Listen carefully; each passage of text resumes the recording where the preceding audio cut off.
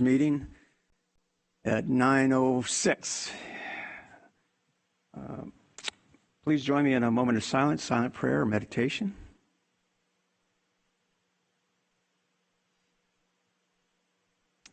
Thank you. Supervisor Patty, would you lead us in the pledge?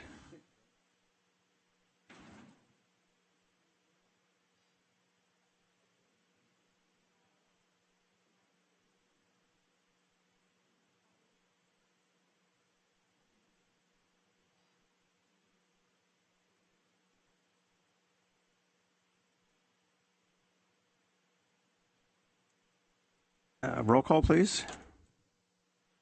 Supervisor Villapudua? Present. Supervisor Rickman? Here. Supervisor Miller? Here. Supervisor Patty? Yes. Chairman Nguyen? Present. Thank you. At this time, for recognition, I'd like to invite the board members to come down in the well with me for the proclamations and presentations. Okay.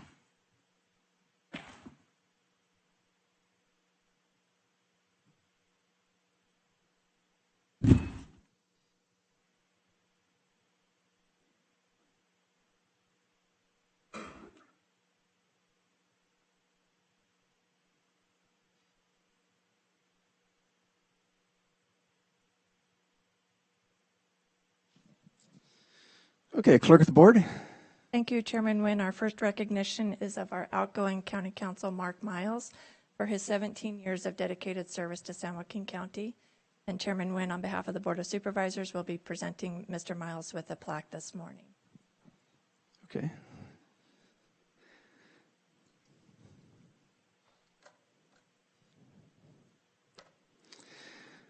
Mark, before I do the presentation, would you like to say a few words as an attorney? I've never done law school, but I have thought this through. My predecessors summed up the role of county council with a legal maxim: there's a pothole, don't step in it. This translates to give the board all the relevant facts, our best understanding of the law, and our best recommendations, and then step back and let the board do its work. It's been my goal for the past 17 years to live up to that expectation. I would like to thank the county and the board for this opportunity to serve. It's been the highlight of my career. I would also like to thank the department heads and the county employees for keeping it real. You never failed to present us with new and interesting questions, and thank you for keeping us on our toes. A special thanks to my colleagues, my coworkers, my friends, without whom none of this would have been possible, who all delivered every day. Thank you for the opportunity to lead such a talented troop of lawyers. And lastly, I want to thank my wife and family. All that I have accomplished has been for you. Thank you for walking beside me on this journey. Thank you, Mark. Before the board comments, anybody from county council staff like to say a few words?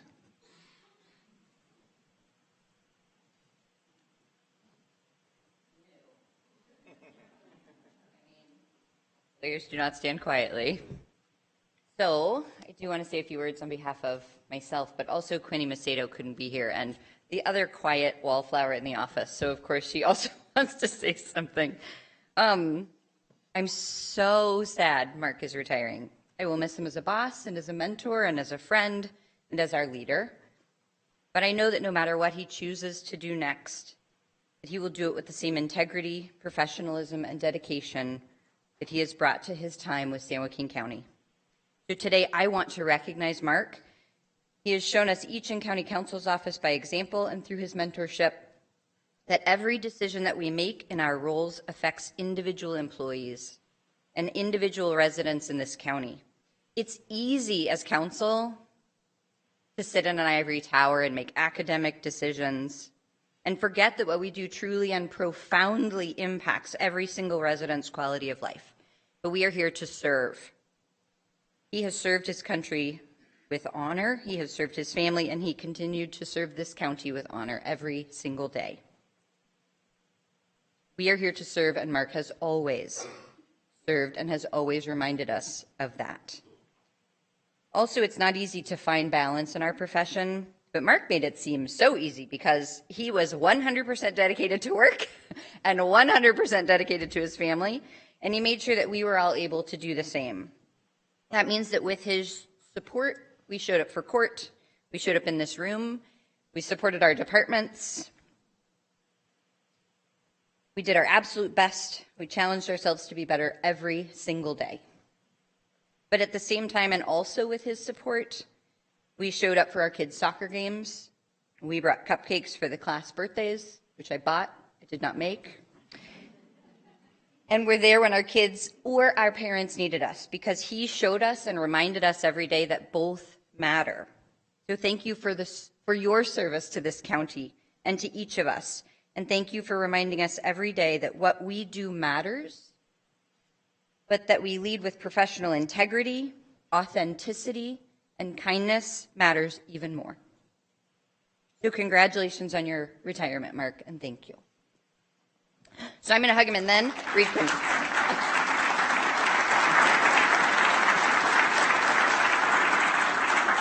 I know you have a long day, but Quinny Macedo, it was really important that so she conveyed these comments, so I will read them quickly.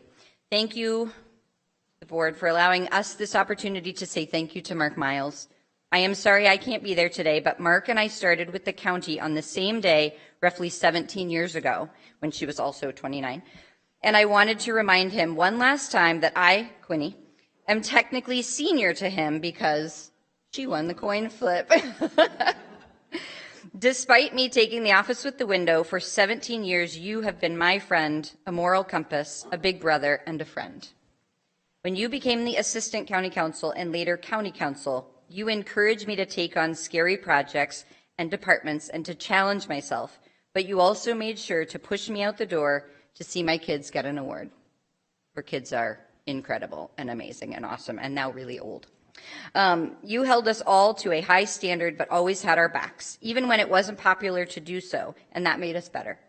Most importantly to me, 17 years ago, you chose to give me, as a working mom, the support to make it all balance, and I will always be grateful.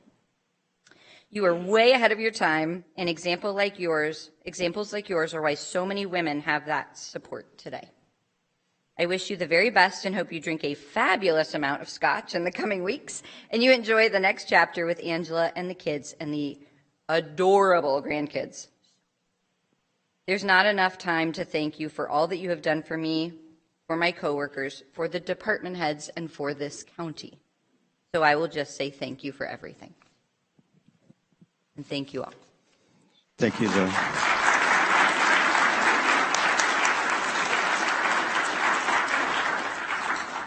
Good morning, everyone.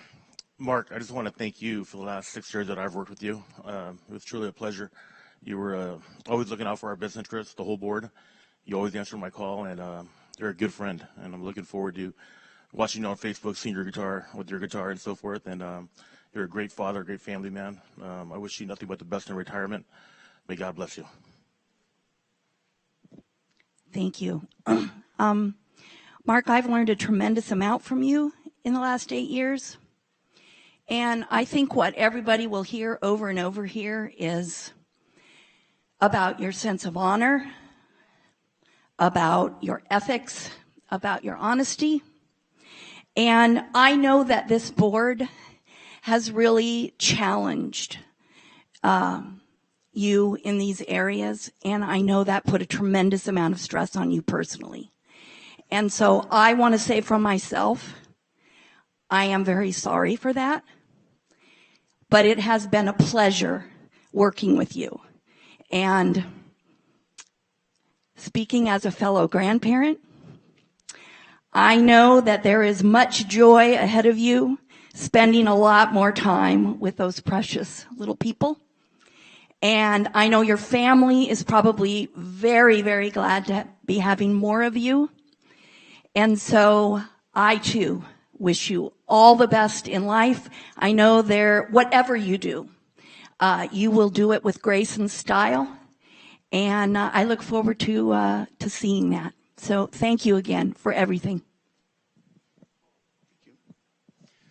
Well, one of the many that I'll have a chance to say thank you and appreciate your dedication, your diligence, the proficiency, and oftentimes the challenges that we give you a phone call, and I know it's like, hey, Mark, quick question, which ends up being a 5 or 10 minute analytical understanding and question of an issue that we might need, and you've always been responsive and carefully and structurally. We appreciate that. And I've been here 6 years, and I can honestly say you're the best county council I've ever met, and no, point blank. So we appreciate that. And also, I enjoyed one opportunity we had, and I know as much as you work and you're dedicated, you and I had a chance to have a cigar and just relax and have a little conversation and find out more about your history. And you proudly served your country. And then your performance recently up in Sacramento with one of the most famous opera singers, and you're on stage singing and proudly exhibiting talent, skill, and the courage to stand up and be part of just a legendary and important part of our arts in our community. So really thank you and appreciate you. I'm certain as a local legal mind, you're not just going to disappear and go off into the sunset. I've actually heard a couple of people talking about their interest and pursuit for you. So I'm certain you're going to be around. I look forward to that. And again, we appreciate the time, the dedication, and the tenacity you put into this job. Thank you very much. Thank you, Supervisor Patty. Mark, I'm going to miss you. I've been on, I worked with you last year and a half, a little over a year and a half, and I know I didn't know you as well as the other supervisors, but, I really enjoyed the conversations. You may not have, but, a lot of the times that when we did talk, it was, about work, but also about academics, the Supreme Court cases, circuit court cases, federal, state laws, and I enjoyed it so much, being able to pick up the phone and just having a conversation, a legal conversation, and to see what your thought. So I'm going to miss you. I hate to see you retire, mostly when you have such a good rapport with somebody, but I want to thank you for God bless you. I want to thank you for what you've done for the county. Also want to thank you for, what you've done for me in my personal growth. So God bless you. God bless your family. And enjoy this time. I mean, hey, this is something we all look forward to, retirement, right? And, go have trips. I love to fish. If you ever want to go fishing, please give me a call. And you will drive because gas prices are so high. But again, thank you again for everything that you have done.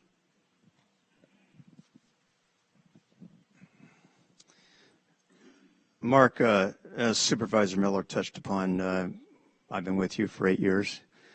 However, I have in my prior lives, whether it be on the city council or even with the state of California, I have had the opportunity to work with a lot of attorneys to represent those agencies. And I would say, from my experience, you're at the top of the list. And I say that with humility from the standpoint that as an elected official, sometimes we forget that we're laypersons. In other words, we just are like everybody else in this audience. We may have a little more information based upon our experience, but ultimately when it comes to the county business, and especially on the legal side, it's up to you and your staff to keep us within the guardrails that are there. And I would say that one of the things I appreciate is when I've talked to you or come to you with a particular issue, you've always been very candid and forthcoming. You've told me where sometimes I'm maybe a little outside the boundaries and need to be brought back in. But I appreciate that because it's better for you to tell me that in your office than it is for me to go out here at the dais and make a fool out of myself and possibly the county. So I appreciate your candor and your willingness to speak up. In talking about your staff, I guess one of the things that I see in this country today is oftentimes there's a lack of leadership, of one willing to be a little more creative in regards to our employees and our workforce. And based upon Zoe's comments and others and things that I know about you, you worked very hard to make sure that your staff was taken care of. But at the same time, you were also ensuring that they took care of the county and the business of the county. And it's kind of a tough role because, one can kind of get out of balance, but you were able to keep it there. and frankly, County Council never missed a beat. Every time that we needed you or your staff, they were there. So I agree. I'm not sure that retirement is a word that I would use with you, because I know you have a lot of other ambitions and opportunities. And more importantly, you're way too young to retire. And so for that, I would wish you the best. And I would say no matter what you do, whether it be in regards to your personal life or whether it be in your professional standing, you will be successful. And I think that's all we can ask for as we go through life, is at the end of it, we have no regrets. And from you working for the county, I'm sure you don't have any regret. Well, I shouldn't say that. We all have regrets. But I think you can say that you honestly gave it 150%, and I appreciated that. And I'm sure the residents of San Joaquin County appreciate it. So thank you very much for what you've done. And we look forward to hearing your future endeavors and how successful you'll be. So thank you. All right.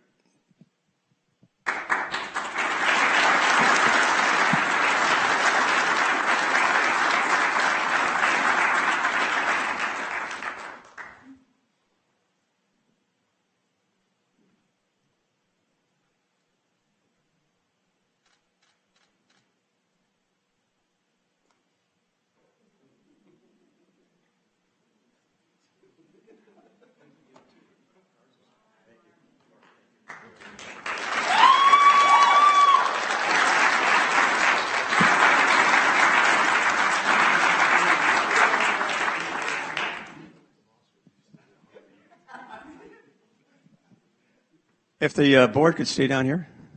Sorry. Our job's not done yet.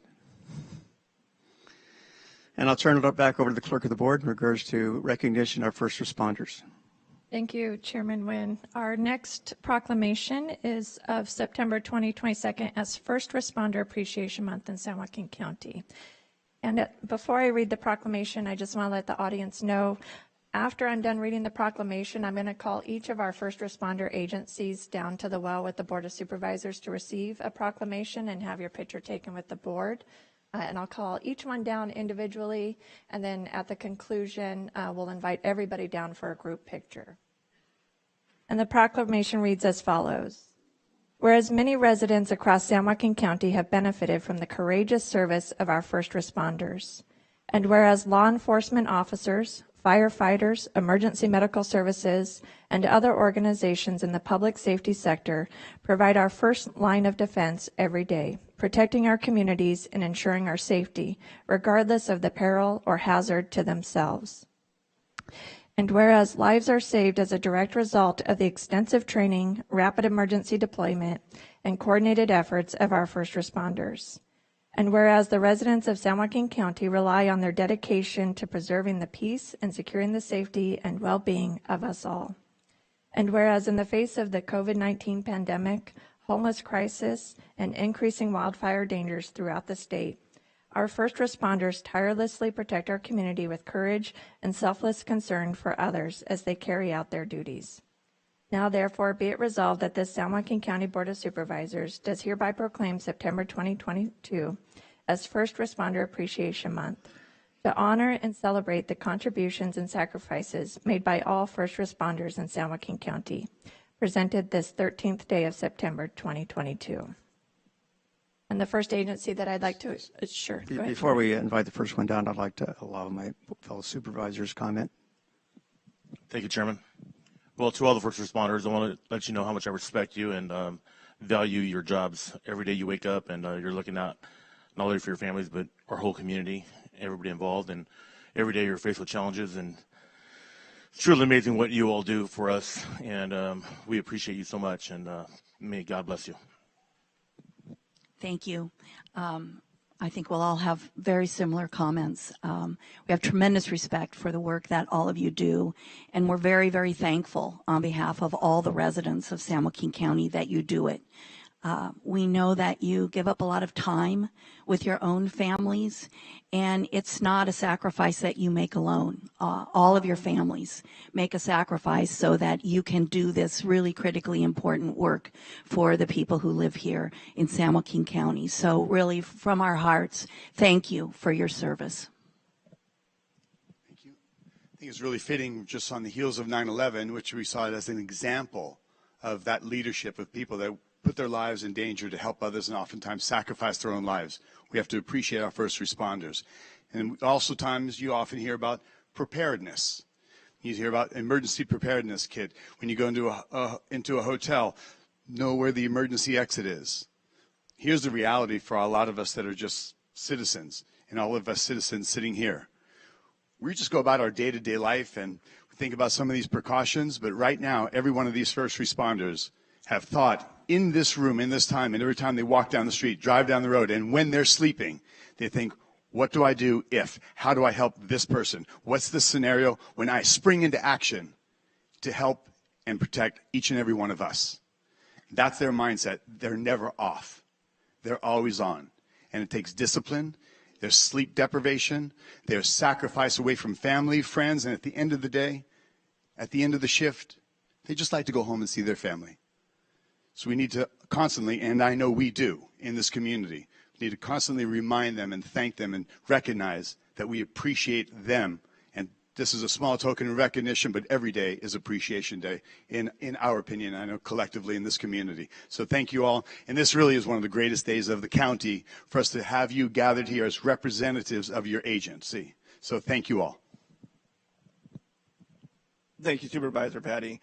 And all our first responders, our law enforcement, our firefighters, our dispatchers, our EMTs, our paramedics, our probation. Thank you all from the bottom of our heart for what you do for our community. And not just you, but your family members. You know, many of you aren't home for birthdays, Christmas, any of the holidays. You're out there protecting our community while our community celebrates. And I know you couldn't do your job if you didn't have that strong family. So the family that is here, thank you very much. As elected officials, I think we have a responsibility to support our first responders for everything that you do. You know, for some, it's easy to criticize when you don't have to put your life on the line. So for that, I, for one, will always stand behind our first responders and show that level of support that you're so deserving. So thank you all for the job that you do. Thank you to your families, and God bless each and every one of you.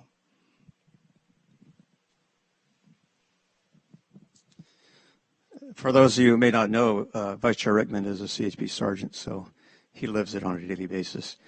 One of the things that I have to say, in my experience, I was also in law enforcement, is that no one can understand the pressures that first responders encounter on a daily basis. And I'm not just talking about, making arrests or fighting fires or medical emergencies or responding to accidents, those type of things. Unfortunately, in the first responder community, which includes everyone, whether it be firefighters, EMTs, et cetera, paramedics, law enforcement, is that there is a real challenge in regards to living a normal life. Considering that, as was touched upon, oftentimes when everybody else is celebrating a particular holiday, they're working. Whether it be Christmas morning, or whether it be New Year's Eve, or whether it be any other holidays. And of course, the shifts and all those things take a toll. And so I have to say, from my personal standpoint, I really appreciate everyone here, and certainly everyone in our county that is a first responder, because it's not just the daily work that you do that is visible to others. It's the things that you do. And the reality is, we think in terms of law enforcement, like arrests and maybe accidents and things like that. But on the other side, when we look at the fire departments, we think in terms of fires and maybe medical emergencies. There are so much other things that they do in regards to helping the community. with law enforcement, helping individuals who may need help in regards to maybe they're lost and need directions, maybe they have a situation where they need some advice or maybe some legal and law enforcement. And on the firefighters who are always considered the good guys and gals, they are out there helping the community on a daily basis in a variety of ways. So for all that you do, not just in regards to emergencies, all that you do and your family life, we want to say that we greatly appreciate your daily challenge, and more importantly, recognize you for what you've done and what you're about to do. And as a board, we really truly represent all residents within San Joaquin County, and we thank you on a daily basis for your efforts. So with that, now Clerk of the Board. Thank you, Chairman.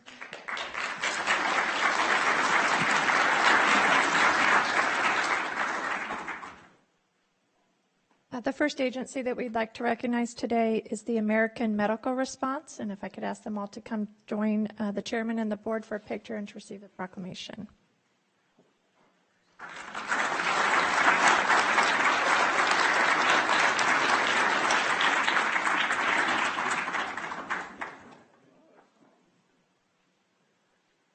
morning, good morning. Good to see you guys. Glad you're here.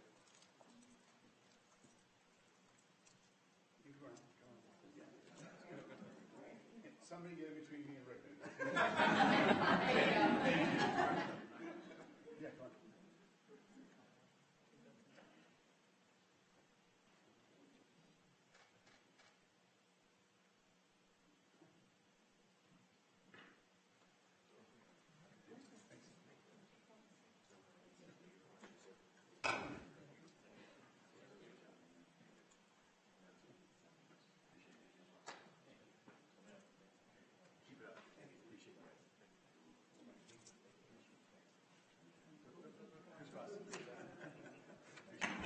Next, I would like to invite the California Highway Patrol Stockton area representatives down to the well to receive the proclamation.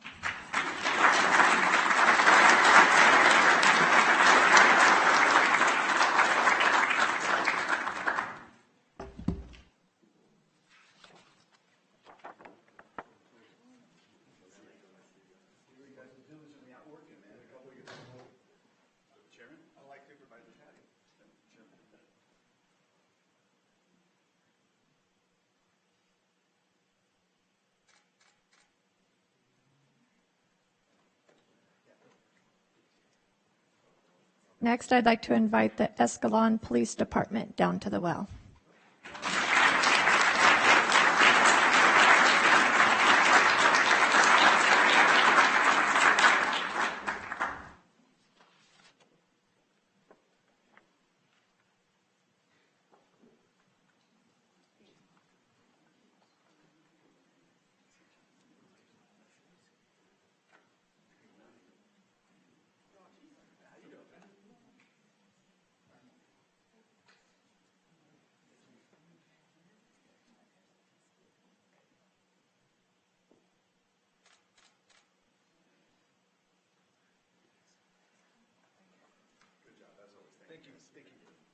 Next, I would like to invite the Lathrop Manteca Fire District.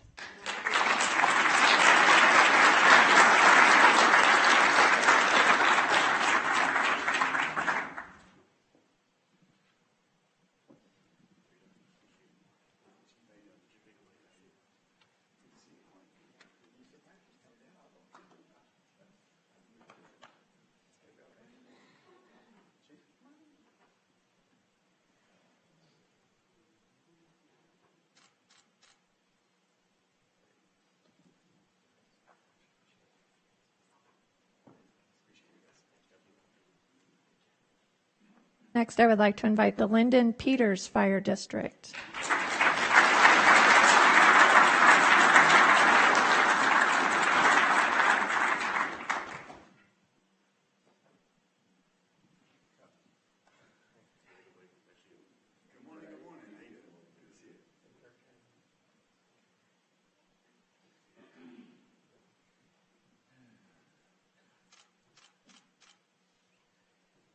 Man, you're fast with that camera.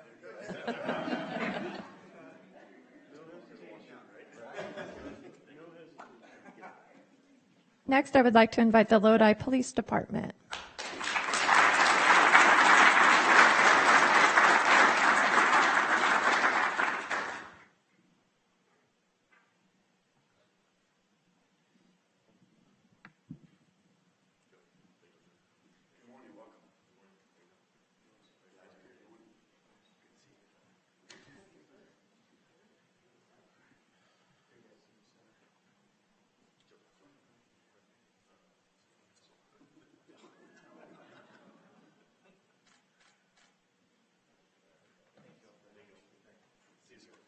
Thank you. Next, I would like to invite the Manteca District Ambulance Service.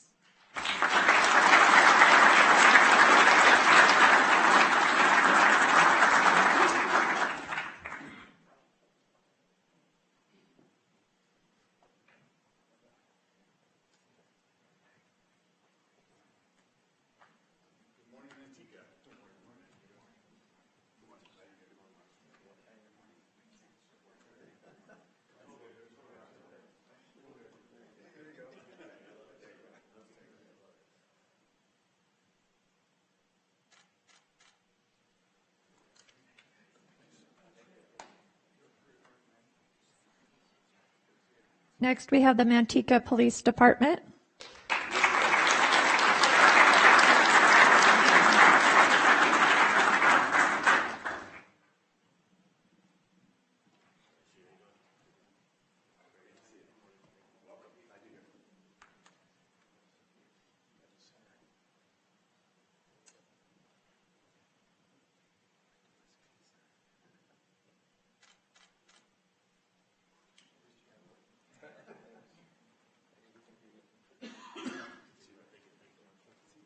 Next, we have the Montezuma Fire Protection District.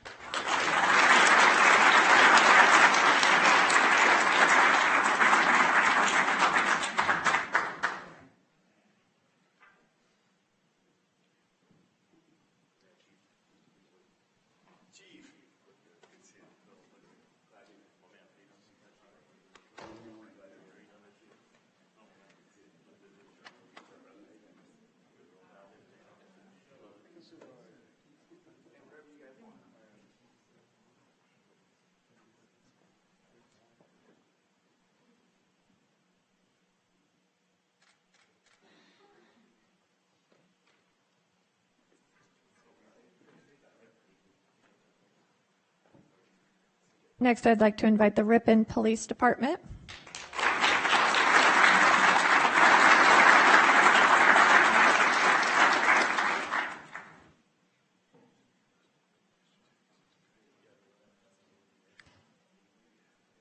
And next, I will call the San Joaquin County Sheriff's Department.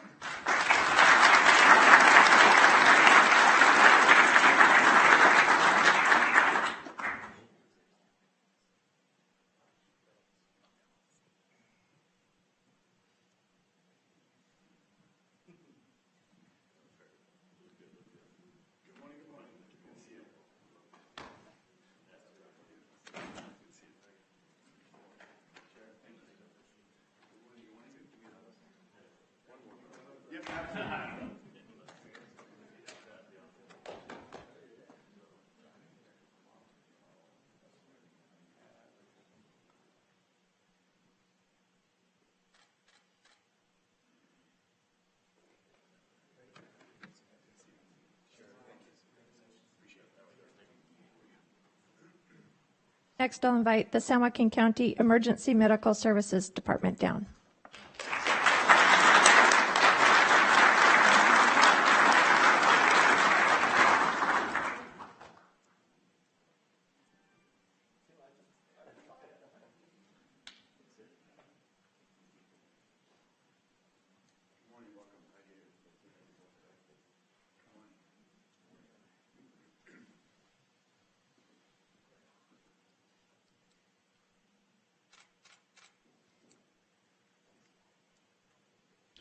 Next, we have the Stockton Fire Department.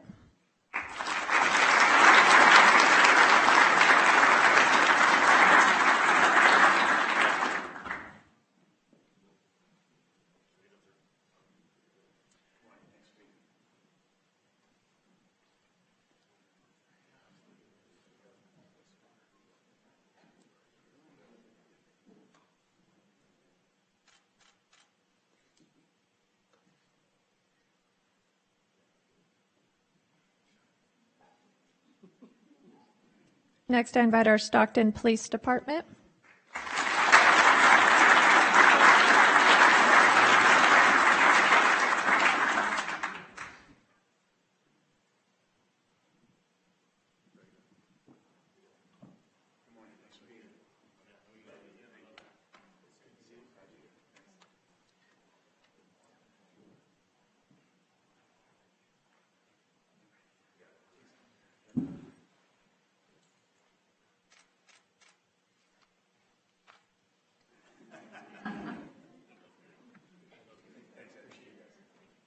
Next, I invite the Waterloo Murata Fire District.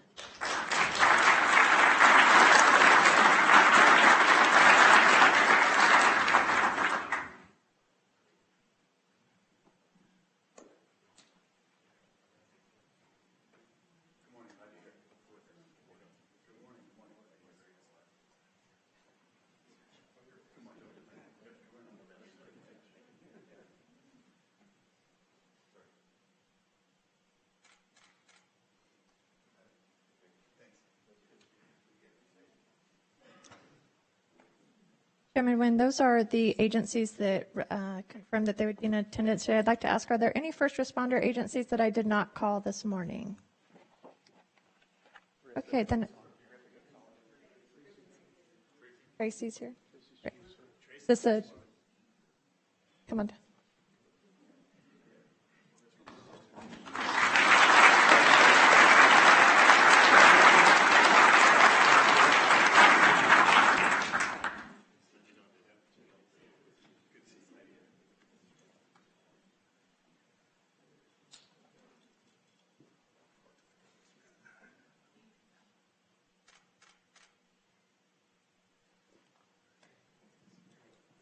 I believe we have the Ripon Consolidated Fire.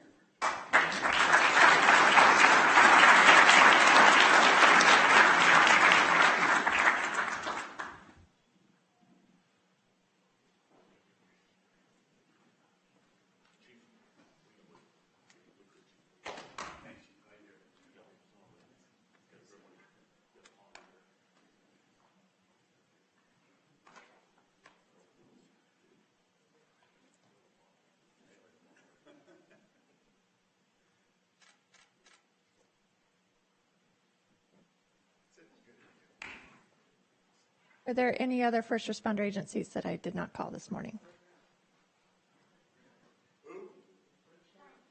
We have French Camp McKinley Fire District.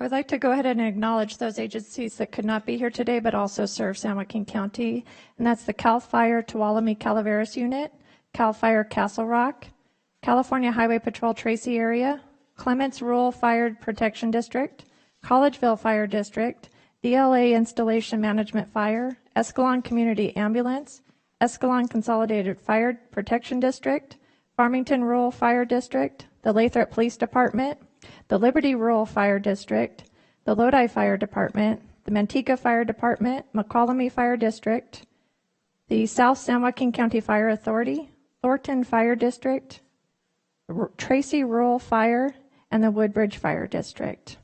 Chairman Nguyen? Thank you.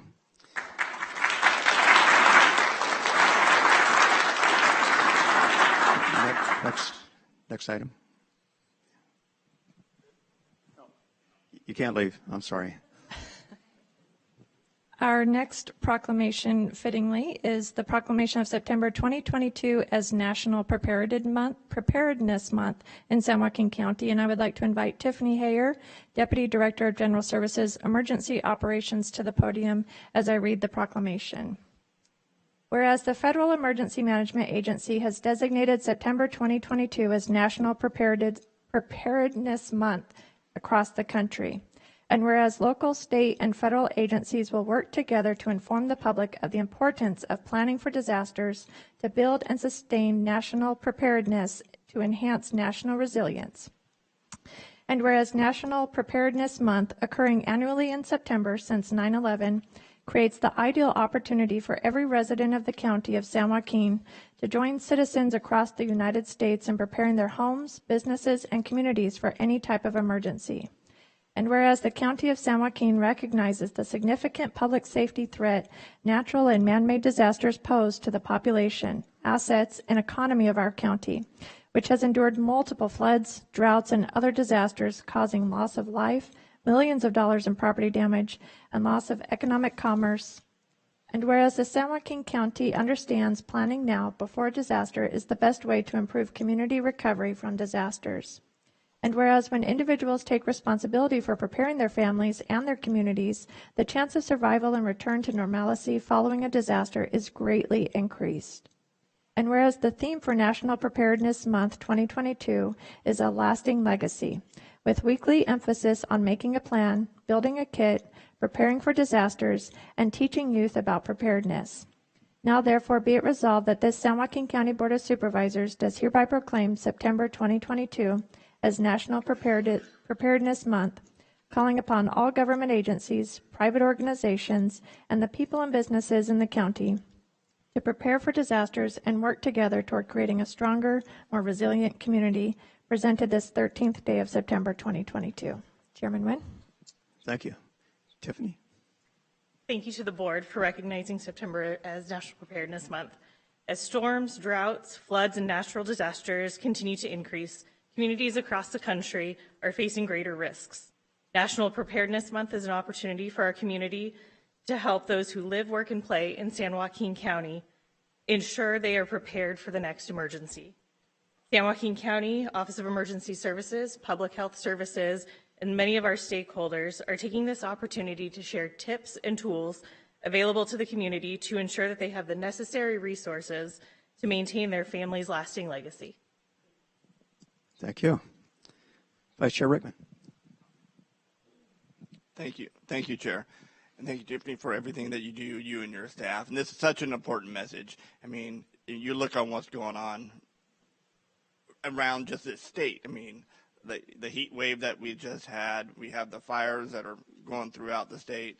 And it may not seem like it now, but, you know, we do live in a flood zone. So people need to be aware of these dangers and prepare, you know, for what could and what may happen for them and their families. So thank you for bringing this forward and bringing it to the attention of our board and all the hard work that you guys do.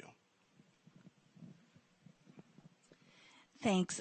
Tiffany, really to you and your whole team, Public Health, Office of Emergency Systems, all of you, for helping us do our job to help keep the residents of San Joaquin County safe. Right now, I mean, just on the news last night, it was raging wildfires. We just got off major heat alerts. We've got floods and mudslides going on in Southern California. It's like we've hit everything in this state right now. And so it's not a matter really of if anymore, it's a matter of when. And you and your team have really taken our preparedness to the next level. Your professionalism and just how on top of all of it you guys are, it's very noticeable and it is greatly appreciated by the board. Thank you.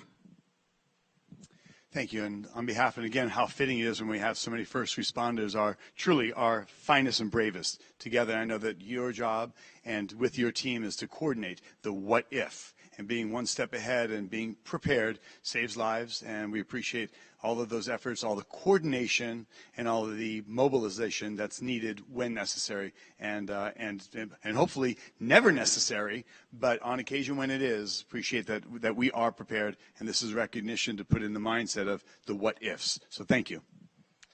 Yeah, I want to thank you and your staff for an amazing job of preparing, because California we never know what's going to happen.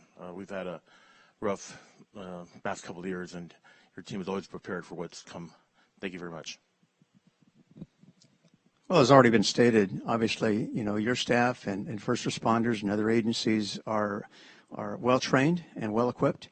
I think the part that I really appreciate most about what your office does is regards to reaching out to residents so they can prepare themselves, because obviously we can do things that would better prepare us and equip us to certainly handle some of these disasters as they arise.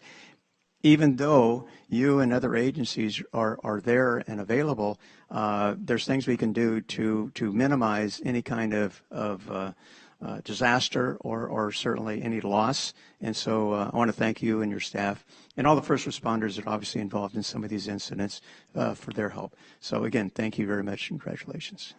Okay.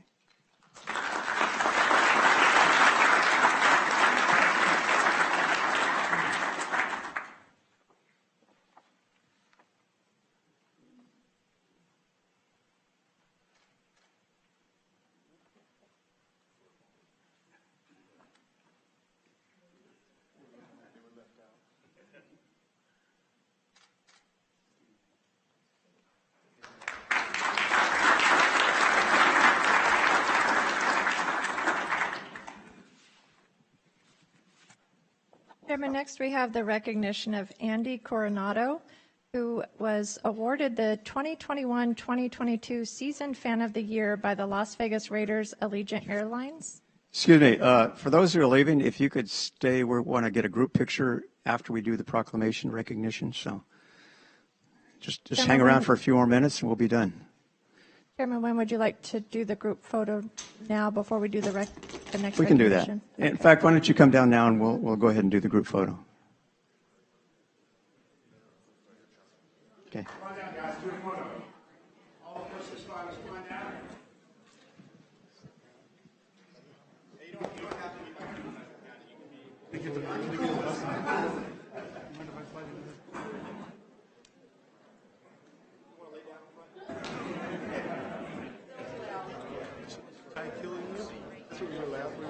This one.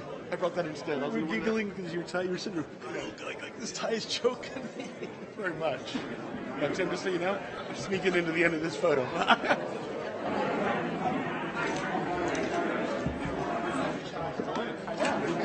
going to my pocket.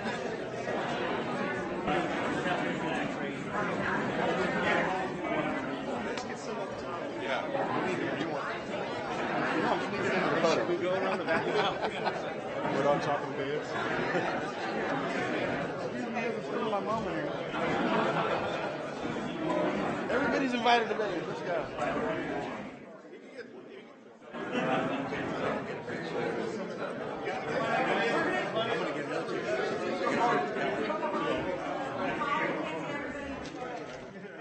Come on, guys. Just go forward a little bit. More to the back. We're going to put that soap on top. All right. Put the soap on top. I'll go for the sheriff. Yeah, please. Back, guys. Hey, the cool guys. Oh, that's my top. Listen, youth in government.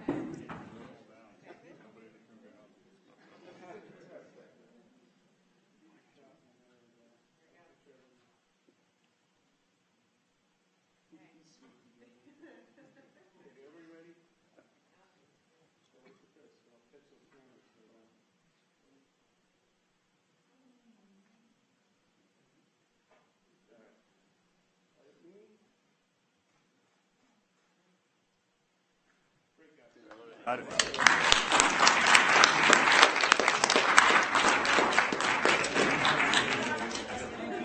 Hey. Get some, I think, have the Carl's passing out.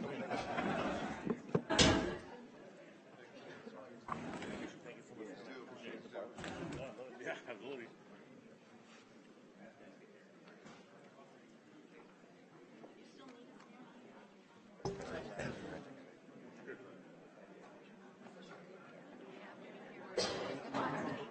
Only this.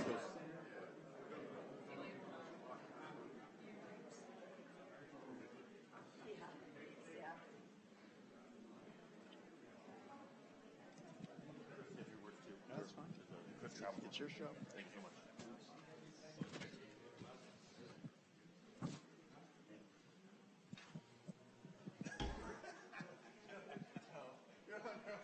on the Thank toys. you, Chairman, for keeping me on track today. Our next recognition is of Andy Coronado.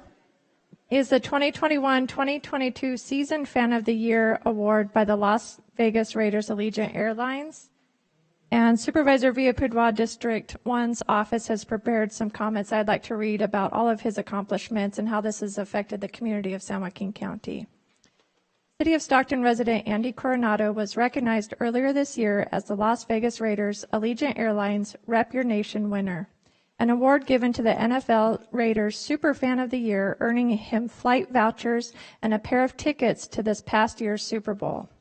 Andy has been a longtime Raiders fan his entire life and season ticket holder for most of his adult years, starting in Los Angeles, Oakland, and now in Las Vegas, boasting never to have missed a home game.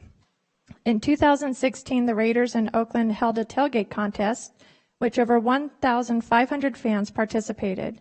With his famous Raiders bus, Andy took home the first place trophy. Recognitions and accolades have come steady and often for his outstanding charitable work in the community. A constant supporter of our military veterans, receiving recognition in the past by former Congressman Richard Pombo and U.S. Veterans Affairs for his commendable work with veterans at the Carl Ross Post. Children's Home of Stockton, United Way of San Joaquin, and Hospice have all benefited over the years from his generous donations to his coveted front row seats that helped raise a lot of money to support these worthy causes. ESPN, New York Times, USA Today, LA Times, Las Vegas Journal, and many more newspapers across the country have written articles, quoted, or snapped photos. Local news stations Fox 40, KOVR, KCRA, Good Day Sacramento have all done segments in almost every televised game. You will catch him on the sideline. And he has even appeared in an episode of HBO's Ballers featuring Dwayne "The Rock" Johnson. We are proud to recognize San Joaquin County 1st District resident Andy Coronado. On behalf of the board, thank you. Chairman Nguyen.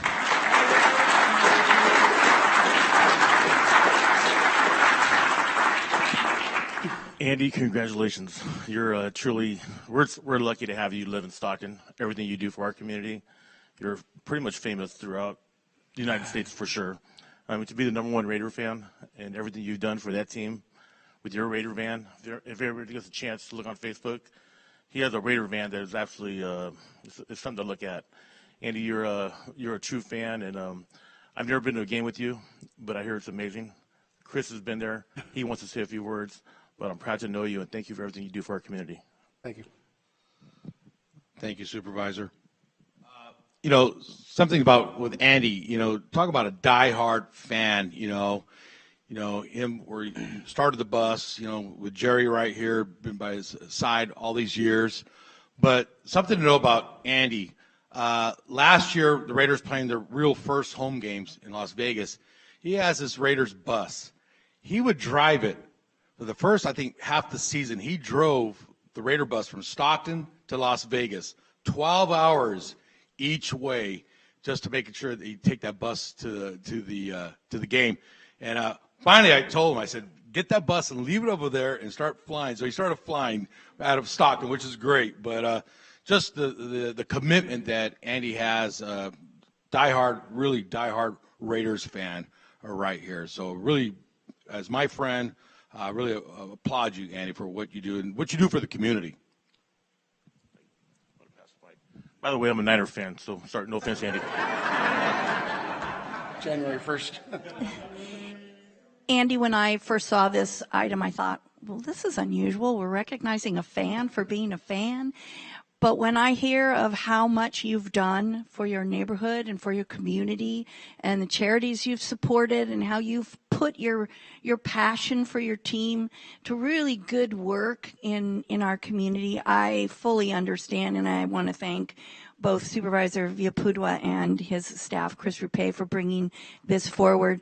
This is a well-deserved recognition, and thank you for all you do for all of us. Thank you. Congratulations, and I think I have seen the bus at a function. It is pretty impressive. Unlike Supervisor Villapudua, who's in your own district, I am a Raider fan. People talk about, hey, who's the best quarterback, in history. They talk about, Montana, Brady, and we all know it's Ken Stabler, the snake, right? So, again, congratulations. Thank you. Somebody had told me recently, and I know that you guys are in the same district, but somebody said that you're Miguel's much younger cousin. So it looks like it, and so you must be part of the family. Not related. So, one of the things that's really fantastic about sports is it can unite a community, and you exemplify that. That really, on that Sunday or whenever the sports are team, local or in this instance, the NFL, whenever they're playing a game, it's an opportunity. It doesn't matter your background, your income ratios that you live in. It doesn't matter your demographic or your political affiliation. Sports at its best unites a community and a community of support.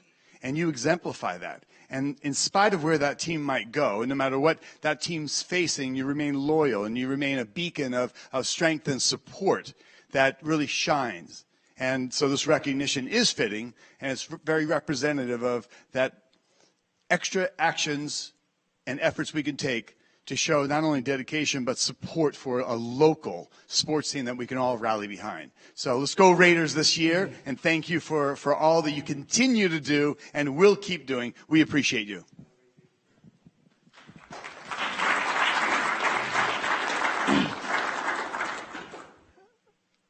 I want to echo what my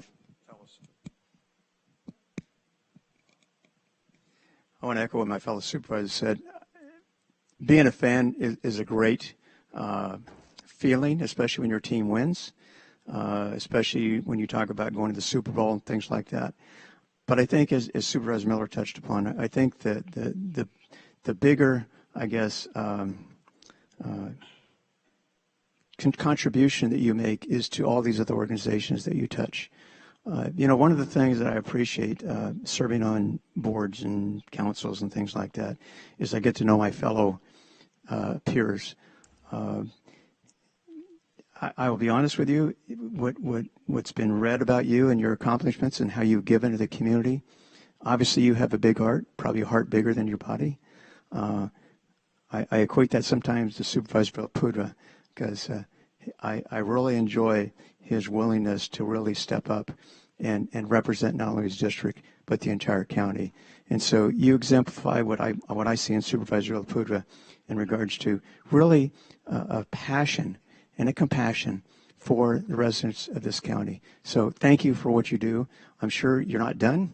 You'll be doing a lot more. So again, you make a difference in a lot of people's lives. So thank you very much. Thank you.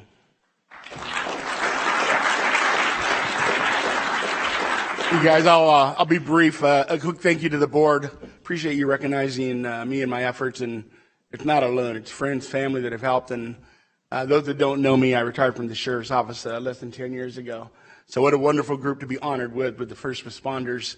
I feel right at home with them. I have fun stories with our Sheriff Pat Withrow, and I won't share them, but I love him like a brother along with the rest of you in the first responders group. My sister and her husband are 30-year-old veterans of the Stockton Fire Department. My son's a retired Marine. And so all those groups I really have a passion for and appreciate. I miss work immensely and would love to go back and join my brothers and sisters. But I retired and I bought a little bus and refurbished it. And it's become pretty popular, again, with friends and family supporting me. As much as we love our team, I think it's important that we do some positive things since I have the microphone in that aspect. And so we try to do some positive things in the community, whether it's parades or health fairs or veterans affairs and such, and do a little bit there before we go to the tailgate party and balance the scales. I know you're all invited. You guys ever go to Vegas, please come on and join us in Las Vegas. Or if you see it here cruising around, feel free to come say hello. But from the bottom of my heart and the Las Vegas Raiders, thank you again for honoring us. And I appreciate all of you and your efforts so much. Thank you.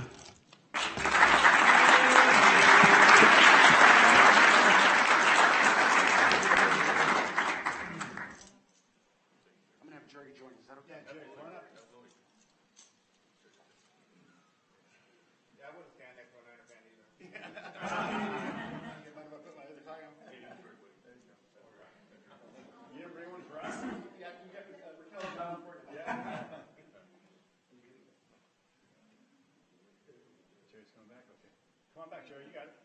Right back. Right over to the chair. Go ahead, come on back. Right there, you got it. There you go. You're good. There you go.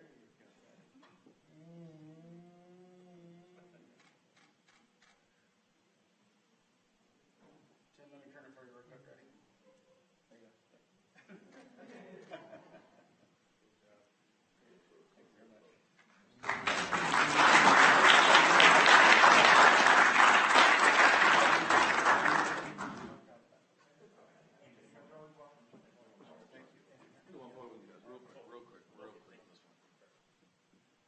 Who's going to the USA Today right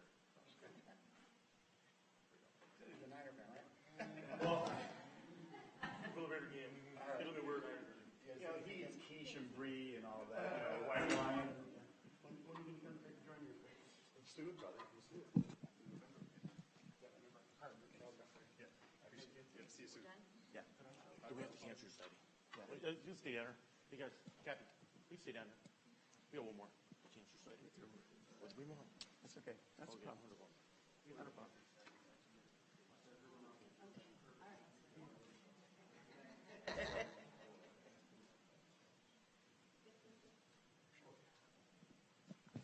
Next, we have the recognition of the American Cancer Society Stockton for their 35th annual Moonlight Gala fundraiser, and I would like to invite the representatives of the American Cancer Society down to the podium at this time.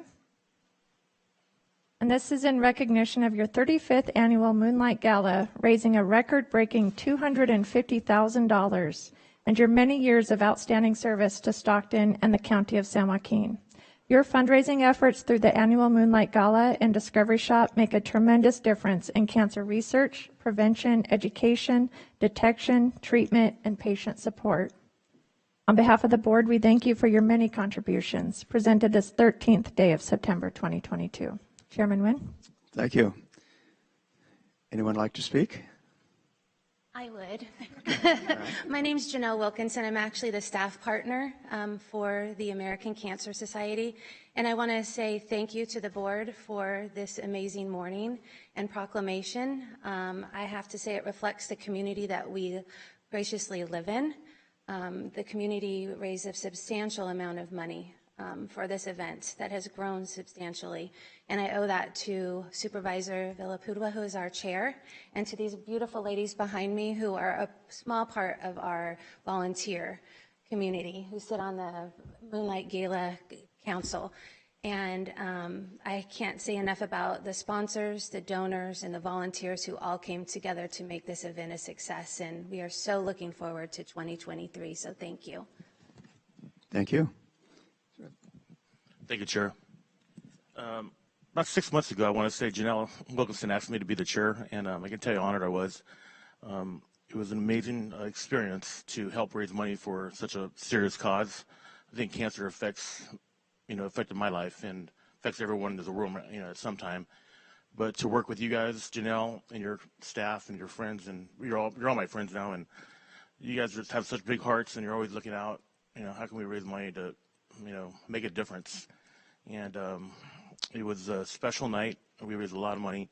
I thank everybody who showed up, and it was a wonderful night. Janelle, thank you for letting me be a part of this, and thank everyone involved, to the whole Cancer Society.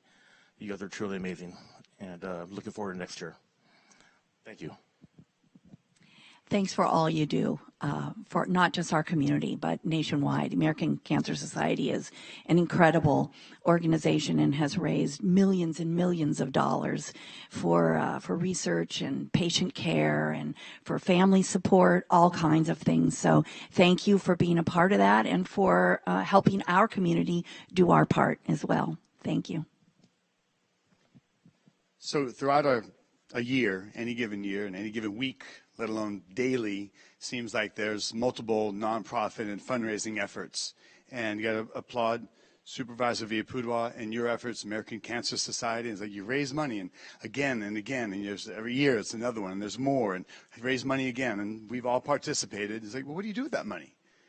Just look at that research. Look at the utilization of technology and science and supporting. In case in point, cancer, as Supervisor Villapudua points out, affects everyone. 1981, I had a little brother, had a brain tumor, very rare, and he died. Now that's more treatable than it was then, because then there was no treatment.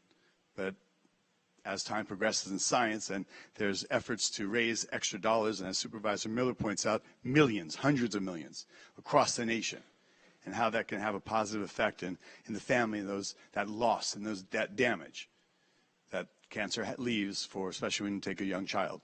So we thank you, appreciate Supervisor Villaputo and the efforts of everybody in this community that gets involved with those local nonprofits and makes a contribution. It has a positive effect, and it will continue. So thank you for the efforts.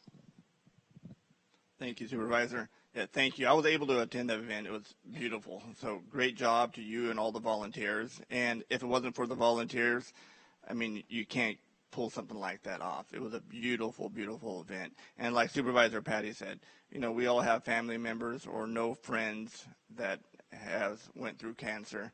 And, you know, it's a horrible disease, but with efforts like you and your team, one day there will be a cure and more lives will be saved.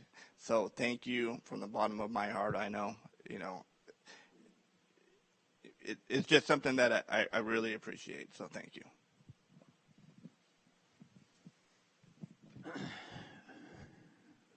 I would agree with what's been said by my fellow supervisors. I don't know of anybody that can't name either a family member or a friend or a coworker or whatever that's been affected by cancer. So it's a nationwide, touches everybody, and certainly the efforts you do in regards to making progress as far as a cure or treatments is a tremendous effort in regards to making a difference for the future for our youth, certainly for my grandchildren and great-grandchildren. And so these are things that your efforts obviously are reaping rewards, and hopefully, you know, in the future. I know there's talk about some treatments now in regards to maybe reducing or eradicating cancer or whatever, but we look forward to that day because it makes a big difference in our country. So with that, if you would join us and we'll get a picture and provide you with a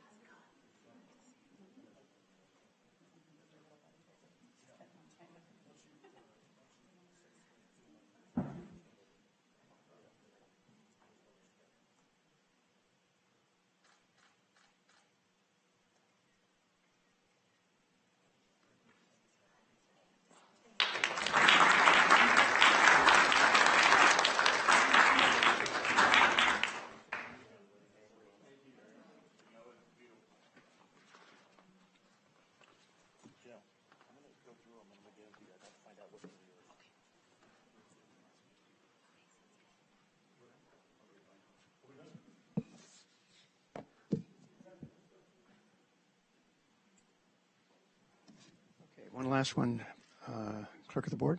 Okay. Our next proclamation is of September 2022 as Yellow Ribbon Suicide Prevention Month in San Joaquin County. And I would like to invite Cassie Lowe, CAPC Program Director, and Victor Avina, Suicide Prevention Program Manager, to the podium as I read the proclamation. And this reads, whereas September is National Suicide Prevention Month, a time in which individuals, organizations, and communities around the country join their voices to amplify the message that suicide can be prevented.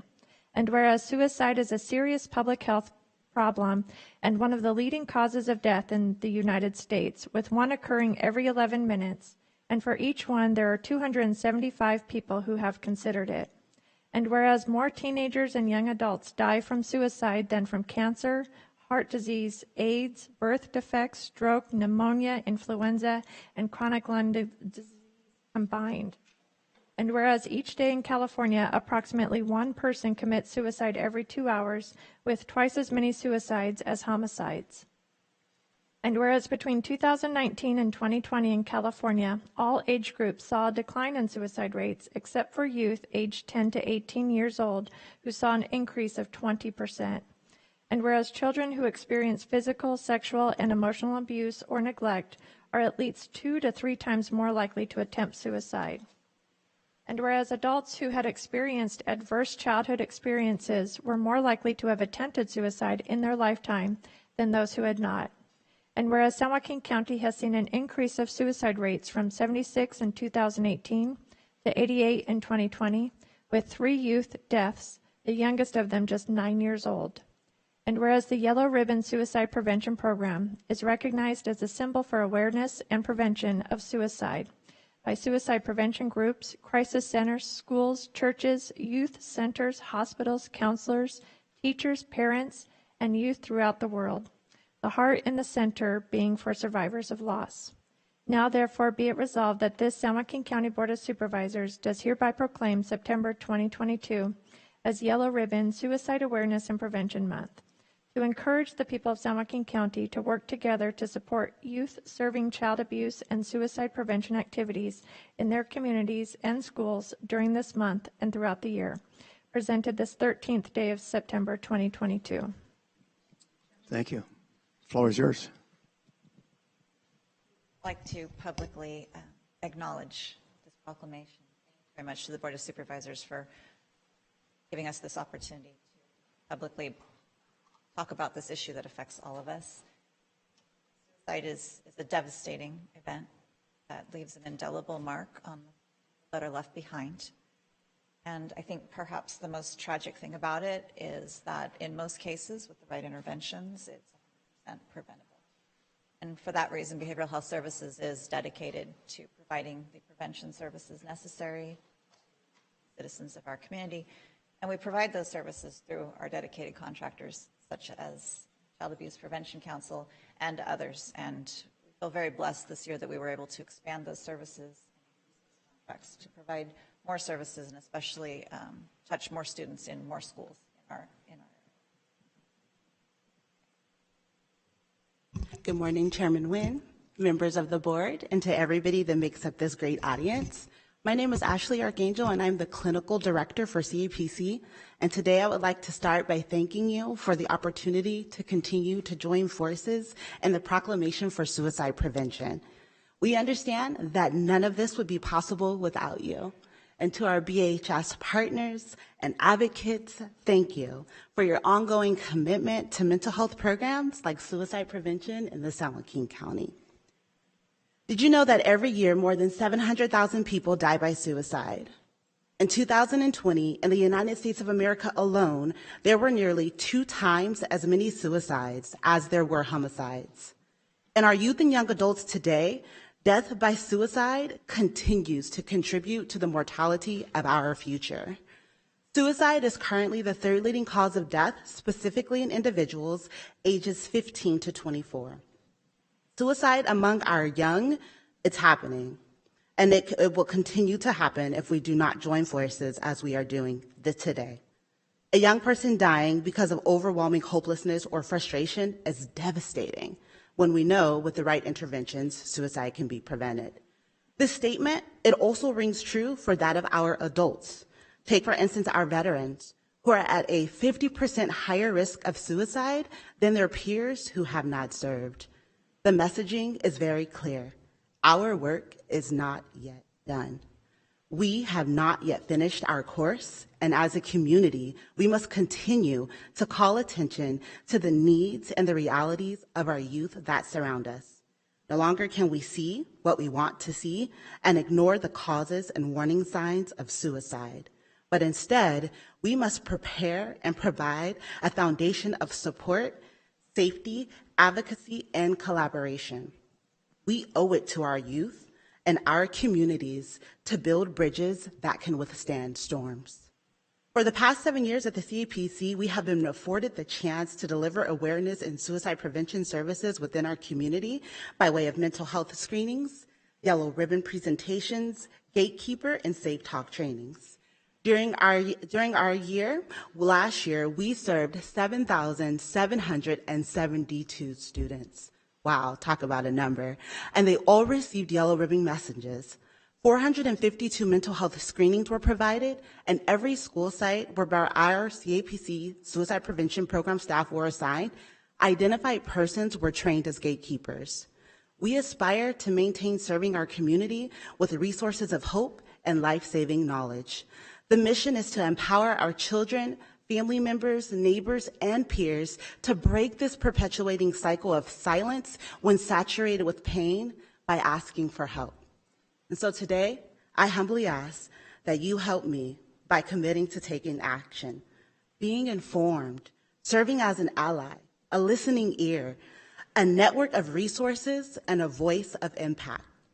Alone, we can do so little, but together, we can do so much more. And as I prepare to take my seat, I leave behind yellow ribbons, and I hope that you all will wear them proudly, boldly, and confidently as we continue to take a stance and campaign to raise awareness about the importance of suicide prevention. Remember, the epic story of tomorrow can't be written if it ends today. Again, thank you all so much for your continued support and commitment. We are truly grateful. Thank you very much.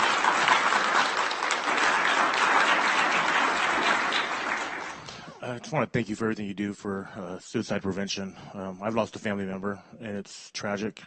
It's a mental illness, and anything we do to prevent it, especially for our youth. I know a lot of youth have problems, and they need somebody to help. They need somebody to talk to, and I know you guys are always there to try to help, and hopefully we can try to save as many lives as we can. Thank you. Thank you. It's a pleasure to partner with you. With the Children and Youth Task Force the last year and a half, we've gone through trying to analyze what have been the biggest impacts of COVID on our kids. And without exception, every single entity in the room, from schools to businesses to nonprofits, every single organization said we need more mental health services for our kids. We need more folks in the schools. We need to catch our kids before they fall. And as a parent, I frankly, I can't imagine anything more painful than having one of your children take their own lives. And so, and the fact that it's preventable, we need to make sure that the funding is there and the opportunities are there to amplify the work that you're doing and make sure that all the kids who need help get the screenings and get the services that they need. So thank you so much. Thank you. The numbers and the statistics that you read of the calls and those that we're helping is incredible, and it's also frightening, because it seems like it's an ever-moving target now. Because of COVID, there was an increase. Because of social media, there's an increase. So there's always this new demand, this new challenge, and we already know that the veterans and how they stand out as a tragedy throughout the community, disproportionate to the rest of the population.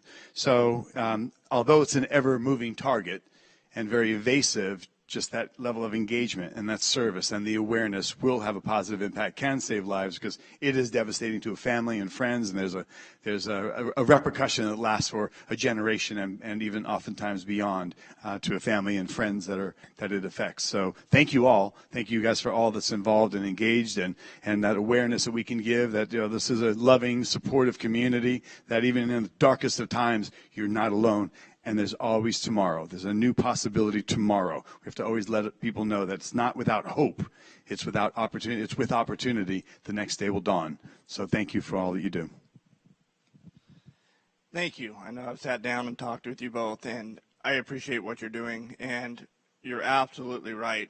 Now more than ever, we need more mental health services, and we need awareness in which you guys provide. And as our colleagues have mentioned, when we look back in the last 2 years of COVID and what it has done to our children, and I won't get up here and tell you about all the stats, but you look at it and you're just like, oh my God, how many our kids didn't get the help that they need because they were at home and not in school. So that awareness and knowing that there is help out there. But you mentioned our veterans, but another forgotten group is what we had here today this morning is our first responders, to make sure everyone that can and are willing to do so has access to mental health and knowing where to get those resources. So thank you very much. I know, if you looked in the last year or so, this board had prioritized mental health and pushing more and more mental health, because we do recognize that there is a problem. So thank you for partnering and being a great resource for this community.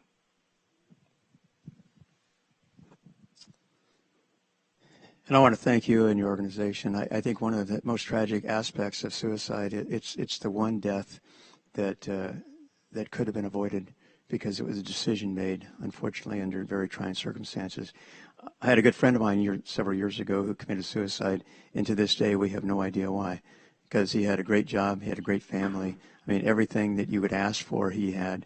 And so sometimes it's, you know, we can look at individuals who are depressed and anxious and all those other things, but sometimes there's people who don't exhibit it outwardly, and it's going on inside. So what you're doing, not just with those who come to you, but certainly reaching out to make people aware of how you can treat this and overcome it, is invaluable in regards to those who may be contemplating this. So again, thank you for what you're doing, your staff's doing. As been said, we as a board, we've really pushed mental health funding to make sure that we have enough clinicians to make a difference and reduce those numbers. So thank you again. Okay, so if you'll join us for a photo, please.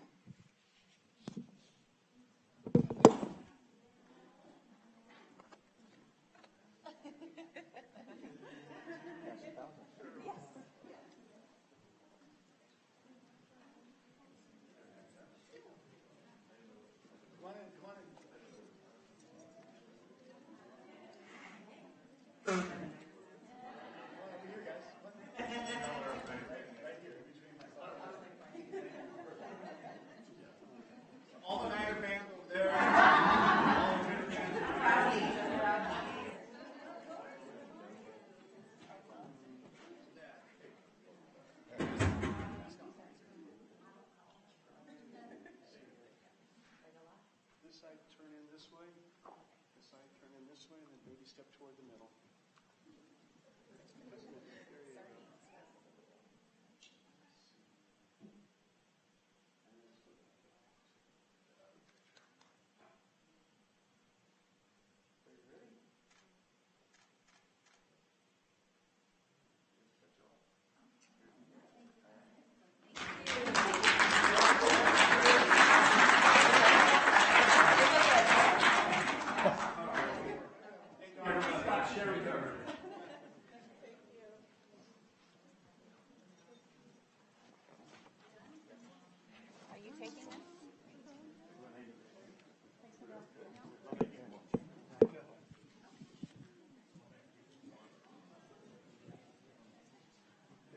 Thank you, Chairman.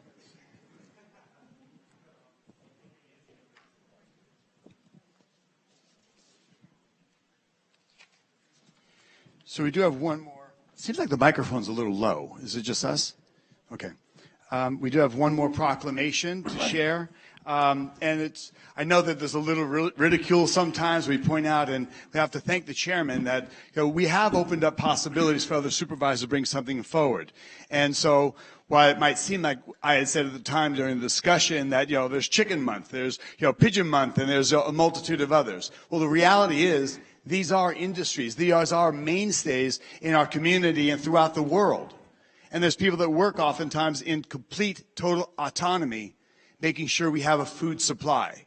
So when we have an opportunity to recognize those here locally that provide not only a food source for our community, but throughout and regional, and throughout the country and throughout the nation and around the world. So I'm proud to be here and recognize a proclamation for Chicken Month.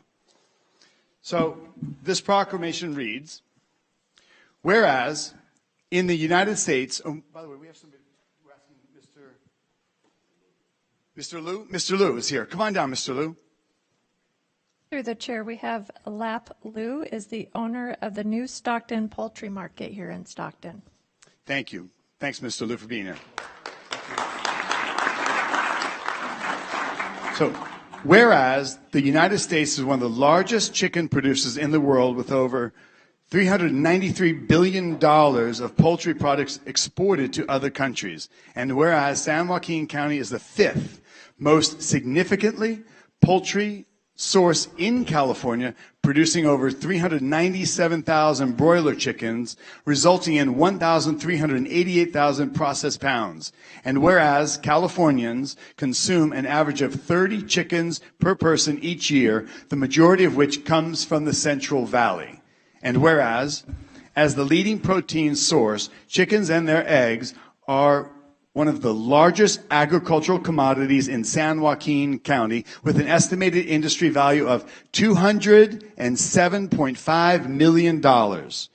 Whereas, as a high-quality protein source, chicken provides our bodies with 9 essential amino acids, while we produce the other 11 non-essential amino acids internally. And now, therefore, be it resolved that this San Joaquin County Board of Supervisors does hereby proclaim September 2022 as National Chicken Month and recognizes all who participate within the correlated sectors involving chicken production across the nation for their dedication and willingness to feed our communities. So, Mr. Liu, would you have a couple words? On behalf of my family, we thank you for the recognition, and this is the first of its kind in San Joaquin County, or is it California. Glad to be here. Proud to recognition. Thank you. Thank you. I know you would normally work in complete autonomy, but lo and behold, there is a recognition for the vitality and the importance and the economic impact that chickens have right here in our community. So it's a family business and a tradition that carries on, and we appreciate that. I'm uncertain if any board members like to say anything, but we'll start with Supervisor Villalpudua. Well, sir, I want to appreciate everything you do for bringing chicken to our community. We all love chicken, and keep up the good work. Love it. Thank you. Supervisor Rickman. Thank you, Supervisor Patty. Lou, thank you for being here, and it's a great to, thank you for what you do here for our community. I like barbecue chicken. I like fried chicken. I like whatever it may be. But no, as Supervisor Patty mentioned, and not just your family, but I know growing up in Tracy, South County, one of my best friends owned a chicken ranch, and they had, where they had eggs. And I know, almost 100 years ago, my family was going to hit over there and getting eggs. And, and I don't think people realize the huge economic impact that this industry has. So it's a pleasure seeing you here today, and God bless you. Thank you. Chairman. Thank you, Supervisor. I think my family has exceeded our quota of 30 several times already. So I want to thank you certainly for your business and providing those chickens. And if you also provide eggs, we've probably exceeded that quota also. So obviously, your business is important to families in San Joaquin County, throughout the state of California, certainly throughout the country. So certainly thank you for your efforts and your success in providing the food that we talk about. We will shortly have a presentation by our agricultural commissioner in regards to our productivity. The Central Valley from San Joaquin to Kern County provides 25% of the food for the entire United States. And we don't factor in, that's just basically crops. We don't factor in, the other things, whether it be poultry or beef or pork or whatever. So again, thank you for what you do in your industry. Supervisor Miller. Thank you. Mr. Liu, thank you for your contributions to our county's economy. As we've heard, ag is our largest economic sector, and you're an important part of that, so thank you very much. I just want to read a few statistics here. So, Mr. Liu, you own the new Stockton poultry market. You have, in mid-1970s, you guys were doing, back then, when you first took over, it's 500 birds a day, now 10,000 birds a day, currently, along with increasing from 5 employees to 40. San Joaquin storefront that serves not only our local population, but the region, expanding current operations to Stagecoach Road here in Stockton to accommodate the growth, expansion to the slow-growth chicken market, filling a cultural niche extremely popular with the AAPI community, and you now have the opportunity to share, share remarks.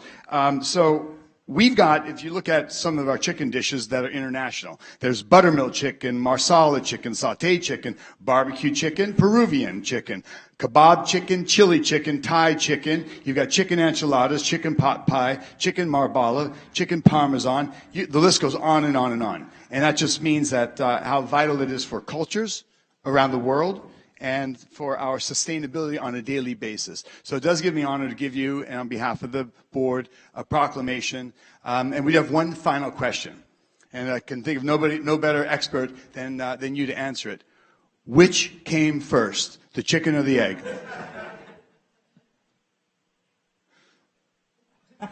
I'll go with eggs. Well, come on over, sir.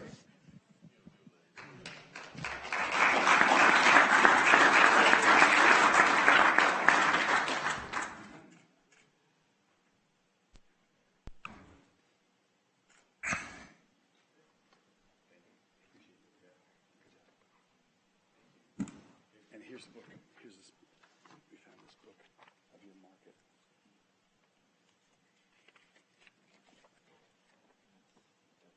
From the early days right there. Yeah. And you want to get that sign working? I'll come see you about that. Okay. I think it's pretty good tips for community, especially when you're driving. Great. Yeah. Yeah. We'll do it.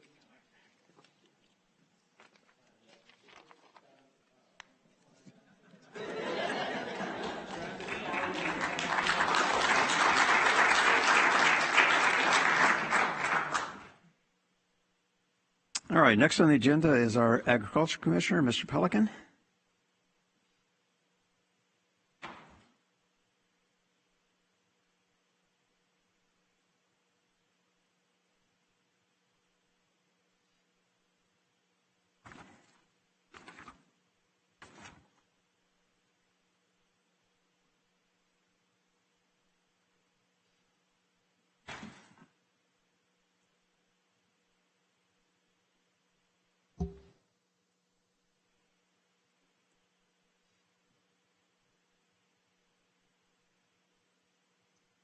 Waiting for the presentation to come up.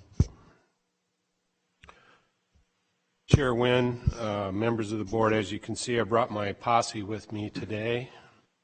With me I have Jatinder Gill, who is the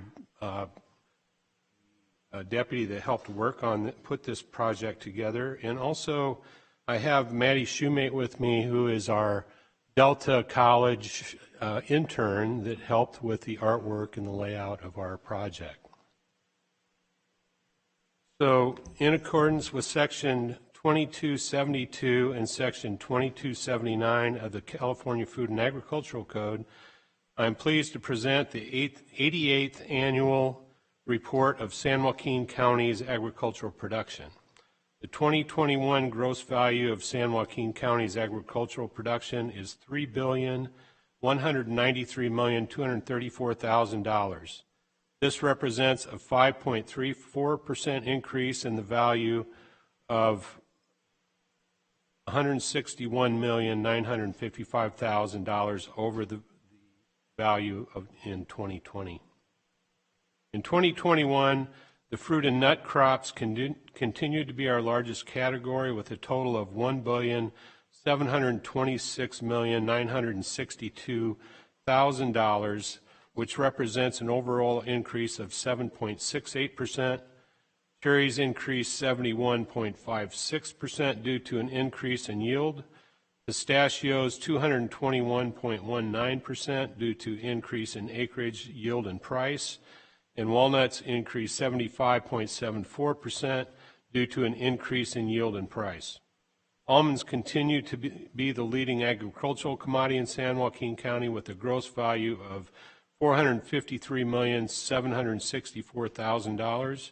Wine grapes valued at $428,359,000 saw a 25.65% increase from the 2022 value, or the 2020 value, of $340,913 million due to higher yield and pricing. The other commodity groups that showed gains include livestock and poultry products, at 5.1% due to increase in milk production and egg pricing.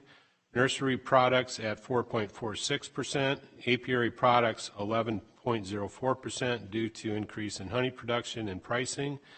And livestock and poultry 3.48% due to increase in turkeys, lamb, and sheep pricing. The vegetable commodity group showed a decrease of 3.83% due to a significant drop in acreage for the following commodities.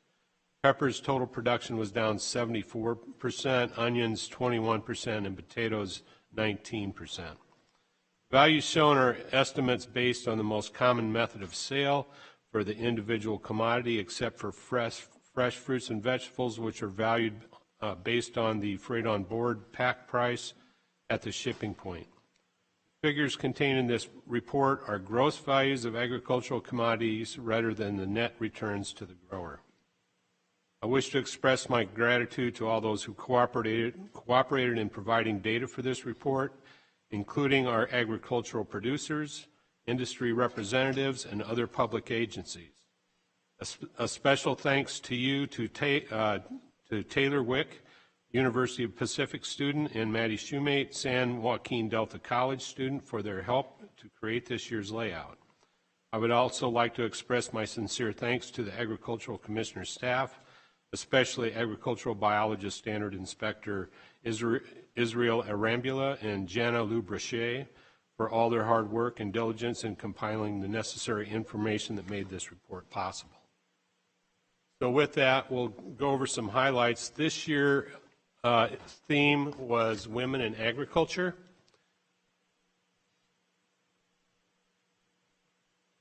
As you can see that in California alone, there's 46,235 women in production agriculture, which is 30% of our farmers, which is 10.9 million acres with an economic impact of $15.6 billion.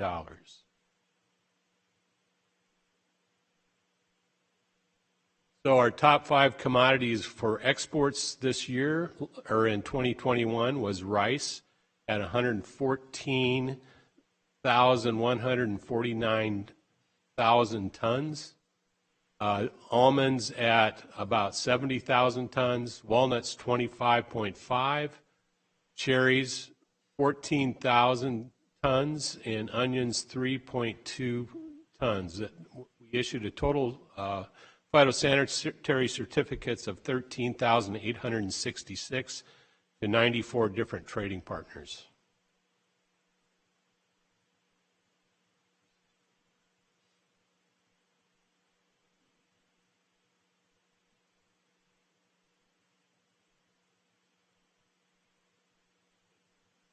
There you go. The top 10 countries by import, number 1 was Japan. Number 2, Republic of Korea. Number 3, United Arab Emirates. Number 4, India. Number 5, Canada. Number 6, Turkey. Number 7, Germany. Number 8, Italy. Number 9, Taiwan. And number 10, China. Shipments by, so our pest exclusion is our program that keeps exotic pests out of our ag areas and helps prevent the cost of millions of dollars to our growers.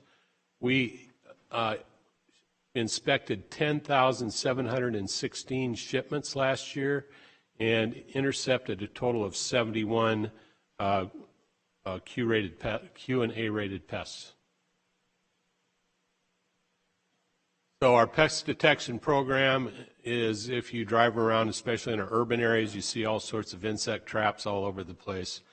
So we have 15,528 traps currently in the county. So farmers markets, our certified farmers markets, currently we have 7. I think total we have about 64, 65 certified producers.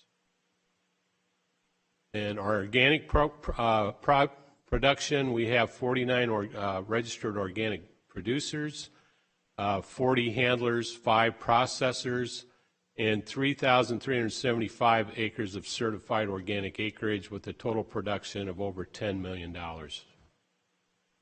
So now we'll go into our 10 leading crops.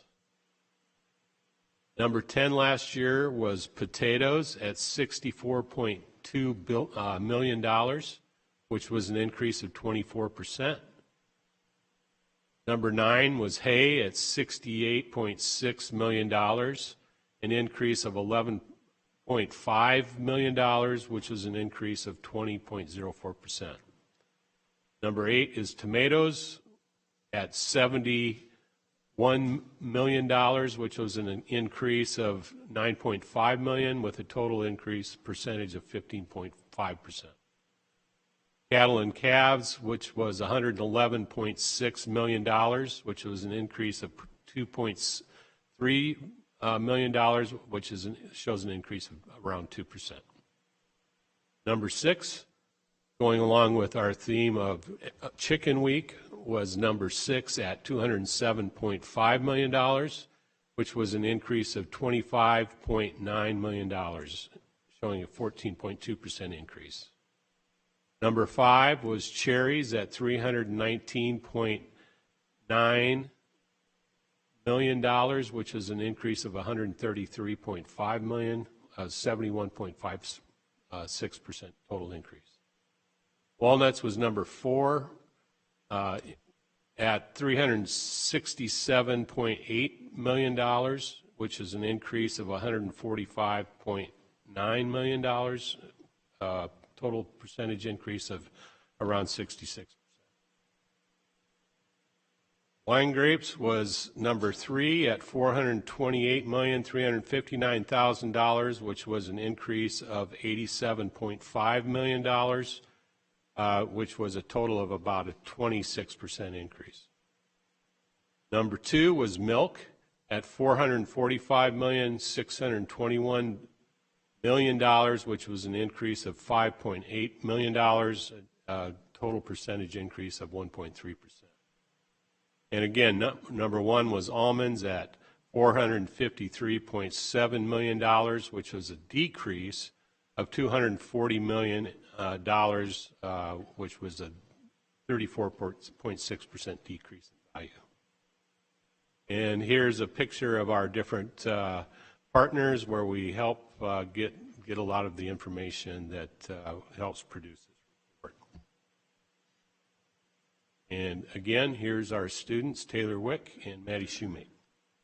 And with that, I would like to open up for any questions or comments. Any questions? Supervisor Patty? As always, thank you for this report. It's great to see the numbers increasing and our production not only holding steady but growing as demand and economy scales the needs. And this may or may not be anything you're related to in the function of through your office, but it's my understanding that the market for almonds is collapsing. They're having a hard time with the distribution chain and getting out of San Joaquin County the crops and the yield from this year. Is there any engagement? Is there any discussion at the state level, at the local level, the ports, with our producers, and seeing just to look at how we can salvage? Is there anything that you have identified, or anything in the works, or any action the board could take to help? Well, Supervisor Patty, through the chair, I do know that USDA has been in discussions, as well as CDFA, with the ports. Part of the issue, as many of you probably know, is the issue of container availability and ships leaving port that are empty. That is something that needs to change. And right now, there's still product, and as we're out there harvesting today, there's still product left from last year sitting in the warehouses. So it's going to be important for us to open up those channels of trade once again. There's no engagement we could have at the county level, or is it all happening? I'm just curious if there's any additional support or actions we could take. That I wouldn't know how to answer, Supervisor. That's not something we generally get involved with, but some people have asked me about the Port of Stockton. However, the Port of Stockton, they ship things out by full hulls. They fill up those holes, and that's where all the rice goes. All the rice from Northern California goes out that goes through that channel, but they're not set up for things like walnuts and almonds, which generally require to be fumigated prior. That's why they're shipped in those smaller containers. So really it's about, on the federal side, working with our trade partners to work out a way to really get that stuff moving. All right, thank you, and again, appreciate you and the staff for diligently putting this report together. It shows the vitality and the importance and the strategic health that's needed with adequate water supply and support for our farmers. So we're cognizant of all of it, and thank you for this report. Supervisor. Any other questions? Okay. In regards to the increases and the decrease from 20 to 2021, Supervisor Patty touched upon one area, and unfortunately, I guess now we're facing a rail strike in the country, which is only going to exacerbate the problem.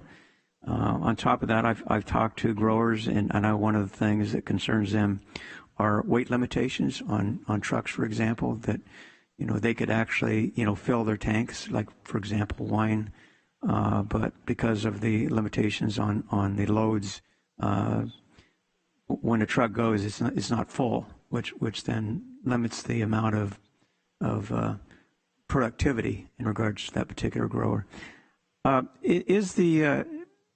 Is the change, because back in 2020 we were in COVID land with the pandemic, and I know talking to a lot of farmers, one of their big issues was labor. How do they get the individuals to harvest their crops, and then on top of that, there were limitations in regards to even availability of allowing workers in the fields, et cetera, with all kinds of restrictions. And then, of course, the water issue, which, we've continued to be in a drought. So you talked several times about the price increases, things like that. But what do you, because you have more of a front row seat, so what do you attribute the changes from 20 to 21 in regards to, was it the market, increased prices for commodities? Was it maybe an improved water supply, or maybe increased labor availability? So what do you see, or was it just maybe the change of crops by different farmers as far as they were willing to grow? Chair Nguyen, I think it's kind of a combination of all of those things. A lot of especially crops like cherries and olives, crops like that have gone to more mechanized harvesting versus hand labor. There's still plenty of hand labor out there, but not near as much as it was at one time.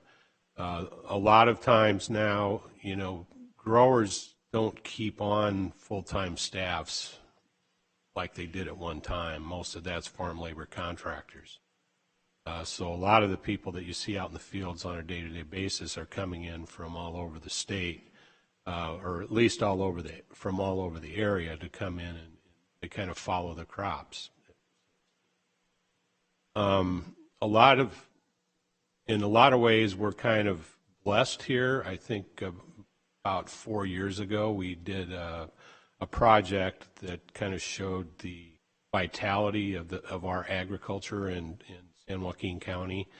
A lot of times that's to our benefit.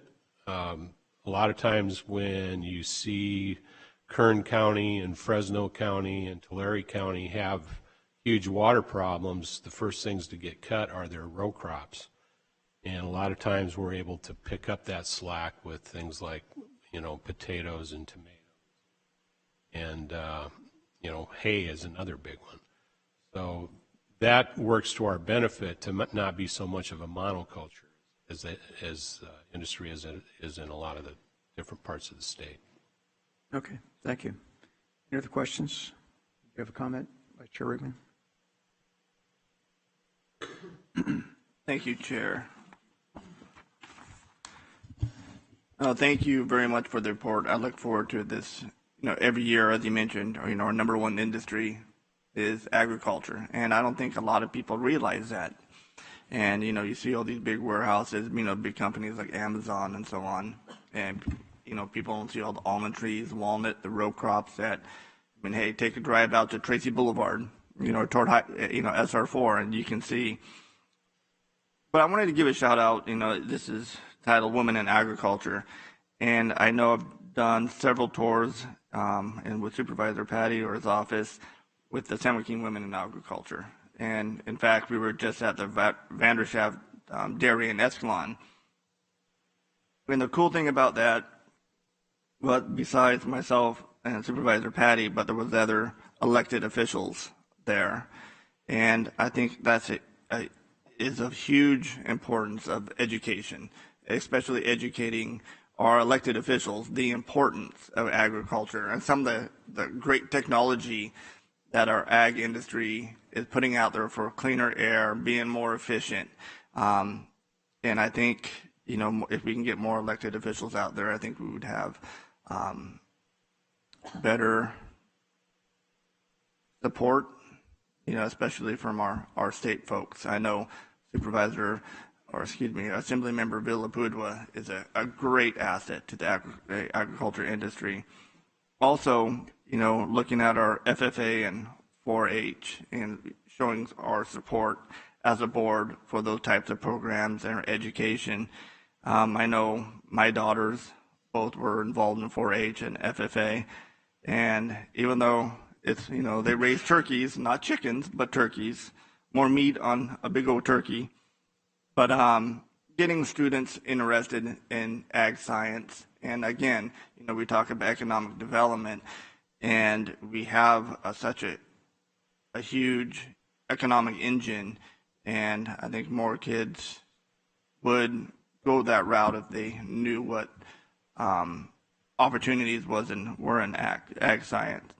And I just want to lastly let everybody know, you know, a lot of folks, especially the smaller farms,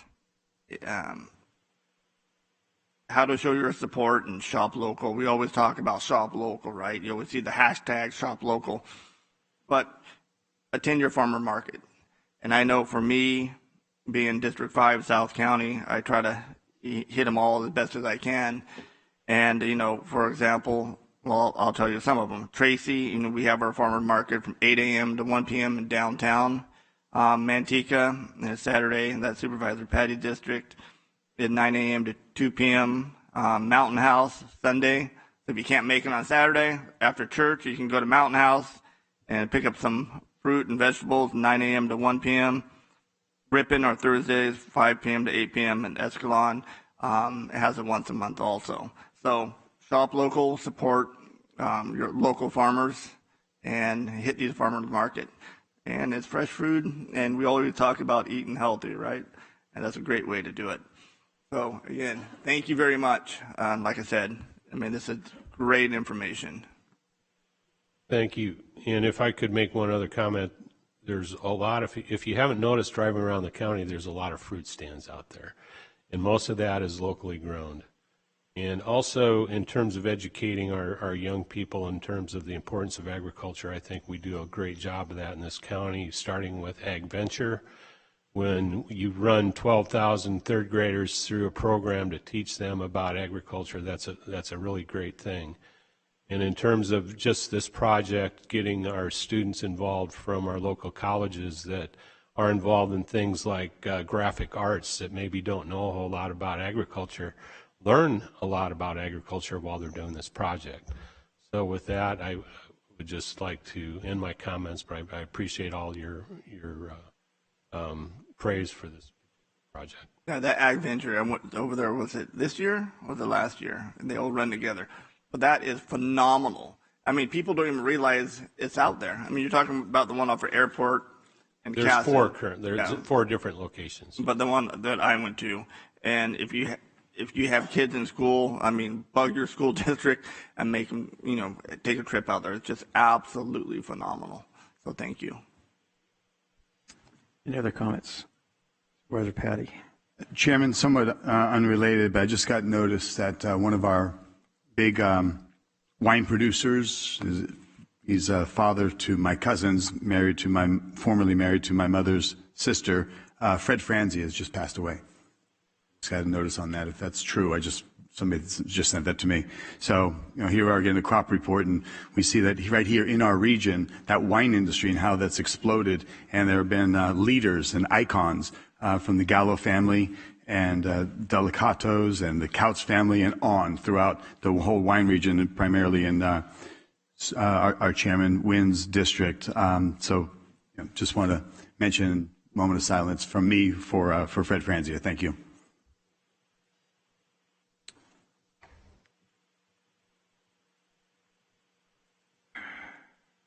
Thank you, Mr. Pelican. All right, before we move on, I will advise the public that we are going to change the order of our discussion items.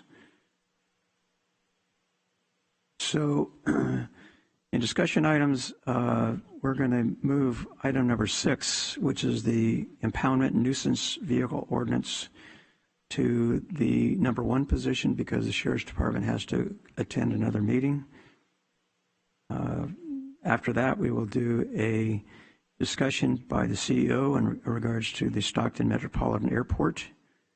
And after that, we will discuss the current practices of the Code of Ethics Ad Hoc Committee. And then after that, we will accept the report of the Board of Supervisors Ad Hoc Committee regarding alleged violations Code of Ethics by Supervisor Miller. And then after that, we will accept the report of the Board of Supervisors Ad Hoc Committee regarding alleged violations of Code of Ethics by Supervisor Tom Petty. And then last, we will follow up with the CEO to amend a resolution in regards to Rule 34 in the San Joaquin County Board of Supervisors Rules and Procedures. So that will be the change of our discussion items as far as the order by which we will receive them. Moving on to the public comment. Now is the time for the public comment on matters within the jurisdiction of the Board of Supervisors that are not listed on the agenda and minutes, appointments, consent calendar, closed session items. Request that you fill out a comment form if you address the board in person. There's a time limit of 3 minutes for these comments. There is a device podium with a green, yellow, red light. The yellow light will come on 30 seconds before the end of the 3 minutes. With regard to public comment, the law strictly limits the ability of board members to discuss matters not on the agenda, so this is not an appropriate time to have a discussion with the board regarding your comments. We ask you to refrain from personal attacks during the comments and that you address all comments to the Board of Supervisors and not the audience. So my first card is Carla Hume.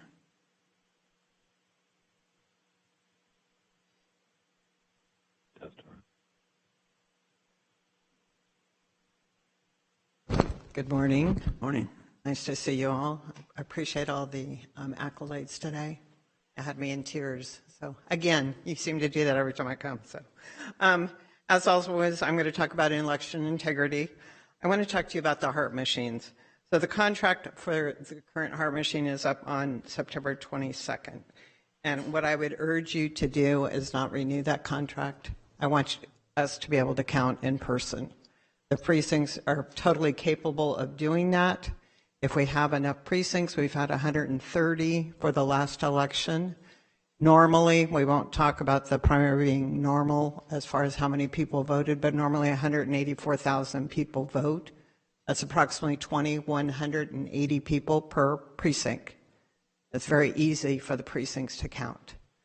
So the one thing you need to be aware of, the HART machines have not been verified for years. The Secretary of State does not care. None of the secretaries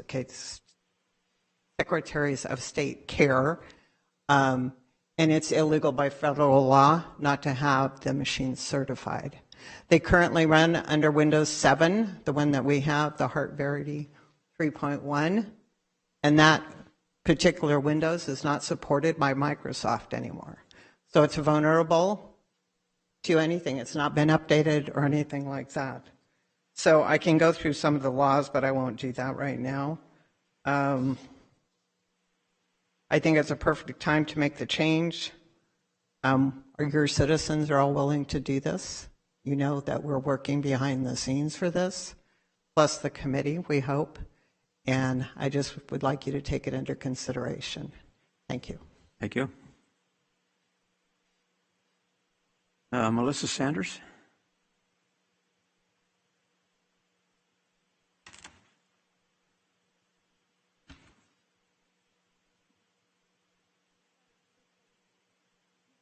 Chatter. Could you move over a little bit to your right in front of the microphone?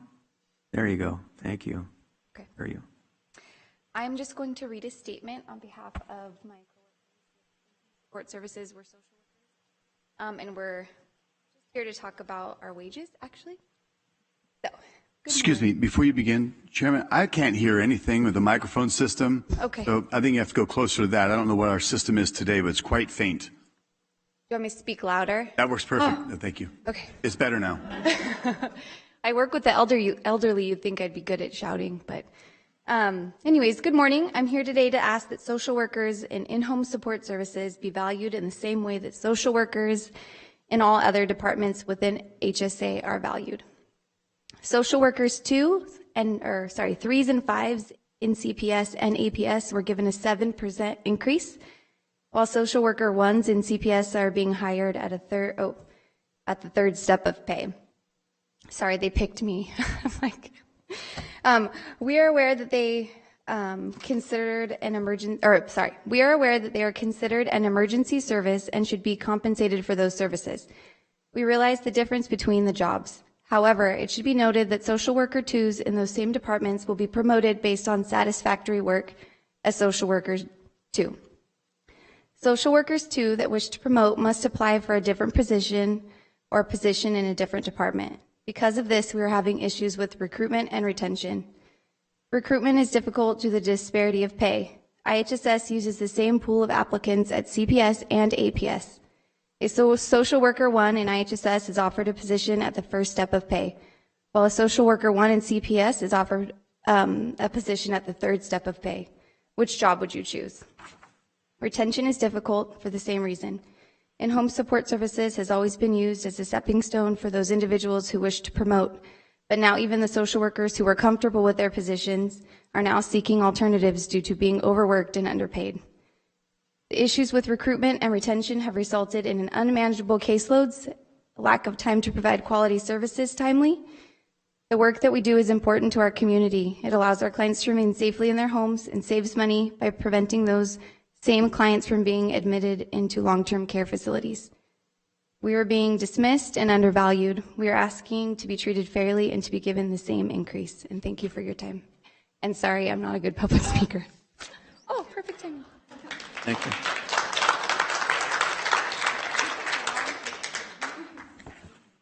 Zahara Fender?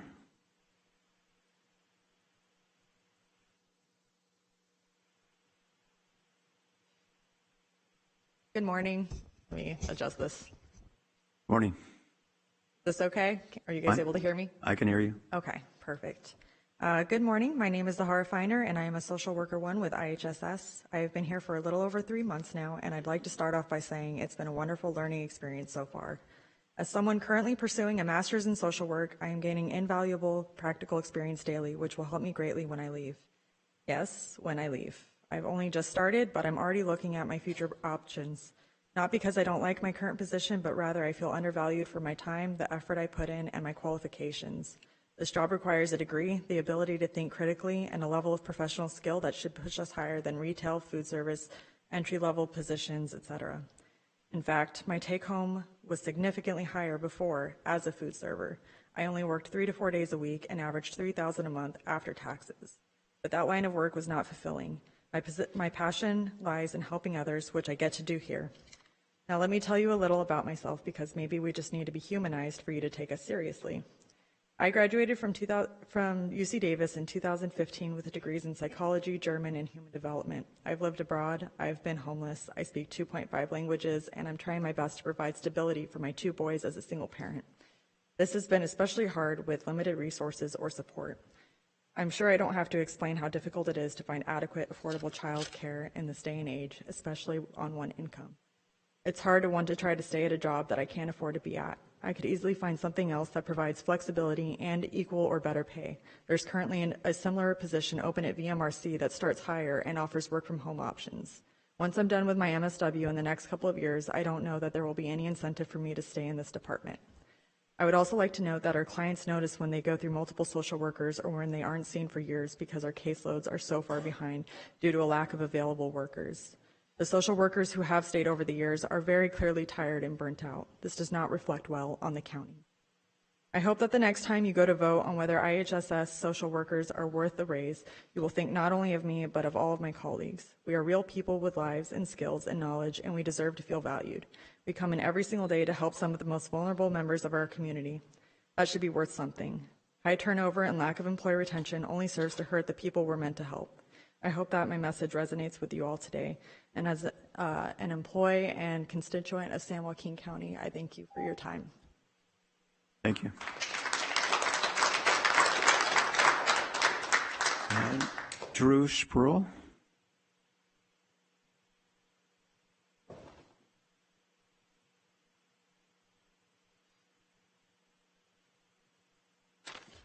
Good morning.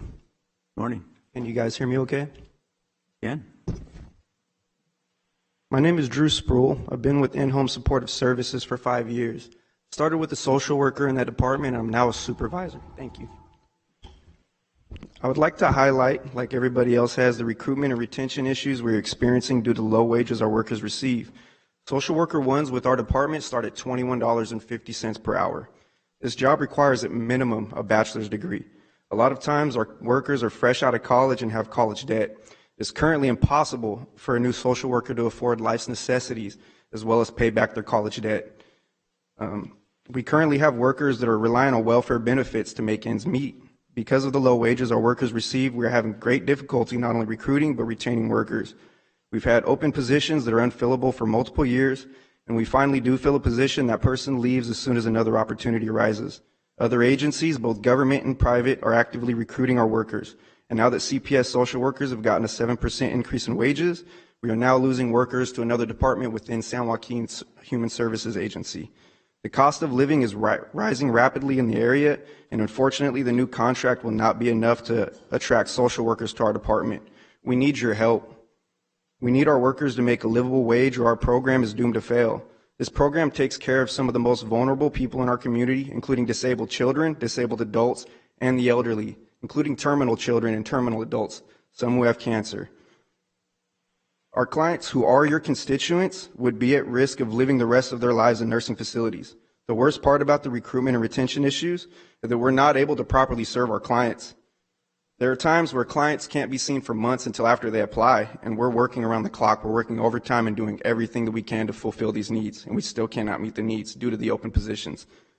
The situation is dire, so dire, that sometimes clients will even pass away before we're able to go out and assess them, and that's not acceptable. That does not reflect well on the county. Currently, a 2020 California state audit showed that IHSS saves the state between $22,000 and $153,000 per client. San Joaquin County currently has over 88,100 clients. That means, as a very conservative estimate, our program saves the state, federal, and county government well over $178 billion per year. This is an insanely important program for our community, and because of that, our social workers are extremely important. Please show them how important they are by paying them a livable wage. I thank each and every one of you for your time today. Every one of you have a good day. Thank you.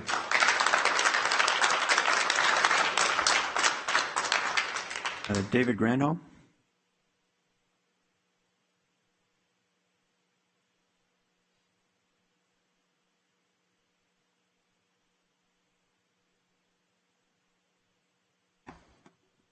Good afternoon, or good morning, I guess. Good morning. I have a problem with San Joaquin County. Okay, we're sitting here today talking about these agencies that need help, and they do need it. In the last 5 years, I've been physically assaulted 4 times by members of San Joaquin County Sheriff's Department. The DA has not been able to prosecute or take me to court on it because there was no crimes ever committed, according to the DA's office. I was arrested one time for filing a complaint in a government building. I come in here last Thursday to file a complaint, and your clerk has 86 me from the building and tries to get in, and I have to force my way in to exercise my constitutional rights. We had people in here earlier talking about vets committing suicide. I am a vet. I got 3 Purple Hearts. I've been shot and I've been stabbed overseas serving this country. To come home and have to fight the sheriff's department and your clerk to even file a complaint. And every complaint I filed has disappeared. I filed at least 8 different complaints with San Joaquin County, and the only one she'll have on record was the 2 I filed last Thursday. There is no excuse for this, for repeatedly violating the constitutional rights of a citizen in this state. It is a criminal case in the state of California to deny anyone any right or privilege they have under the laws of the state of California or the Constitution of the United States or the state constitution. I had to tell the officer right back there that law even existed last Thursday. This needs to stop. Instead of you guys just paying out money like I spoke with Ms. Miller about, when these cops are violating people's rights, or personnel like your clerk here violates people's rights, let's start correcting these issues, stop it from happening, and the money that instead of you paying out to people like me who are filing complaints or people that file lawsuits, you can hand to these people here that really deserve it. They need that's what we pay taxes for, to help those like that, not to be paying out for her criminal wrongdoings or the officer's criminal wrongdoings. Is it too much to ask that we simply put the money that we're paying in our taxes where it needs to be at, rather than having to pay it out for wrongful acts of your employees? How hard is it to sit there and send a memo out? Hey, you arrested someone for filing a complaint. They have a constitutional right to do it. Don't do it again. Bam, 1 email to all the sheriff deputies. But I've been arrested twice for the same act in the same exact location by some of the same officers because nobody corrected the issue. That's willful misconduct, willful criminal misconduct. They don't even have, they can't even qualify qualified immunity for it. Please address these issues. Start putting these funds where they need to be, and that's in the agencies that need the help, rather than having to pay out for these lawsuits being committed by these crimes being committed by your clerk and other members of your employees of San Joaquin County.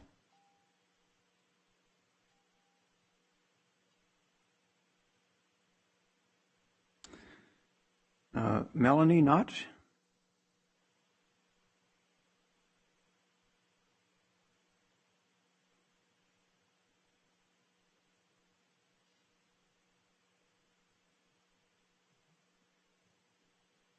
Good morning.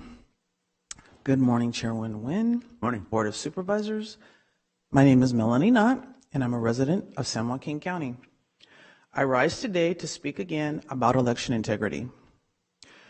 Do each one of you, as public servants of San Joaquin County, believe we had a secure election in 2020? You may answer yes. You may be surprised to know that prior to the 2020 election, many civil and public servants, regardless of their party affiliation, clamored, cried across this country, and I quote, "Unsecure elections, foreign interference, voting machines vulnerable to hacking." Today, I ask, what's changed? I hear many people in our county, state, and across this country ask themselves, what's the use of my vote? It appears many people suspect the democratic process of our elections are being compromised by a good number of methods, possibly by laws recently enacted by our state government. Our elections are being replaced by selections. Let me refer you back to the cry again. Unsecure elections, foreign interference, voting machines vulnerable to hacking. That sounds a lot like concern about election technology. In other words, the machines. Last time I was here and made a public comment, I mentioned a man, Clint Curtis, a computer programmer who was asked by a legislator to create vote rigging software for electronic voting machines. This is what is called an algorithm. programming of voting machines, tabulators to create a predetermined result, otherwise known as selection and not an election. In a court case, a judge asked Clint Curtis, are there software programs to be used to secretly fix elections? Clint Curtis answered, I wrote the first algorithm to rig, flip votes using electronic computer machines. Clint Curtis's answer to electronic machines, get rid of the machines. I close with this. I plead, we need a full forensic audit of the 2020 elections. Clean up our voter registration rolls. No more universal mail-in ballots. Require voter ID. And get rid of the machines. Thank you for your time. Okay. Mary Nicholson.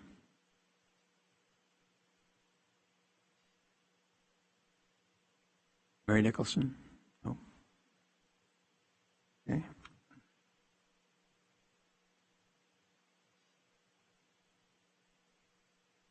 Patricia Barrett?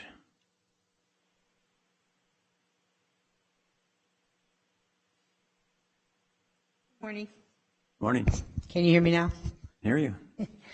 As a parent, a great-grandparent, and mentioned here several times with joy as a grandparent that has lost 2 grandchildren 2 years ago. Talia took her life in July of 2020. Her birthday is in 7 days. She would have been 27.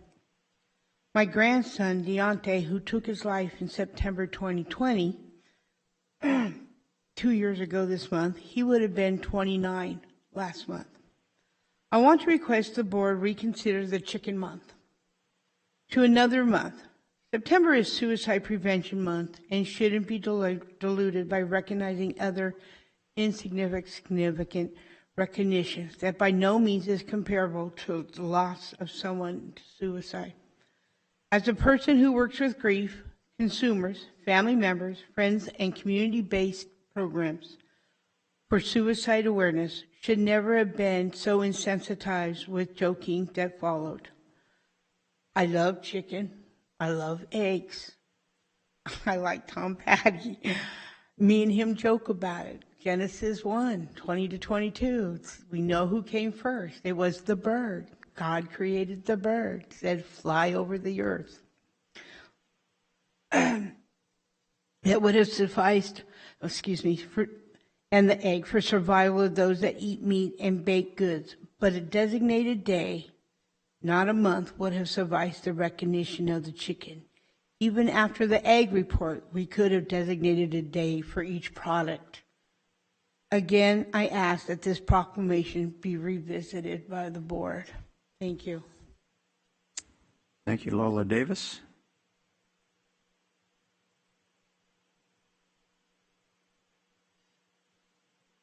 Hello, council members. Thank you for letting me speak here today. My name is Laura Davis. I'm a citizen. I'm a resident of San Joaquin County, Stockton area. I represent the homeless section. I'm homeless. I have 3 kids. I live in my truck behind Safeway on Country Club.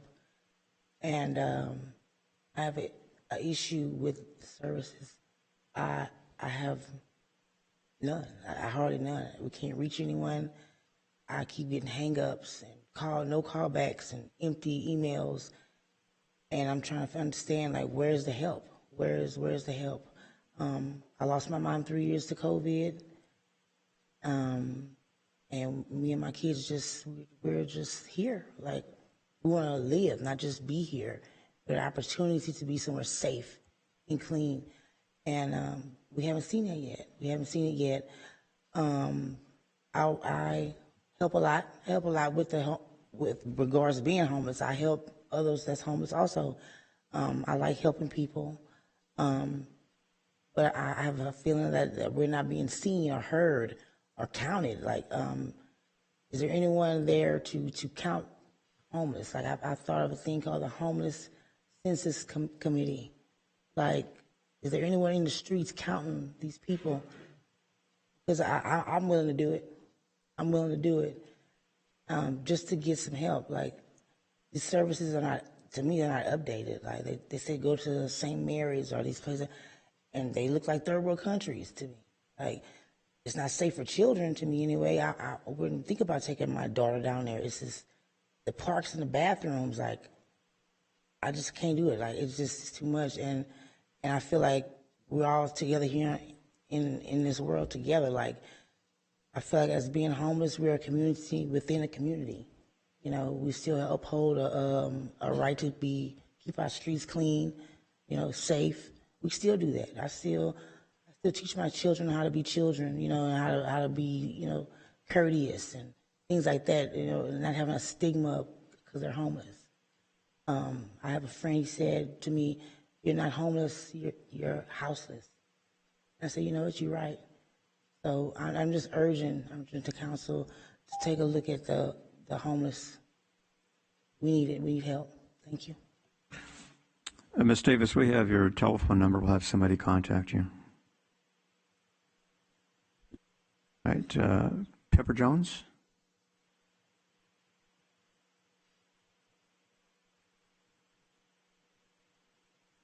Kevin, is it Kevin Yates?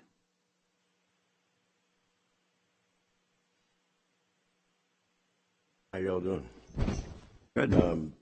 My name's Kevin. I'm a self-employed contractor, unlicensed. But my thing is, I'm also houseless. I don't like the stigmatism of homeless thing. I'm not trying to buy into it. I know there's a lot going on out there, but resources are far and few in between. There's supposed to be people, outreach people, to come out and talk to folks. I've never seen them. I've been out there for like 2 years. I stay in my truck. I was recently involved with a fire I tried to put out and it blew up my face. And I was spent like 15 days in ICU at UC Davis, and I recovered really good. And my thing is I stay in my truck, and everything I owned was in my truck when I went to the hospital. Everything was taken from me.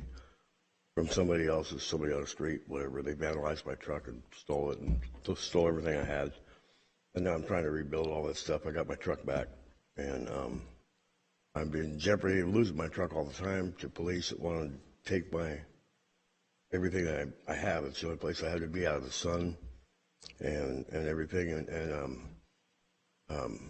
it would be nice if I didn't have. I don't want to be a burden on the resources. I vote. I'm a taxpayer. I'm a veteran. And I don't look for handouts. I work for everything I got. And every time I leave my truck, I'm in jeopardy of getting towed.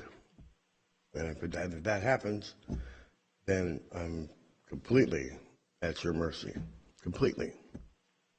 And I don't want to be like that. So that's where I'm at. Just think about that. Just a question, would you mind if we had somebody contact you, Mr. Yates? Okay, thank you. Anyone else? Okay. Mr. Benz?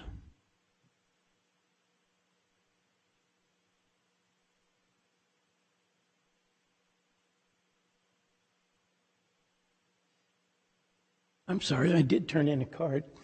You did. Thank you, Mr. Benz. At any rate, good morning, howdy sports fans.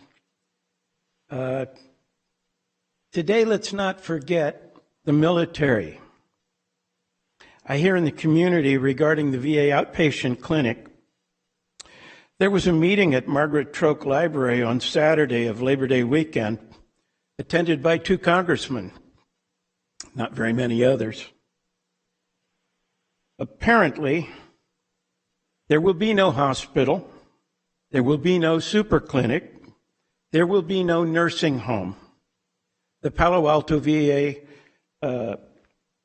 hospital is building a new clinic in Union City, right across the Dunbarton Bridge from their own large, nationally known hospital. It's my belief that Palo Alto has sold us out. There are 32,000 veterans in San Joaquin County. There's more in Stanislaus, Tuolumne, and Calaveras that were to be served by our hospital. It's time to register to vote. It's been 2.5 years since March of 2020 when I last shaved my goatee. I celebrate the governor's emergency order by not shaving. The state of California and the federal government are still closed to the public. Their doors are locked. So is the Delta College Board of Trustees, where the public is not welcome and where I was denied the opportunity to speak last month. We need all of you to vote. Otherwise, who's going to make a difference? You can honor the 32,000 veterans by voting. Voting is 56 days away. Does anybody know where my country went? Thank you. Thank you. Anyone else?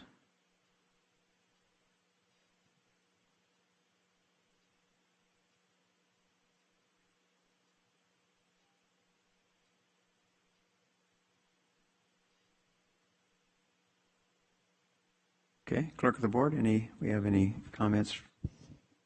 We do, Chairman Nguyen.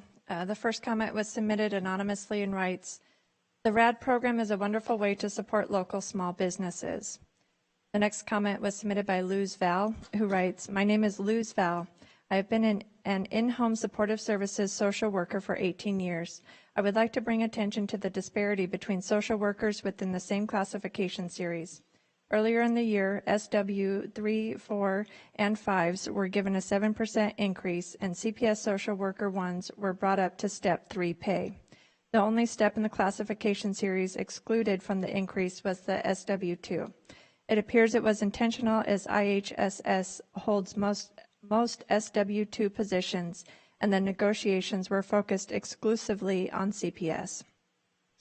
Now, this move may have been made as a cost-saving measure by the county, but it has resulted in increased hiring difficulties for the IHSS program and affected SW2 retention. Why would a young professional SW choose to work for IHSS when they can start out making 10% more in children's services? IHSS SW2s provide a critical component to the community. We provide services for seniors, adults with disabilities, and children with physical and mental impairments. IHSS social workers are within the same classification series as the Child Protective Services and Adult Protective Social Service workers. We work with the same population group and visit the same homes. I ask that you please extend fair pay and grant SW2s the 7% increase." The next comment was submitted by Molly Crump, who writes, "Dear Board of Supervisors, I am a social worker with IHSS, and I feel that as much as we are inundated with the number of continuing cases and new cases being assigned on a weekly basis, it appears that we are undervalued and looked upon as less than the other social worker or not as worthy. It is unfair and demeaning that we are left behind when the other social workers receive the 7% increase. We have had so many turnovers in our department and can barely retain any experienced social workers, and I believe a big part of it is because of the pay. I've been a San Joaquin County employee for 14 years, and the lack of appreciation has caused me to seriously look elsewhere for potential opportunity. I've stayed with San Joaquin County due to a sense of loyalty, but it does not feel like it is reciprocated. I hope that you take into consideration the amount of work and dedication we have continued to provide, especially through the pandemic. Thank you for your time." The next comment was submitted by Salid Galvin, who writes, "Good morning. My name is Salid Galvin, SW2 in IHSS.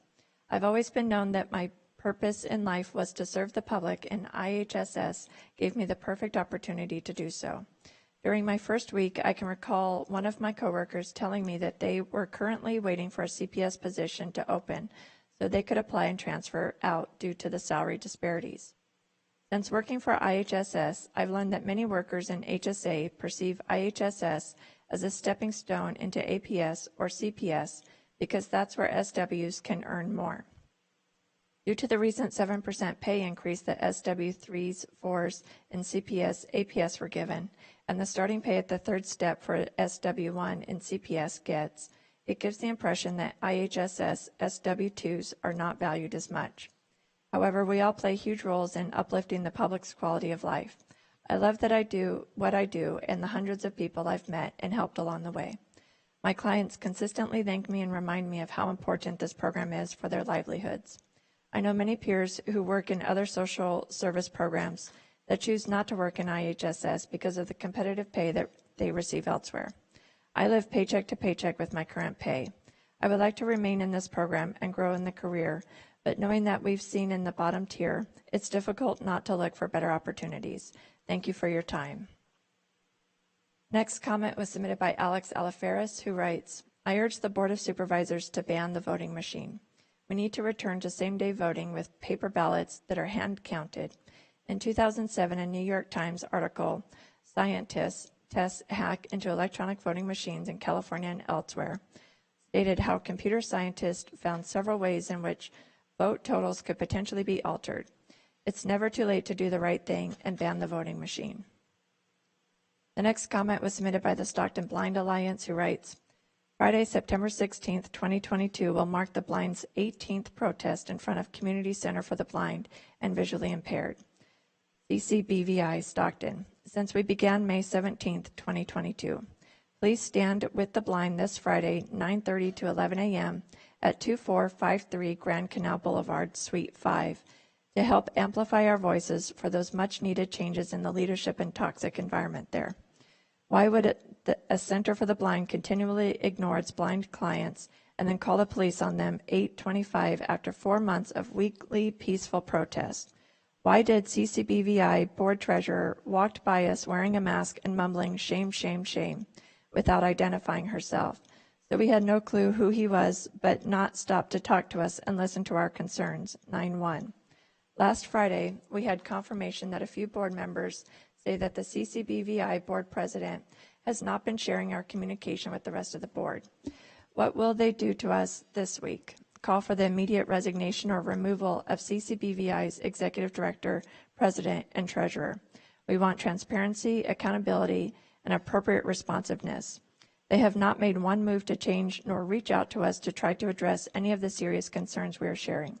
CCBVI continually disregards and tries to shut down and intimidate the blind.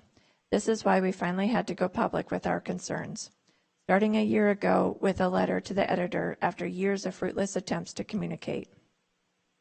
The next comment was submitted by Jennifer Gass, who writes, quote, to sin by silence when we should protest makes cowards out of men, end quote. Ella Wheeler, Wilcox, The Abuse.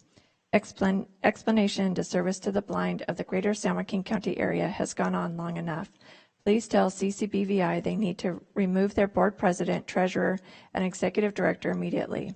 Appoint an interim executive director with input from the local blind community and start a genuine search for a qualified executive director vetted by the local blind community and other stakeholders. Please tell CCBVI to listen to the blind, stop discriminating, and start including us and our input from our lived experience in every level and aspect of this organization, and to make those changes now. Stand with us at our 18th protest in front of their building, Friday, September 16th, 9:30 to 11 a.m., to help call for these much-needed changes.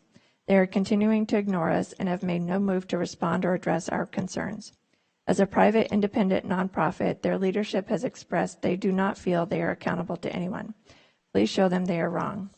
This is supported by Jennifer Gass, Miguel Mendez, Lorena Mendez, Miguel Venegas, Lisa Rodriguez, Peggy Washington, Sonia Mendez, Elena Torres and family, David Vigil, Josie Lopez, Helen LaRue Husani, Hill, Denise Mendoza, Yvonne Allison, Eric Schultz, Ellen Craig, Tammy Hudson, Joe Leone Jr., Austin Ray, Joga Singh, Shirley Rodriguez, Robert Cruz, Jeanette Tabora, Robert Cole, Janet Whitehouse, Douglas Vigil, Carol Bradley, Margaret Aceves, Ora Hill, Raphael and Shonda Talaferro, Henry Hill, Angelo Mendoza, Lee Kennedy, Lisa Vigil, Stephen Gass, Helen Boudreau, Glade Bedreau, June Wash, Bill Wash, Marcius Marcus Araceli, Venegas Pat Rasmi, Arvon Sofia Colon, Rosemary Schultz, Ann Shaddix, Sandra Taylor, Christopher Pearson, Cliff Hicks, Gabrielle Aguilar, Jennifer Reed, Austin Ray, Steve Schultz, Cheryl Schultz, Paul Babani, Karen Frank, and others. And I apologize for all the names that I probably just messed up. The next comment was submitted by Rochelle Cole, who writes, "Good morning, board members. My name is Rochelle Cole, and I'm writing in to request that you stop misappropriating funds that have been used to offer COVID shots for cash and put that money towards our community. My son plays hockey at Oak Park Ice Rink, and I'm not sure if you're aware, but the ceiling is falling down. The park always has habitual drug users, and parking lot smells like urine. Last weekend at my son's hockey tournament, we literally found drug bags scattered amongst the area. It really makes Stockton and San Joaquin County look bad. I mean, there are literally teams that will not play our team at the Stockton Arena because of this, and that's pathetic. So what are we going to do to give these kids what they deserve? I'm asking you board members to stop misappropriating funds and start putting them back in the community where they belong. The COVID sham is over. Masks are useless. And for those of you who trusted your doctors, well, you will eventually see what we have been trying to warn you all about over these past few years. We keep hearing about your homeless programs and all the money that they're pouring into the community. However, when I walk the streets of almost any town in this county, I see homeless, I see despair, I see the misuse of money, and people need to start being held accountable. The next comment was submitted by Ryder Ford, who writes, "Good morning, board members. My name is Ryder Ford, and I am writing you today to ask that you find a way to help clean up Oak Park Ice Arena in 2020. They shut down, and we got new boards and new ice. However, the ceiling inside is starting to fall down, in the area surrounding the ice arena is never safe. This past summer, people were catching the park on fire, and there were also 2 shootouts right outside my ice arena. It's pretty embarrassing for my team when other teams don't want to come play us because our rink is labeled the ghetto rink. People would actually prefer to play in Oakland over Stockton. So I'm asking you to help today, board members. Please help keep hockey alive. Make our ice rink something to be proud of. There's so much money funneled into the Stockton Thunder because they are professional. But the truth is, you can't have a Stockton Thunder team without first getting kids involved, and that starts at Oak Park Ice Rink. Thank you for your time." And Chairman Nguyen, I do believe that we have additional public comments that have come in. The first one is anonymous and writes, "There's talk of Tori Salazar replacing county council. Bad idea. Sometimes bad smells need to go away." The next comment was submitted by Holly Moore, who writes, "Good morning. Now that you've all seen 2,000 Mules, it is time to see selection code. When is the last time our voting machines were certified and tested by an independent third party? It has been years. Shirley Weber gave us an administrative certification, which does not require us to test our machines for accuracy. How does an administrative certification build public confidence? Does that make us feel that our elections are safe and secure? No, it does not. Ms. Weber can offer that kind of certification, but we must never take it. Did you know that our voting machines run on Windows 7, which no longer has updates? How can our machines be kept safe with very old software? We live in Silicon Valley's backyard and receive tons of money from Zuckerberg's CTCL. We have full access to software upgrades. Why was our software not upgraded with CTCL money? Our votes are our sacred voice and should never be tampered with. How will you make election security our #1 priority? We demand action. Our trust in the election system is gone. We want a full public certification done by a third party before the November 2022 election. Record it and post it on the ROV website. Shirley Weber has no jurisdiction to tell us we cannot have truth and transparency. She is trying to make things convenient. We don't want convenient. We want bulletproof security in our elections." The next comment was submitted by Molly Watkins, who writes, "I am looking forward to the presentation by the Register of Voters on September 27th on the issues that have been identified by the public. I cannot understand how we have a vote counting system that is not accurate. The ballots counted do not total. The system records more ballots than votes, and we have impossible correlation between races. This type of accounting would never be acceptable in private businesses, let alone be accepted by the IRS. Our voting process needs to be accurate, verifiable, and honest for the public to trust it. Today, we just have more and more questions and less confidence in the San Joaquin County election system. We need to vote on one day and count all ballots by hand. Thank you. The next comment was submitted by Joe Ferrari, who writes, to avoid barcode issues, which help fuel situations where ballots need to be reprinted for a substantial percentage of registered voters, which we have little transparency of the chain of custody, adding public distress to the process, as well as potential for outside interference in our elections, including enemy states, hackers, corruption, and yes, public distrust. The supervisors need to return us to same-day, in-person, paper ballot voting with a hand count only. These hand counts are incapable of providing a vulnerable platform for election interference by third parties and foreign governments, as currently exists with our computerized voting system. When the people are the platform, they act as a natural firewall, standing in the way of this fraud. In our trustworthy, yes, historical, traditional hand count system, electronic feedback of real-time vote tallies cannot be sent to those working to cheat to flip an election race. A hand count removes these cheat notes on how to evade detection, but computer counting systems prevent this assurance of security. Our reliance on election code felonies do not prevent Chinese, North Korean, Iranian, or Russian state hackers. Hand counts do. This is a nonpartisan issue. Remember Russian collusion being repeatedly stated by the likes of Nancy Pelosi and Maxine Waters after the 2016 election? After all, should we always be questioning whether a foreign entity or third party selected our leaders? Supervisors, act now before the midterms. The next comment was submitted by Gianni Zanini, who writes, good morning, my name is Gianni Zanini, and I have been an SW at HSA for more than 20 years, and with the IHSS department for over 15 of those years. I would like to bring attention to the effects that poor recruitment retention has on our clients. IHSS is a program that serves vulnerable individuals in our community. Due to the issues with hiring and retention staff, our caseloads have grown and our work has increased significantly. Lack of time does not allow us to provide quality service to our clients. I recently had a client that I visited, and shortly after the visit, she sent me a card. In the card, she thanked me for my time and my kindness. She called me her friend. She passed away a month after my visit, and I was thankful that I did not rush through her visit and had the ability to provide her with more than just IHSS. Our mission is to lead in the creation and delivery of services that improve the quality of life for our community.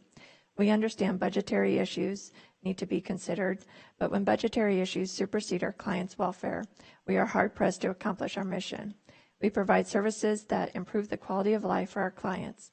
Please consider the 7% increase for IHSS social workers. We are social workers too. Thank you. And the last comment was submitted by Gregory Goring, who writes, I strongly urge the board and register of voters to discontinue the use of voting machines due to the security vulnerabilities associated with the machines and risk of being manipulated, and instead go back to hand counting the ballots. This appears to have been done in this county in the primary election due to problems with the ballots and the machines. To the extent permitted by law, the county should also eliminate or highly regulate drop boxes, which have no oversight and can be stuffed by mules and other political operatives. And Chairman Nguyen, that concludes the current public comments. Thank you. Anyone else in the audience? Okay, seeing none, moving on to the minutes, August 23rd and September 1st. Any revisions, modifications, changes? Chairman, barring any revisions, I make a motion to approve. Okay. Second.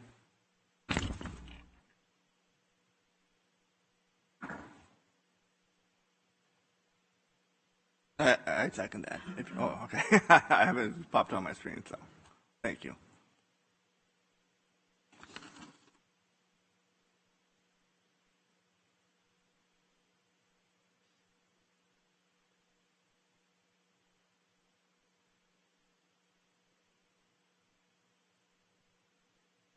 And it's adopted 5-0. Appointments to boards and commissions. Vice Chair Rickman. Thank you, Chairman Nguyen. Item 3.1, approve the appointment positions to various boards and commissions and nomination to the Juvenile Justice Delinquency Prevention Commission. Assessment Appeals Board number 1, category second, alternate member, 1 position, position number 1310.2A. And I recommend for appointment Willard Fields. Aviation Advisory Committee, category member 1 position, position number 1402.1. Recommend for appointment Ranjit Gill. Behavioral Health Board, category general interest representative, 1 position, position number 6704.1. Recommend for appointment Anastasios Kandris. Garden Acres Community Center Advisory Board, category at-large representative, 1 position, position number 3001.1. Recommend for appointment Bradley Johnson. Category low income representative, 1 position, position number 3002.1. Recommend for appointment Cindy Quattlebaum. Juvenile Justice Delinquency Prevention Commission, category first supervisorial district representative, 1 position, position number 3901. Recommend for nomination Gwendolyn Daly. San Joaquin County Citizen Election Review Advisory Committee, category second supervisorial district representative, 1 position, position number 7402. Recommend for nomination Pamela Sloan. Category second supervisorial district alternate, 1 position, position number 7402A. Recommend for a nomination Alyssa Leva. Workforce Development Board, category second supervisor district business representative, 1 position, position number 7202. Recommend for appointment Diane Vigil. Category human service agency representative, 1 position, position number 7210. Recommend for appointment Chris Woods. Category labor organization representative, 1 position, position number 7212.2. Recommend for appointment Georgina Alafia. Category labor organization representative, 1 position, position number 7212.3. Recommend for appointment Michael Mark. Category vocational rehabilitation program, Department of Rehabilitation representative, 1 position, position number 7213. Recommend for appointment Mahalia Gottico. And with that, Chair, I'll make that in a form of a motion. Second. You have motion and second. Please vote.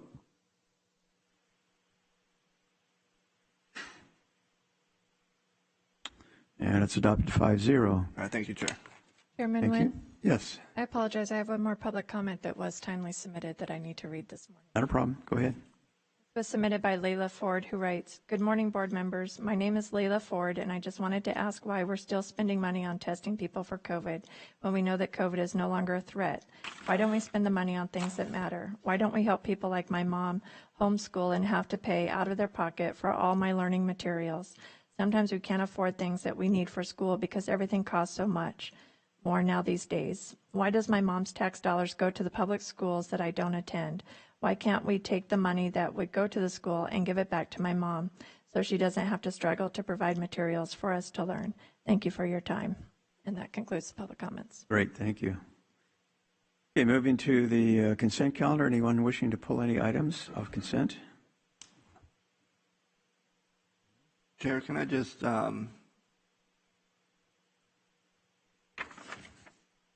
have a quick statement on 10, and if I could pull 12. I think Mr. Diedrich's here. 10 to 12? Yeah. All right. I don't Mr. Diedrich?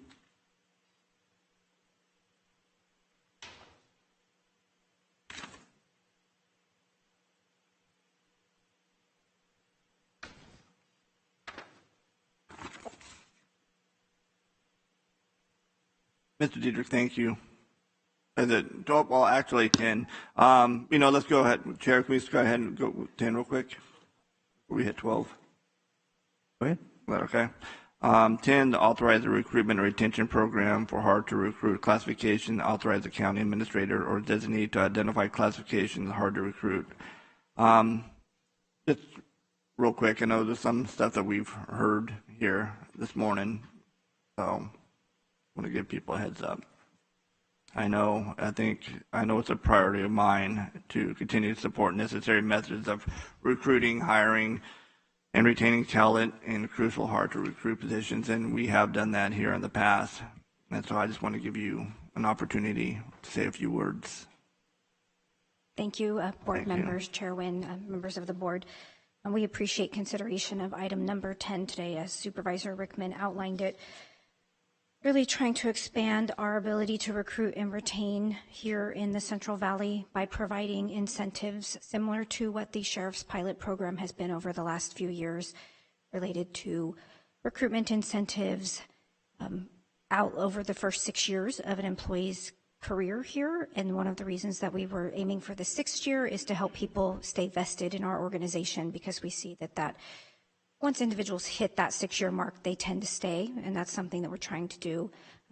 The other item before the board today, which we appreciate your consideration, is the ability to use recruitment incentives such as matching sick leave accruals for public sector employees that maybe are working for the state or other nearby agencies. Here in San Joaquin County, we've been able to do that for high-level positions, but we have not had the policy direction until now to be able to do that for things such as social workers, deputy sheriffs, mental health clinicians, some of the items that the board has directed HR to look at.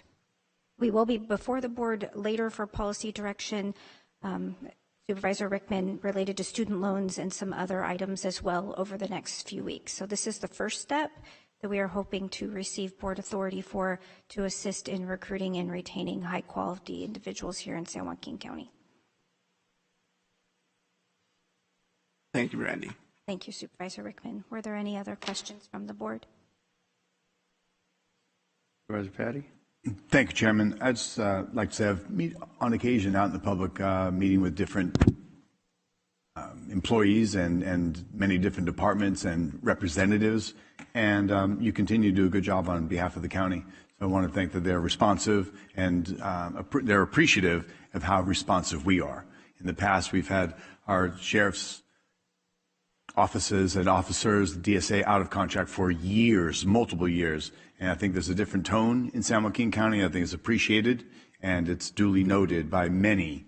So you continue to do a good job on that behalf. And I really just want to, at this moment, recognize that this is one of those proactive moves that you guys are looking to do. And we've seen some great results with our Sheriff's Department. And fantastic. Thank you. Thank you, Supervisor Patty. Thank you. Hold on just a second. Supervisor Alpudua. Thank you, Chair. Along those same lines, Randy, I've gotten a lot of positive feedback on you also. And last week we went on a call with the union, and they're very grateful, and you're doing a great job, and keep up the good work. Thank you, sir. I think we all agree that you've been doing a great job in regards to negotiating our contracts and certainly making progress in all areas. So, again, thank you and your staff for a great job. And we thank the board's support. We can't do this without you. That's been appreciated by all of the staff that we've been negotiating with. Great, thank you. All right, item number 12. Thank you, Chair. Approval of 2022-23 mental health service budget appropriation of $622,841 for crisis care mobile units program. And I just want to give Director Diedrich an opportunity to comment. I know we've spoken at great length about this, and so I think people should know. And mostly what you heard here today, it was a lot of mental health and suicide awareness, and so I think I'll turn it over to you. Well, thank you, Supervisor Rickman. Through the chair, this is a project we got funding for back in April. The item for you today is really just these are fixed assets. When we got the grant, it's kind of during the budget process, so we're rebudgeting them, moving forward with a purchasing of those 5 vans as well as some related IT equipment. But to Supervisor Rickman's point, we're really looking to do more in the community. This will expand from our current 4 mobile crisis teams to a total of 9, more geographic geographic coverage throughout the county. Won't quite be 24/7, but we will be approaching that. So this is a partnership with not just law enforcement, but other community stakeholders for alternative responses to certain behavioral health type calls. It's really us expanding in the community and seeking partnerships. We'll struggle with fully staffing these, but these are generally, we'll have somebody that is licensed, as well as a mental health outreach worker, somebody with lived experience. But our goal is to de-escalate within the community and be good partners and continue to expand the scale of behavioral services we do in the community. Thank you, Mr. Diedrich. And I know I've advocated this for some time now, and we're getting, South County is getting some, last time we talked, correct? Yes, we have a behavioral clinic in South County, so one of these vehicles or one of the response teams will be stationed out of that office. Oh, that's exceptional. So, thank you very much for your hard work and, seeing that through. Thank you, sir. Anyone else? All right. Any other items? Seeing none, I need a motion and a second for the consent. So moved. Second.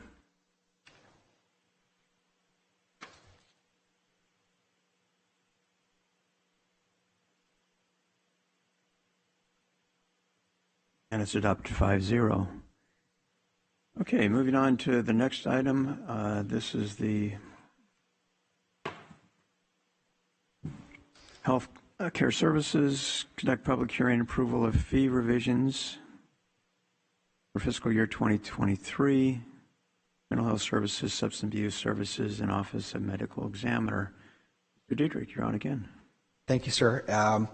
So this is a public hearing to increase the fees, as Chair mentioned, for 4 items: public health services, mental health services, substance abuse services, and the Office of Medical Examiner.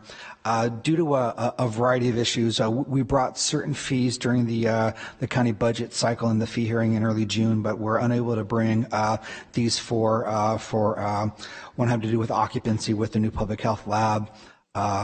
Some items with drug Medi-Cal, and when the state approved our interim rates, and then a lot of changes that have been occurring with CalAIM.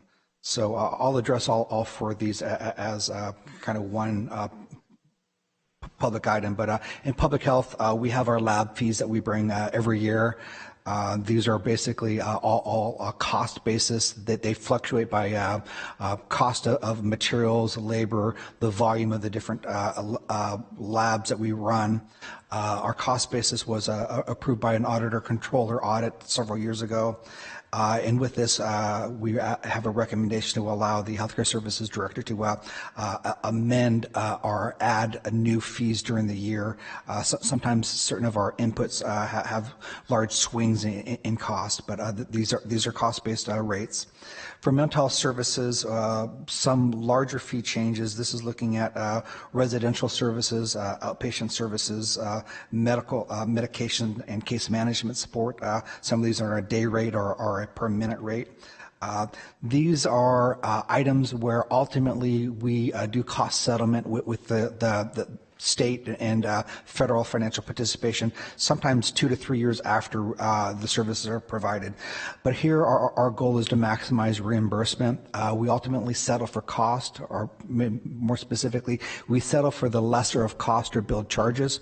So these are interim rates, and we ultimately settle for cost, so it's important that we bill on an interim basis to maximize that reimbursement. We also have substance use services, and these are items that we have a drug Medi-Cal organized delivery system. We are increasing our rates to incentivize additional community-based organizations to participate in residential substance use and other services. These are similar to mental health services, where we currently retroactively settle to cost. So if we can increase rates to incentivize others, ultimately they will be settled to cost. And a lot of these services are for individuals covered by the Affordable Care Act expansion, which are 90% federally funded. To make a whole state fiscal year with the current rates based upon authority provided by the board last year. I did amend the rates based upon what the state ultimately provided as our approved interim rates. I increased those July 1st such that we had a whole year at that rate. And just wanted to be transparent with the board of that action. And then lastly, a little more than 2 years ago, the transition from the sheriff coroner model to the office of medical examiner. We still have the rates for body removal and others that are still the sheriff's office rates. We are intending to fully review all those rates and bring those to the board next year. But we're adding one rate at this point in time as a recommendation, and that's for a body storage fee. And this is really to incentivize funeral homes to pick up decedents timely after our services have been performed, and stating that at a $45 a day storage rate, only applicable after the fifth day. And this is generally for really to incentivize funeral homes, given some of our limited capacity there. And that concludes my oral presentation. I'm available to take any questions, but the recommendation, there are 6 recommendations to adopt these fees. It provides some ability for the healthcare services to amend fees within public health, and but the 6 items as listed as recommendations on the board letter. Any questions? Vice Chair Rickman. Mr. Diedrich, when you're talking about increasing fees and reasoning behind some of these fees increases, now, do they happen to coincide with like supply chain or inflation? Is that the reason? I mean, we have supply chain issues, we have inflation issues now, and that is just more expensive to do business, and the county has to get reimbursed somehow? Yes, and I failed to mention that in general, none of these fees impact an individual person. These are general contracts or fees we do for other third parties, and it's a third-party insurance payer, primarily Medi-Cal. So these aren't fees that we charge to individuals. But to your point, obviously some of our fees went up this last year because of increase in cost.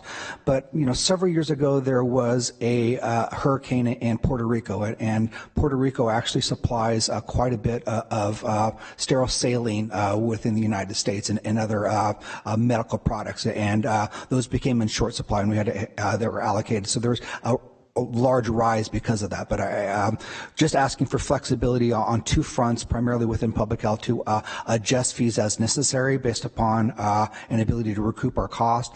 But also sometimes, during COVID, we've acquired additional equipment and additional capabilities, and we might add certain tests throughout the year.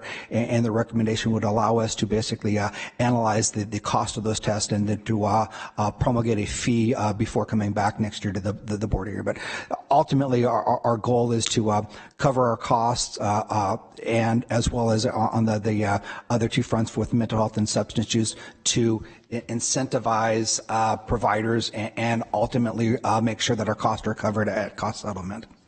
Now, you just mentioned COVID testing. Don't we get reimbursed, or once the money runs out, I mean, is the state or the feds going to? So I know that's pending at the federal level with a continuing resolution if there will be additional monies added or not. But right now, everything in the COVID pandemic primarily has been funded by different layers of government, be that testing, vaccines, antivirals. When those aren't fully covered by the government, or are they going to be covered by insurance or not? But to this point, most of for our lab, a lot of the lab equipment was grant funded. A lot of the reagents and supplies for the lab equipment was basically grant funded. I don't think we really charged anybody per se for COVID labs that were run within our clinic, because ultimately via a variety of funding sources for either the labor or the consumables, that they were basically covered by different layers of government funding. And when you're talking about fees and you're talking about fluctuation in the market, supply chain inflation, hurricanes, and wherever that was, now will the fees, if they go up, take into account those things get fixed, will they come back to? Well, for public health, I didn't print it out, but there's probably in the order of 120 fees. Probably 80% of them went up slightly, 20% of them went down. But a lot of that, it really has to do with we have certain fixed costs, and then sometimes some economies of scale that if we have a batch that could have 20 tests, but we're only running 5, that kind of changes our cost per test.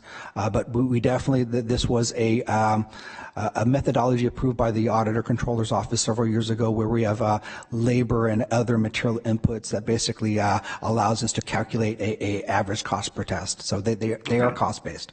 All right, thank you. And so, we'll see in the future. Hopefully things balance out. Appreciate it. You're welcome, sir. Any other questions? Just a quick question in regards to the storage fee. The $45 in comparison to other counties is less. Is that because when we contract with outside vendors, that's what they charge us? In other words, we're just asking for the cost that the county is required to pay? I think it's more of an incentive, because if you look at my marginal cost, if I have internal to the morgue, and the morgue is a facility we're looking to replace, the 1924 era building, but I have a couple cold storage units outside that, and obviously if I have a 1 body or 24 bodies in there, do I have much marginal cost on my electricity rates?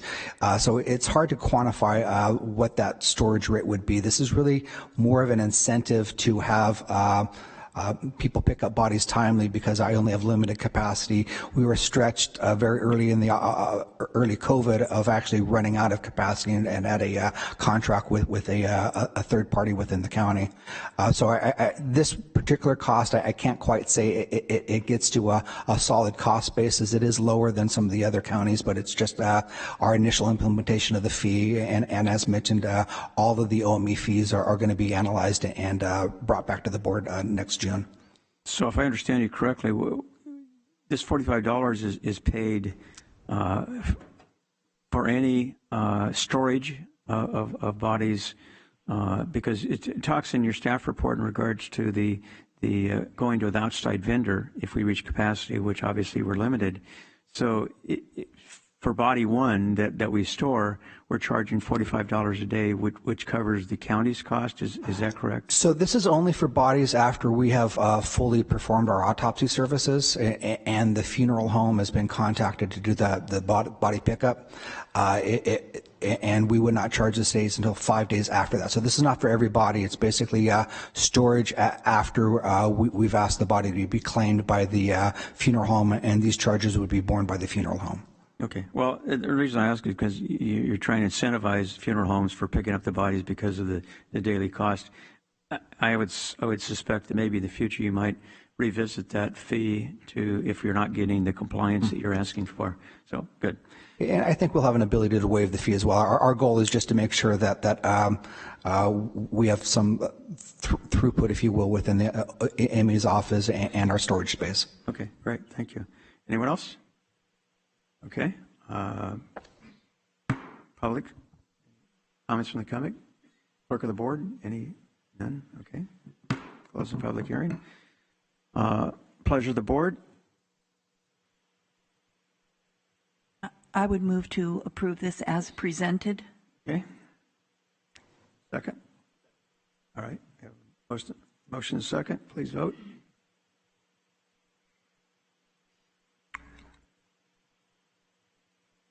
Adopted 5-0. Thank you. Thank you, Mr. Drake. Great job.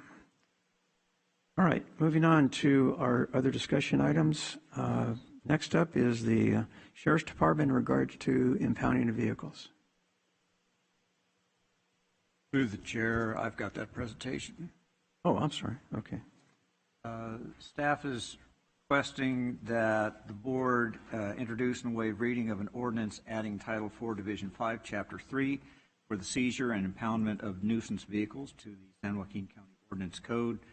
Authorize council to prepare a summary of the ordinance and authorize the clerk of the board to publish the summary, and agendize adoption of said ordinance on September 27th, a regular meeting following introduction and waiver reading.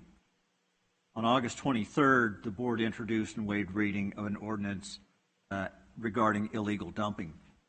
During the discussion of that matter, it was indicated that a companion ordinance would be brought forward for your consideration. This is that companion ordinance.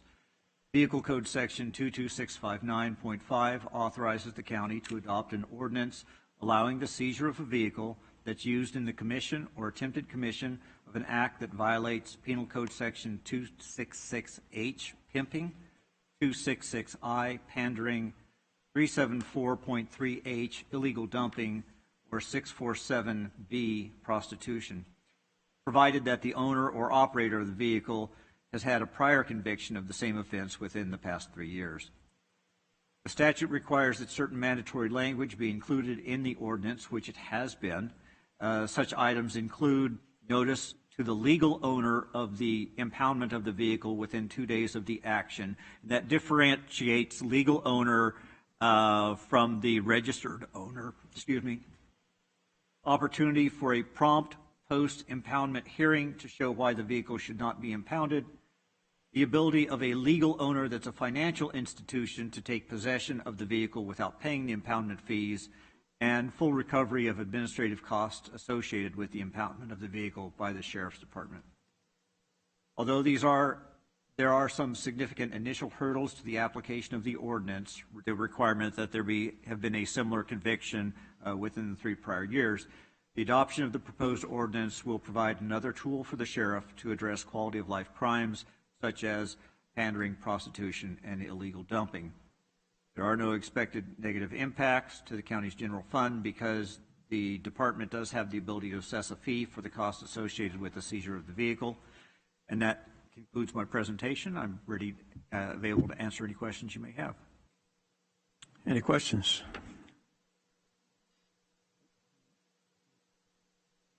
Vice Chair Rickman, you're up. Thank you, Chair. When you're talking about the impoundment of the vehicle,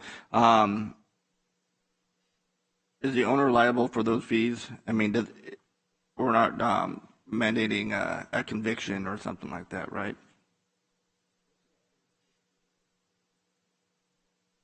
On the impoundment does not require a conviction. Okay, so the legal owner would be responsible for the fees, not the agency.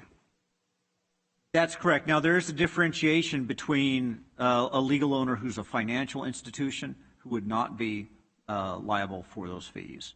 Okay. But even in that instance, the registered owner would still be held liable for the fees. Okay, so you have a financial and say John Smith would be. Exactly. So the agency itself is not going to be held for those fees. That's correct. All right, thank you. Anyone else? Supervisor Miller. Yeah, I'm happy to see this come forward. This is a really important second step so that we can really wrap our arms around the illegal dumping. We heard before how difficult it's been because we can't always pinpoint who's driving, but this gives us the ability to hold the owner of the vehicle responsible. So I think it's a really critical part of addressing this in our county. So I'm pleased to see it come forward today. Thank you. Any other questions? I have a quick question in regards to the proof of ownership, because periodically individuals change vehicles. They purchase them, and sometimes the registration transfer is not completed. Maybe the lack of paperwork, bill of sale, whatever it happens to be. So in a case where somebody is, for example, arrested for illegal dumping, and the possessor of the vehicle cannot show that they are entitled or legally able to have that vehicle, how do we handle that in regards to the registered owner's payment of fees when we don't really have a clear legal indication as who actually the vehicle belongs to? So under the ordinance described, the owner is defined as the last registered owner, the last legal owner, and any then existing lien holder. So that gives you the three options as far as who falls within that category of owner. Well, so for example, if I have a vehicle I sell to somebody and they don't follow through and change title or ownership, then as the last owner of record, registered owner of record, then I'm going to be held liable for those fees? Yes. Okay. It incentivizes the seller of that vehicle to make sure that the registration gets transferred appropriately. Okay, so I submit my documentation for transfer of ownership, and that lets me off the hook, correct? Yeah. Okay. All right. So there is a way that I can protect myself as opposed to somebody not doing their due diligence as far as ownership. Sure, go ahead. This where we have a hearing officer that will, sit down with the legal owner or the registered owner, and they can appeal their case.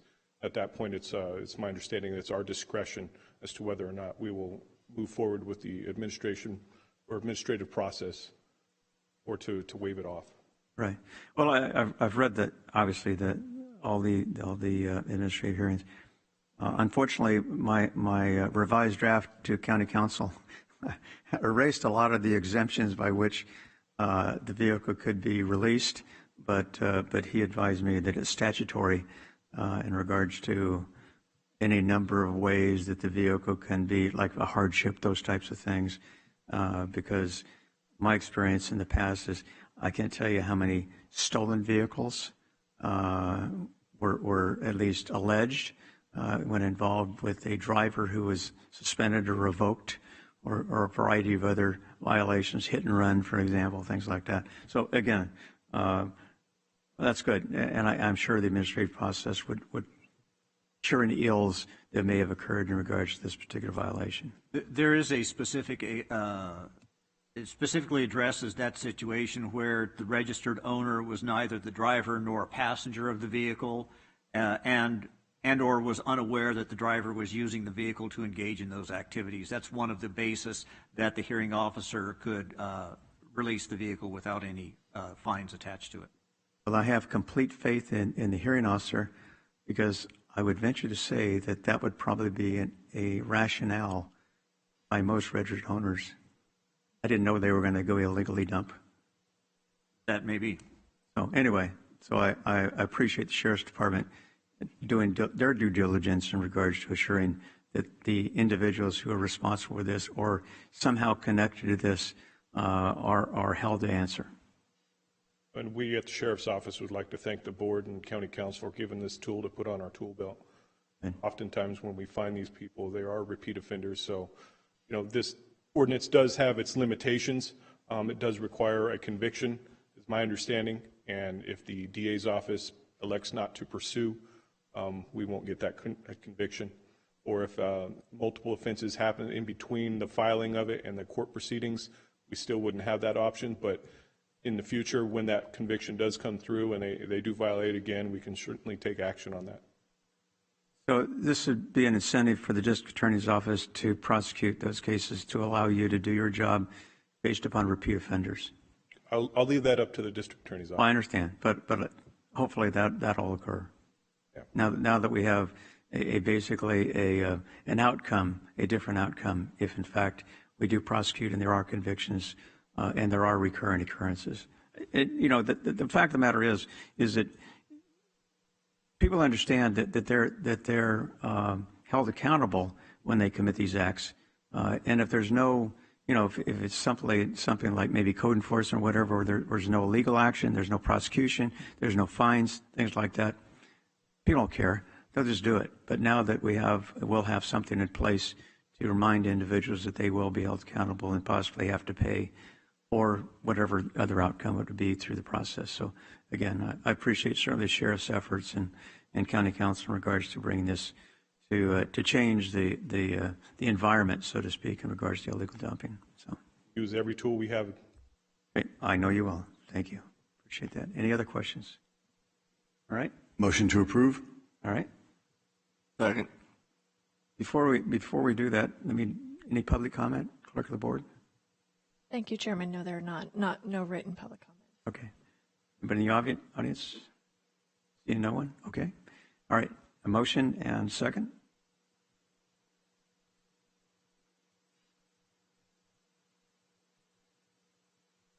And it's adopted 5-0. Thank you very much. You don't have to leave. You can stick around. They have other meetings to attend. All right, moving on, we have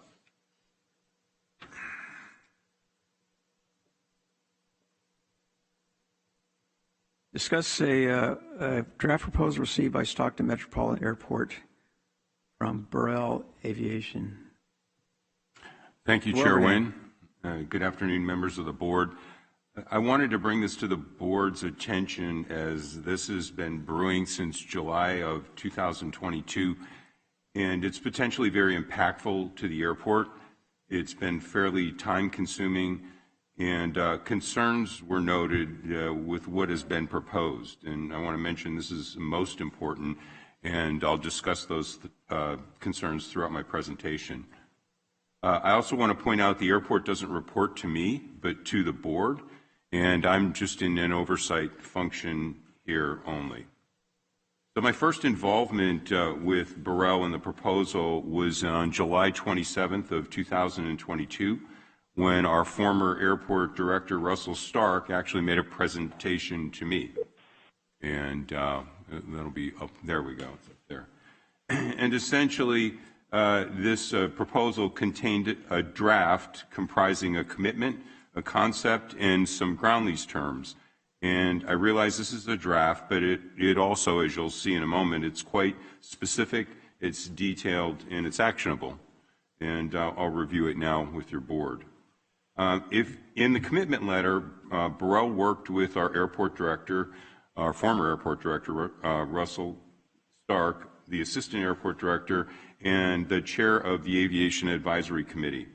And in the letter, I'm not going to go through the letter in detail, but it contains a private sector investment proposal, a 10-acre parcel lease at the airport, airport layout plan update to include the project in it, and also a PFAS remediation plan. PFAS is a fire retardant for airport fire suppression.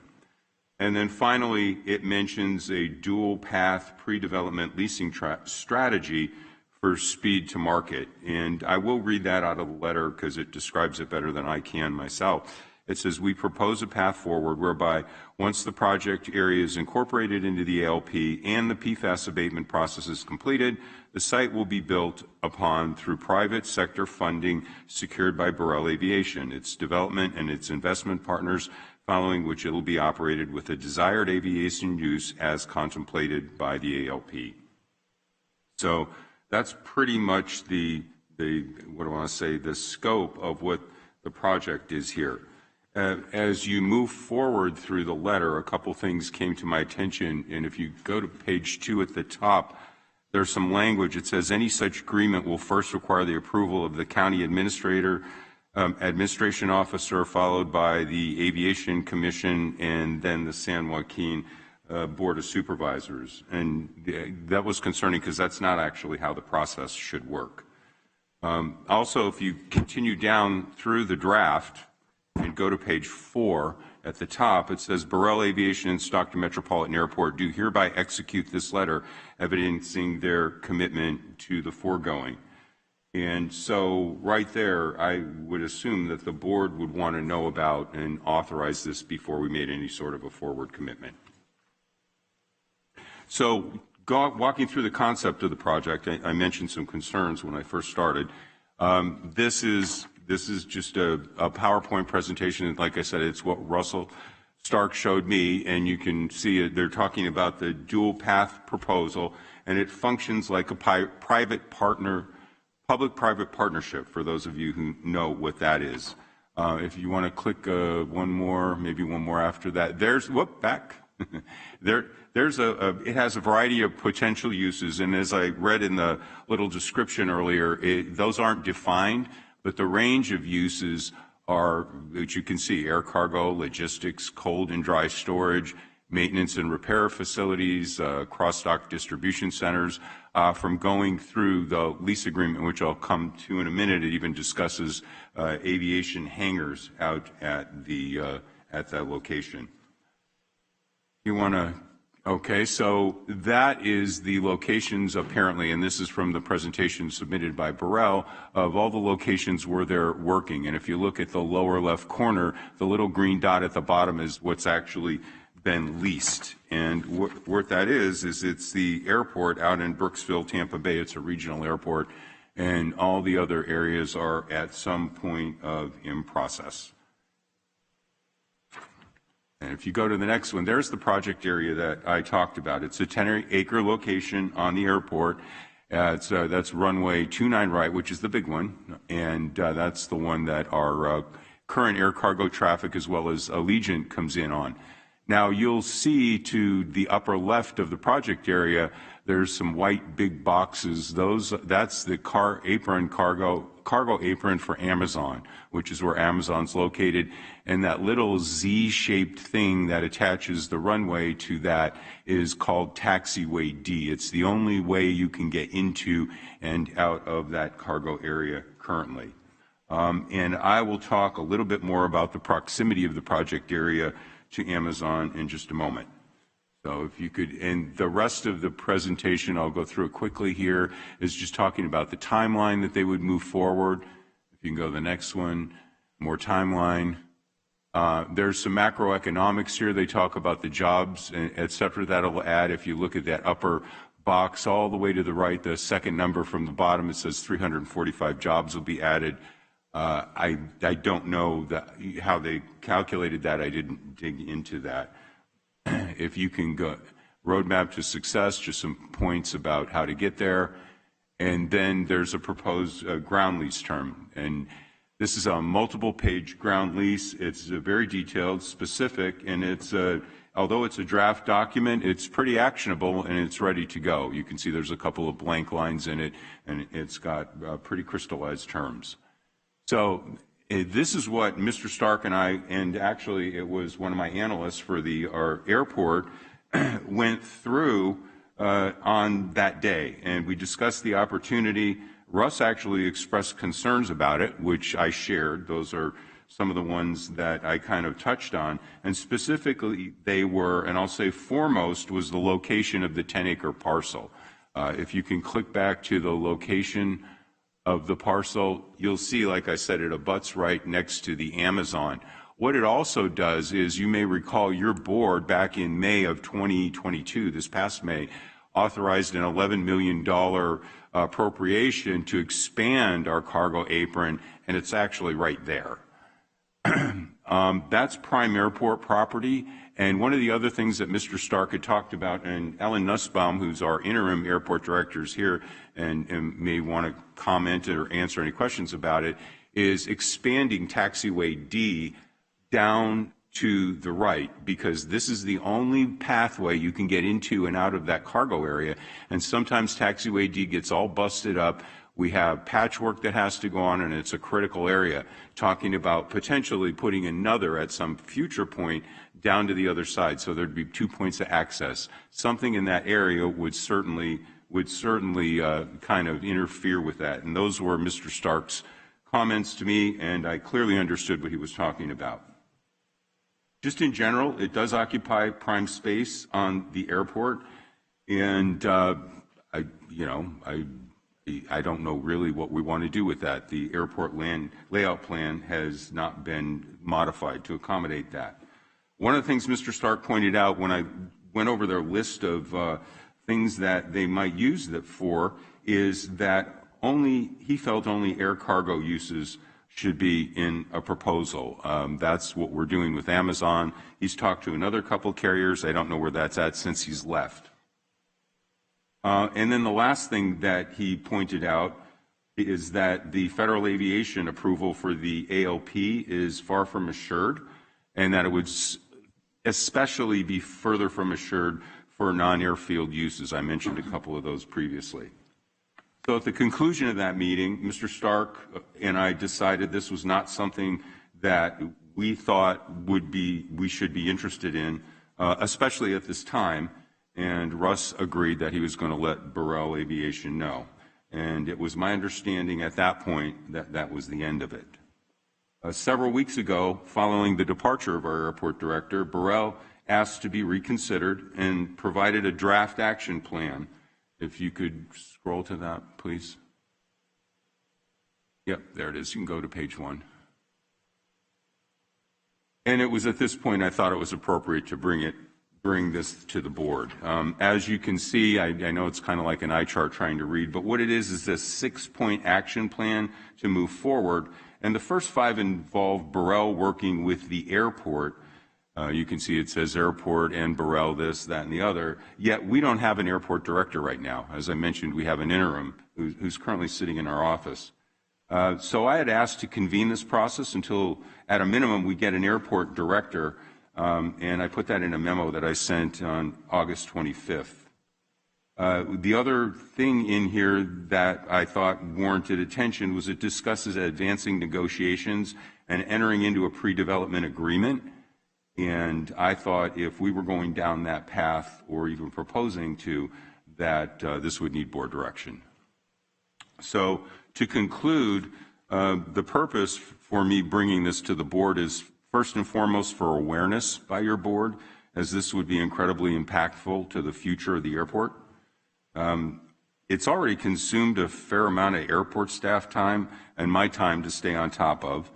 And in fact, I briefly discussed some of these items with the Aviation Advisory Committee during the public comment section at the meeting on August 23rd. And I also wanted to share the concerns raised by our former airport director and our current interim director and me about the proposed location, the uses, and the process in the documents received from Burrell. The timing's a little bit concerning as the airport layout plan is not updated. We have environmental remediation issues to address. I mentioned the PFAS a little while ago, and we also have no airport director currently. I don't understand why we would rush this. Additionally, the proposal completely bypasses the RFQ, RFP process we normally perform before selecting a partner for something like this, and I'm wondering what our justification would be for doing that. So I'm therefore recommending we not pursue this project at this time, and with that, I'll conclude my presentation, take any questions the board might have, and ask for direction about how to proceed. Thank you. Vice Chair Rickman. Thank you, Chair. Now, this is just a draft, correct? So there's nothing, I mean, they were still going over terms and so on, right? I mean, why wouldn't you, I mean, if there's nothing set in concrete yet, I mean, there still have to be, you negotiate terms of the contract or the terms. Why wouldn't you look to see if some of the, you know, like the location or some of the things can be negotiated with and moved to another location or so on, instead of just cutting it off completely? Well, as that Supervisor Rickman through the chair, a development agreement and so on. I understand, you know, hey, I've dealt with numerous development agreements, but I mean, that's at the later stages. But is there some wiggle room here? Instead of, I mean, that's economic development, right? It seems like we have a lot of issues at the airport. I mean, what issues? Well, you're talking, you know, we don't have a director, and you were talking about the land with the layout. Layout. You mentioned something else, and if we're having airport issues, like what I just mentioned, and it's prohibiting or stalling economic impact, then that's something we should correct, put on the very important list and push it through. Not this, but push these, make sure the airport is available to expand, available for economic development without stalling potential development opportunities. That's what concerns me. Okay. What do you think? Well, Supervisor Rickman, I said what I thought. I didn't think the time is right for this thing to move forward. Okay, what about the airport functioning? Pardon me? What you just mentioned, some of the obstacles that we're facing at the airport that look like it's prohibiting development or slowing development or pushing it back because we don't have the not land use, but the outlay of the airport and our director. So what are we doing about that? Are you referring to the airport layout plan, Yes, Supervisor that's right. Rickman? Yeah, we're working on that. My understanding is that'll take between 16 to 18 months to become updated. And the PFAS remediation is underway right now, and our interim airport director could probably speak about it a little bit more clearly than I can. As I mentioned in the beginning, the airport does not report to me. And apparently they've got it kind of scraped up and into a pile, and it's a very hazardous, non-environmentally friendly material, and there has to be some sort of a resolution into how that's going to be permanently disposed of. So how long are we looking at that, the environmental side of it? I don't specifically know. Probably a year at least. Well, the layout plan, how long we've been working on that?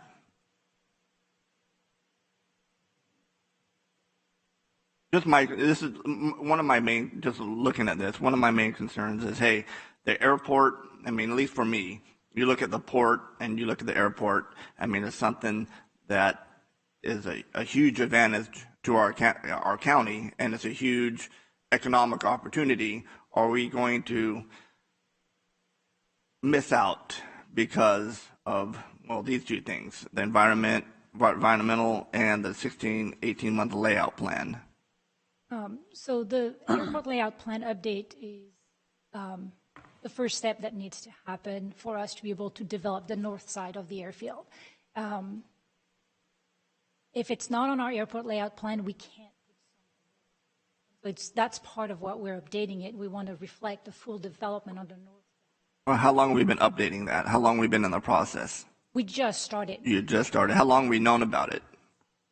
Well, we did some updating for the little things, but when it comes to a bigger update, you don't update those very often. It's usually about every 5 years, and we've been starting to look at more of that area during COVID, for sure. But it requires a grant. We just obtained the grant for approval later this month, and it's a big undertaking. There's a lot of steps. There's 19 pages to LP.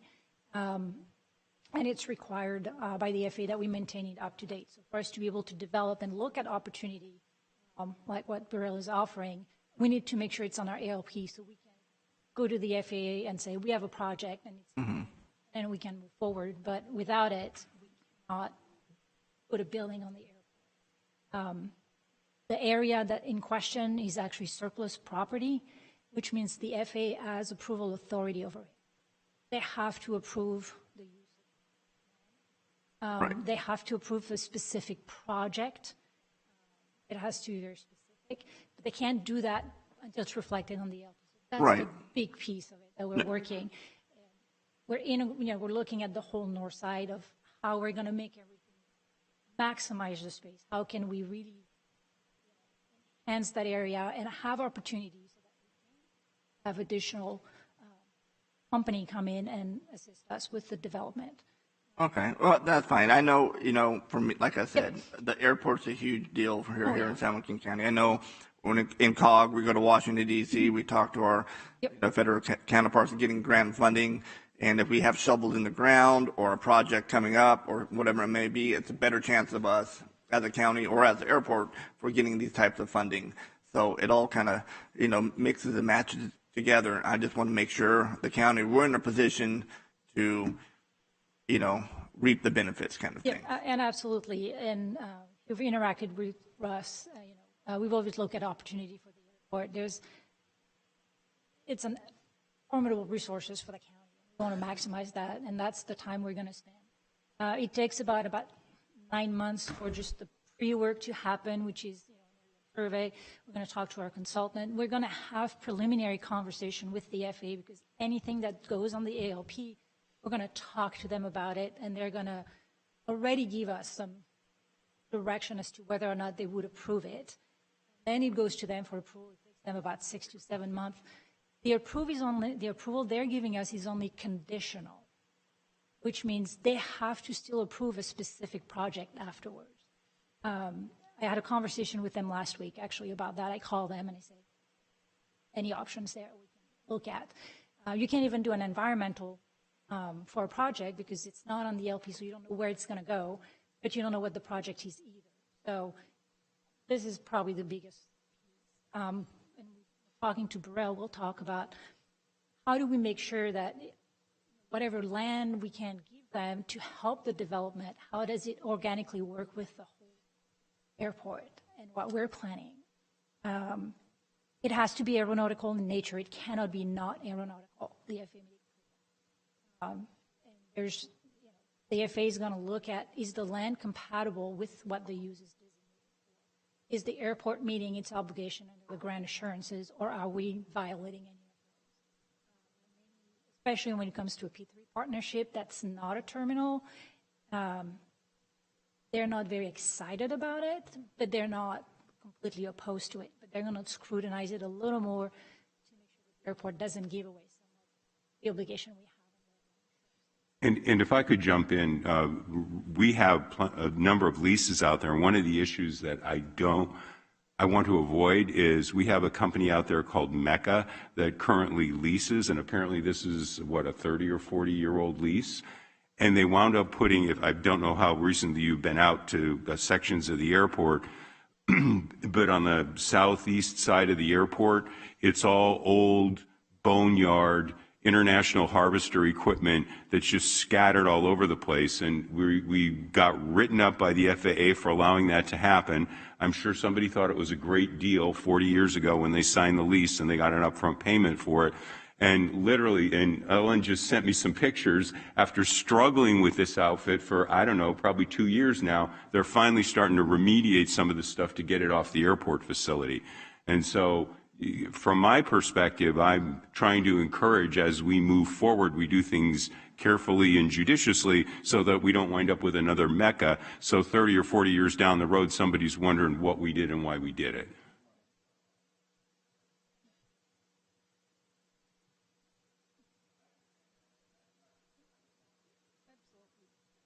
Yep.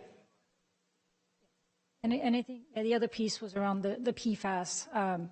This is still pending and outstanding. It's still fairly new. There's still no guidance from the water board as to how we're going to dispose of that. We are submitting an updated work plan with them in November. They're going to review it. We fully anticipate they're going to require additional testing, additional monitoring, especially in that area, which may or may not affect any development possibility. The cargo apron we're currently building is in an area of suspicion for PFAS. We are in communication with the water board about that. They know we're taking care of soil and we're being very cautious.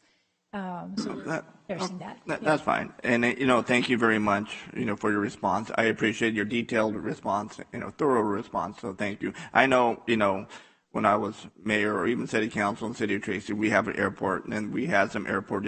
So I'm very familiar with, hey, don't get me wrong, Stockton Airport's a lot bigger than Tracy's, but, dealing with the FAA, I always got to make sure I don't say FFA, so FAA, and, some of the requirements that are put on, at least for a city or in, the county. So, again, thank you very much for being here and coming up and being so thorough.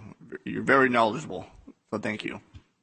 Before we have any other speakers, Supervisor Patty has indicated that Burrell apparently only has, less than 30 minutes to be available for participating. So is that what you would prefer to happen now?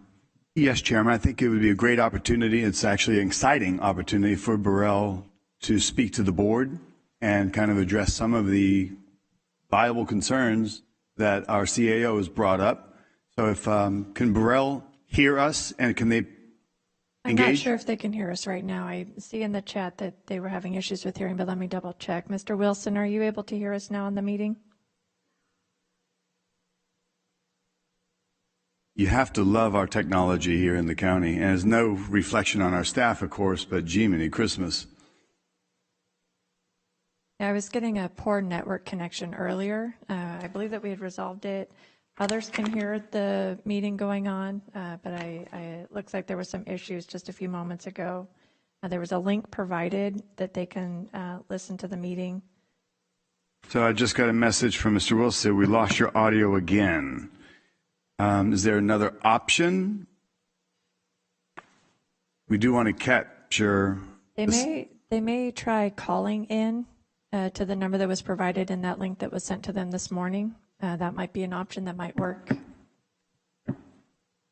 So is there a phone number we could tell them to call? A phone number and a conference ID with the email that I sent to Burrell that included a link to attend to this meeting.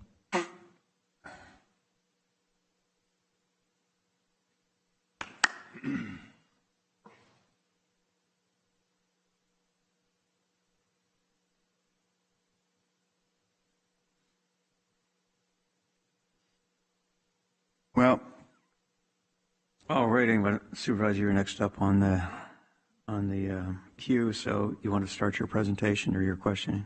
Sure, I will. And I'm hopeful that Burrell is able to log on. I happen to know, for full disclosure, I know Roger Wilson, who's with Burrell for a very long time. With full disclosure, he's never contributed a dollar to my campaign. Roger Wilson's engagement with Burrell is not contingent on a bonus every time he closes an airport. There's more money to him. He's a flat salary employee. There's no incentive for me to help a friend. There's no reason to insinuate that there's any type of favored nation or preference. I met Roger Wilson recently down in Los Angeles, reuniting with some friends. He told me about Burrell. I said, what about Stockton? He says, it's on our radar. They currently, as we speak, Burrell is in, I think it's, maybe it's Des Moines, Iowa. They're closing a deal right now with another airport. They just closed a deal, same type deal up in Alaska, and multiple airports as we speak. No, Baton Rouge. They're in Baton Rouge, I believe it is. So this is a company that's growing and on the move. And again, our CAO pointed out concerns, and that was great. He was invited to participate in a conversation a week ago, which would have answered every one of these concerns. As Supervisor and Vice Chair Rickman points out, in July it was a draft. The draft was followed by an email that says that Burrell's interested in leasing certain properties at San Joaquin, at the Stockton Airport. Please find attached a draft proposal for your review and consideration. As this is a draft, we welcome any comments you or the County Administrative Officer, CAO, may have and will be available to discuss those at your convenience. CAO was invited to participate but chose not to. So upon approval of any terms and amendments and changes herein by the CEO, they would look forward to presenting a proposed project to the Airport Aviation Commission, its Board of Directors, and the County Board of Supervisors. So nobody was rushing anything through. This was a proposal and an opportunity. Now, what's unique here is doing any development at the airport requires EIR. It requires an investment. It requires, in full consideration of a process that takes months, probably up to a year and a half, and that's why they've suggested a dual path. Now, Burrell would be assuming every nickel of cost for any type of analysis and bringing something out to the market. And here's the fantastic part. If and when Burrell comes back with a viable client, it comes back to the board for our approval.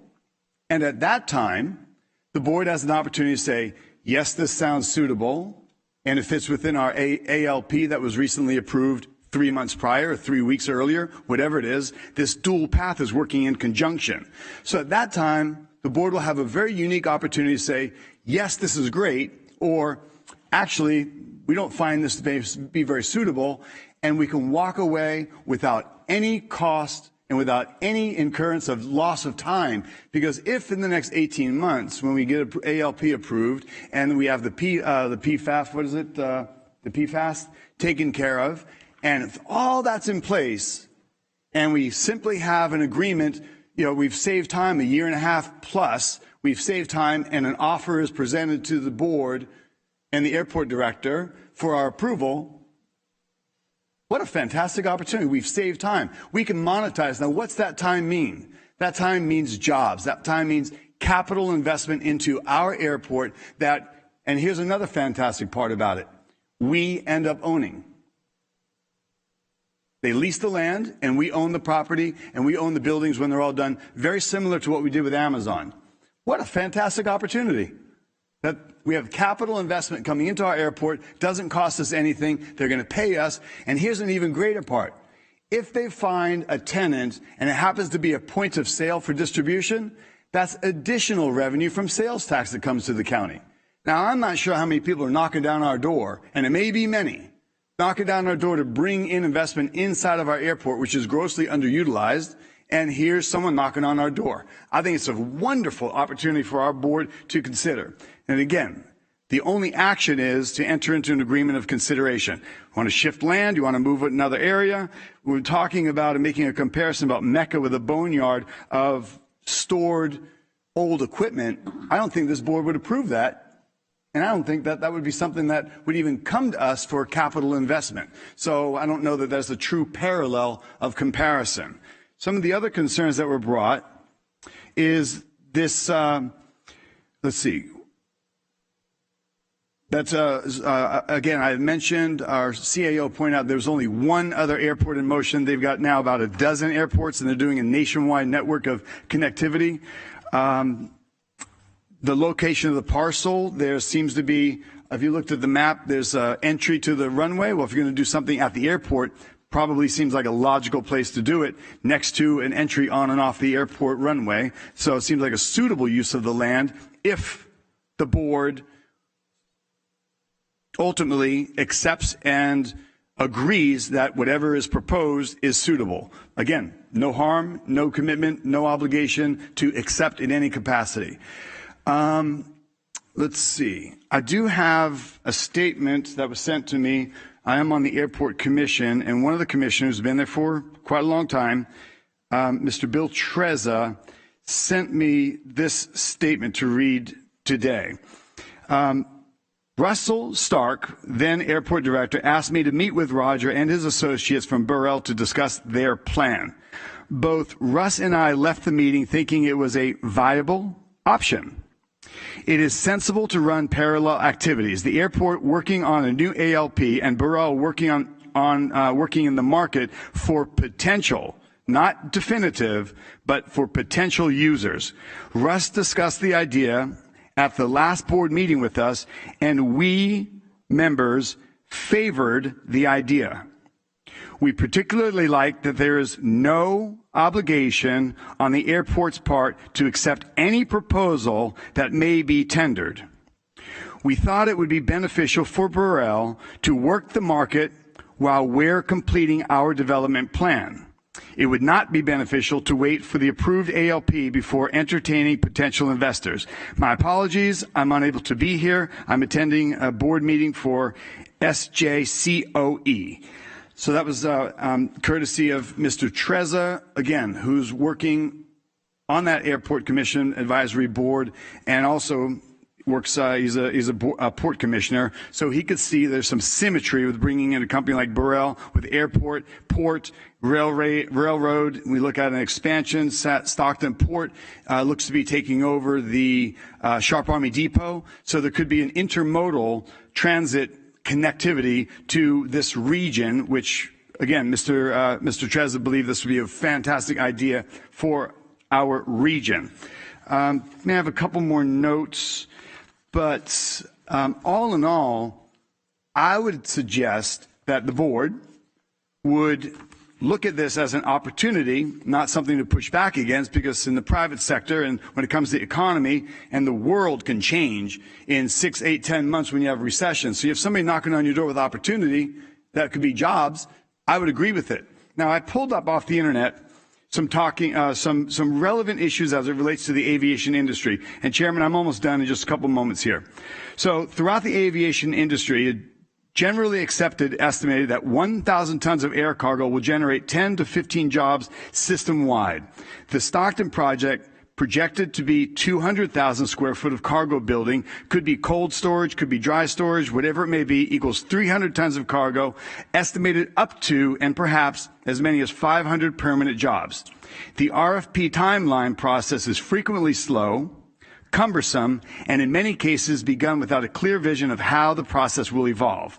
The private sector continually scans the airport sector of the air cargo industry and historically has submitted unsolicited proposals to construct cargo and/or cargo support facilities. The failure or inability to take advantage of an unsolicited proposal can have adverse long-term impacts and supporting services like climate-controlled storage and commerce via the unsolicited proposal process must be not only considered but also encouraged. These are general notes you find in the aviation industry. There is a precedent for the unsolicited proposal approach at the Stockton Airport per the completed and successful Amazon project. So we did not do Amazon through an RFP. We did an unsolicited proposal.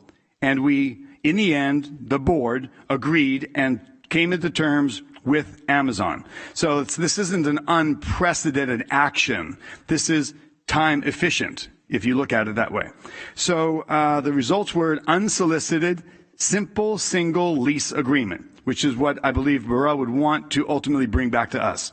At the first meetings, this was a note that I did get from Roger. At the first meeting with Russ Stark and Helena, our interim director, and Mr. Trezza, Russell said he viewed Burrell's Aviation's dual path strategy proposal in the very same light as the Amazon project, a standalone, simple, single lease development that did not require any kind of RFP. And because of that, he thought Burrell's dual path strategy made a great deal of sense. So I don't know if we have Burrell online yet. I know they have about 15 minutes before they catch a flight out of. They're closing a deal today at another airport, which will again add to their list of what's going to be ultimately, I believe, about 40 airports nationwide, and they're probably about 1/3 of the way closing those deals. So is Burrell online at all? Maybe they have anything more to add? Mr. Wilson, are you able to hear us?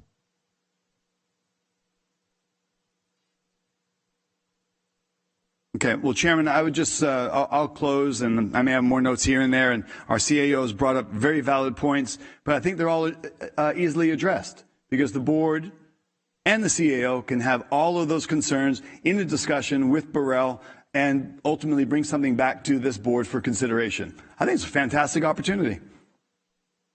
Supervisor Miller.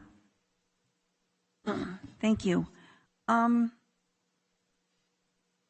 Well, I appreciate that this could turn into a fantastic opportunity, but we don't really know yet. It's very preliminary, and to cite the support of our former airport director, Mr. Stark, ultimately after, I mean, that was how he felt after an initial meeting, but after more careful review and digging in, it's my understanding that he did not support moving forward. Is that correct, Mr. Wilverding? That's correct, Supervisor Miller. And I also know from many years interacting with the FAA on behalf of the airport that revising the ALP is a complicated, highly prescribed process, and the FAA is very, very capable of dragging it out and simply not approving it. It is not easy to work with the FAA. I'm further concerned that without any additional analysis, that the $11 million we already approved for the apron project could be placed at risk. I also have some, I appreciate that sometimes deals come to us and we take a look at them, but I also know that we have worked with other partners at the airport for many, many years on developments. And it concerns me that we aren't casting a net here to see what other good proposals might come in, what other partners might be wanting to develop at the airport, and perhaps partners that understand this process better and are waiting for the ALP to be updated. This feels premature to me. I appreciate the fact that this is being presented as very loose, very draft, lots and lots of opportunity for everything to come back. But in the meantime, I guess my question to the CAO would be, in the meantime, how much staff time, both airport and your office, especially since we don't have a director right now, how much staff time are we looking at to continue refining this? And are we even in a process, are we even in a position to be able to enter into meaningful discussions with both the remediation efforts and the ALP update where they're at? Supervisor Miller, absolutely not. That was one of the primary things that I called out. Without an airport director, and with all due respect to Ms. Nussbaumer, and she's been great to work with, I don't think it would be fair for the next airport director. It would be like bringing on an assistant to some empty position. Why would you do that? You would wait until that person was there. That person may be more knowledgeable and have, like you said, you don't know what's out there because you haven't solicited, or they may have issues that aren't even visible to me. As I said, I'm not the airport director, and I do spend amount of time out at that airport because that's my hobby. And I was on the airport advisory committee for a number of years too, and as auditor controller, I had worked with the airport considerably. Still, I don't know everything that's going out there. I'm a proponent for development. I signed I believe it was 5 ground leases for Catellus out at Air Park 599. It's humming out there. We're doing a lot of very, very wonderful things in that whole airport facility. I mean, maybe Catellus would like to have a shot at this. I know they had mentioned that there's a parcel that abuts up to the airport called B5. I don't know if you're familiar with it. And they would love to develop that, and we would love to have them do that. But again, there's FAA-related issues in something that's adjacent to the fence of the airport.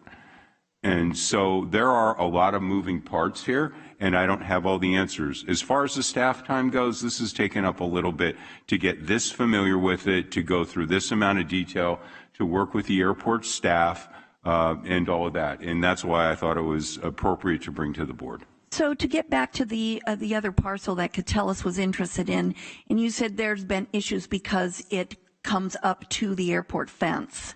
That's my understanding, Supervisor. And the FAA has been has had a lot of issues because of that, correct? They're much more stringent guidelines to what they'll allow the uses for as you get closer to and inside the airport. But this property is actually inside on airport property, correct? Yes. So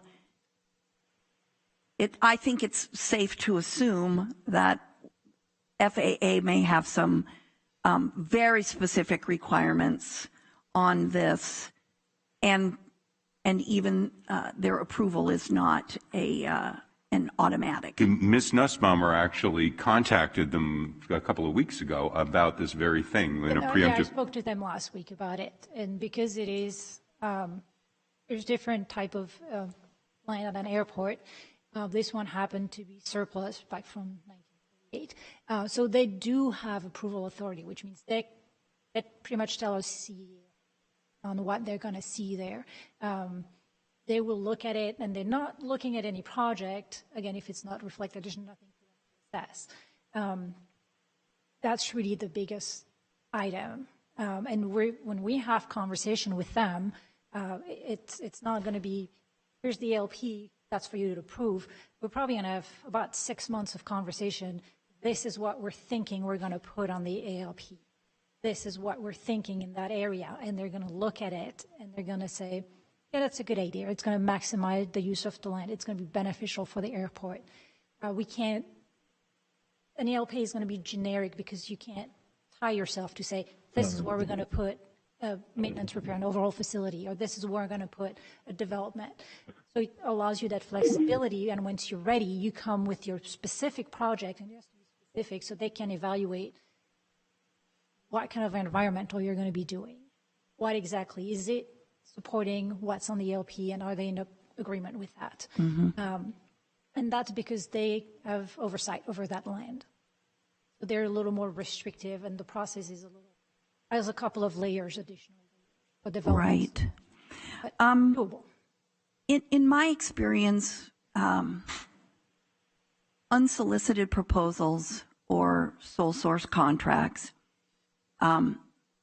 there needs to be a really, really compelling reason why you are bypassing the normal best practice for public dollars, which is an RFP process. And this feels like it's too premature to even be able to articulate why this would have to bypass that process and ignore all of our previous partners and not do the analysis that would ensure that this is a fantastic opportunity and, in fact, the best opportunity that we have available to us. So from my standpoint, I'm comfortable with our county administrator's assessment in terms of a timeline. If he feels very strongly that this is premature and doing this dual parallel fences us in a way that is not in the county's best interest, then I believe we should not move forward right now. We should take his advice, and we should take a little more measured approach to this. I'm not saying that this is not a proposal that might turn out to be a really good one and that this board might opt to pursue. But from my standpoint, I think it's too premature right now to lock us into it. Thank you.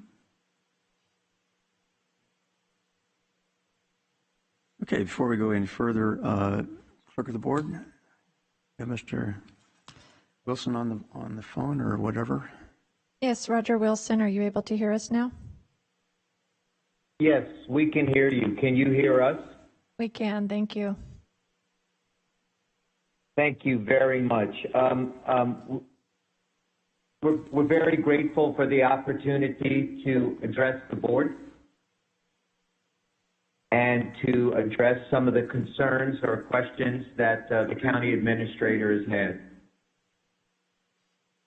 My name is Roger Wilson. I am the Chief Strategy Officer for the Burrell Aviation.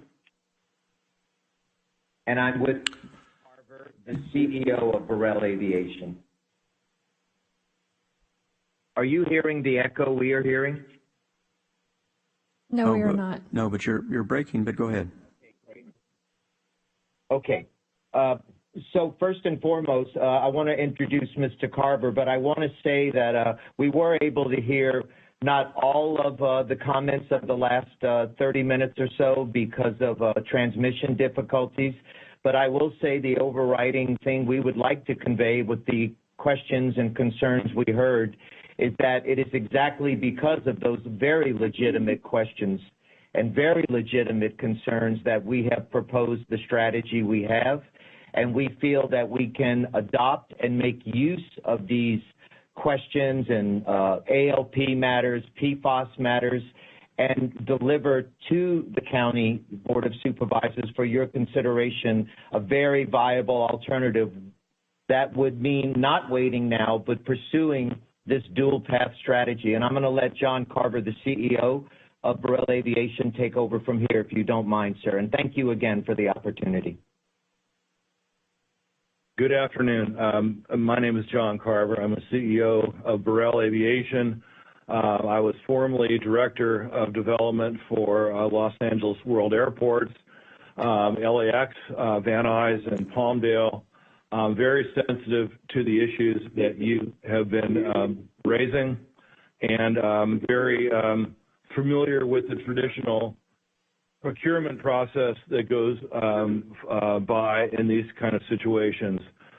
This path that is being presented to you is one that's being deployed at airports across the United States through Burrell, presumably through others as well.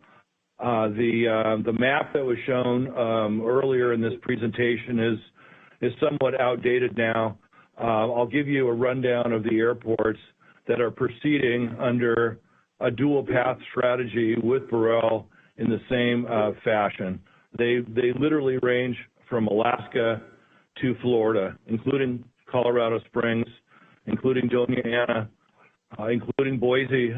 We are here in Baton Rouge, about to go in front of the Board of Commissioners for almost identical situation. The reason these airports are accelerating this is because of what this property represents, and that is a supply chain solution. And the supply chain has been part of the airport business that has been, I don't want to say overlooked, but has not gotten the capital intensity that passenger activities have. And we are in a place within our country that the supply chain is in dire need of being upgraded. And so this, the pathway that you've been proposed is one that is unique to Stockton, given your ALP and your PFAS issue, but almost every airport that's following this same pathway has something to do. It may be a widening of a runway. It could be the lengthening of a runway. In some cases, we have airports with endangered species that have to be relocated, or FAA grants that need to be matched. In your case, you have an ALP that has not been certified, and you have a PFAS issue that needs to be ratified. So this strategy is perfect for Stockton because it allows us to utilize that time, which your CAO projected to be 12, 18 months. It allows the airport to use this time to its advantage by allowing the highest and best use to be identified, one that ultimately, of course, needs to be incorporated and blessed within your ALP. I understand that as well as anybody in the room, having dealt with these issues for years now. At the end of the day, this pathway is designed to create a revenue stream and job creation at a pace that will eclipse a traditional procurement, the slower process that's been utilized for time immemorial. The projections that I think were in the package that you saw show that revenue and job creation will occur at your airport over 2 years sooner than the more traditional path. This is the same path that was deployed by Amazon at your airport. And when we evaluate airports as to where we're putting our investment, we look for precedents to follow. And there is precedent here in this strategy that was developed through the integrated logistics project that was done by Amazon. We are totally in agreement with the desire. We share the same desire to make sure the highest and best use is identified and procured at your airport. We want to do it sooner than later, and we want to create the jobs and create the revenues for the airport and position yourselves above the airports that have to do a procurement process. I'll give you an example. In Phoenix right now, we are accelerating a project in the exact same fashion as we are proposing to do here in Stockton. And the reason the Phoenix Goodyear is advancing that is because they know that if a use were to go to Phoenix Sky Harbor, it would have to go through a protracted procurement process, and it might make a difference between that use coming to Phoenix and going elsewhere. So we want to capture business. We want to bring it to your airport, and we want to do it in the soonest time period possible. Whatever we build on this acreage will be done with the compliance of your ALP, and by our projections, will generate hundreds of jobs at your airport, not to mention the multiplier of jobs that will occur throughout your region. I'll stop there, and I'm happy to answer any specific questions you might have. Any questions? I have a question. This is Chairman Nguyen. In regards to the hundreds of jobs, what are you talking about? I mean, you have a variety of potential businesses that would occupy this 10 acres. So when you say hundreds of jobs, what specifically are you relating to? 1 second, Chairman.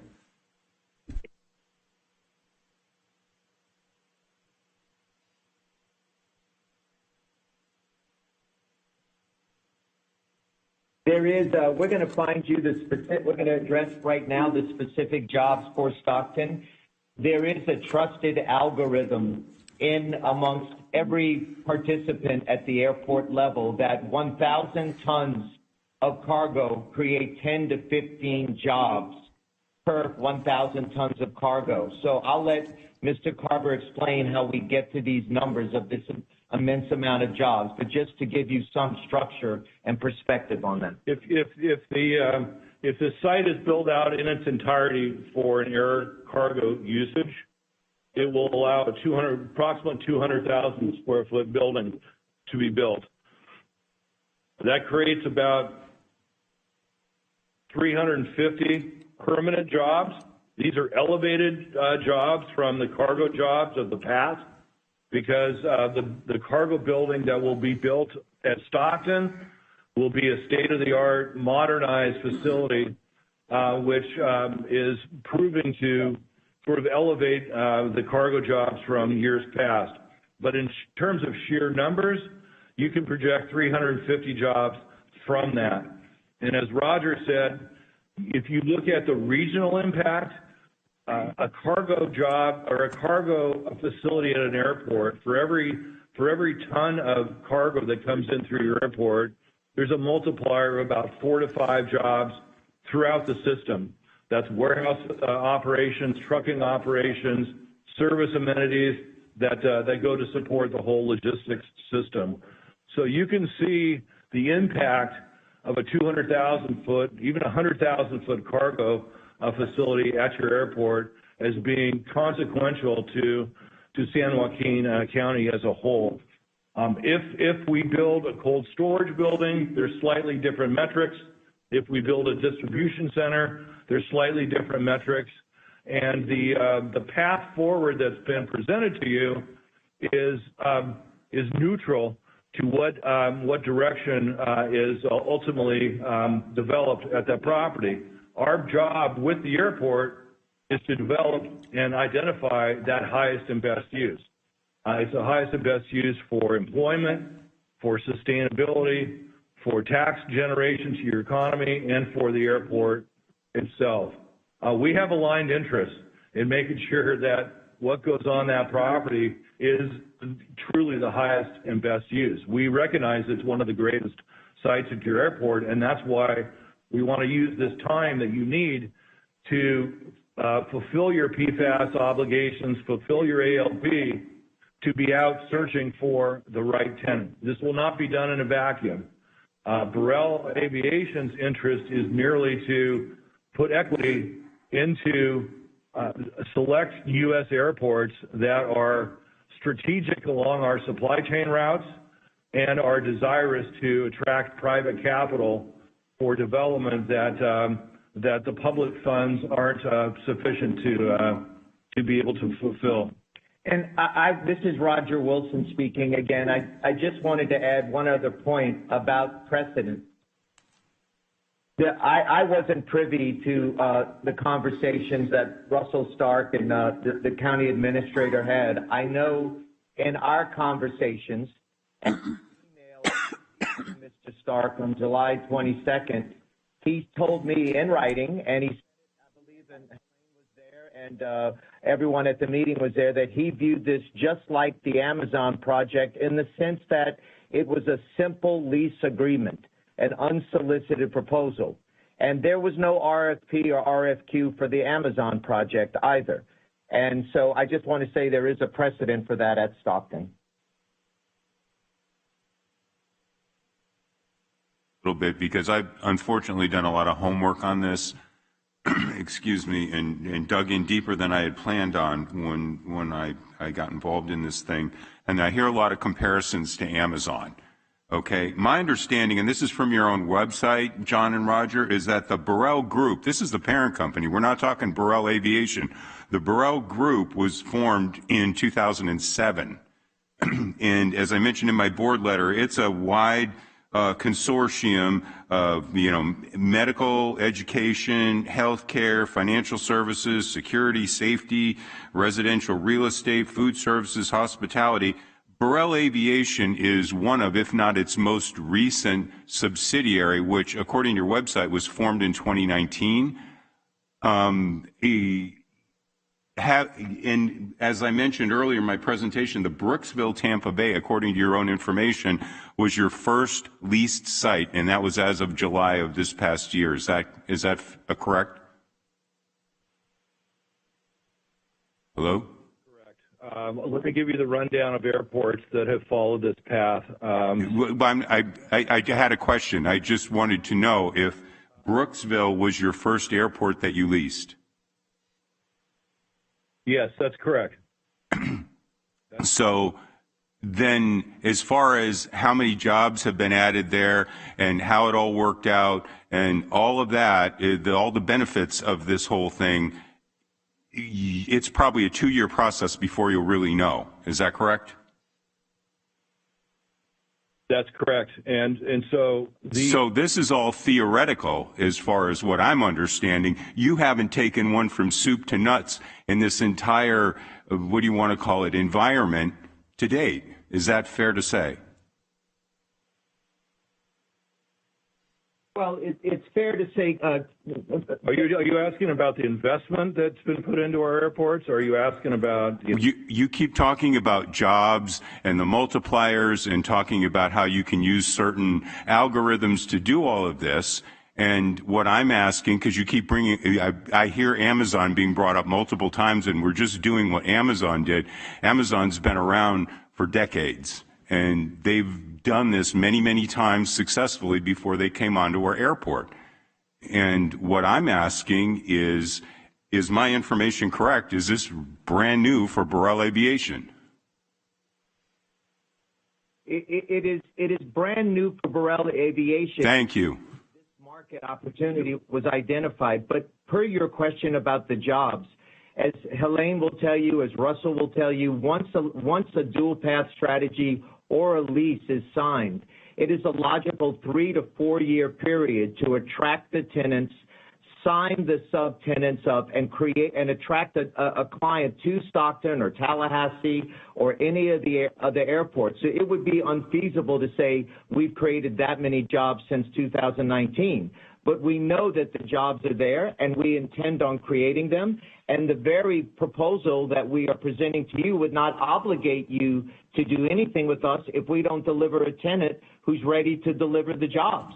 So you're not going to be put in a corner with us by any means on that. And one thing that we haven't had the chance to say is while you're working out the ALP issues and the PFAS issues, we are going to be spending dollars to do everything we need to do to get this airport and this project ready for success at our own risk. Stockton is not the only airport in this predicament. Like I said before, we've got airports that have matching funds that need to be provided for grants. We have airports with endangered species that need to be relocated, runways need to be extended, and the alternative to this pathway is to wait until, as you said, 18 months from now, and then begin a study, and then begin a procurement, and then begin to identify uses, and then begin construction, and then the employment that you're referencing is created. And that's 2029. So airports around the country are not waiting until 2029 to be able to create new jobs and new revenues. And this is a pathway that's ideally situated for an airport like Stockton, because your property is not shovel ready at this point in time anyway. So all we're looking to do at our expense, at no risk to the airport, is to use this time to our mutual advantage to identify the highest and best use, the highest employment generator, and when that happens, the equity to build the building will be there. And the financing to build the building will be there through the private sector. The airlines do not have the capital right now to invest in infrastructure. The operators don't have the capital. Why? Because their money is going into improving their aircraft fleet. And for airports that don't have money set aside in their capital improvement plan, I worked at one at LAX, for cargo, for cold storage, for logistics, for MRO. This is a path that's being embraced across the country. Yeah. And just to say about the timing, you know, this really has been stimulated in a large part because of the COVID pandemic. And Dan Burrell had the foresight to be studying the airport sector and where the holes were in 2019, but it wasn't until 2021 that consultants were calling on their airport clients around the country and saying, you're running out of space for cargo, and for airports like yours to see the opportunity to be able to capture some of that overflow. We want to bring that to you. We want to bring equity. We want to build infrastructure. At the end of the day, that gets handed back to you. We are excited to move forward. Like I said, we're here in Baton Rouge doing the exact same thing in about an hour with their commission, and we think we'll get a unanimous vote from them. And I just want to reiterate, my only comparison to Amazon was there was precedent for an unsolicited proposal. We're not pretending to be Amazon. No one can pretend to be Amazon. Yeah. Thank you. Supervisor Miller. Thank you. The county administrator actually keyed in on a couple of things that I had taken notes on. Burrell Aviation was just formed in 2019, and judging from the map that we were shown,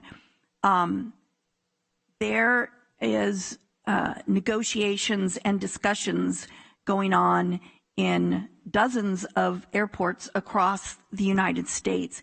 That's an extremely aggressive plan for a 3-year-old company, and I have a lot of concerns because it's brand new. There isn't a single one of these that has progressed to the point that you can demonstrate not only your ability to complete a development, but to attract top quality tenants and to generate the jobs that you project you're going to generate.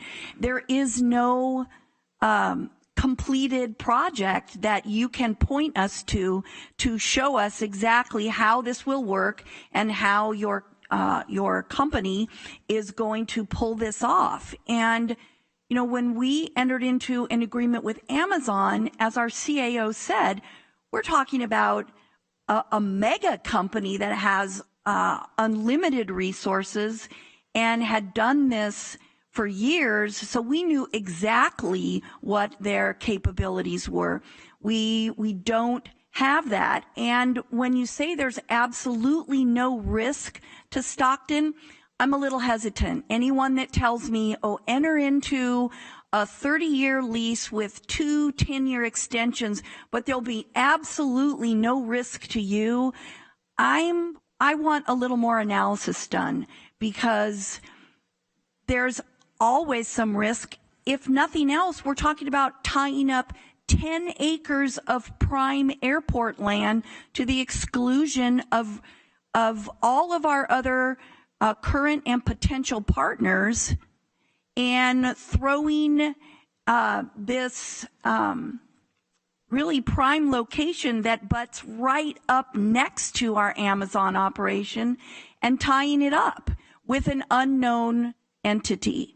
And I don't pretend to be a financial expert, but we do have people here in the county, and we will have a new airport director who will have a very high level of expertise in terms of planning for our airport. Our CAO has decades of experience in the financial sector. When they tell me that this is a little premature and this is moving too fast and they don't support it, I have to listen to that, because that is proven experience, and my job is to ensure the financial safety of the county. I respect that position. There's no request for a 30-year lease here. What we are asking for is to use to which that property is not developable, to be working with the airport to identify the highest and best use, and for you to know that there is capital that when that use is identified and when the property is ready to be developed. It's not shovel ready today, I'm sorry to say. If a testimony is needed, I can send you to Colorado Springs. Colorado Springs, we signed up our agreement with them in about 4 weeks ago. We had a use literally the next week, and they came to us because they realized that they could be operational 18 months quicker than the site they've been looking at in Dayton, Ohio, the airport they've been looking at up there. It's a government contract, a DOD contractor, and speed to market, just like in the supply chain, is crucial to them selecting one airport versus another. So there is testimony, and I'd be happy to provide you with the references needed to the counterpart airports across the country that are in similar situations. It's important, I think, to keep in mind that your land is not developable today. And as your interim director has indicated, it requires approval of an ALP and a PFAS issue. So you're not sacrificing any business by moving forward with a dual path pre-development agreement. You're merely using this time to be able to identify what the use is that you want there while you're doing what needs. Almost every airport has something to do before it can be developed, and you're in the same situation. So the alternative to a Burrell plan is to wait until your ALP, wait until your issue is approved. That's 8 for now, and you can see in one of the exhibits the timelines for a traditional path versus the accelerated path that your sister deploying elsewhere in the country. And it's a 12 to 24 month time horizon for accelerated revenue and job creation. Supervisor Villapudua. Thank you, Chair. Sir, I'm just curious, have you looked into Air Park 599? Everything you're describing sounds like a perfect fit.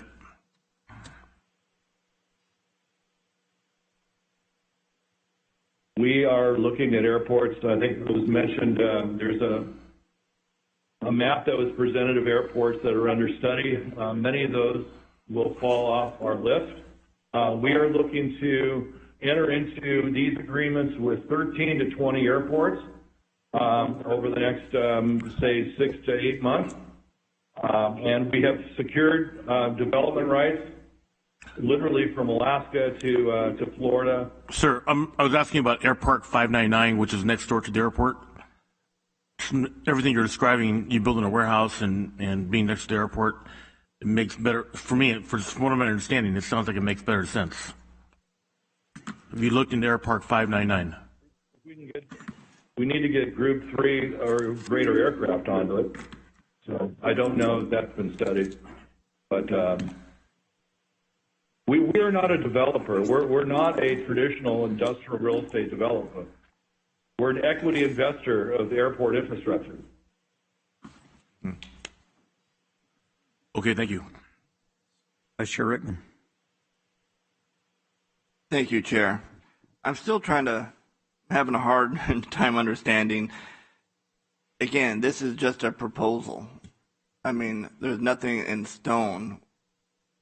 You know, why wouldn't we talk and to see if there is a possibility so we aren't missing out instead of just rejecting it outfold. That is what I still don't I don't get it. You know, we're talking, and I hear some from the board, well, you know, there might be something better. Well, you know what? There might not be. And, you know, what's the highest and best use of the property? Without further discussions, I mean, how do we know? I know I've been running back and forth trying to find my notes, and I knew I saw something about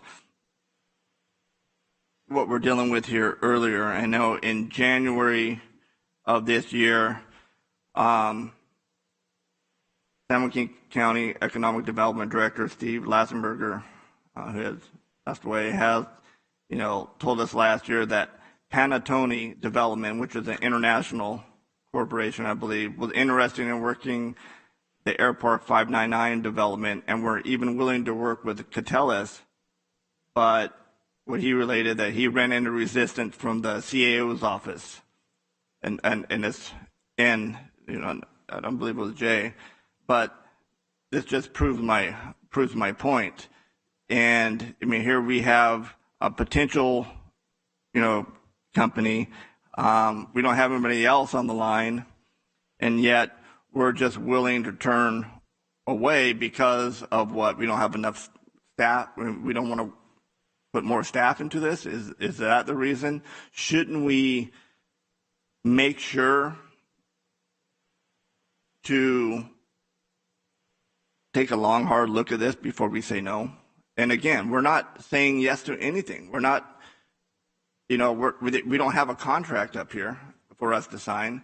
And what about the Airport Advisory Committee or Commission? What have they stated? I mean, somebody mentioned Bill Trezza. Shouldn't we let them on the ball game? It seems like we're making our opinion on one individual, and that's our CAO. And I have an issue with that. Hey, CAO is a smart guy. You know, he knows this stuff about numbers and stuff, but so does other people. I mean, there's a reason we have commissions and committees, and there's a reason we have a whole team underneath him at the airport that, to me, again, I just don't get it. I mean, it looks like we have a history of just saying no when it comes to the airport. Unsolicited proposals. I mean, we should be so fortunate to be a county in which businesses are coming to us and want to build here. That is what we want. We have to be business friendly, right? We shouldn't be turning business away for, you know, without giving them, I want to say due process, but that's not the correct word. Adequate.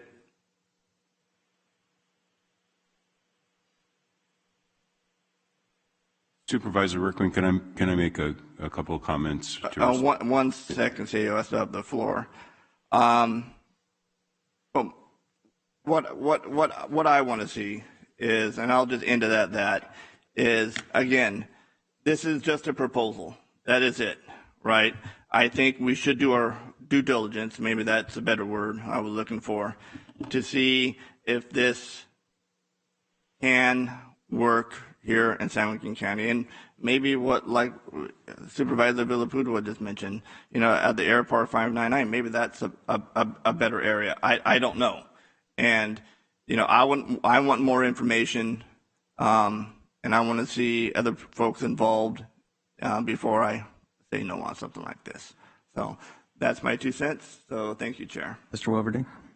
Thank you, Chair. I just wanted to mention, Supervisor Rickman had mentioned a comment about an economic development proposal in Canatoni, I believe was the name you mentioned. Right. I'm unaware of that. I'm not familiar with it, but I am familiar with something that Mr. Landsberger had pushed in my direction, and it was about, and I'm not going to mention the retailer's name, they have a warehouse out there, they were already established, And it was about giving them a 75% rebate on their property taxes when they had already located there.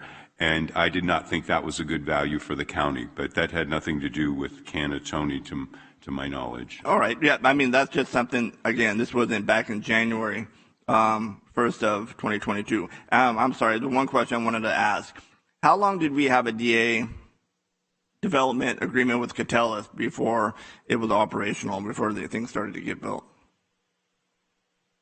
That's a good question. I don't know. That predates me in the county administrator's office. Mr. Brucker? Good afternoon, Adam Brucker, County Administrator's Office. Supervisor Rickman, through the chair, we had an agreement with Catellus from 2008 to 2018, and then we renegotiated that agreement, and so we've had another master development agreement in place since October 2020. It's a 10-year agreement. Okay, I was just wondering, and when did, how long, well, that DA was 10 years, and before they went operation and started building, and the number, so it took over 10 years before? It took over 10 years. There were a number of issues, not just with the FAA, but with getting utility service from the city of Stockton. You had the Great Recession in the middle of that, and also a renegotiation of our deal because of the changes in the market. Right, and development agreement, that's one of the reasons you have them. They are pretty flexible sometimes. It depends, I guess, how you negotiate them. But, I mean, hey, that kind of just proves my point a little bit. And again, my point is this, is we know we shouldn't be turning away potential businesses without making sure it doesn't fit. I mean, I think it's not business friendly. We should be business friendly and giving businesses that want to move here in San Joaquin County, making sure we do the due diligence and making sure if it works or not. And that's all I have to say. So thank you. I do want to add, if I could, through the chair, just a clarification. So the current Air Park 599 project is, as you mentioned, we have a development agreement solely with Catellus. So this isn't something, that we could consider without Catellus, and a renegotiation of that agreement. So they have the sole development rights to that property. No, exactly. Supervisor Villaputo mentioned it. But again, this just proves my point is, who knows? Maybe Catellus is interested. Maybe they're not. I mean, there are so many unanswered questions that, we all don't have up here. And just to turn our backs and our blind eye, I think is, again, not economic development friendly when that's one of our strategic plans, for one. And again, making sure we have the image of being a business friendly county.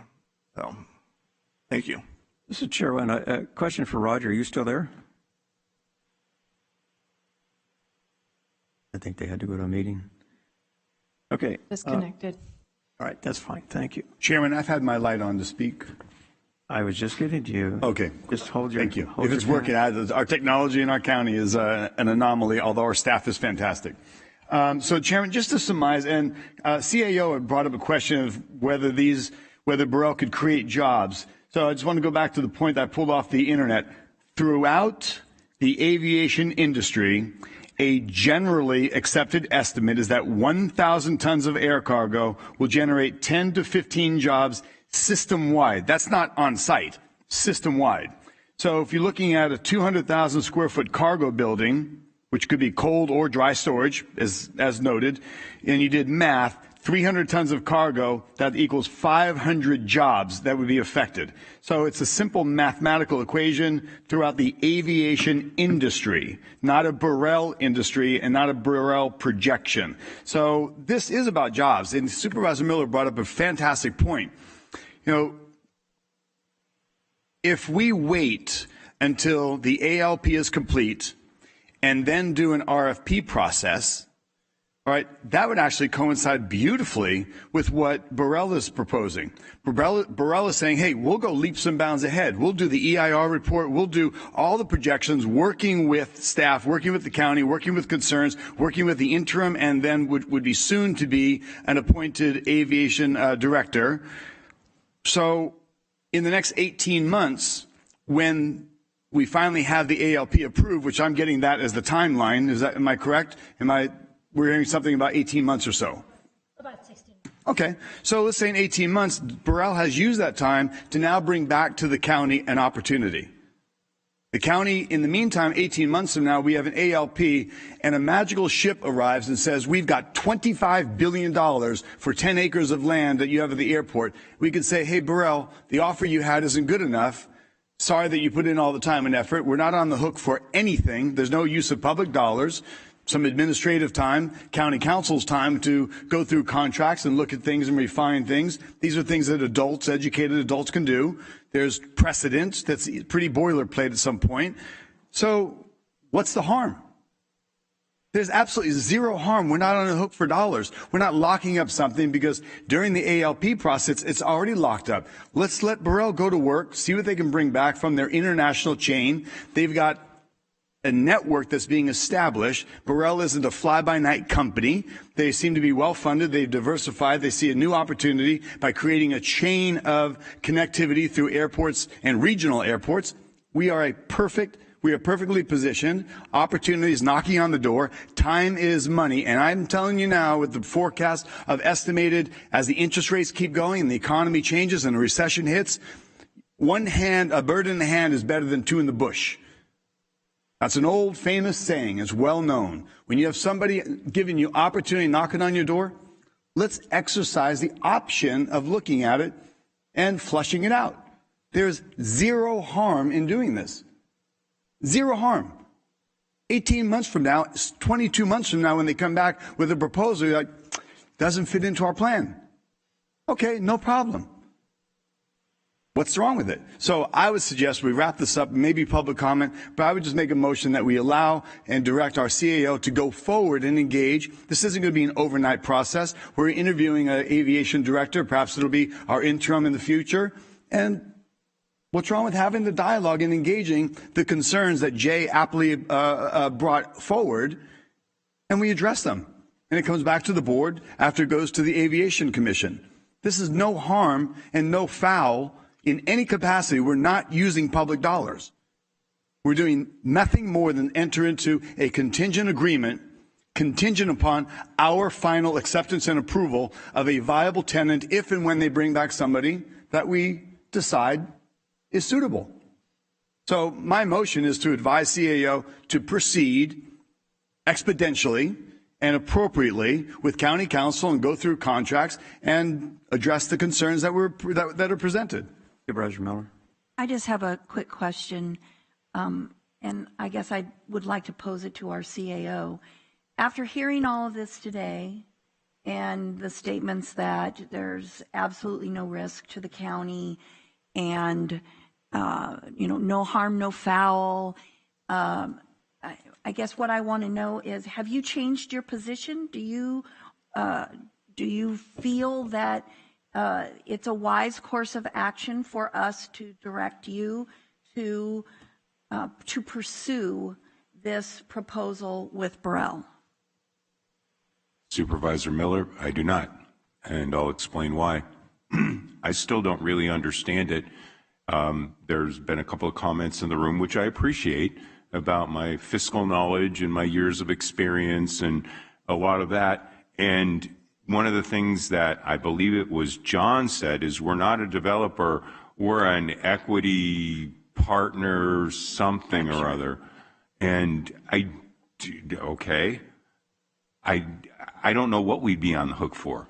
And I would hate to see the organization, as I mentioned with Mecca, not that it would be exactly the same thing where we have a bunch of leaky oil equipment on the, I get the board isn't going to approve that, but wind up somewhere where it didn't intend to be because we did something we didn't truly understand at that time. That's my concern. I would rather not do something than do something unfortunate. And I don't understand it. I'll be honest with you. I don't get it. Then why not engage to get the answers for what you don't understand?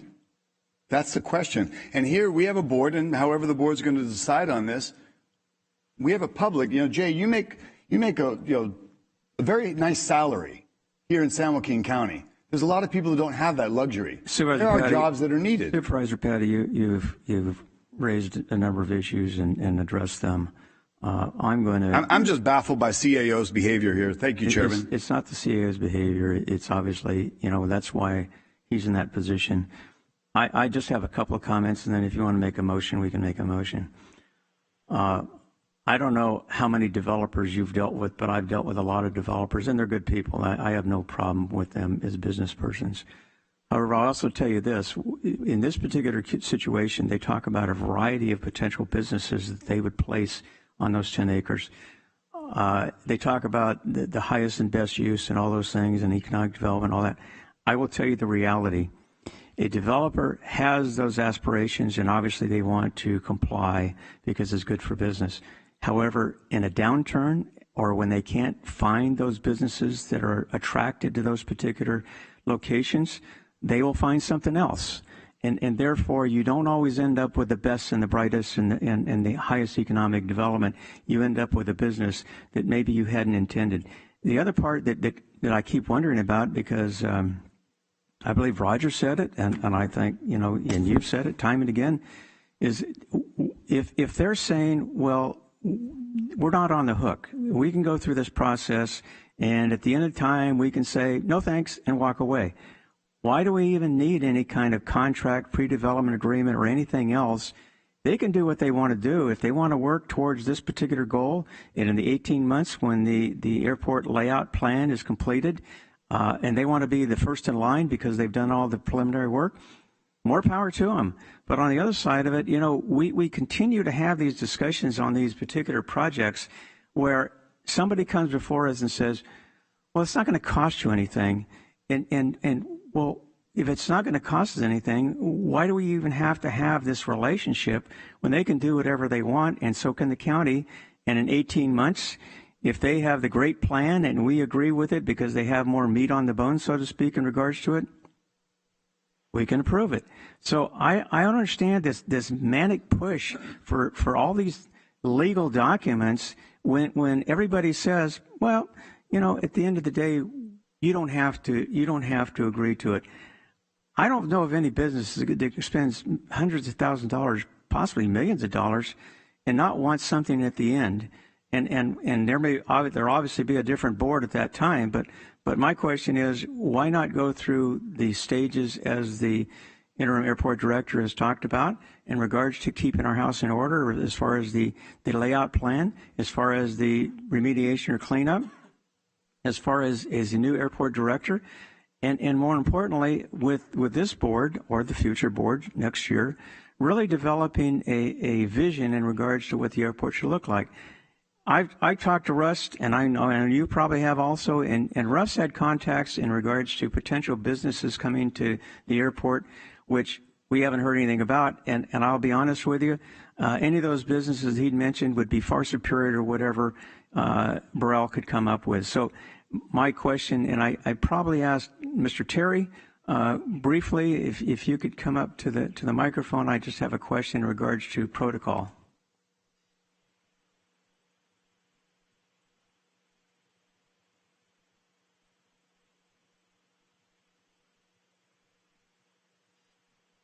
I'm a firm believer that when the county spends money on particular projects, that every business that can provide that service or that material or product or whatever should have an opportunity to compete.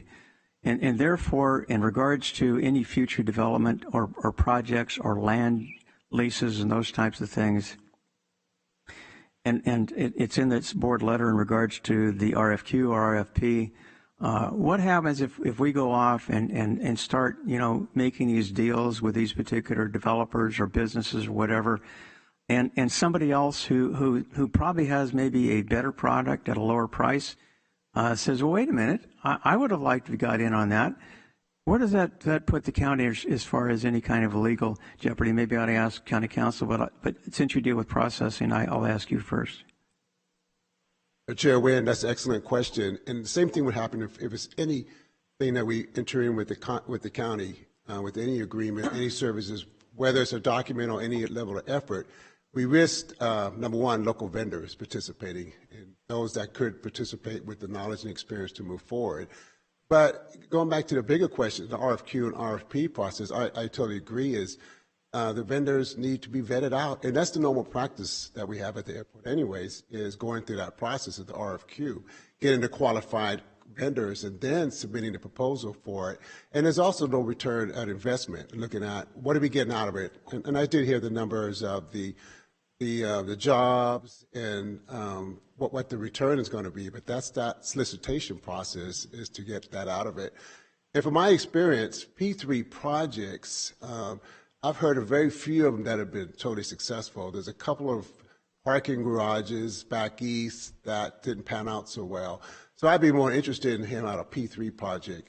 But back to your original question is that we do run the risk of potential vendors, especially if they're local, complaining and protesting and addressing the board with those complaints.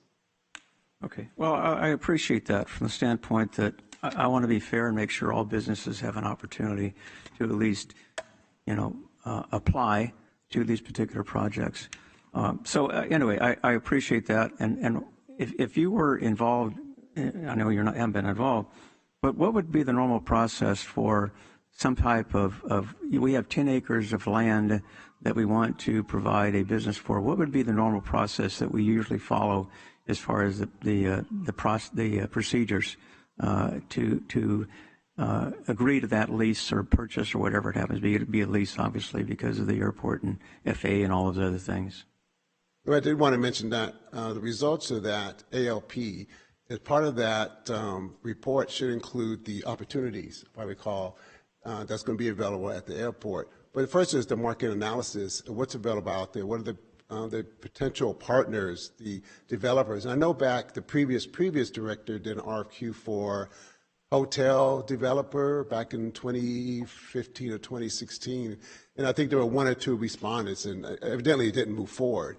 But part of that was the market outreach, is determining at that point in time what was available, what's in the economy. And it also goes back to the market labor analysis that we need to determine what's out there. Okay, and then the last question, how do we determine, would we determine in this situations that have been proposed, how do we determine the lease amount? I mean, is that something left for 2 years or 3 years down the road to determine, or is it part of the pre-development agreement as to what the lease terms would be in regards to? Because I see a lot of legal documents. I'm assuming there's a lot of information there in regards to what the county is responsible for and what the developer is responsible for. So how do we, at this point in time where we have no idea, other than the 10 acres of land, we have no idea what's going to be there, what kind of impact it's going to have. For example, maybe it's maintenance on general aviation airplanes, which at that particular point would certainly cause some congestion in regards to Amazon or any other company that would land there. So how do we make those determinations without any details other than just they got an option on 10 acres for something in the future? We have no idea what that would be. I have no idea. I keep keying on this is prime land, prime development land. And each lease is structured differently. So it's going to depend on what comes out ALP and what's in store for the economy. There's a whole bunch of criteria that can involve. So I couldn't address how we would structure it as a standard way, because each lease is structured differently. So essentially what you're saying, we're flying blind. Okay, great. Thank you very much, Mr. Chairman. Chairman. Supervisor Villapuja.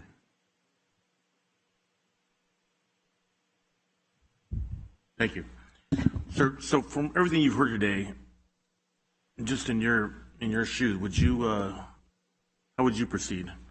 You're better off letting the company do their own research, or would you come into an agreement? I would wait for the results of the ALP to get that confirmed and finalized. And from that, the airport's knowledge and experience, their staff is to go ahead and move forward with whatever results that come out of that. Okay, great. Thank you very much. Vice Chair. Mr. Miles, I have a question, and this has been brought up a couple of times. And it's not illegal to get unsolicited proposals, correct? No, it's not illegal. No. And so if a business comes to San Joaquin County and wants to build a business, do we have to tell them to stop? And so, I'm sorry, we can't. We have to go to an RFP? Well, it depends on what the process has been established by the board. I think that in the past, that the county looks at these resources that it has available, like the airport, and takes into consideration that you're talking about taxpayers' money to some certain extent. And for that reason, when doing these big projects, often goes out and gets an RFQ to make sure that they're dealing with the most appropriate developer or investor or producer of that widget. Right, but the county is not putting forward a widget or even a proposal. County's not doing it. County's not soliciting anything. When I'm saying you have a business that comes in and without any due part from the county, and can that business come in without doing an RFP? Businesses often come in and make their own proposals. All right, thank you. And I mean, there's some, I mean, if you're going to talk about business and, you know, all due respect, then that's the reason you're not a lawyer, I'm not a lawyer. That's why we have a lawyer, you know, sitting here. So I just want to make sure that's clarified. And second, I'm not getting this or what, you know, but what's proposed? We're not entering into a DA agreement, correct? Is that correct? That's a yes or no answer from anybody. Well, to the chair, I have not read the letter, and so I don't know what's in it. I'm sorry. You know what? I'm sorry to cut you off, but I just want to get this forward. Mr. Wilverding, are we entering into a DA agreement? Supervisor Rickman, I'm not sure how you would classify. We're not entering into anything. Oh, okay, that's exactly what I want to know. There's no contract is being signed, correct? Correct. Right. So I still, with that being said, there's no contract, there's nothing binding on the county. Why can't we look, I mean, director or CAO or whoever it may be, to go talk to them? I mean, that's what I want to know. I mean, that's just what I want. I want to see, what I would like to see is, hey, you know, there's a possibility, we don't know, there's unanswered questions, CAO, go talk to this company and let the board know at a later time. So where is the liability to the county on this? Is there anything? I don't believe there's any liability that exists. No, from I mean, I can't think. I mean, again, I mean, based on my experience, you know, in city government, and you look at the city of Tracy, and probably in South County, we've had a lot of businesses come through, and I've had to deal with a lot of those, and a lot of these are just like this.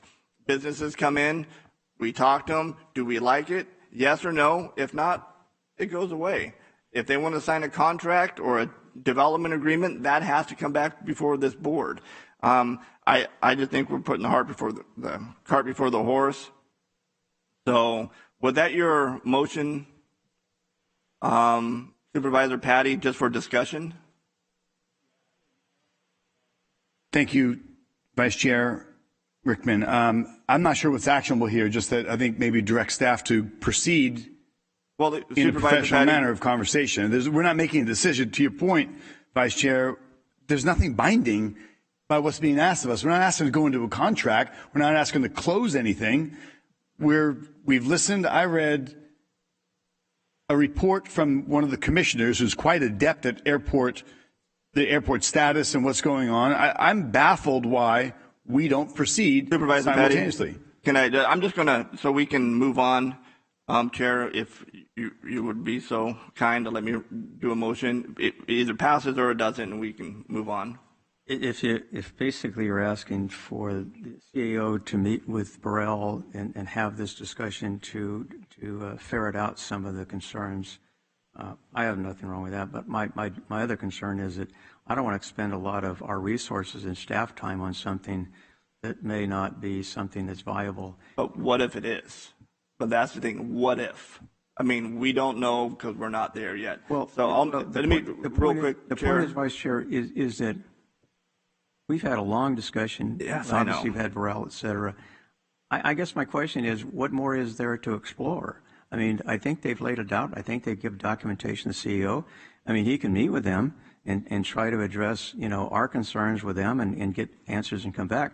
I have no problem with that. I mean, that's a simple request, and certainly it may resolve some of the issues. Right. So I'll make that in a form of a motion. I'll make a motion to have our CEO meet with Burrell, I believe it is, and discuss the proposal and some of the concerns that this board and our staff have. Is that an adequate motion, Counselor? I think we got it all. Okay. So that's my motion. I'll second. Okay, I have a motion and a second. Please vote.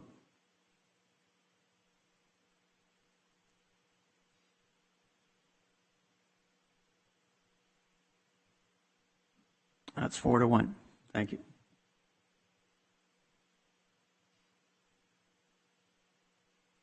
All right, moving on to our next item.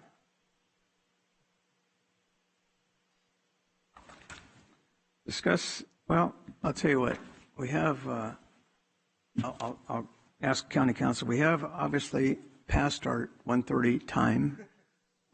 We have individuals here, and nothing against attorneys, but I know they cost money. So can we rearrange the schedule? Because I know we go after 1:30 with our 9 o'clock agenda. Can we move some of the morning sessions beyond the 1:30, or do we have to do it all in order? Typically, we do it in order, but unless there's some objection from the members of the board, you can arrange your schedule. Any comments, concerns, as far as doing the afternoon sessions, since we have staff here, and I don't think they want to sit here all day. Chairman, I'm good with that, except some of the attorneys that do get paid hourly might be disappointed if we move them forward in the agenda. But I think they also might appreciate their time to be freed up afterwards. So I'm good with it. I don't think any of the attorneys I see would care. Here, we have take like a 5-minute recess. Really?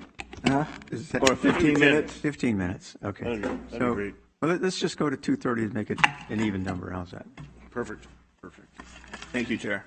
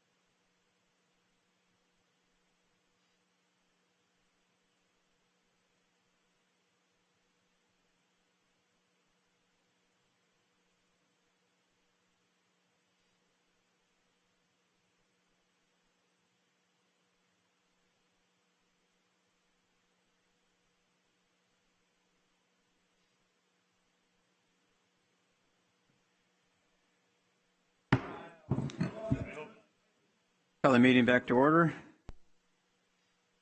All right. Jolly, welcome.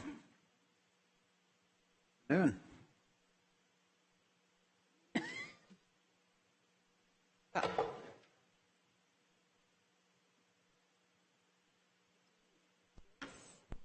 Have a presentation.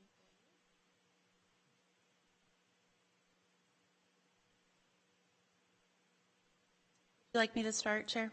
Go right ahead. Okay. Thank you. Good afternoon, Chair Wynn, members of the board. We are here today for an update on the agricultural industrial zone and general plan that we created back in January of 22. The board approved the creation and establishment of new general plan policies for the AI general plan and zone back in January, and then actually through a county-initiated zone reclassification and general plan amendment, changed the zoning of 36 parcels in the county. The locations were selected due to a variety of locational criteria, which will be discussed during this presentation. At that hearing, 2 property owners requested to be included in the AI general plan and zone reclassification, and ultimately, after discussing, the board directed staff to review the sites, prepare a report back to the board about the feasibility of the 2 sites. Staff has spent the last 7 months reviewing the existing policies and determining whether some of these policies should be modified. This report today will include proposed modifications for consideration as well as discussion of the 2 potential sites. The overall idea for the AI zone is to look at parcels that are not ideal locations for farming due to a variety of reasons: type of soil, size of parcel, location, or configuration of the parcel. The idea was originally to create this zone to provide a solution to the lack of truck parking and truck sales facilities in the county. Illegal truck parking has been an ongoing problem for this county for many years. The creation of the new sites for the potential truck parking locations is intended to be part of the solution to address this problem. Overall, AI properties will still permit all agricultural uses currently permitted in the general agricultural zone, with a few more options. So far, the Community Development Department has received 3 land use permits for the AI zones and a few additional requests for consideration to change the designation and zone of about 3 other parcels. The current locational criteria was determined after conducting outreach to stakeholders, conducting study sessions with the Planning Commission, and then additional research conducted by staff. Ultimately, the main criteria included a few key points: that sites should be located within a 1/2 mile radius of an interchange along State Route 99, I-5, I-205, and I-580. This was to keep the potential impacts related to truck traffic to a minimum. Sites which should not be classified as important farmland, or which includes prime farmland, and it should, as designated by the California's Department of Conservation, and properties should not be located under Williamson Act contract or farmland security contract. The recommended size parameters were between 1 and 20 acres, and there's a prohibition currently for parcels located inside the primary or secondary zone of the Delta. So the possible modifications that staff has been reviewing for the last few months have to do with some of the locational criteria. Some of the locational criteria, we recommend that it remains as is. So the first one is, when looking at the original ordinance, when we presented that with the potential locations, the board rightly pointed out that the ordinance would not provide very many options in the south part of the county. And this was mainly due to the fact that there are a limited number of interchanges along I-580, and I-205 is mostly within the city limits of Tracy. To address the concerns for the lack of locations, and as a possible consideration, staff recommends that the board consider amending the locational criteria to include additional options for AI properties with frontage along major thoroughfares such as Highway 4, 12, and 88. I recognize that those are not in the south part of the county, but when we started looking at other areas that might benefit from having some flexibility for truck sales and truck parking, we identified those routes as major thoroughfares as well that could benefit from that. But then consider a less restrictive set of locational criteria parameters for the south part of the county along I-580 and State Route 132. If we do that, that could allow parcels for consideration if they were located along an approved truck haul route, which would be looked at for each request to change the zoning and general plan, as well as through the land use permit. Parcels would still be subject to the rest of the criteria in the general plan. Because the AI zone is intended to find alternative uses for parcels that may no longer be viable for farming, staff recommends that the requirement that a parcel not be designated as important farmland, which is the prime farmland of statewide importance, we recommend that that remains in effect as a policy. And the existing policy that limits the parcel size between 1 and 20 acres was originally intended to prevent the unnecessary conversion of parcels that are viable for farming to non-agricultural uses. However, upon further review, the board may want to consider some flexibility for parcels that are over 20 acres if it can be proven that the site is no longer viable for agricultural purposes.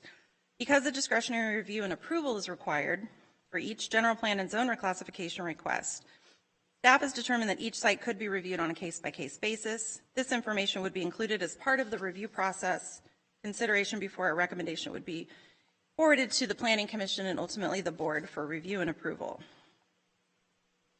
As stated previously, it is recommended that the parcels under Williamson Act and Farmland Security Contract not be considered for the AI general plan and zone. Parcels located within the primary secondary zone of the Delta were originally excluded from the AI locational criteria in an effort to provide a streamlined solution to the lack of truck parking locations in the county. At the time, we realized that it would have taken a much longer time to hash out the Delta issues, and we had had some meetings with the Delta Protection Commission and ultimately decided to exclude it at that point. Since then, after further review, staff has determined that the prohibition completely of AI parcels in the primary or secondary zone of the Delta may be unnecessarily restrictive, and that each request for the AI zone could be considered again on an individual basis, with the Delta Protection Commission being one of the agencies reviewing the request for compliance with their land use and resource management plan. I'd like to briefly just go over the two locations that originally started this discussion. The first one is owned by Mr. Mario Jacks. It is a 14-acre parcel highlighted in red. It's a little bit hard to see. Located along Highway 4, it's about 3 miles west of I-5. It's adjacent to the city, and it's located near the Port of Stockton, and it's zoned AG80 currently. The property is not classified as prime farmland, nor has it been farmed for well over a decade. It's also an irregularly shaped parcel, which makes farming difficult. And finally, it is located within the primary zone of the Delta, and initial discussions with the Delta Protection Commission indicated that the site may still be considered for non-farming activities, and that would be evaluated during a general plan amendment or zone reclassification permitting process in greater depth. The second location is a 31-acre parcel located at the terminus of Tracy Boulevard near I-580. This is a parcel that's also not classified as prime farmland and was previously used as a quarry site, but has been reclaimed for over a decade, and the site is zoned AG40 with a general plan designation of OSRC, which is Open Space Resource Conservation. The site's the site is not located within the primary or secondary zone of the Delta, but currently does not meet the locational criteria of being within a 1/2 mile of an interchange where direct access could be provided. Rather, the trucks take an approximate 4-mile route from the Corral Hollow exit off of I-580, and they go north to Linney Road and then south to Tracy. So it's a little bit of a roundabout. This parcel, in addition to the previous parcel, could potentially be considered for AI if there were modifications as discussed and recommended tonight or this afternoon. There we go. In conclusion, it is recommended that the board accept the report on the potential AI designation for the two parcels discussed today and provide direction to staff on possible modifications to the AI general plan land use policies. If the board directs staff to process a general plan text amendment and review the review and consideration of the Planning Commission and ultimately the Board of Supervisors would probably take about 3 months. And if modifications are approved, then the 2 parcels discussed today could potentially submit for their own general plan amendment, zone reclassification, and ultimately a land use permit if they choose to do so. And these, again, would be reviewed on a case-by-case basis. Thank you. This concludes my presentation. I'm happy to answer any questions. Any questions? Okay. With this, any public comment? Mr. Hakem.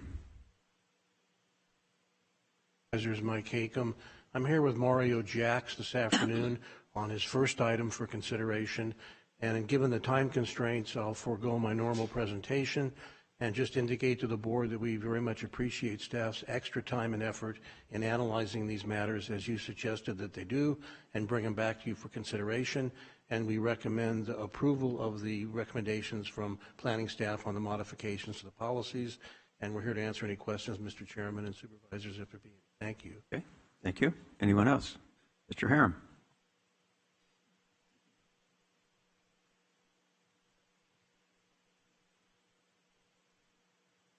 Chairman, members of the board, my name is Steve Harum. I represent Tracy Dirt. Thank you for this opportunity to comment. We agree with the staff report, particularly with the idea that you need flexibility of looking at this, and we would only have 2 asks of you today, and my client is here. Under the criteria that relates to the Tracy area, we may not have an approved road all the way to our site. The approved road may end a 1/4 of a mile next to another industrial site called CMEX, and we're the next one, and we're a 1/4 of a mile away. So we would respectfully ask that the direction that you give to staff have the criteria, have the change which you see in the red line that was just handed out that says it's substantially approved truck route. That allows us to apply for an application. It allows the staff, the planning commission, board to still determine if they think that works.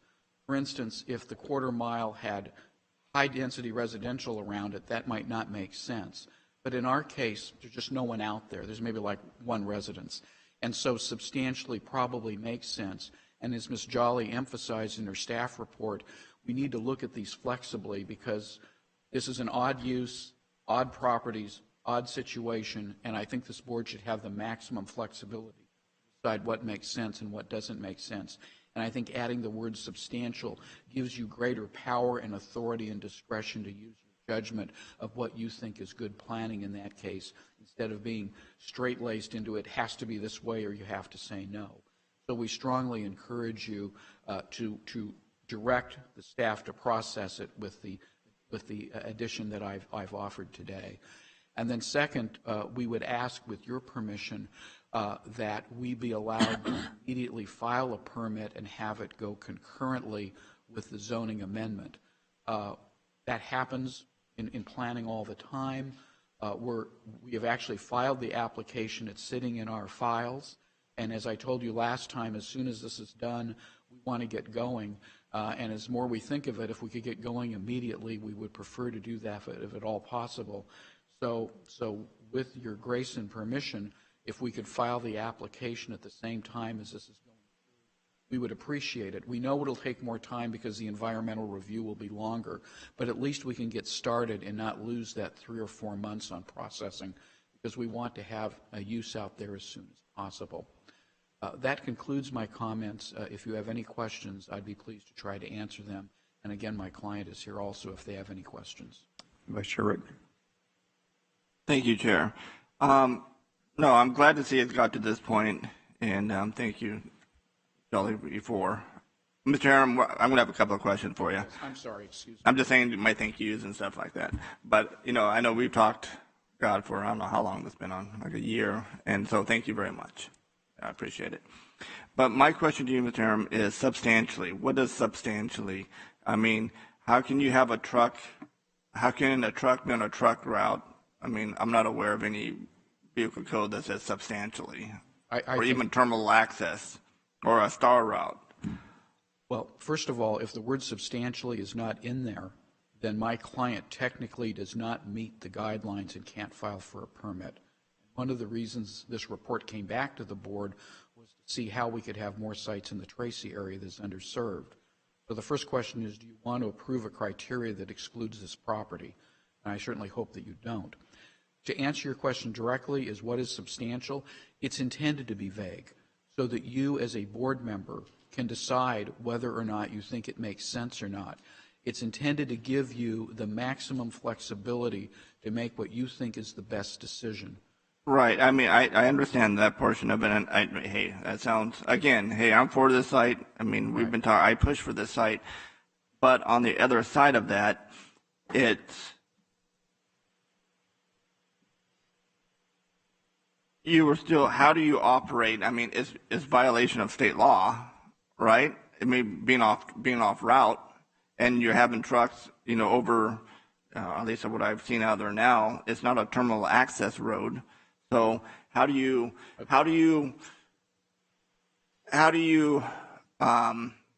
sound like the movies. How do you fix this? Well, that may be, I look at those as land use constraints. That may be something that we have to work out through the process. I mean, that's what we do in the development community all the way. Mike Hakem and I and developers make money by solving problems. And that may be a problem we have to solve. We may have to work with Caltrans to extend it. We may look at it and say, well, really, there isn't a problem there because the only other real user out there is CMEX. There's not residential people who may complain. We may have to file applications with Caltrans to take care of it.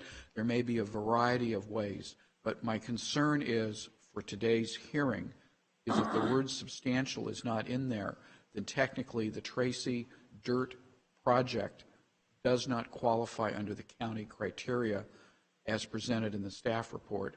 And I think that is not the result anyone wants out of the report and the decision today. Right. And we, maybe I'm more than willing. I offered to work with your staff on this, and I'll reassert that before they go to public hearing on this at the Planning Commission. If there's a better term than substantial, if they have one, I'm more than willing and made an offer to meet with them before this hearing to talk about this issue. And I state that again, so you may see something different when it comes to the board if we can have good and meaningful discussions. What about Tracy Boulevard? I mean, I know I get complaints. I've been getting more and more complaints of the conditions of that roadway. Who's going to be, I mean, since the big rigs, who's going to repair that? I mean, who's going to? Well, we're going to have, I mean, as I committed to you the first time, and I'll restate that commitment to you, we understand that we have to look at the roads we're going to use. We understand that trucks make more use of roads and damage roads more than cars do, and that there needs to be a mitigation so that we pay our fair share for the maintenance and repair of those roads that are going to deteriorate quicker because of truck traffic. And that is going to have to be, some form of study is going to have to be done of that for this permit, and then some sort of mitigation measure is going to have to be established so people feel comfortable that these trucks are not doing undue damage and erosion to those roads. Now, confirm the back and forth. It's going to go through Crispin, so you guys are staying off of Tracy or Crow Hollow, correct? So it'll go to Crispin, where the truck route is that way. Now, is that intersection, is that the city of Tracy? I do have, through the chair, I do have the Department of Public Works, Alex Chetley, Deputy Director, is here. He may be able to answer the roadway questions. I want to say it is.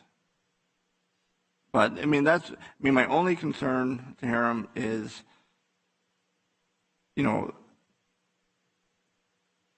substantially, how is there a guarantee that that truck route and that intersection will be fixed? I mean, I would think you have to, the way I would propose doing it, well, first of all, it'll go through an environmental process, and we will have experts look at that to tell us how to do that.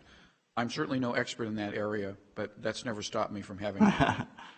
And I would suggest the conventional way we do that in a land use setting is we would have some determination of how trucks damage roads and what the cost of repair and maintenance is because you're using trucks instead of cars, and then we could reduce that to a fee, and we would either have to pay a one-time fee or an annual fee to compensate and take into account the cost of that. Well, yeah, I think we're on a different topic. I'm talking about the truck route and terminal access, star route and stuff like that. So how do we guarantee that all that's going to be taken care of? You're talking about fees. Is that what you're referring to? Yeah, I think the way you provide money, and maybe, you know, to the extent there are roads that both in the city and county jurisdiction, which, as you well know, as the former mayor of Tracy, is quite common in that area. Part of the approval may be a three-party agreement or a two-party agreement between either between Tracy and the county for sharing those funds, or between the developer, Tracy, and the county of sharing those funds for road improvements, so that the city and the county have the funds in a dedicated account that will be devoted only for purposes of repair and maintenance of those roads that are being used by those trucks. But can we put a time frame on that? I mean, when that would be built? I think that would be the agencies. I think I think the agencies would determine that, and if my client has to go forward with the money beforehand, it was some reimbursement or area benefit or something, then we'd have to look at financing mechanisms. That's how those sort of problems are traditionally done. But yes, certainly some of the improvements are going to be, you know, certainly the on-ramp, for instance, and some of those things, we realize some of that work's going to have to be done earlier rather than later, and I think a traffic study is going to give us a better idea of when those improvements need to be done, and then those could become conditions of approval of the application. You're talking about what, 132, 580? Yeah, for me personally, I'm more concerned at this moment, you know, with Tracy Boulevard and Linney right there. Well, you know, look, I'm going to be very honest with you. You tell us, you're the supervisor in the district. Tell us when those sort of things should be done. We're not October. You know, I didn't bring my shovel. But you know what I mean. It would seem to me, Supervisor Rickman, that during the processing permit, that question should be asked traffic people who know what they're talking about, and they should give us an idea of when those improvements are done. Okay, and that becomes a mandatory, compulsory condition of the approval. Okay, my last question, I guess, would be for our counselor, our county council, is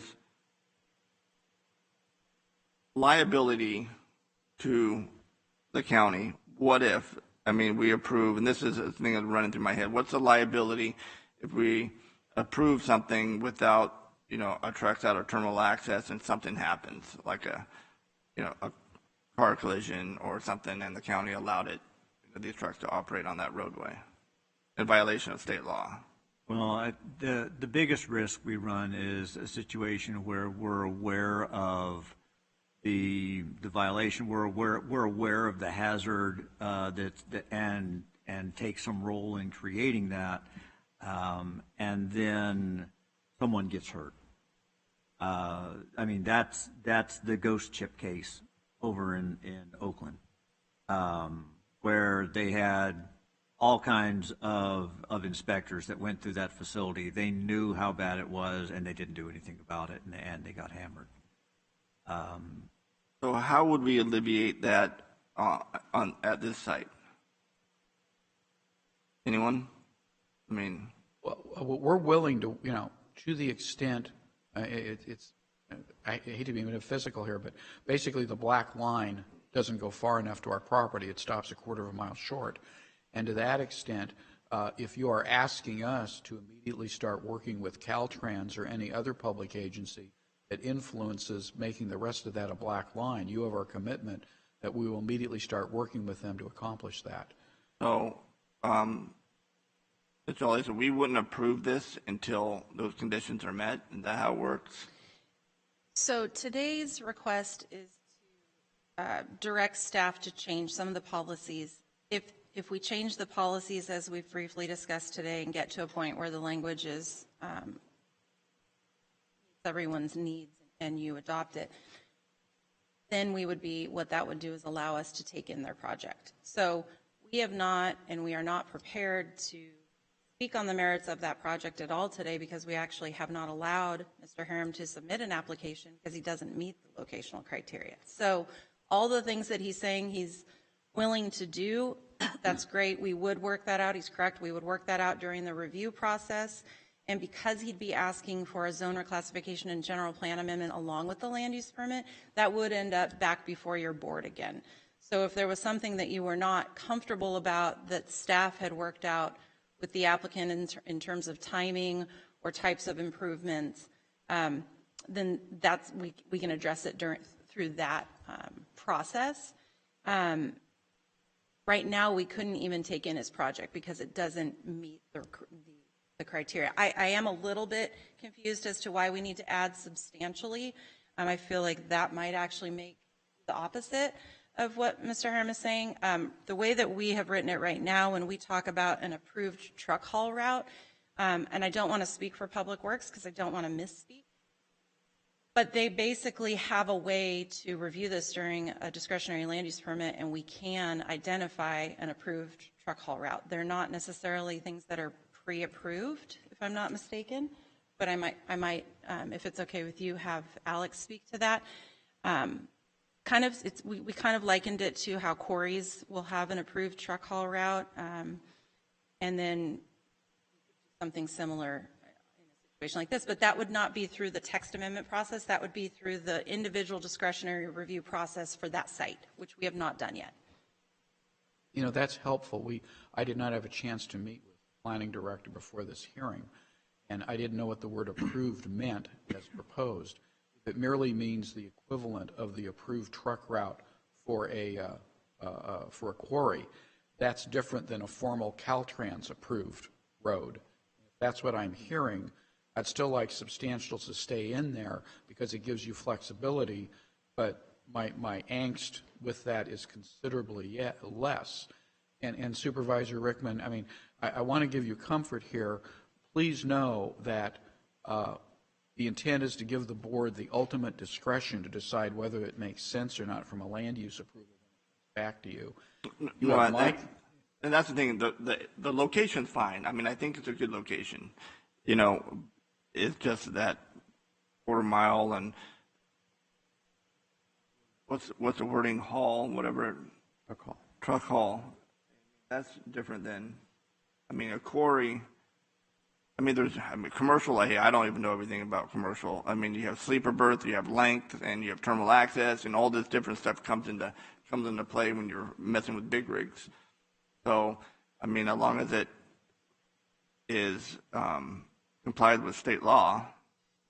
If I might add, the process to establish an STAA route, which is established by Caltrans, is something that can be looked at again through the discretionary land use permitting process. We actually have, it's actually built into our application. For any truck-related type of business, they are supposed to request whether they want to have STAA trucks. If they do want to have that, then it's my understanding that Public Works works with Caltrans to establish that route. And I'm looking at Alex's face, and I'm not sure if that's correct. Do you want me to jump in? Yes, please. Okay, let me talk about STAA routes and how that's handled on discretionary land use permits. So like Director Jolly mentioned, if a specific site has a need for STAA route to their site, they'll have to check the box on the application. And what that does, what Public Works does in response to that is we identify the existing routes and we put a condition on the discretionary land use permit or the condition of approval to evaluate the path from the existing STAA route, which may be a mainline freeway or it could be an existing local road STAA route. I mean, we do have local roads that are already designated. Anyway, we identify the route to the site and we have them evaluate, or we evaluate what needs to happen in order to allow STAA trucks to access that site. And generally what that means is looking at intersections and turning movements on the roads.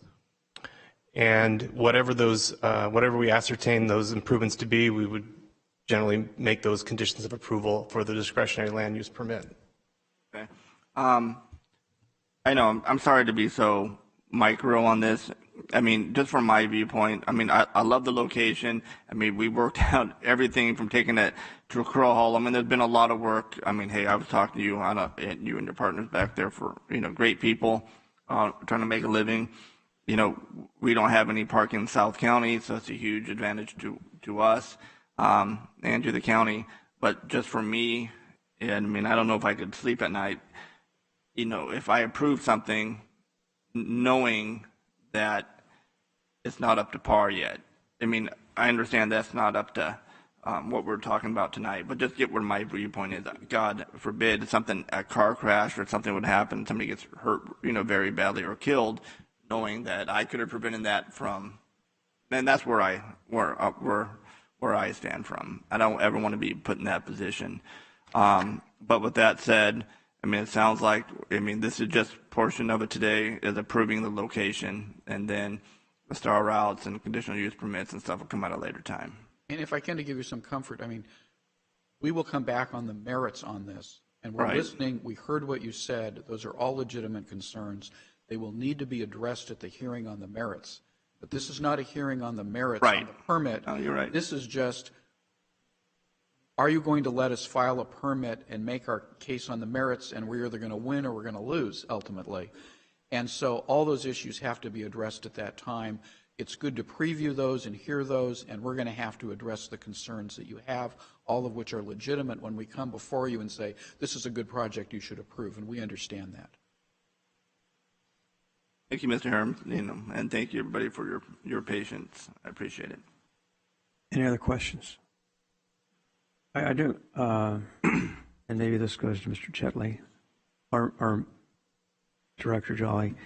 I'm not quite sure in regards, we talk about a quarter mile from the, I would assume, the truck haul route, which is what? I mean, what I understand STA and I understand those, but what is a truck haul route? Is that one that is frequented by big rigs frequently, or because oftentimes these roadways are reinforced or built, to handle heavy traffic, and others aren't. So what's this quarter mile as far as being different than the rest of the road?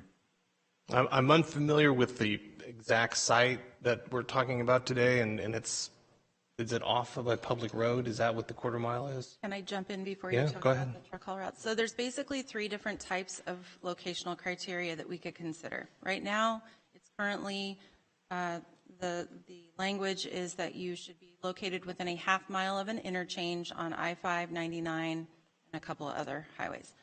We would like to keep that in place, but for some flexibility, we would also like to potentially consider frontage along Highway 12, 4, and 88. So there's frontage possibility, but down in the south part of the county on I-580 and 132, you're not going to find a half-mile interchange where there's a good location, which is why we ended up with like 0 sites that met that criteria when we came to you originally. So we're trying to think outside the box as to how we can address this a little bit differently in the south part of the county. So the approved truck haul route would apply for the locations just in the south part of the county because it's nearly impossible to write locational criteria consistent for the rest of the county that also meets the South County's needs. So you're kind of looking at 3 different scenarios. So for the I-580 and 132, there's no half-mile requirement. It's mostly that you need to establish an approved truck haul route that the county and that the board is comfortable with. So in terms of how you establish an approved truck haul route, I'll turn that back to Mr. Kelly. So we have haul routes attached to a number of projects that have land use permits, namely quarries. There's a few others here and there, but it's mostly about the quarries because, as everybody knows, their trucks haul a lot of heavy material, and their axles they need to be on roads that can withstand that kind of impact. That being said, you can identify, or through the process of the land use permit, you can identify a haul route from a public road, and generally speaking, most public roads in the county are truck routes. So when you say haul route, really what you're doing is identifying how do trucks access this site? What roads do they use? And that's what we do with quarries. That's what we do with larger projects that have the potential to have larger impacts, structural impacts to the roadways. Because if they are hauling heavy material, or there's maybe by the sheer volume of the axle loads, we want to ensure that those roadways that are used to access those sites are designed and built in a means to withstand those impacts. That's what we mean by a haul route, is identifying a specific route. Generally, when you get to maybe an interchange or the mainline freeways, that's what we're looking for. And if need be, it kind of depends on the project. It very much depends on the project specifics. We may include conditions of approval that require the applicant to make improvements and perhaps enter into a maintenance agreement with the county. We have several of those, again, mostly with quarries, where they pay an annual fee based on their tonnage that goes towards the maintenance of their specific identified haul route. Well, I got one in my district, which they have exactly done that. They've assisted the public works in regards to resurfacing that particular road. The question is, and again, I'm not quite sure, but if as Mr. Hammer says, if the road up to that last quarter mile is sufficient, I assume, for trucks to travel on it, is that correct? For his specific site? Right. He has access off of Tracy Boulevard, which is a county-maintained road, all the way down to his parcel, and then he has to go across an easement of someone else's property, which is not a problem. That's common in this county. So he would still qualify with the language that we're working on right now, because he could identify an approved truck haul route to his location. For example, his parcel is kind of right in between parallel running Corral Hollow Road and Tracy. Corral Hollow has an exit off of I-580, which is what they're currently using. That happens to drive by Tracy Hills and some other residential development, which I will tell you that staff has already looked at that and said that's probably not a great idea to continue to have the trucks go by those residential neighborhoods. They're not usually very compatible. However, if they came in from a different direction and came from the east side and then ended up on Tracy Boulevard, that's a different story, because as Mr. Harum said, it's kind of all industrial up in the Tracy area, and it kind of keeps you from driving through all the residential neighborhoods. So that would be the point of the approved truck haul route, is to keep them from going into areas that you wouldn't want them. You wouldn't want them to constantly be going residential areas.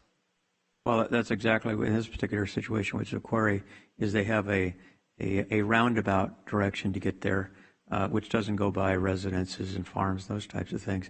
The question, though, is in regards to the county's approval, I'm assuming, as Mr. Harum has alluded to, is that it would be between the applicant and the county, whether it be Public Works, certainly Planning Commission or Planning Department, to determine, what type of modifications need to be made or criteria to allow that to occur, which I understand where Mr. Harum's coming from substantially, but it seems like based upon the review by the Planning Department, that in working with the applicant, that you could meet that criteria without substantially, because it actually would be by definition approved based upon what we're trying to do in regards to some of these projects.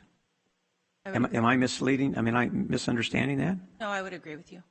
Okay, so and I guess to Mr. Harum's question in regards to substantially, I'm anticipating, because it's discretionary and part of the Planning Department, that by working with the applicant you can make it work, but there will be some discussion as to how that will happen, whether it be a participation in the repaving or the reinforcing of it, et cetera. But again, I'm not trying to dismiss Mr. Harum's modification to substantially, but I think by by leaving it out, we know that whatever is approved is going to be equal to what the ordinance or what the text amendment requires. Mr. Wynn, if I could, I apologize for standing up again. Not a problem. We were told not to talk to staff before this hearing, so we didn't know what the word meant. But given Mr. Chesley's definition of what it means, I don't think my amendment is necessary. I agree with you entirely. I think it's one of those things where it's going to be worked out with the staff of what that means, as approved means approved according to the Public Works Department. And with that understanding from Mr. Chesley, I don't think my amendment is necessary, and I apologize if I've inconvenienced the board. No, you haven't. And I guess, to be honest with you, Mr. Harriman, based upon all the potential solutions you listed, I think it's probably something that can be worked out with the planning department or Public Works to make it happen without messing with the definition as presented. Once I heard Mr. Chesley's definition, I agree with that entirely. Okay, thank you. Thank you. Any other questions? Oh, okay. Any public comment? Other than this? Seeing none, clerk of the board? Okay. I need a motion second, please. So moved. Second. I got it. I think I got you. I second, definitely. Okay. I got a coin. Lightning fast. Cat-like movement.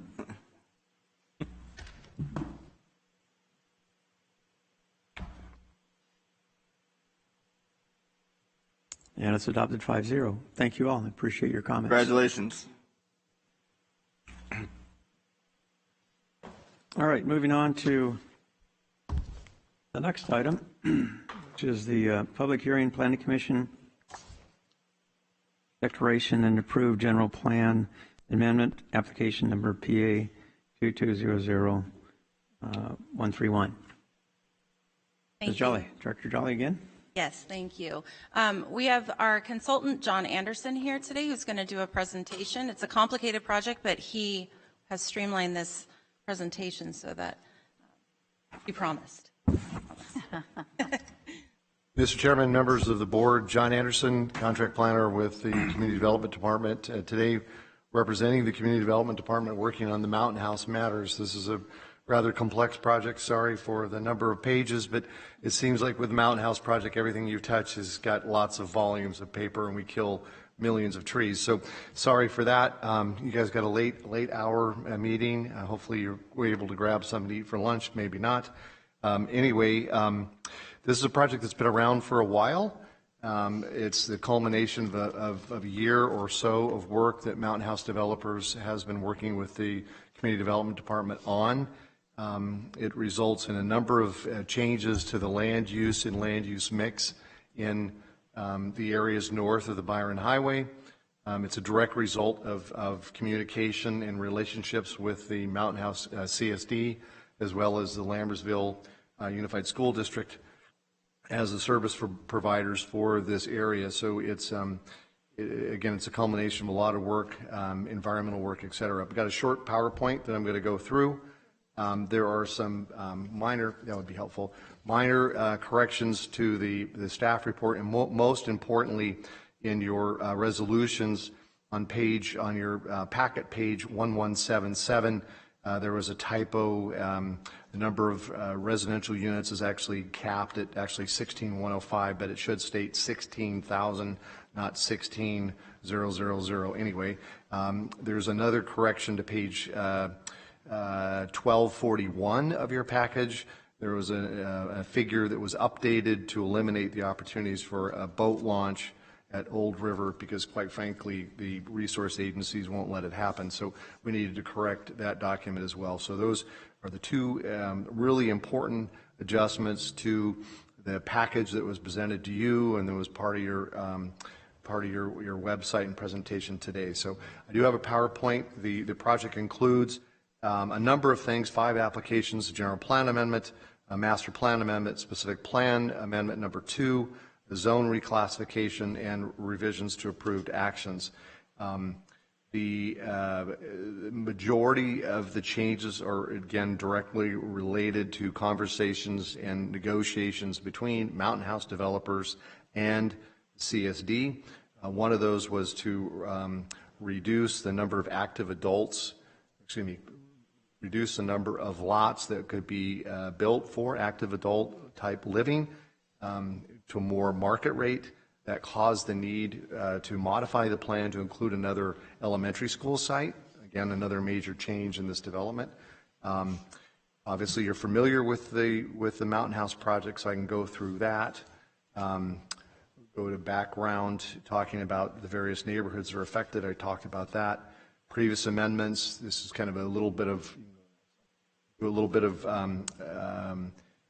history on the project back in 2007, and then again 17, and then in 19.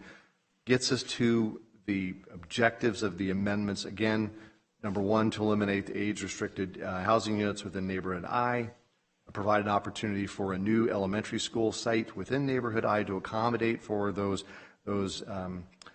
homes and the residents that will be living within that community. And then to make some land use changes in and around the town center, and then also to correspond with the CSD's most recent parks and leisure plan, and adjustment in some of the park locations accordingly. These are, you can go to the next slide. These are kind of some illustrations of some of the changes that were made. The slide on the left shows the existing land use pattern. Slide on the right proposed shows that they're actually expanding, that park next to the town center. Let's go to the next slide. Again, this is an illustration of the fact that within neighborhood I, there would need to be an elementary school site. That's illustrated there, both existing and proposed. Next is adjustment in parks and open space.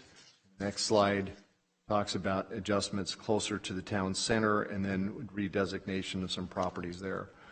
There still will be active adult areas that have been designated within the plan. These are all both in neighborhoods J and K. I wanted to have this slide because it's important, because it's still very much a part of the development intention within specific plan unit 2. Next slide has to do with the Kelso Road Association and tightening up, if you will, a lot of the commitments the developers have made to these folks long term. I've met with them a couple different times.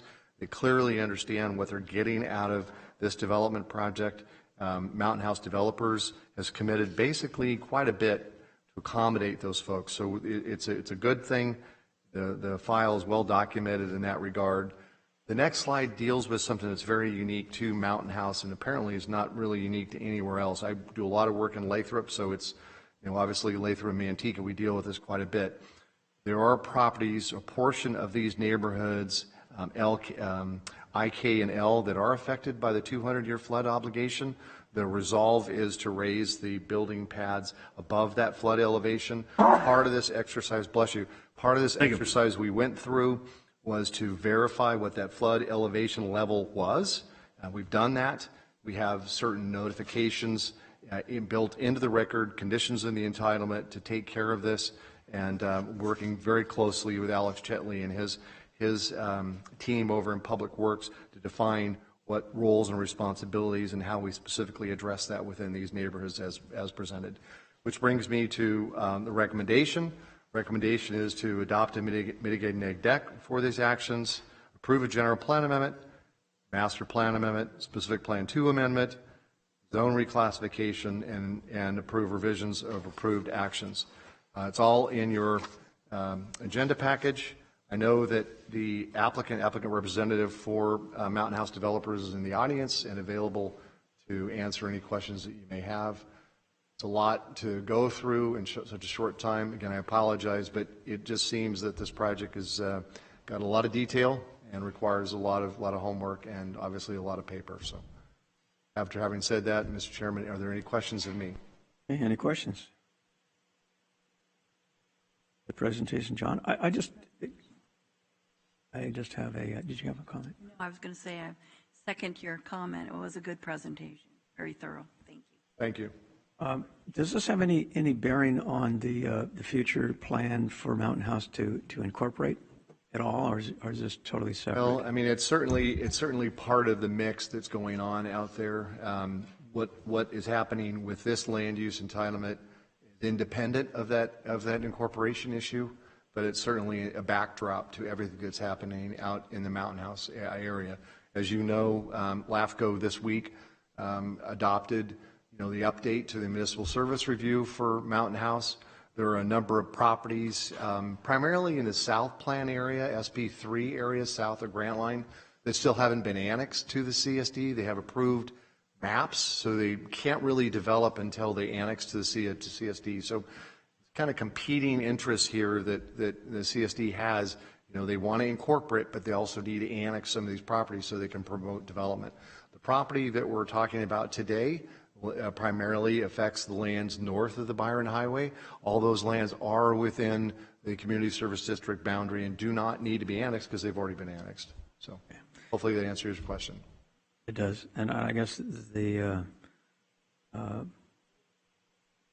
question in regards to the development of Mountain House, it's obviously continuing to grow, but in regards to the reduction in senior housing, it's kind of interesting because in I guess my years on the city council and watching development over the time, things change, and the reason I bring that up is because when we talk about trying to make decisions based upon today, inevitably, especially in this economic climate with the potential recession either here or coming, with all kinds of other things happening, it's kind of interesting to see that they've reduced because there's always been this push for senior housing because of the increased number of seniors that are available, I guess, to purchase those properties. So anyway, it's just kind of curious how over time and when I was in city council. It's a very good point. And if you look at what happened the last Great Recession, I call it the Great Depression, the Great Recession of my time anyway, it's projects like Del Webb and Manteca that really survived that market change. I could tell you that within Lathrop and River Islands Phase 2, which I was a big part of the review and administration of that project on behalf of the city of Lathrop, the initial thought was that they would have active adult within their defined project description, but they cut that out. But the reality is, even though it's not prescribed in their entitlements, Del Webb is now planning the 900-unit, active adult development within the River Islands project. So that could still happen with this area, depending on what the market constraints are, but they're not bound by it in the body of the documents that have been approved for this project specifically. Yeah. So it gives them. So the bottom line is it gives them more flexibility. I'm aware of projects that are turnkey that seniors can purchase, with obviously a monthly charge, which includes meals and all those other things. And you'd have to be independently wealthy to afford some of those places. So anyway, any other questions? All right. Any public comments?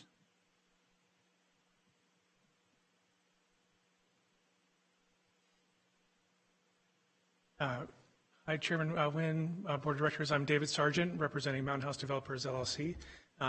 So I'm going to keep my comments short, but I just wanted to thank Mr. Anderson for the presentation and all of his work working with me and our team to kind of get these amendments put together. So thank you guys, and thank you for recommending approval. And I'm here to answer any further questions if you have them. Okay. Any questions? Seeing none, thank you very much. Any other comments, Clerk of the Board? No written comments. You can close the hearing. Okay. All right. Leave it the pleasure of the board in regards to motion second. So moved. So moved.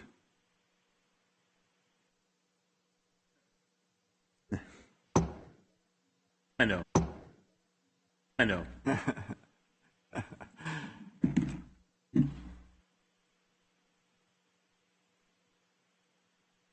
And it's adopted 5-0. Thank you very much. Congratulations. Okay.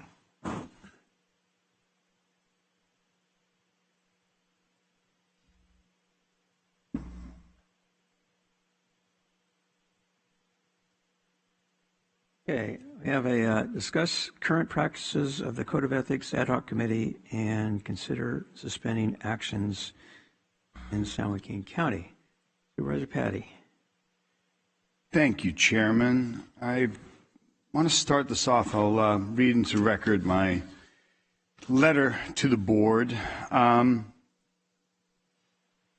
Also want to start off and say, this morning when we were giving our recognitions to our county council, I appreciate that Supervisor Miller, not by any declaration of any accusatory position of who's better or who's right or wrong, but she had said, for her part in some of these tasks that we've put onto the county council's office, she had apologized. And I thought, again, not saying who's right or wrong or better or worse in any capacity, but I just thought that was very forthright and very very fitting, which I would also agree. I mean, this board has at times gotten into very nitpicky names, accusations, investigations, and today we've got a couple of discussion items just about exactly that.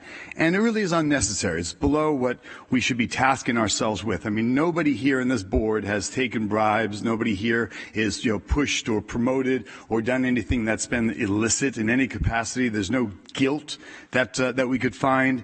And there should be oversight, and there is. We've got state laws, we've got FPPC rules and regulations.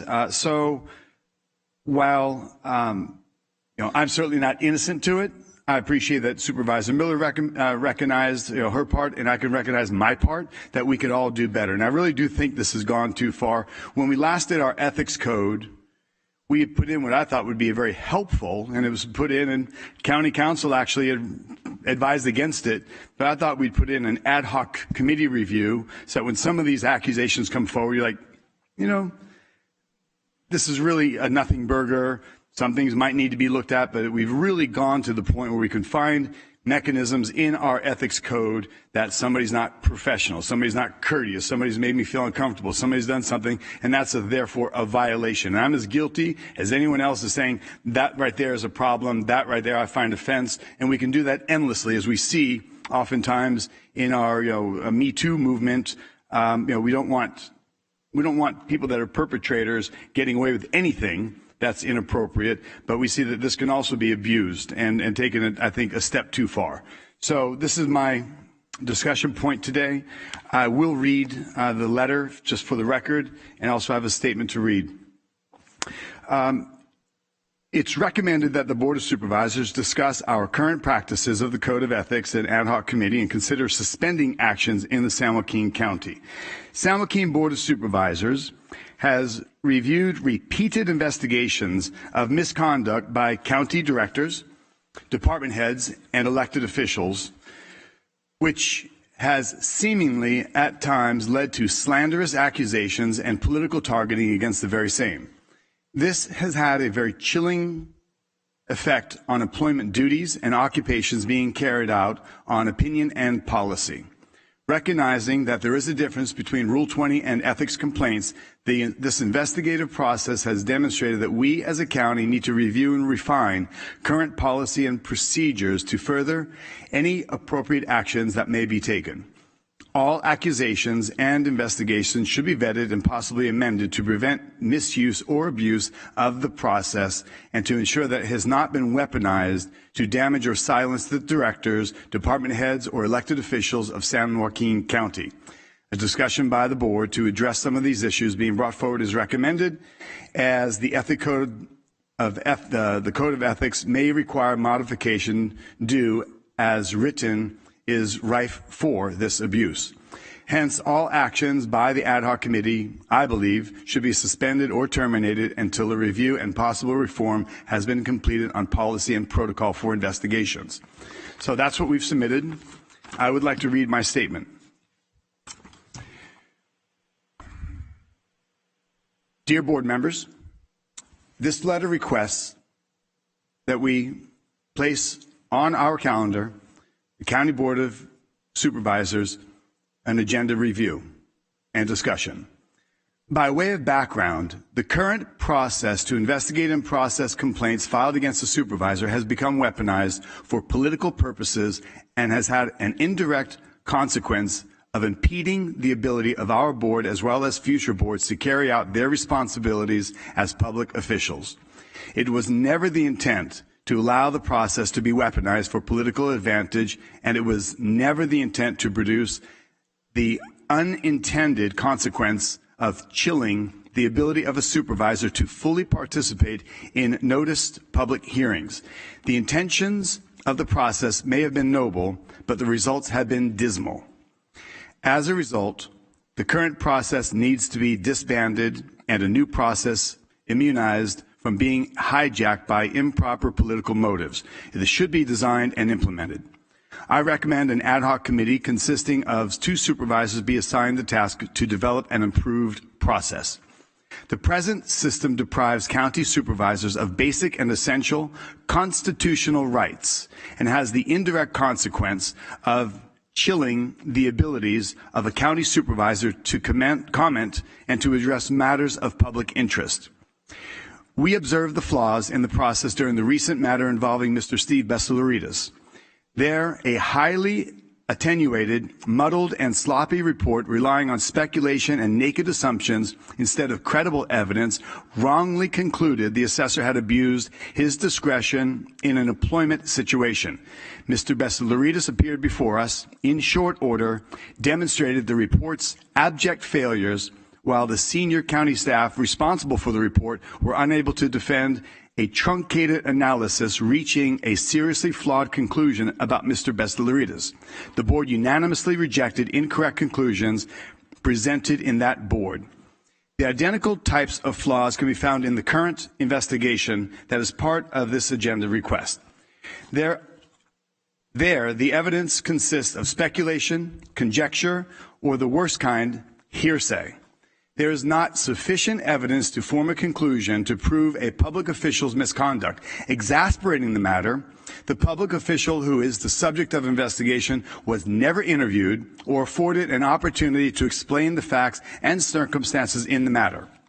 The right to defend oneself is required in order to achieve fairness and justice, and is embedded in the Constitution and the doctrine of fairness. Further obliterating constitutional norms, in this instance, county staff has taken the staggering position that the public official subject to investigation should be deprived of the constitutional right to confront the hearsay evidence and witnesses presenting such hearsay evidence. Contrary to the staff's decision to cut off the right of the public officials subject to the investigation to confront and cross-examine witnesses claiming improper conduct, a public official has an absolute right to controvert or an opportunity to refute, test, and explain the evidence.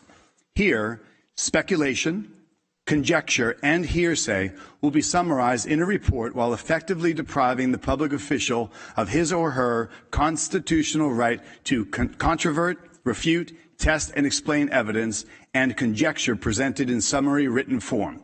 The staff's decision to prohibit the public official from talking to the so-called witnesses violates fundamental notions of due process and evidences a substantial bias.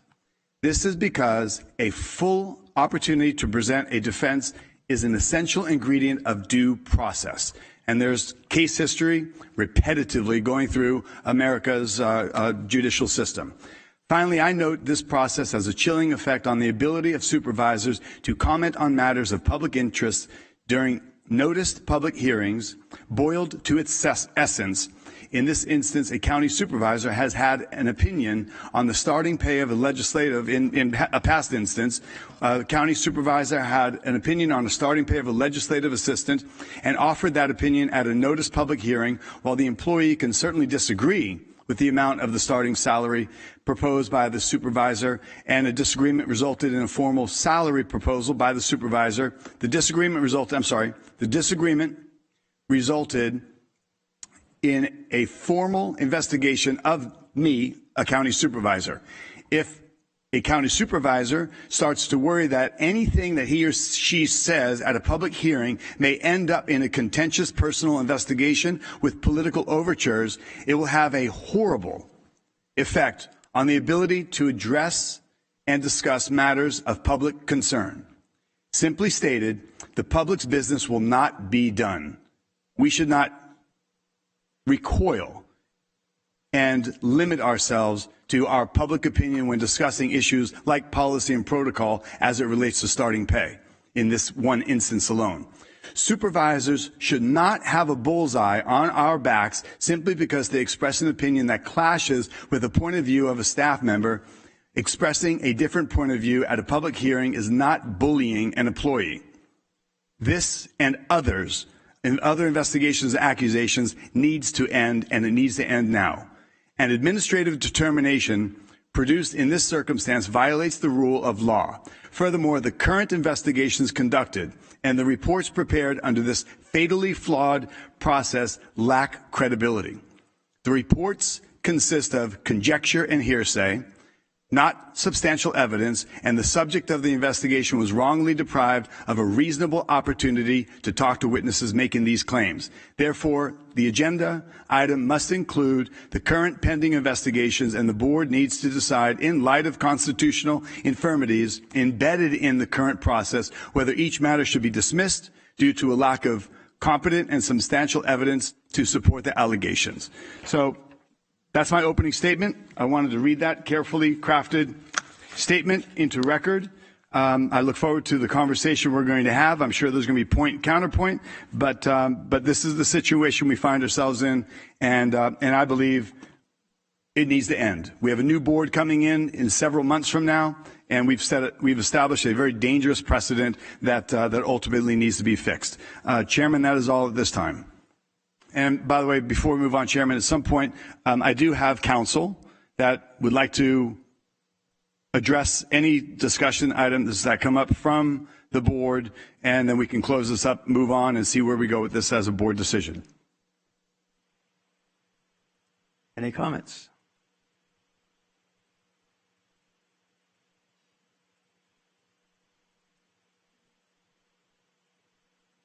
Professor Miller. Thank you.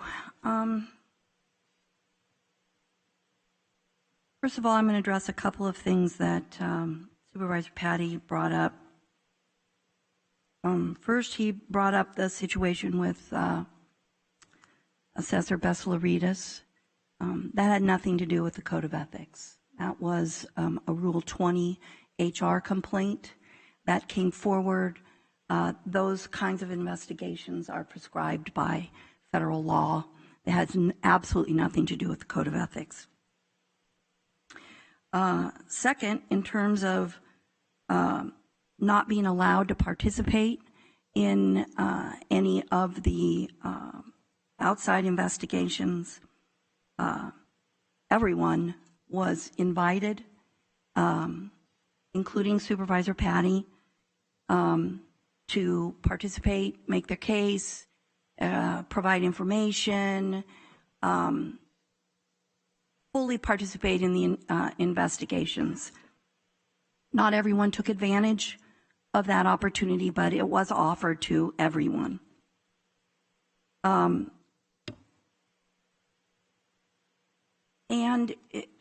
Supervisor Patty alluded to a discussion item that is coming forward as saying that he was targeted in this investigation because of stating a position on an appropriate salary for an employee. That is not at all what that investigation was based on.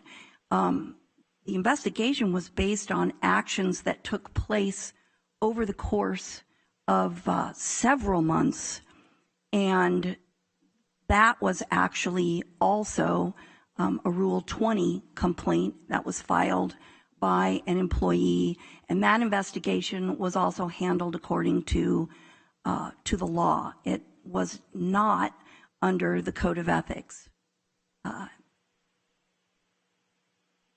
The investigator, however, 10 of the items, the investigator said were not covered under EEO law, but should be referred to, or recommended that they be referred to, an ad hoc ethics committee. So I want to make sure that there are very different investigations, and it's important not to mix up the investigations. Secondly, or I guess my last comment on his opening statements, that that somehow these rules and the code of ethics are being used to prevent supervisors from participating and stating comments in public meetings.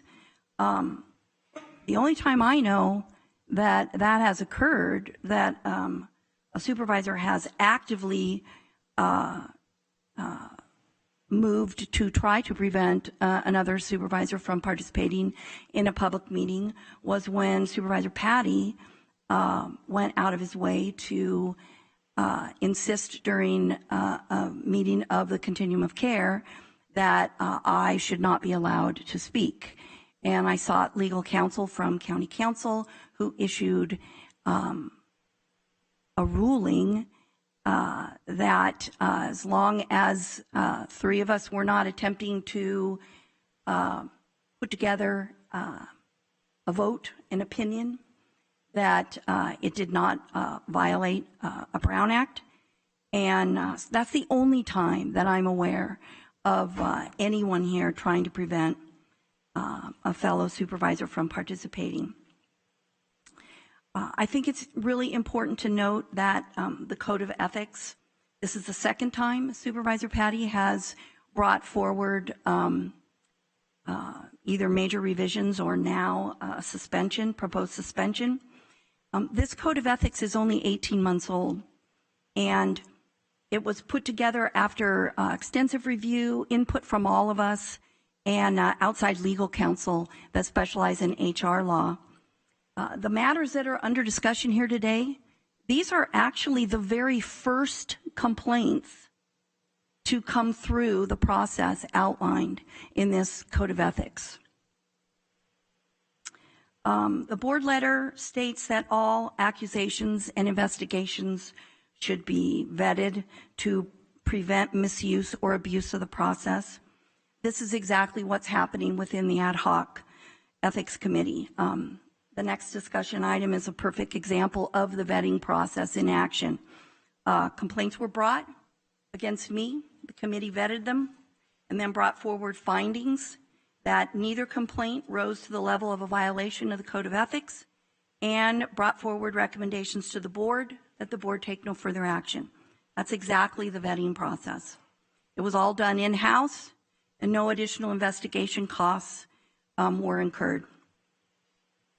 The board letter also says that it's important that the code not be weaponized to damage or silence individuals. A cursory review of the record of ethics complaints lodged in the last 4 years indicates that 3 were lodged against me by Supervisor Patty in May of 2019, September of 2019, and now in February of 2022, and 1 was lodged against Supervisor Wynn by Supervisor Patty in October of 2021.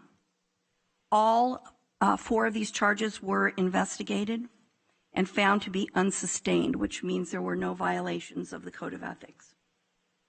Only 1 has been lodged against Supervisor Patty that we have before us today, and that stemmed from the Rule 20 complaint filed by an employee. It didn't come from this board. There is 1 other complaint pending against Supervisor Patty, which I brought in 2021. It would appear that only Supervisor Patty has utilized the process against fellow supervisors by bringing multiple unsustained charges against his fellow board members. And further, the narrative being pushed that he's been a political target with the goal of silencing him, it's simply not supported by the record. He's lodged 4 separate complaints, which have been unsustained. And the item recommends suspending or terminating all actions pending by the ad hoc committee. until there's another review and another possible revision of the Code of Ethics. The only pending ethics charges to come before this board at this point in time are charges against Supervisor Patty. And suspension or termination at this point can only be seen as benefiting him. Secondly, individuals have participated in good faith in this process for the last 18 months with the expectation that their voices will be heard.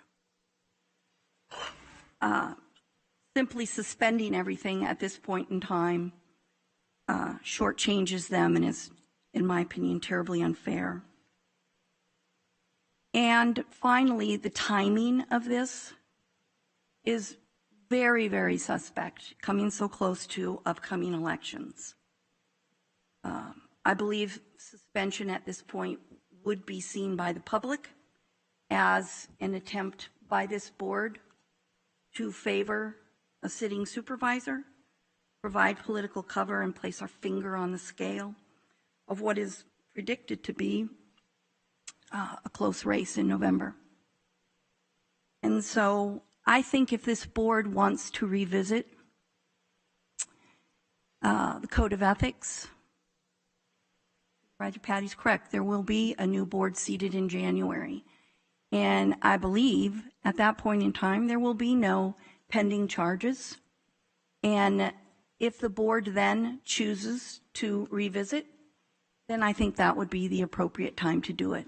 But at this point in time, after a lot of time, energy, resources have gone into investigating the pending charges, I think it would be wholly inappropriate to suspend at this point in time. Thank you. What else?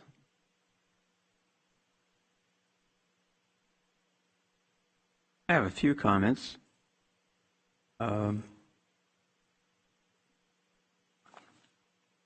It's interesting that Supervisor Patty is the champion of the victim who doesn't have an opportunity to defend themselves. If we start with Bestaritas, when we had that open session in regards to his particular complaint, Rule 20 complaint, before he had an opportunity, which he had a lengthy rebuttal, or at least maybe a summary of his position and feelings in regards to the allegations that were alleged against him. Before he even had an opportunity to say anything, Supervisor Patty wanted to miss the entire hearing, which would have denied him the opportunity to really provide what I thought was very thoughtful and persuasive information in regards to the investigation itself. The second part in regards to that is that the board, in looking at it, took a different perspective in regards to the findings of the investigator and made a determination that in their minds they didn't agree, and that's part of the process. The other part in regards to, as Supervisor Miller's touched upon, is that the complaint currently pending, which is on our agenda, was not brought by this board. It was brought as a result of a prior investigation, which was legally provided by the EEO Rule 20 process, which allows an employee to assert allegations in regards to what they believe has been inappropriate conduct. And as a result of that, some of those items which didn't fall in that category were referred to the board and the ad hoc committee for investigation, which has been done. From my vantage point, one of the things that this is my 20th year as an elected official and 3 years as a planning commissioner is I've always felt that the important I guess, approach in regards to serving on these boards and councils and committees and things like that it's not about me, it's not about my peers, it's about the organization and its reputation and how we present ourselves in doing the public's business. The comment in regards to Supervisor Patty saying that we cannot express ourselves, in fact, is true, because to be honest with you, there are times where I felt like making comments. However, that doesn't really provide maybe the dignity or the respect of this particular body to generate an argument or debate, which unfortunately, in the public's view, and I've talked to fellow elected officials in this county, that this board is dysfunctional. And some of you can use the term a circus, and some have used the term a joke.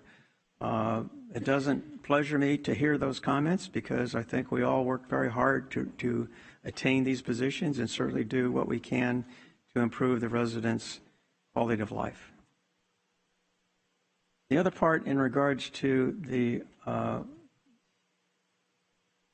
concerns raised, which I've heard all the way back to when we first adopted the Code of Ethics in 2015, is there are other methods by which to control one's behavior as an elected official. Well, to be honest with you, I don't know. I've never been, in 20 years, I've never seen an FPPC investigation amongst a body that I served on. I have actually never, even although when I was in the city council and had a code of ethics, I've never seen a claim filed against a fellow council member. It's only been since actually, well, I should say this, Supervisor Elliott, when we first adopted the code of ethics, he filed a complaint against me, which was unfounded. And so, and one of Supervisor Elliott's complaints was that the code of ethics would be weaponized against other supervisors. And there's a slight change in what Supervisor Miller said as far as the complaint Supervisor Patty alleged against me, because in that particular one, I did admit that my comment was inappropriate, although the board took no action. In regards to this whole process, whether it be the ad hoc committees, whether it be the investigations, I would agree that maybe we need to revisit, and I'm assuming, just speculation on my part, in January, the Code of Ethics will probably be gone in San Joaquin County. And that's okay. That's up to the then board to make that decision. But on the other side of it, we have put in a tremendous amount of time and effort into these investigations, to some degree expense. But I think we've tried as best we can, considering the countless delays and dragging this out. It hasn't been very timely, and that's unfortunate. Having investigated a number of personnel issues over the years when I was in my prior life, one thing that I was, I guess, encouraged by to some extent by the fact that I was doing investigation is the subject of those investigations, almost without exception, there are a few, without exception, welcomed the investigation because they believed that they didn't do anything wrong and they wanted their name cleared. And so that's part of the investigative process too, as Supervisor Patty alleges that, that there's abuse and there's all types of misrepresentation of one's position, et cetera. That's the one way we clear it up, is to actually have somebody objective to make a determination as to what the facts are. And that's why we have these investigations. Without that, without concluding these investigations as completed, one could say, well, nothing happened. Well, there's a lot of people who, when they see that these investigations have been initiated, they want a conclusion. Certainly, if they support that individual, they want them to be exonerated. If they don't support them, maybe they wanted them to be sustained. When we don't do these, that accomplishment for either side is never completed. So I would say that in this particular case, if there's a desire by this board to revisit this at a future time, to revamp this process that they find to be incorrect or dysfunctional, we can do that. We've done it before. However, with all the time and energy and expense and discussion on the investigations that are currently pending, I think we ought to, as was stated, based upon what we all decided over a year ago, is that they should be finalized and we can move on. Because whatever the discussion would be on these particular complaints, all sides would have an opportunity to weigh in, and then ultimately the board would have the ability to make a decision one way or the other. And that's probably the way processes should work. So I would just ask County Council just a brief question, and I don't need any specifics, but have we in these investigations ever denied a subject of the investigation to be interviewed or to relate their side to the particular allegations? No, we have not. So everybody's had the opportunity, although maybe they haven't taken the advantage of that. That's my understanding. Okay. So, Chairman, if you will, that's factually incorrect. Once I received the closed investigation, I contacted County Council Miles' office and said I had no idea this was being closed. I wasn't notified of it being closed. I'd like to participate. I have nothing to hide. He sent me back an email that said that would be unusual, not giving quote verbatim, but he said that would be unusual. We will not reopen this case. There will be no further amendments or any discussion on it.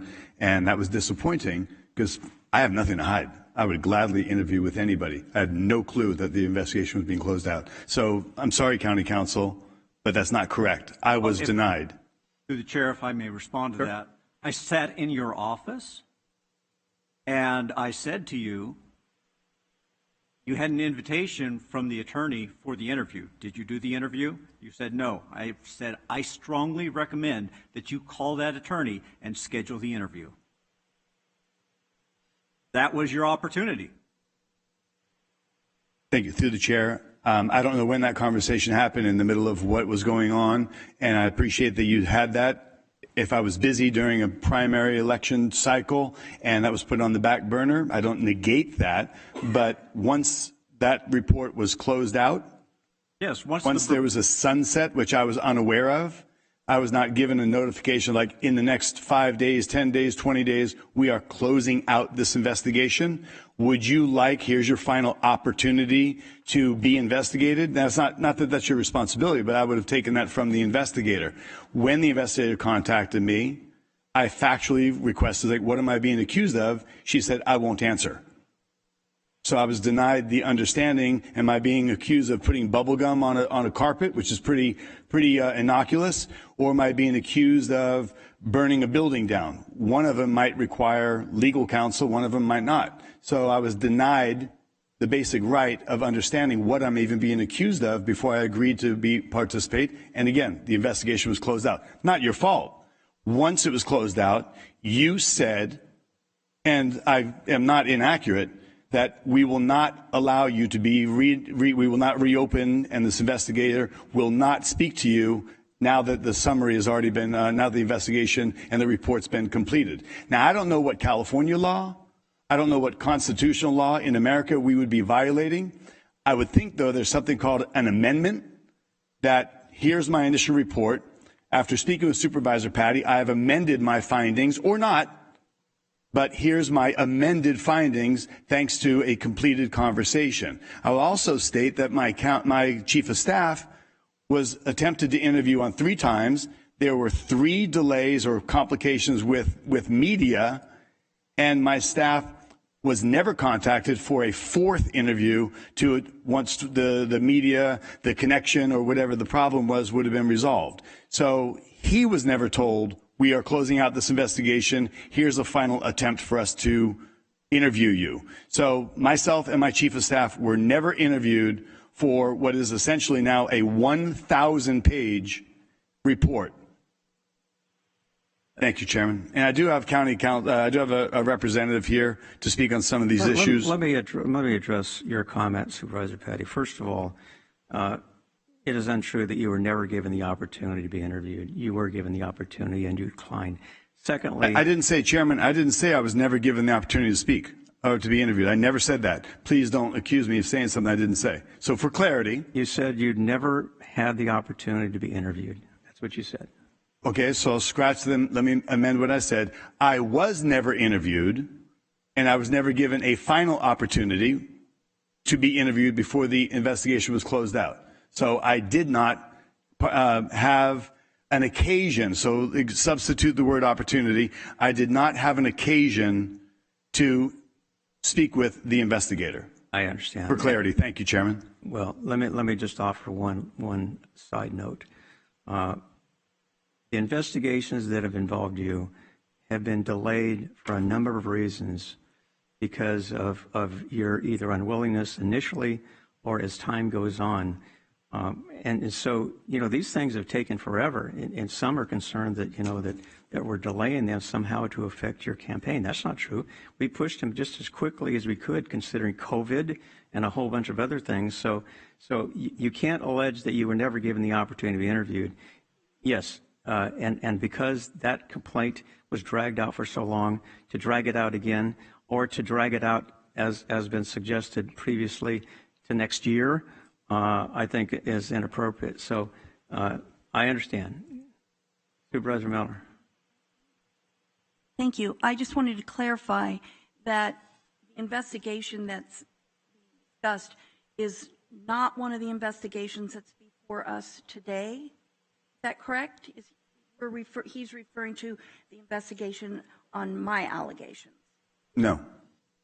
This is a discussion on the totality of our process.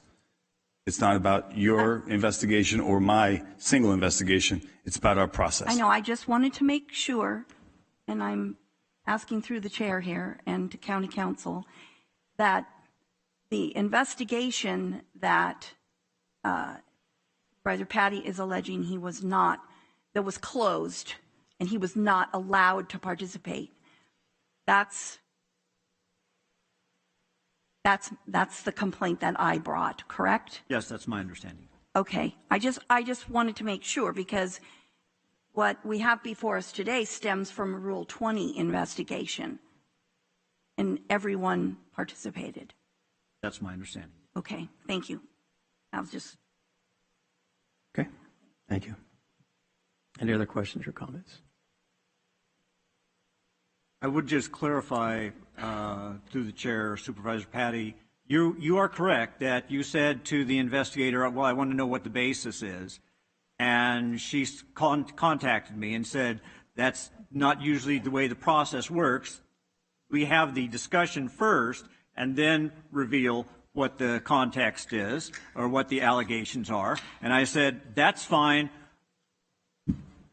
But in this case, we're going to give Supervisor Patty the information. And I personally gave you the information. And that was before you were initially scheduled to be interviewed. Through the chair, sorry, County Council, I sent an email back to the person that was requesting to interview me for the investigation. Yes. And her reply back was, we're not going to give you that information, or something of that sort. So I don't recall getting anything from you about it. May have it. Trust me, we get hundreds of emails every day. I'm not negating your honesty or your thoroughness to doing your job. I am not in any way, shape, or form laying blame on you for lack of anything. I really, truly, not at all. Well, I provided you with the basis of the allegations so that you could be interviewed. And after I provided that to you was the time that I sat in your office and I recommended that you contact the investigator, the attorney, so that you could have that interview. Again, I don't recall receiving that, and you may very well have done it. The investigator told me that they would not reveal what I was being investigated about, so I was going on that. So I apologize. Any other comments or questions? Clerk of the board, any comments from the public? Okay. The first public comment was submitted by Regina Peters, who writes, please do not consider suspending or terminating the ad hoc committee or the code of ethics. With any decision, vote, etc., some people will inevitably be displeased, sometimes for legitimate reasons, but sometimes people are displeased simply because the vote or decisions did not go their way. At no time should the Code of Ethics or actions taken because of the Code of Ethics be suspended or terminated. It may be appropriate to review, refine, revise, etc., the code, but I cannot think of any convincing rationale to suspend or terminate anything related to the Code of Ethics. To do so seems an attempt to abandon ethics, to reject the responsibility to perform ethically, and to evade charges and consequences of unethical behavior. The next comment was submitted anonymously and writes, I'm not sure what Tom Patty is so afraid of. He's got his best buddies Rickman and Villapadua to vote him out of any trouble he gets into. The next comment was submitted by Anonymous One, who writes, Board of Supervisors, I think it is very hypocritical that Tom Patty wants to suspend the Ethics Committee now that he is the one being investigated. I remember that he voted for these ethics to be put in place and even wanted them to be stronger than what eventually passed. Now he's trying to say that they're not fair to administrators and department heads. I haven't heard of that anyone is being investigated for ethics violations other than him. Interesting, isn't it? If he didn't do the things he is being accused of, then why does he fear the committee? If he did do those things, then he should stand like a man and apologize and take his medicine. A leader admits their mistakes and learns from them, and not try to get out of their responsibility. The next comment is also anonymous and writes, Dear Board of Supervisors, it is very difficult for me to believe that Supervisor Patty would bring this issue to the forefront again. It is recommended the Board of Supervisors discuss current practices of the Code of Ethics Ad Hoc Committee and consider suspending actions in San Joaquin County. Why would anyone want to suspend the Code of Ethics? In today's world, the board should want the community to know that it is doing everything possible to wind up like our local, not to wind up like our local Stockton Unified School District Board, where 2 grand jury reports are effectively ignored when it comes to transparency and treating each other with respect. Another reason that I find it very difficult to believe that Supervisor Patty is questioning the Code of Ethics for the board is because he is the one that repeatedly calls for inquiries into other board members' conduct. These inquiries have led to no violations each time. To me, Supervisor Patty is trying to have it both ways, just as he did when he tried to prevent LGBT and Pride awareness proclamations and then turned around to recognize a Pigeon Day proclamation. Enough is enough, Mr. Patty. Please, board members, keep the Code of Ethics for the board intact. Sincerely concerned and voting citizen. The next comment was submitted by A.J. Herford, who writes, Yet again, Supervisor Patty is working to undermine the integrity of our County Board of Supervisors, BOS. Imagine an elected official charged with representing a greater group than his/her personal interest, acting to change or abolish a code of ethics, or the process that is followed to investigate charges. Why would the elected official do that unless they had something to gain? Sure, it's possible that said code or process could be improved, but then that would likely be a staff recommendation or get full BOS approval. Further, Supervisor Patty's baseless accusations eat up staff resources that could be used for valid county issues. We as citizens must see these actions for what they are and speak up against them. Supervisor Villapadua and Supervisor Rickman, please stop going along with these process-degrading items. Get a backbone and start voting to represent your entire districts, not just your personal alliances. Your re-elections and future aspirations are on the line, as your voting records are public and will be highlighted. Let this sink in. 10 substantiated accusations against Supervisor Patty, and no action taken due to your negligent votes. Shameful. This must stop, and you are all charged with making those charges for your districts. The last comment was submitted anonymously and writes, Are you seriously considering suspending the Code of Ethics Ad Hoc Committee and consider suspending actions in San Joaquin County? Shameless posturing by Supervisor Patty to avoid being held accountable for future ethical violations. Please, please, please, I urge you to vote against this item. Thank you. And that concludes those public comments. Thank you. Mr., if you want to step forward, I assume you want to speak. I'm one of Tom's attorneys. Now, I have a few things to say. First of all, I need to find out, on page 6 of the agenda, you have under discussion, you have items 1, 2, and 3. Are we considering all 3 at the same time, or are we just on number 1? On number 1. Okay, so doesn't the board need to vote on that before I speak? Because if you vote on suspending, then I have nothing to say. But if you vote on not suspending, then I have a lot to say. Actually, that would be incorrect. Number one is the issue that we're here to discuss that you're representing. If one is suspended, then 2 and 3 become mute, which they are mute anyways. There's nothing there. It just stops the whole ridiculous, actions that are taken.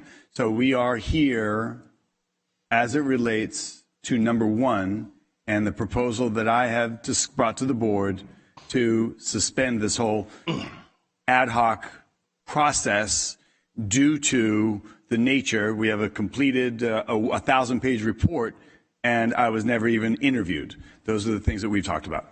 Okay, well then I'll go ahead and proceed, given that. In any event, I am one of Tom's attorneys. The attorney that appeared for him before under the Zapata matter, he's been in trial, so he couldn't be here. In any event,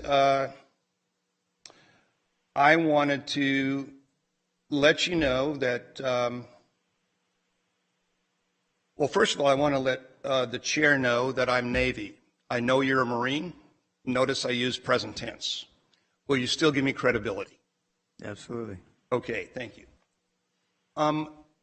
Our ethics code, and I say ours because it's mine too, does not meet accepted standards of evidence. County counsel knows that. He took evidence in law school. It's unacceptable in front of triers of fact, whether it be a judge, a jury, or a board. It's unacceptable for them to accept hearsay evidence or statements that are vague and ambiguous. Those are objectionable. Those are not allowed to be introduced into evidence. Okay? Free speech. Okay? There is an attempt to silence Tom. It is chilling, and as Mr. Miles knows, chilling is a term of art in the law. It came down from the U.S. Supreme Court, and it has to do with the First Amendment. He does have a right to speak. Okay? He gets to participate in matters of public interest. And let me say also that in response to one of the supervisor's comments, and I can't remember who, it doesn't really matter, when somebody is invited to participate under the threat of retribution, that is not an invitation at all. Okay, that is an ultimatum. So in any event, Tom was deprived due process. The 13th and 14th and 15th Amendments to the Constitution are called the Civil War Amendments, some of the most important amendments in our constitutional history. And they call for due process. That includes ability to confront witnesses, ability to cross-examine witnesses. And am I able to confront and cross-examine my client's witnesses that gave these statements? No, they're not here. I looked around just before I got up here, and the room was empty, except for the 2 deputies. They're not here. You know, Tom was right. This is going to be point counterpoint. All of us are going to go home this evening, regardless of what the outcome of this is, and we're going to second-guess ourselves. We're going to say, hey, I could have said this, I could have said that, I could have said this. I will too, and I know all you will. You know, Tom did request the notice of charges. That request was denied. I cannot believe that somebody would say that the usual process is to get a statement first and then tell them what they're charged with. Are there not 2 former CHP officers up there on the dais that know that is not correct? That would be tossed immediately if you didn't tell somebody what they were charged with before you got their statement? Absolutely not. County Counsel's Office retained Attorney Jacob on August 9, 2021. 45-page report was submitted on April 29, 2022. A cash cow for any law firm. reams of exhibits. About 9 months later, after Attorney Jacob was retained, reams of exhibits in a 45-page report was submitted, April 29, 2022. The report was delivered to Tom on July 14, 2022, 2.5 months after that. So 11.5 months, a law firm was able to bill for conducting an investigation, and tens of thousands of dollars were spent on this. That is absolutely ridiculous. What did we get from that? We got witness statements that were recorded, tape recorded, transcribed. They were not under oath. You know, I think that as a matter of due diligence as an attorney, as a matter of customary standard of practice in the legal community, I would be remiss if I didn't demand that these witnesses be deposed under oath with a court reporter and sworn under penalty of perjury to tell the truth. They were not. Those statements would never be considered in a court of law.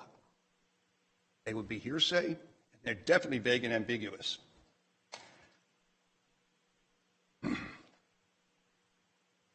So, my suggestion at this point would be to table the matter to allow counsel time, maybe 11.5 months, to research and investigate on our own, which would probably include notice depositions under oath. Body language is great. In any event, I can't speak for the rest of my crew, but for me, legal remedies are a last resort.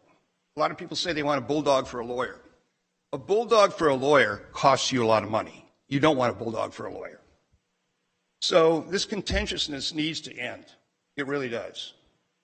And I think everybody's in agreement on that. I don't think anybody disagrees that the contentiousness needs to end.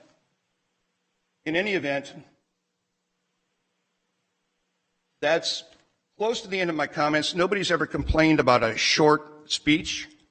In any event, I'm not Tom's cheerleader. I'm really not. It's my job, it's an attorney's job to secure admissible facts and apply them to the law. There's nothing admissible in this report. Zero. Ask anybody, ask county counsel if any of this information would be admitted in a court of law across the street or in Sacramento in federal court, Eastern District. It would not. It wouldn't make it at all. It's all objectionable. So essentially, again, we're going to second guess ourselves tonight, not each other, but ourselves. And I'm just going to end my comments with that because I think the contentiousness needs to end as well as my comments. Thank you. Thank you. Any other comments? Okay. Chair Rigman, did you have some comments? Yeah, thank you. I might as well pipe in here. You know, it's it's unfortunate we're here under these circumstances, and you know, in my opinion, this whole thing has turned political. I mean, my God, just listen to the letters that were just written, and who do they hit? Supervisor Villaputa and myself, and we have nothing to do with this, and the fact that we sit on ad hoc committees or we voted a certain way. So, we're in a no-win situation because whatever we decide, I mean, you're going to have Supervisor Millard people coming after us, hitting us, writing letters, or you're going to have Supervisor Patty's. And since I've been on this board, and even before I've been on this board, and, I've seen, I've watched the board meetings, and all three of you aren't innocent by any means. I mean, since I've been here, I've seen the ongoing personal attacks,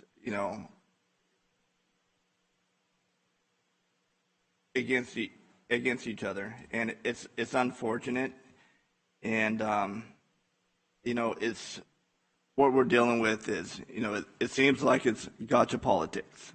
That's what it is. This in turn has placed us in entire board in this never-ending game of investigations against each other in hopes of either embarrassing your enemy, in which, I mean, come on, I think there's no secret. You three do not like each other at all. I mean, what? I mean, you could just tune in and you can see it, and it's really, really unfortunate. I mean, it's either for embarrassing, hey, I'll leave it, up to you to make the decision, for political gain or just for spite, that you guys don't like each other. If you vote one way, they're going to vote another, and just, and I agree with Supervisor Wynn on the fact that something needs to change in this. I mean, when do we change it? How do we change it?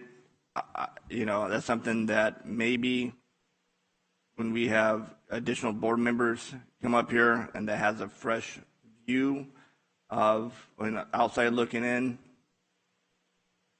it might be the best time to do it.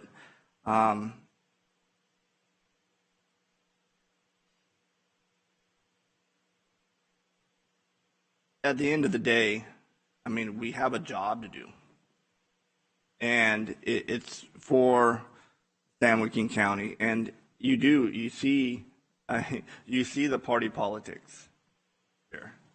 It's that simple. I mean, you cannot deny it.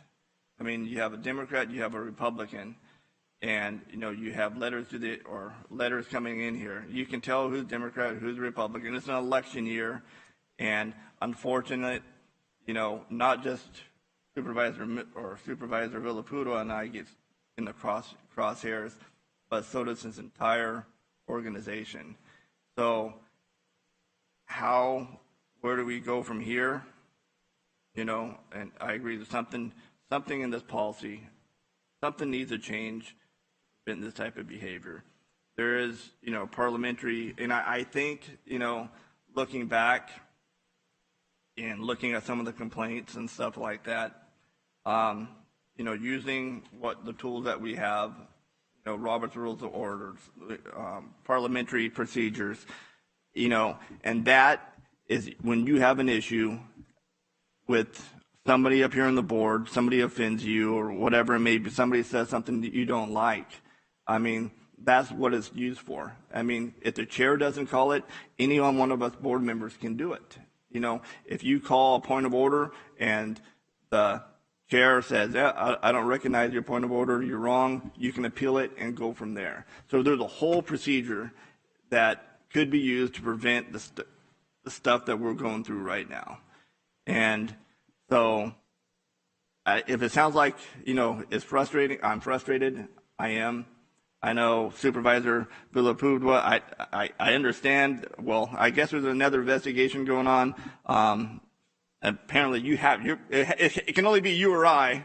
But I'm not in it, so it must be you. But, you're talking about, well, there's only one or two. But we're the one that's in the meetings. We're the one in the ad hoc committee. We're the one that has to deal with this. When it could, if we all just played nice, we wouldn't have to do it. And so, should there be changes? Does there need to be discussions? Absolutely.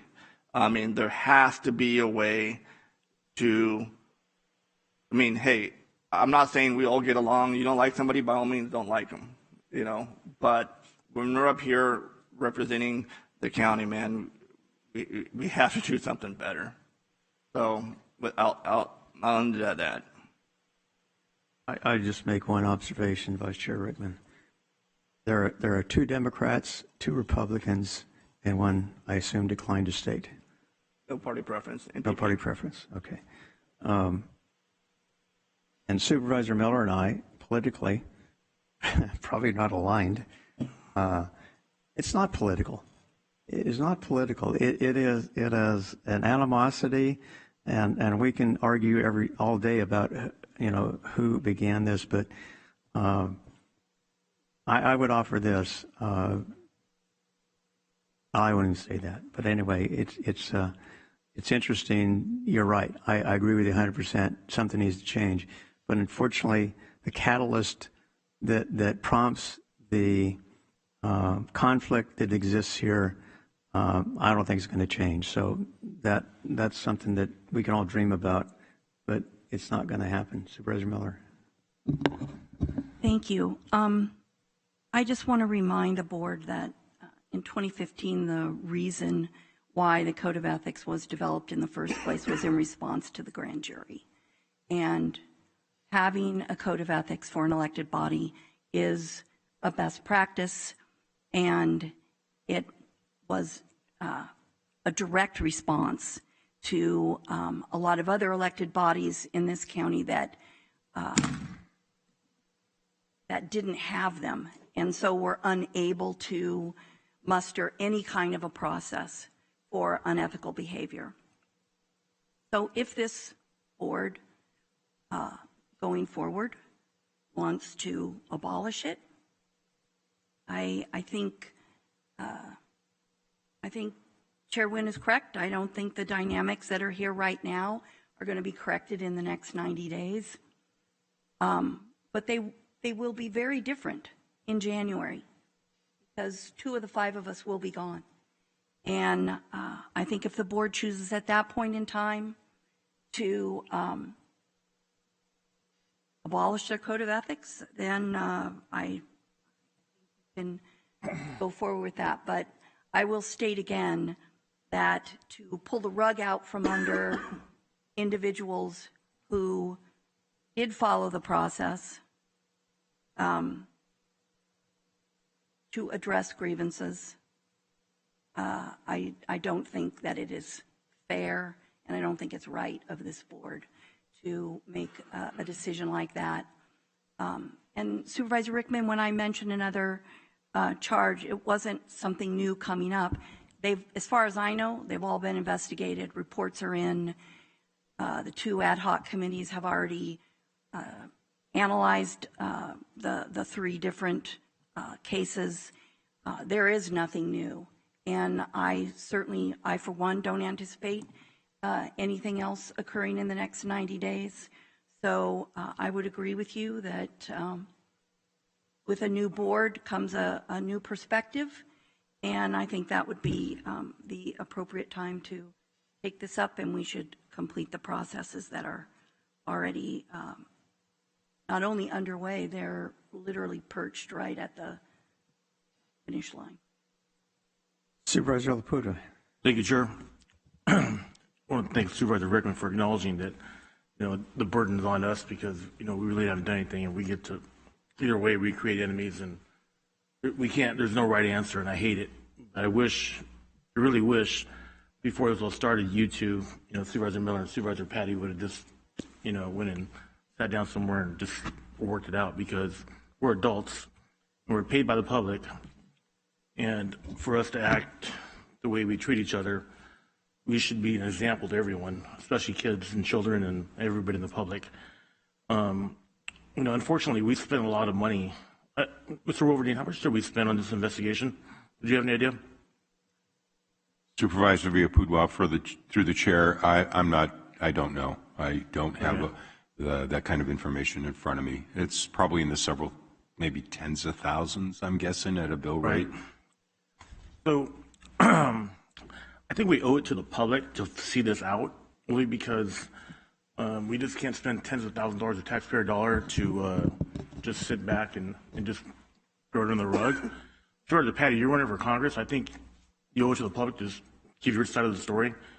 And I know you're passionate about your community, you care about your community, and you're a fighter at heart, and you're a professional fighter. And, maybe you're just a little extra passionate. Maybe you want to describe that and explain to everybody how you feel about it, what happened. Maybe you have a legitimate answer. Maybe you're, I don't know, you're accused of certain things, and maybe you have a legitimate answer, and we'd like to hear it. You're passionate, and I get it, and I love your passion. You care about the community, you care about homelessness, you care about our community, and there's a reason that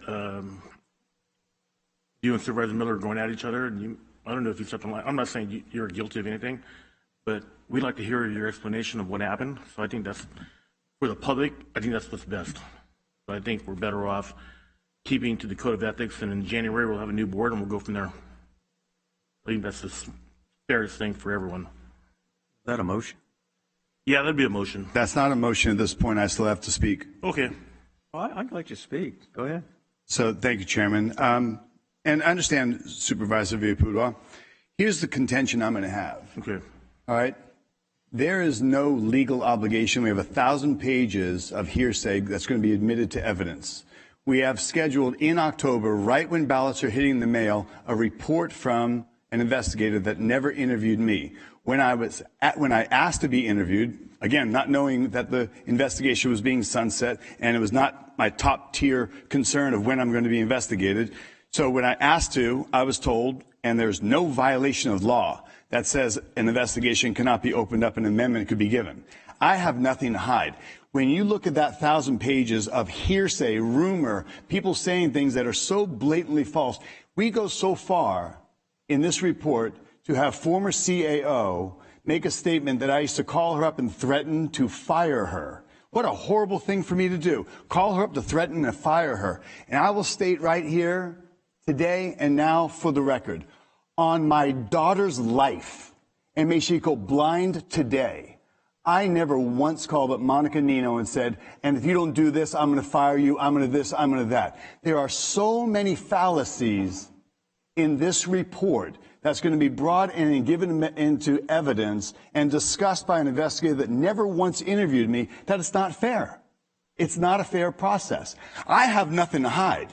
One of the nucleuses of this investigation, and it was rumors flying around, that I tried to bribe somebody in Tracy to support my homeless plan. I ask to this day, what homeless plan? Show me a piece of paper that's Tom Patty's homeless plan. Now, bribe to what purpose? Am I going to get money because I'm going to build it? Am I going to get money because I'm going to operate it? Am I going to have money that I'm going to get some? Bribe in what way? I have nothing to offer. Zero, zip, nada. But that's investigated. They go down a rabbit hole, and you have people that have taken that and used it. And I've spoken to other people that are like, oh my God, who said what? Like, well, they never interviewed me because I would have refuted that. That's factually not correct.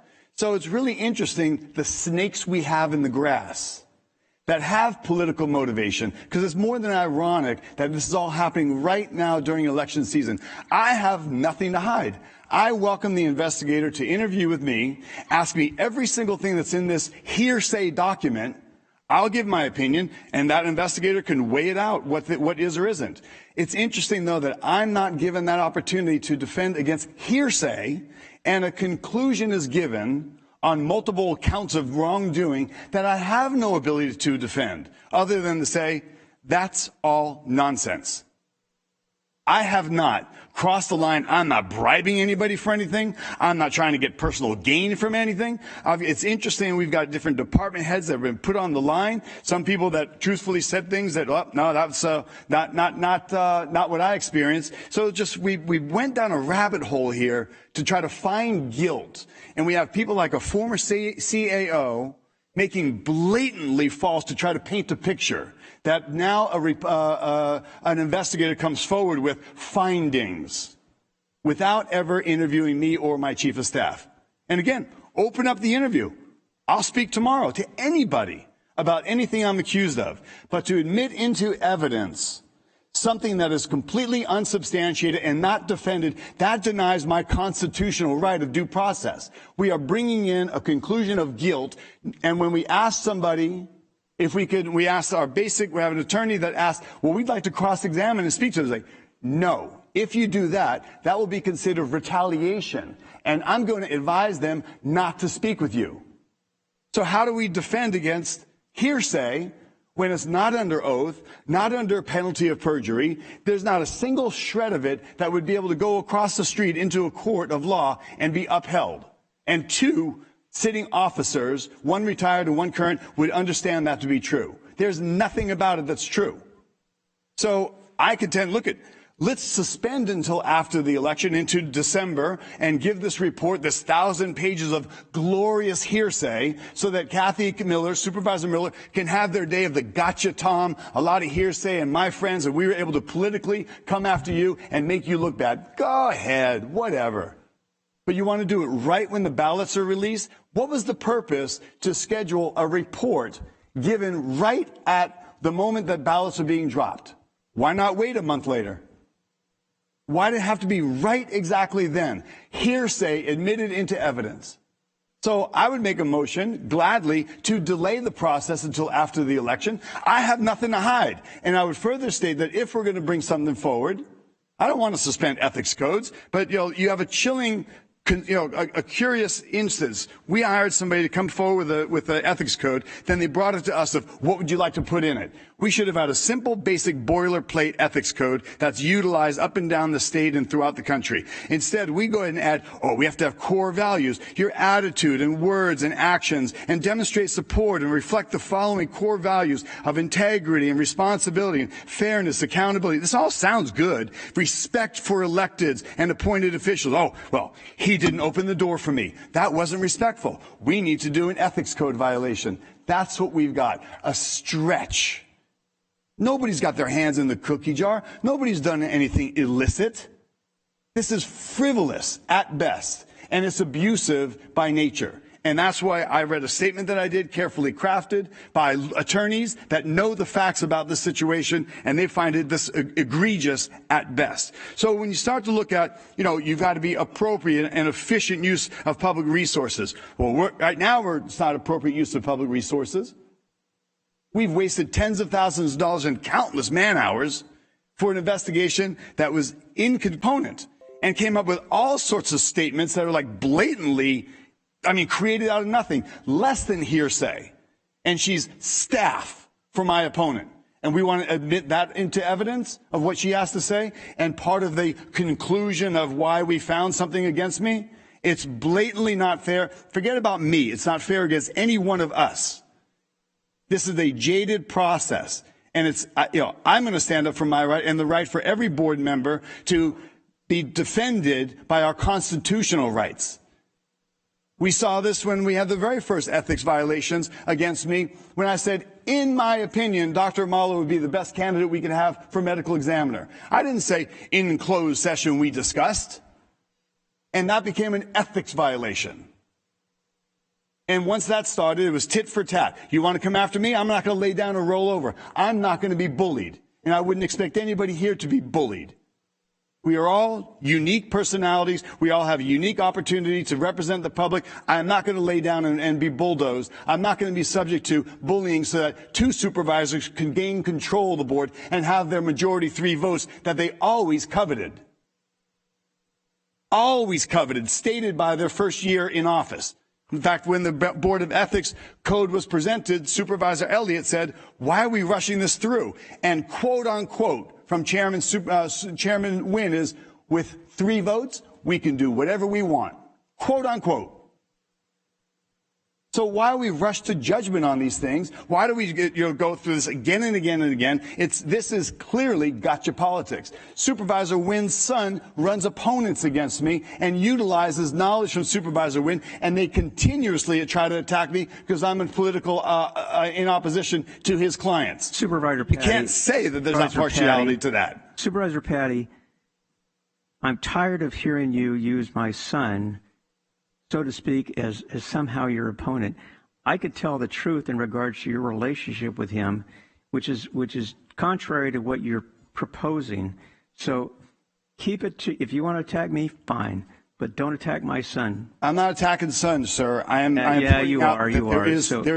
There is mutual family interest to tear down a political figure that your son runs other people against. So whether that's a stretch or not, that's just my opinion. And so be it. It's my opinion. It's not statement of fact. Yeah, it's my opinion. It's my opinion also. I'm going to conclude with I'm going to make a motion that we delay the findings of this 1,000-page report until after the November elections. I think we should suspend the actions of the ad hoc committee until a later time. Supervisor Miller. First of all, that report is not on the agenda today. So it has not been agendized for any action, so we can't take that. Second of all, Supervisor Villalpudua already made a motion. You said it wasn't a motion, but it was, because you can continue debate after a motion is made. He made a motion to stick with the existing code of ethics and perhaps revisit this after the first of the year. I will when I'm done in 1 second, I will second that motion. But finally, I'm going to say, I knew all along that the fact that these items were coming before us at this time, that there was a delay, a purposeful delay in process. I have been agitating for these items to get before this board. On my complaint, I have been agitating since before 2022, and County Council can attest to that. He's got it in his notebook. I filed formal requests as to why the complaint was not, why the investigation was not being finished, why it was not coming to the board. In terms of the issue that is before us today on the Rule 20 complaint, I thought it was going to come right after the Rule 20 came before us, which was in April. But there were delays instituted. Your repeated comment that you were not allowed to testify has been actively refuted by County Council. I will say, in my experience, he keeps a notebook. It's hardbound, so you can't add things to it, which is why attorneys carry them. And he keeps records of when he meets with supervisors. So there is also the statement from the investigator that says you were offered and they attempted to reschedule and you didn't take advantage of it. That's fine. Those are two facts that are, those are two statements that are not true. I have the floor. Two statements are not true. Supervisor Patty, you had your talk. Please, you've had a lot of time. All I want to say is, in terms of this being, the timing of this being politically motivated, nothing could be further from the truth. I have been pushing. Supervisor Villaputua, you and I met in early October of last year, off-site, and at that time, I thought my complaint was investigated, was done, and you said to me, what would it take for you to just drop this? And I said, I just want this to stop. No. I am getting yelled at. I am getting spoken over. We've had another example right here. I am not being recognized. I'm not being called by my name.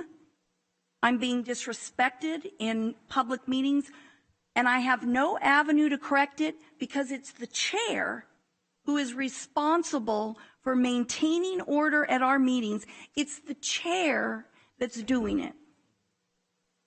And I asked you then, now that was a year ago. So this has not been delayed by me or by anyone, any of my friends or anybody else up here. Supervisor Wynn is absolutely correct. There could not be two supervisors up here who are further apart on the political spectrum in terms of most political issues. And yet, we work very, very well together. We work effectively, not just on this board, but on numerous other boards throughout the county. We represent our joint constituents. This has not been brought for political reasons. It was, I can't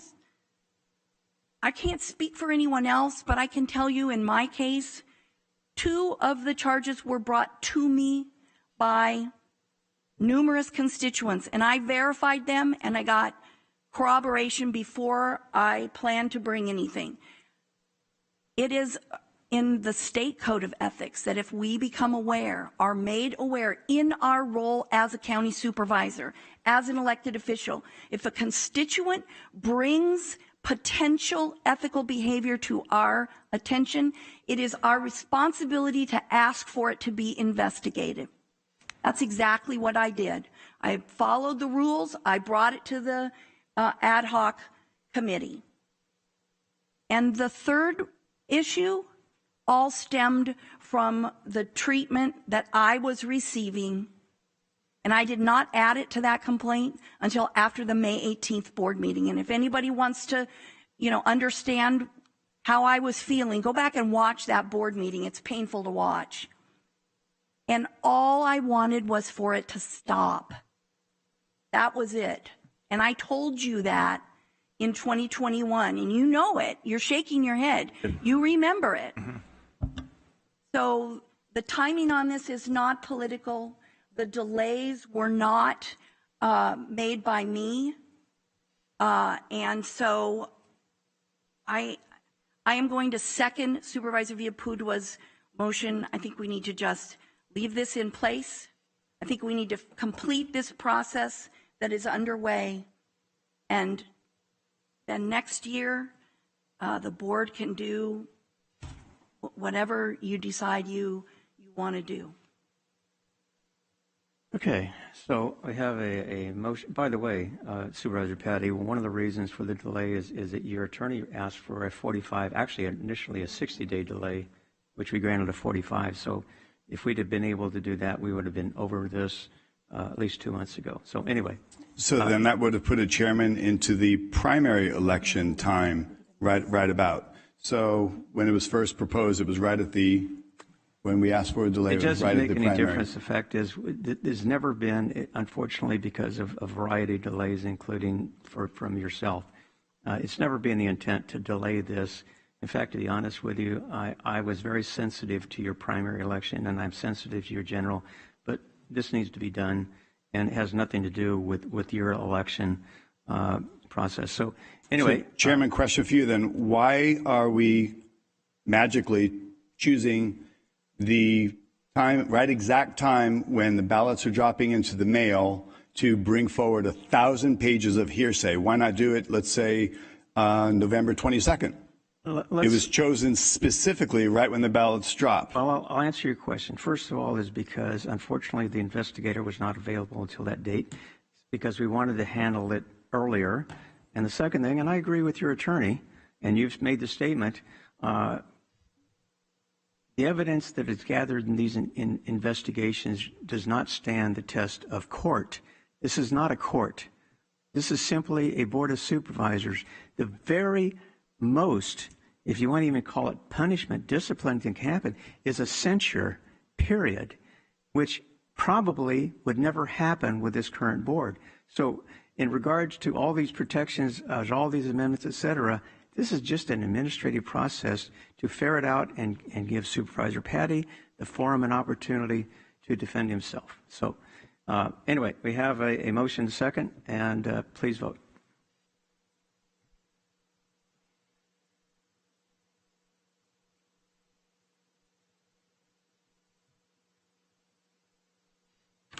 And it's yes, adopted 4-1 for Supervisor Villapudra's motion. Thank you all for the discussion. All right, moving along to the next item, which is County Council. Thank you. Supervisor Miller's. Yes.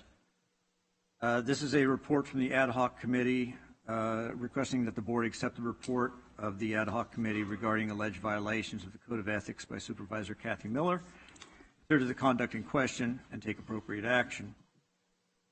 On or about February 11th of 2022, Supervisor Patty alleged that Supervisor Miller violated the San Joaquin County Code of Ethics.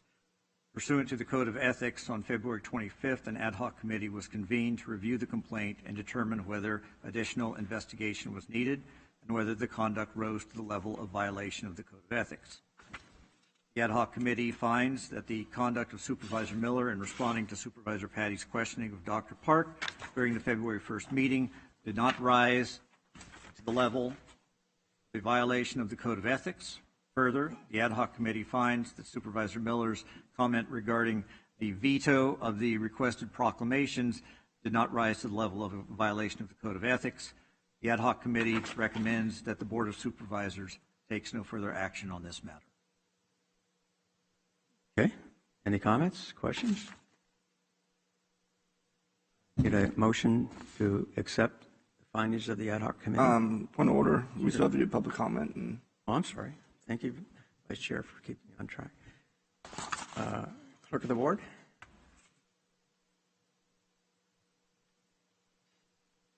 public comment was submitted anonymously and writes, Dear Board of Supervisors, I am puzzled as to why Supervisor Patty continues to bring forth frivolous charges against other board members. The Ad Hoc Committee for Ethics Violations again finds that the conduct of Supervisor Miller is responding to Supervisor Patty's questioning of Dr. Park during the February 1st, 2022 meeting did not rise to the level of a violation of the Code of Ethics. Further, the Ad Hoc Committee finds that Supervisor Miller's comments regarding the veto of the requester proclamations did not rise to the level of a violation of the Code of Ethics. And yet again, the Ad Hoc Committee recommends that the Board of Supervisors take no further action on this. Supervisor Patty has brought 3 different charges against Supervisor Miller and 1 against Supervisor Wynn, none of which were sustained. Supervisor Patty too often calls foul, and it seems a waste of time for the Ad Hoc Committee and the entire board. Thank you for listening, a citizen that votes. And that concludes the public comment for this item. Okay, thank you. All right, any comments, questions from the board? Yeah, I got a quick question, or no. Sure, go ahead. Statement. Hey, I was one of the folks that sat on the ad hoc committee. I don't know, but I guess that's okay to say, right? So I just want to explain my reasoning here. And, you know, if you look at, we'll go by, 1 and 2. And if you look, and this is, you know, the issue that I have sometimes is that, you know, if you look at what Supervisor Miller, you know, stated, that politicizing COVID or veto, and I was lengthy in that, and I disagree with her at the time, but you know, that's the thing.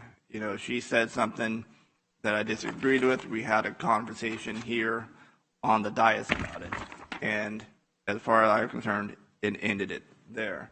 And also, when she stated politicizing, you know, open discussion with Dr. Park, you know, and that implicated, excuse me. I mean, I don't recall her exact words, but you'll know how I feel about COVID, you know, the mandatory vaccines and kids out in school and closing our churches and stuff like that. I was adamantly opposed to that. However, again, it's, you know, she has a right to voice her opinion, right? And I've stated this before. I'm a fierce advocate for free speech, and you know, and when you're talking about political speech like we do up here, and you know, that offers the First Amendment offers the broadest protection to that type of speech, and it's central to ideas that we question and challenge ideas. You know, somebody could say something rude or in poor taste and not agreeable to all those that hear it, you know, those up here. However, this is essential for bringing forth ideas without fear. The government, being us, right, will silence you, or members of this board will silence you.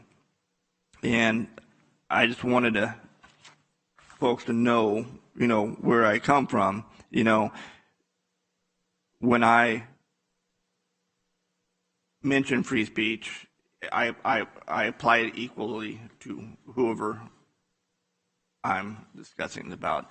I mean, you'll see, I'm not going to jump to the other agendized item yet, but if you look, you know, I'll explain my reasoning there. It's going to be similar to the reasoning that you know, the complaint against Supervisor Miller is unfounded because, again, you have a right to say what you want. And of course, within limits, but that's when you have procedures up here on Robert's Rules orders that you could rein in somebody. And if something extraordinary, then I could see going forward, but I think if your case extraordinary, I don't think it is. So, you know, I just wanted to mention that, you know, when we talk about the veto, and I was very passionate when I talked about that with the veto. I mean, words do matter. Words have meaning. And was it outside of that, our policy procedures and stuff? And, you know, it was. But, again, so that's where I stand on that issue. So just want to give everybody my explanation. Okay, so we have a motion and a second for this particular accepting the report from the ad hoc committee? I'll make a motion to accept. I'll second.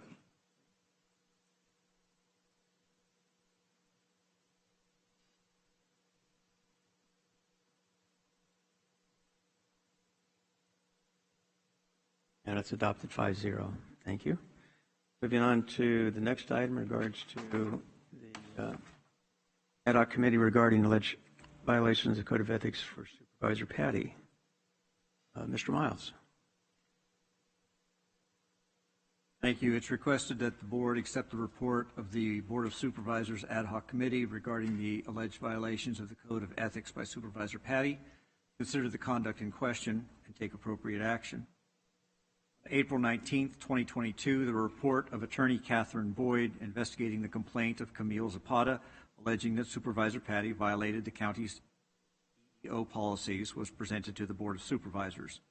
The report stated that 10 of the allegations contained therein might constitute violations of the board's Code of Ethics. As required by the Code of Ethics, the 10 allegations were referred to the ad hoc committee for evaluation. Also, as required by the Code of Ethics, Supervisor Patty was provided an opportunity to review the report and present information to the ad hoc committee. The ad hoc committee has considered the investigative report and the information provided by Supervisor Patty. After due consideration, the ad hoc committee is unable to make a unanimous recommendation to the Board of Supervisors. The allegations fall essentially into 6 categories: whether Ms. Zapata was subjected to uncivil and disrespectful conduct on 2 dates, whether Ms. Zapata was the subject of derogatory comments on several dates, and then 4 separate allegations that I wish to address. The remaining 4 allegations that I will go through, I am concerned that the 4 allegations propose to extend the reach of the Code of Ethics into matters that are not clearly addressed by the Code. As a fundamental matter, legislative enactments must give clear notice to the subjects of the enactment of the types of actions that are required or prohibited. The Code of Ethics does not put anyone on notice that their motives in proposing legislation, that raising concerns of their safety, or that exercising their fundamental rights to obtain public documents may subject them to censure. First one was, the allegation was whether Supervisor Patty proposed to amend the Code of Ethics. Was Supervisor Patty's proposal to amend the Code of Ethics applicable to members of the Board of Supervisors to include the Chiefs of Staff aimed at or because of Ms. Zapata? There's a doctrine in the law that precludes delving into the subjective mental processes of individual legislators because the validity of the legislative act does not depend on the subjective motive of the drafter, but rests instead on the objective effect of the legislative terms. At issue in the case of County of LA versus Superior Court was a discovery order requiring members of the Board of Supervisors to disclose portions of discussions they participated in prior to enacting a salary ordinance. The court held that the discovery order violated a longstanding legal principle precluding inquiry into the motivation or mental processes of legislators in enacting legislation. The court went on to recognize that even in instances where the bad faith motives of the legislator were relevant, courts have held that inquiry into their subjective motivation was not allowed. While the Board of Supervisors is not a judicial forum, we have previously looked to analogous case law and statutes to interpret the Code of Ethics.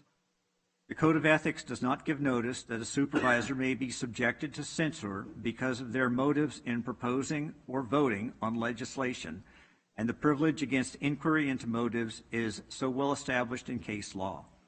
I recommend that the board follow the established law, not consider the motives of individual supervisors in proposing or voting on legislation. The second question was basement parking for chiefs of staff revoked following Supervisor Patty's complaint about Ms. Zapata's use of the parking facility? In responding to this allegation, Supervisor Patty raised concerns about his safety.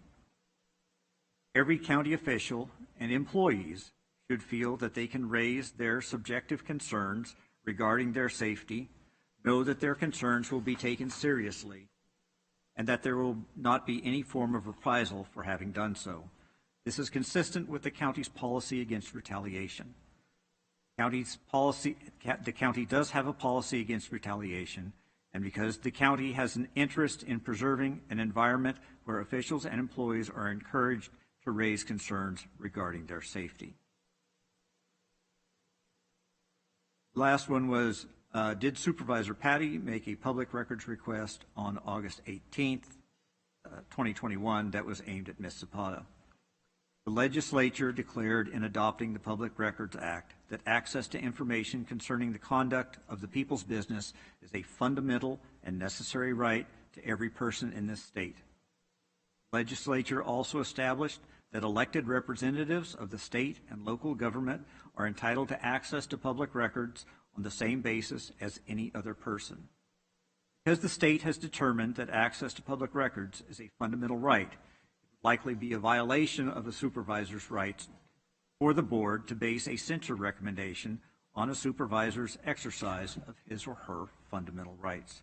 For these reasons, I recommend against using these specifically identified allegations as a basis for any censure recommendation. This concludes my presentation. I'm available to answer. Sherrick. Thank you, Chair. So you're talking about the bottom three? I'm sorry, Counselor, how are you?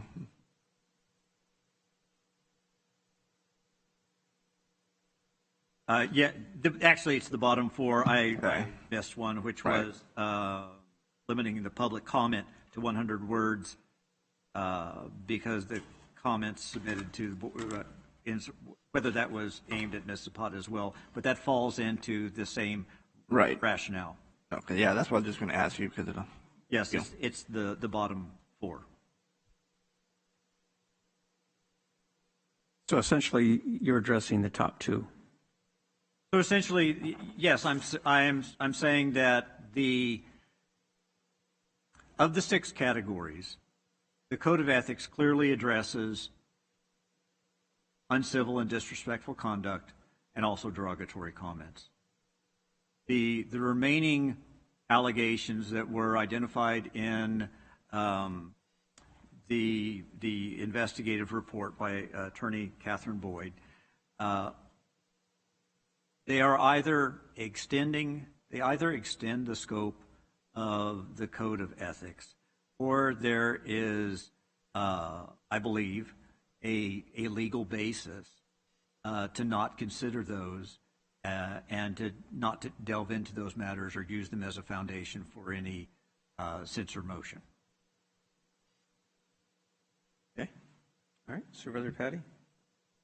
Thank you, Chairman. So here begs the question of, and this was kind of, in my opinion, the intent of the ad hoc committee. So we hire an investigator, they delve into all this. Now we read into public record, of course, which is to the benefit of those that want to have some political ammunition against me. So we read into the public record 4 things that County Council has just said these don't merit. There's no basis for based on legal precedent. Yet we investigated it. Yet we come here today and we present findings of something that was, again, egregious, frivolous, reckless, and a public slander and attack of misinformation against me by a political operative. But yet here we are, and County Council only now is saying these aren't viable complaints. Isn't that what the ad hoc committee is about? You look at them and go, well, scratch that one, scratch that one, scratch that one, scratch that one. Let's just boil this down to the couple of things that we're going to look at, review, spend less money investigating and less opportunity to further try to slander me with baseless accusations. So it's just kind of, that's why we want to really look at, and whatever that next board looks like, if I'm on it or not, what we're doing with this process. That's why the ad hoc committee should be formed, to take a look at some of these things. Like, for instance, you all are going to have this new 1,000 pages of nonsense brought forward, all hearsay, and that's going to be admitted because the ad hoc committee has proceeded with hearsay. So this is exactly my reason and point why we have a problem with the ad hoc committee process. Looks like the majority of these, 2/3 of them, should have never gone printed on a piece of paper. Just my observation. May I respond? Mr. Chair? Go ahead. Supervisor Patty, if you will recall, those were allegations that came out of the Rule 20 process.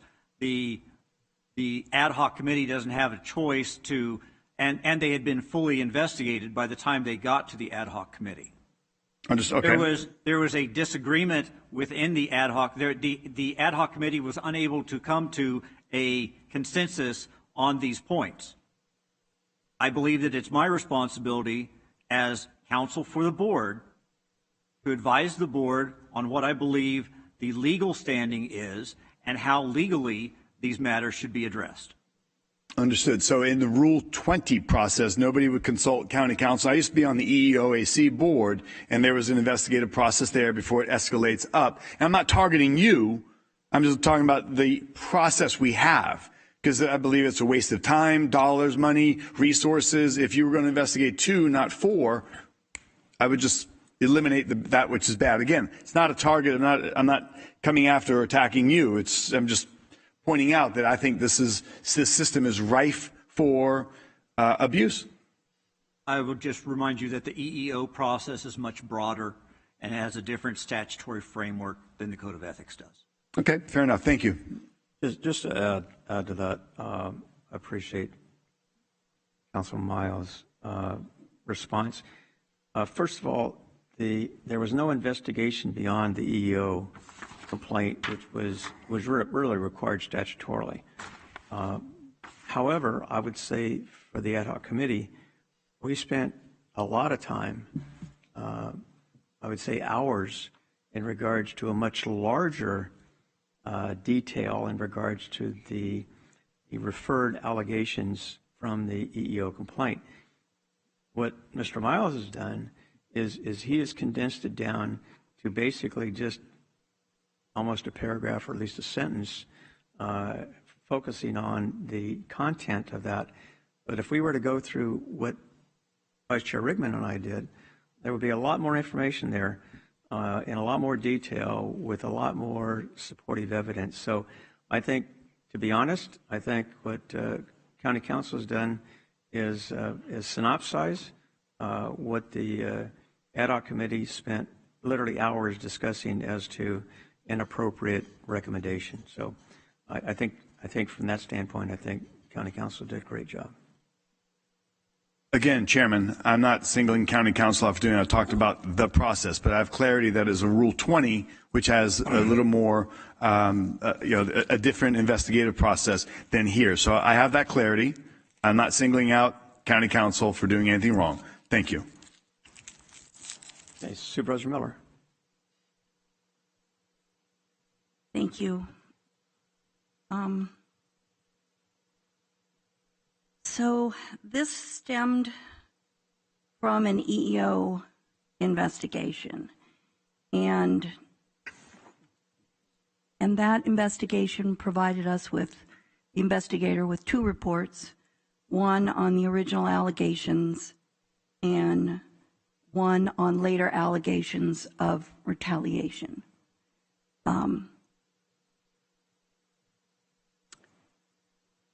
The majority of these allegations were either sustained or sustained in part.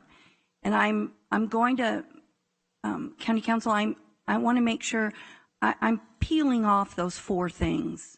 So my comments are really about the behavior on the dates in question. So I don't want you to think that I'm traveling outside the guardrails here. I'm not taking up those 4 items that you highlighted. Point of order. Real quick. I mean, this is limited to the ethics, not a previous report, correct? That's I'm correct. sorry, Chair. That's my question to you. And you guys got to answer. I mean, we can't keep, referring to all the allegations in the one that we already, the Rule 20. This is like, let's try to make Tom as bad as possible. I think what Supervisor Miller, correct me if I'm wrong, is that she is focusing, there were a number of allegations in regards to the Right, but we're focusing on the ethics that's in this report. I mean, you can't jump to another report. That's my... Well, I think... Correct. Right, that's all I'm saying. Just... It's going outside of the agendized item, which... Well, I think the content that she's talking about... That's all I had to... is part of the agendized item. Go ahead. Okay. Through the chair, Supervisor Miller, before you go down that path, I do think that it's important to remind the board that the report is still subject to the attorney-client privilege. That was going to be my question. The board has not waived that privilege. Okay. So then let me just go to the uncivil and disrespectful conduct on February 24th and March 9th, and February 9th, 23rd, May 18th, 24th, and September 14th. A large amount of that behavior was occurred in meetings and was on video, and it was we saw it, we heard it.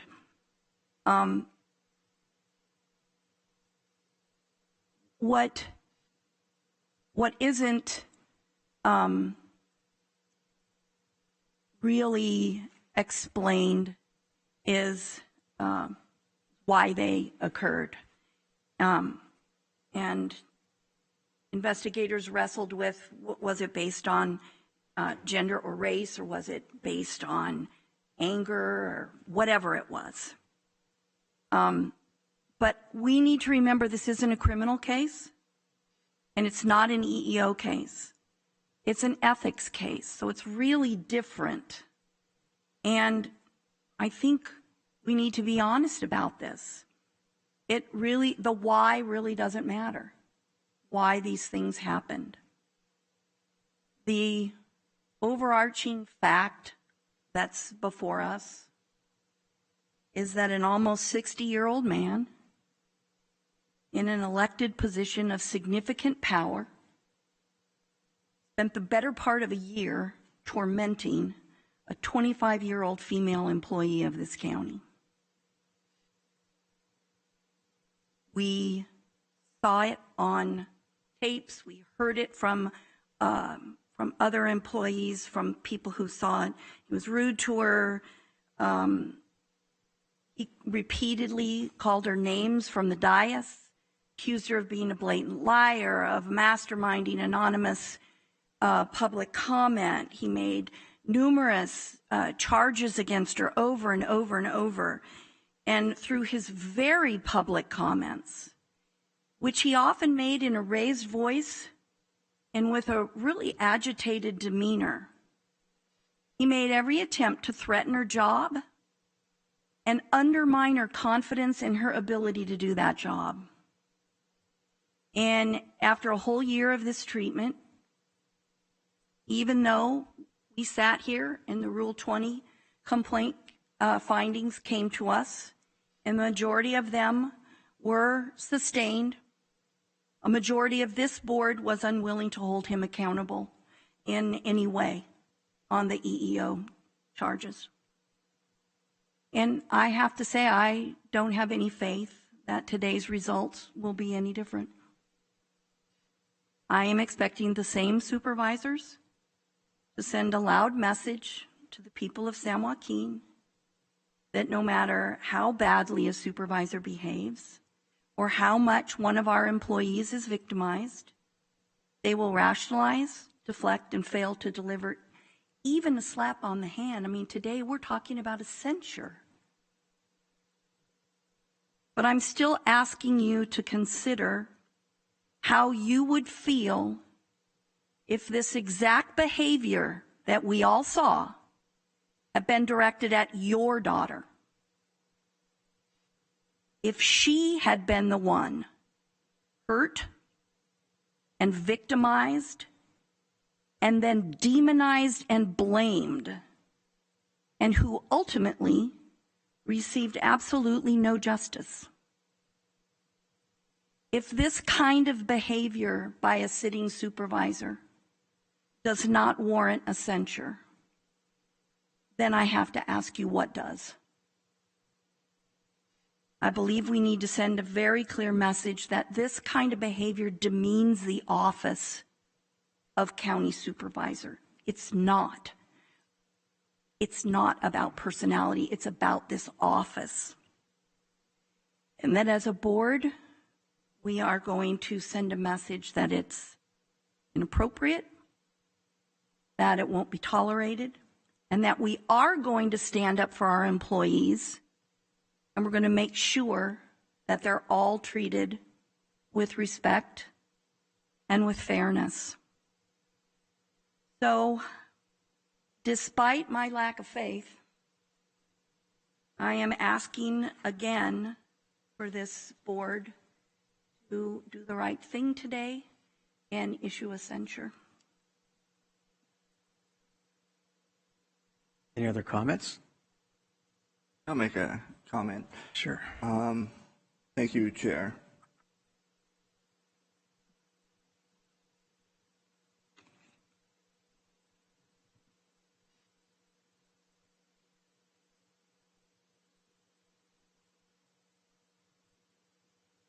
Listening to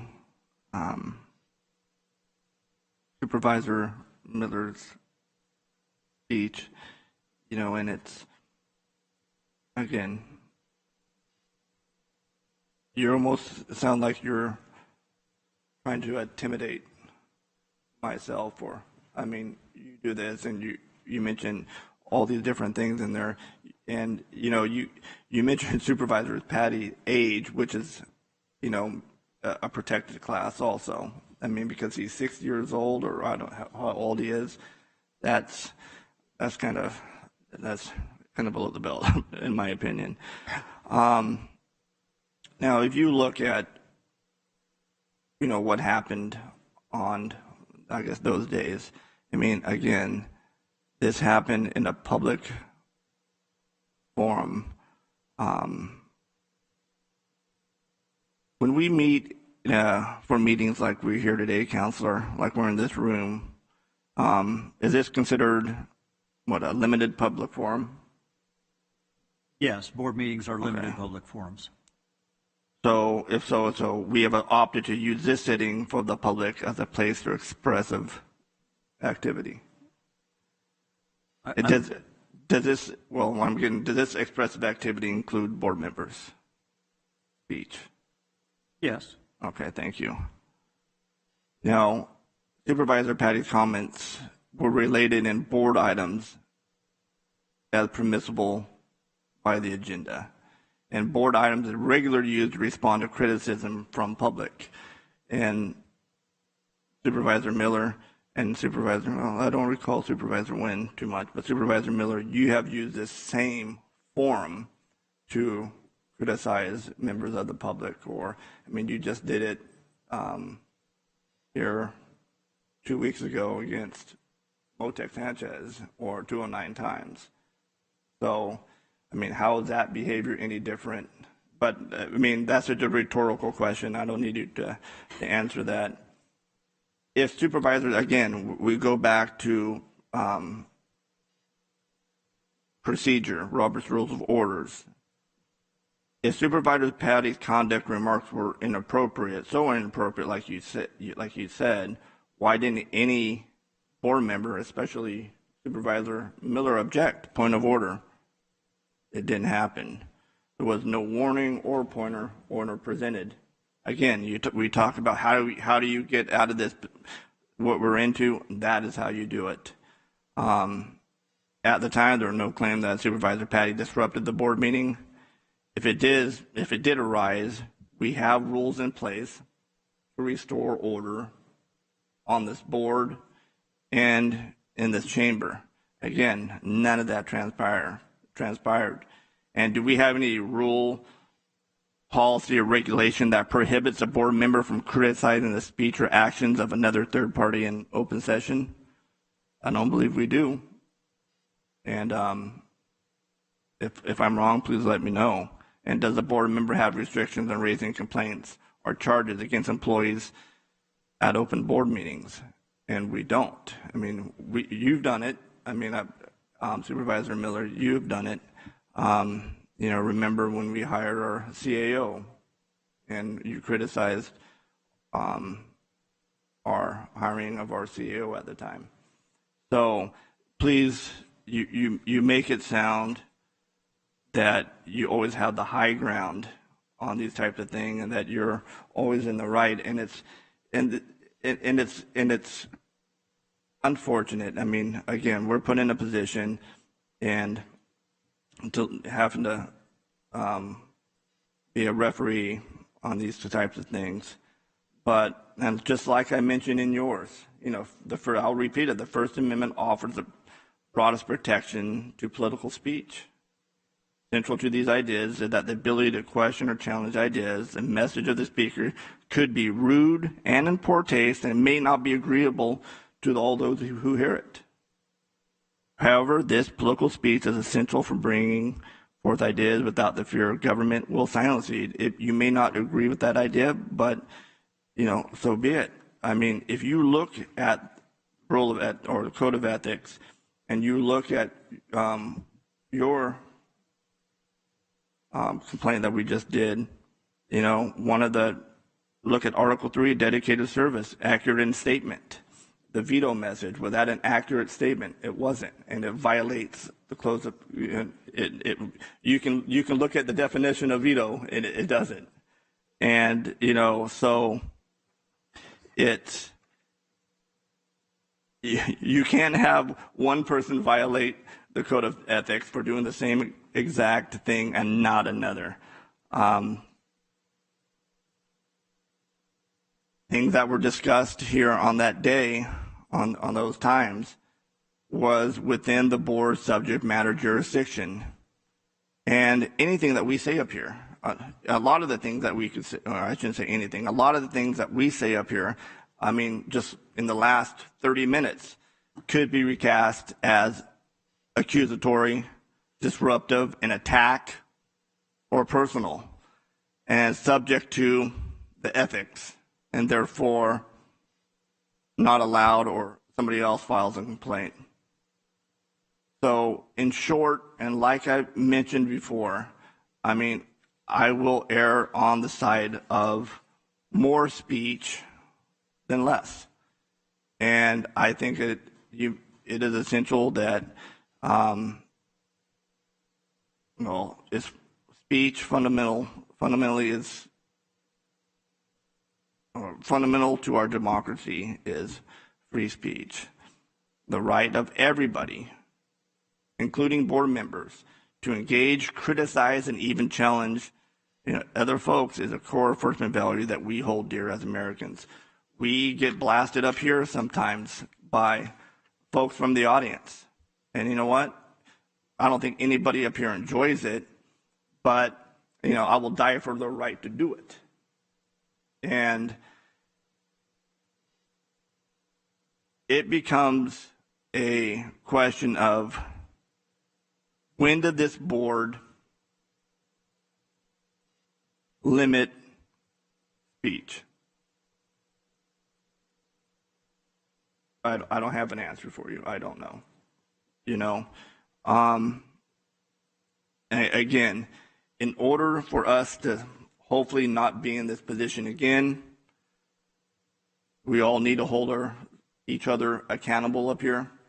If there is something that you believe is out of line, then call it for what it is. I mean, do a point of order or privilege or whatever it may be. I mean, I keep on saying that, and it probably is annoying, but how else do you shut somebody down up here right away? And that is how you do it, without getting into a big old screaming match up here. And then, I've seen more than just Supervisor Patty do that.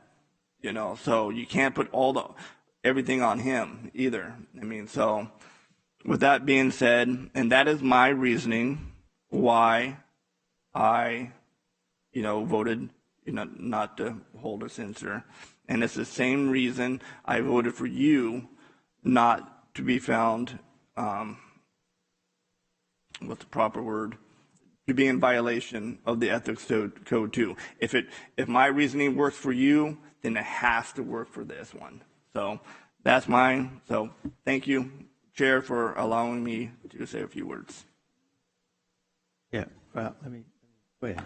I don't want to get into a back and forth because I certainly appreciate your position, but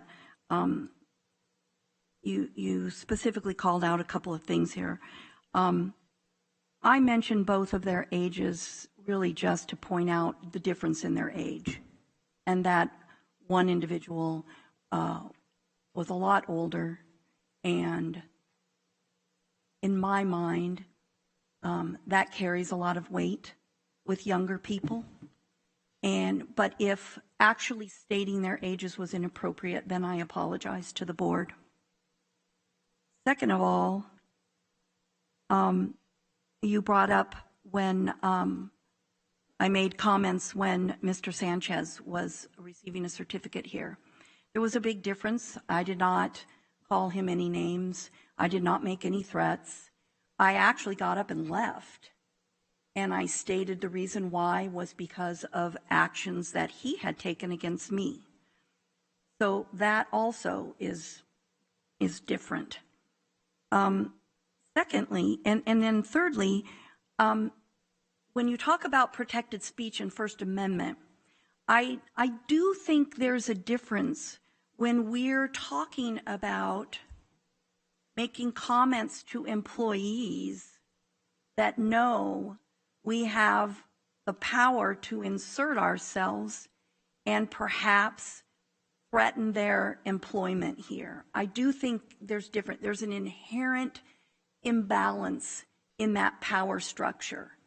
And so I think making those kind of comments to our employees, it is different than making a comment about one of us. There is no power imbalance with us as supervisors. We are peers. And so I feel free when you criticize me or something I've done. I don't take great offense, and you have every right to do that. And finally, you keep saying, all I need to do is call point of order. And I would direct you back to the dates that were cited in my complaint where I repeatedly called point of order. I raised my hand, and you can ask county council, I actually met with him to get clarification on Robert's Rules of Order. What do I do? And at a certain point, he said, your only option is to just stand up and raise your hand and make enough of a fuss that he has to call on you and listen to you. And I'm sorry. I find that very demeaning to this board, to have me standing up on the edge of the dais, waving my arms around and acting like a lunatic. And so I did not do that. And I agree with you, Supervisor Rickman, that we should know better, and we should not let our comments deteriorate into the personal and the nasty. And I agree with you wholeheartedly about that. But we have very little, in all honesty, we have very little control over one another unless we're willing to hold ourselves accountable. And that's why I'm saying that that is what a censure does. It's not about just what he said, because a lot of what he said was simply fabrications. It was his opinion, and he stated them as fact. And he called her a liar. He called her, evil. I mean, there were some really harsh words used, and it was repeated over and over. And it was from the dais, and it was about one of our employees. And that's the behavior that I'm talking about. I'm not talking about criticizing each other or anything like that. I agree with you on that. But the imbalance here in what happened, it was egregious. And in my mind, it was just really inappropriate. Do a point of clarification, Chair. Okay.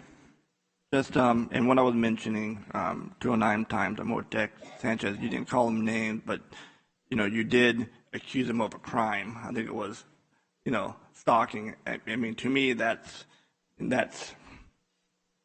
nobody wants to be accused of a crime. And you didn't say, in my opinion, you said of stalking. So you're accusing an individual, a member of our public, of a crime, and that's... He posted the video online and laughed about it. But is there a police report? Was he convicted? Anything like that? Charged?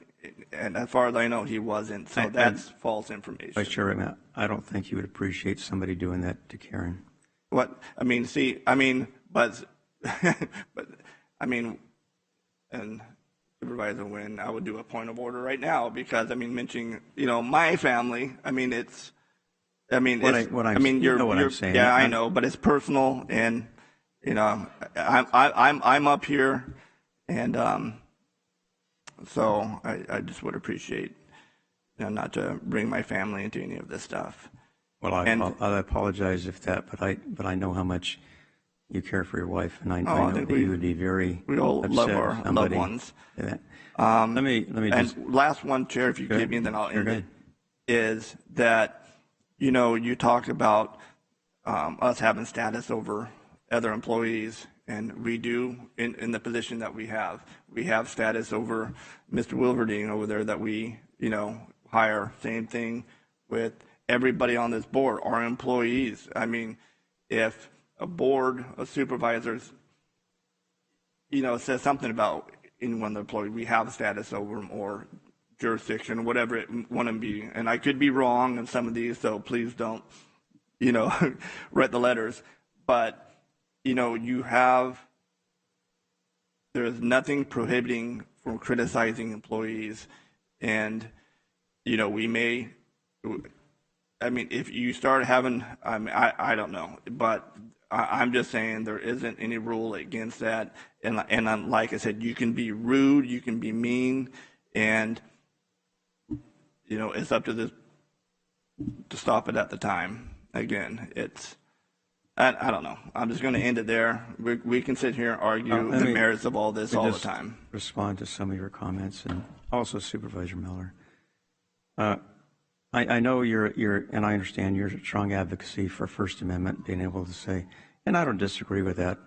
However, and you're talking about our position, stature, et cetera.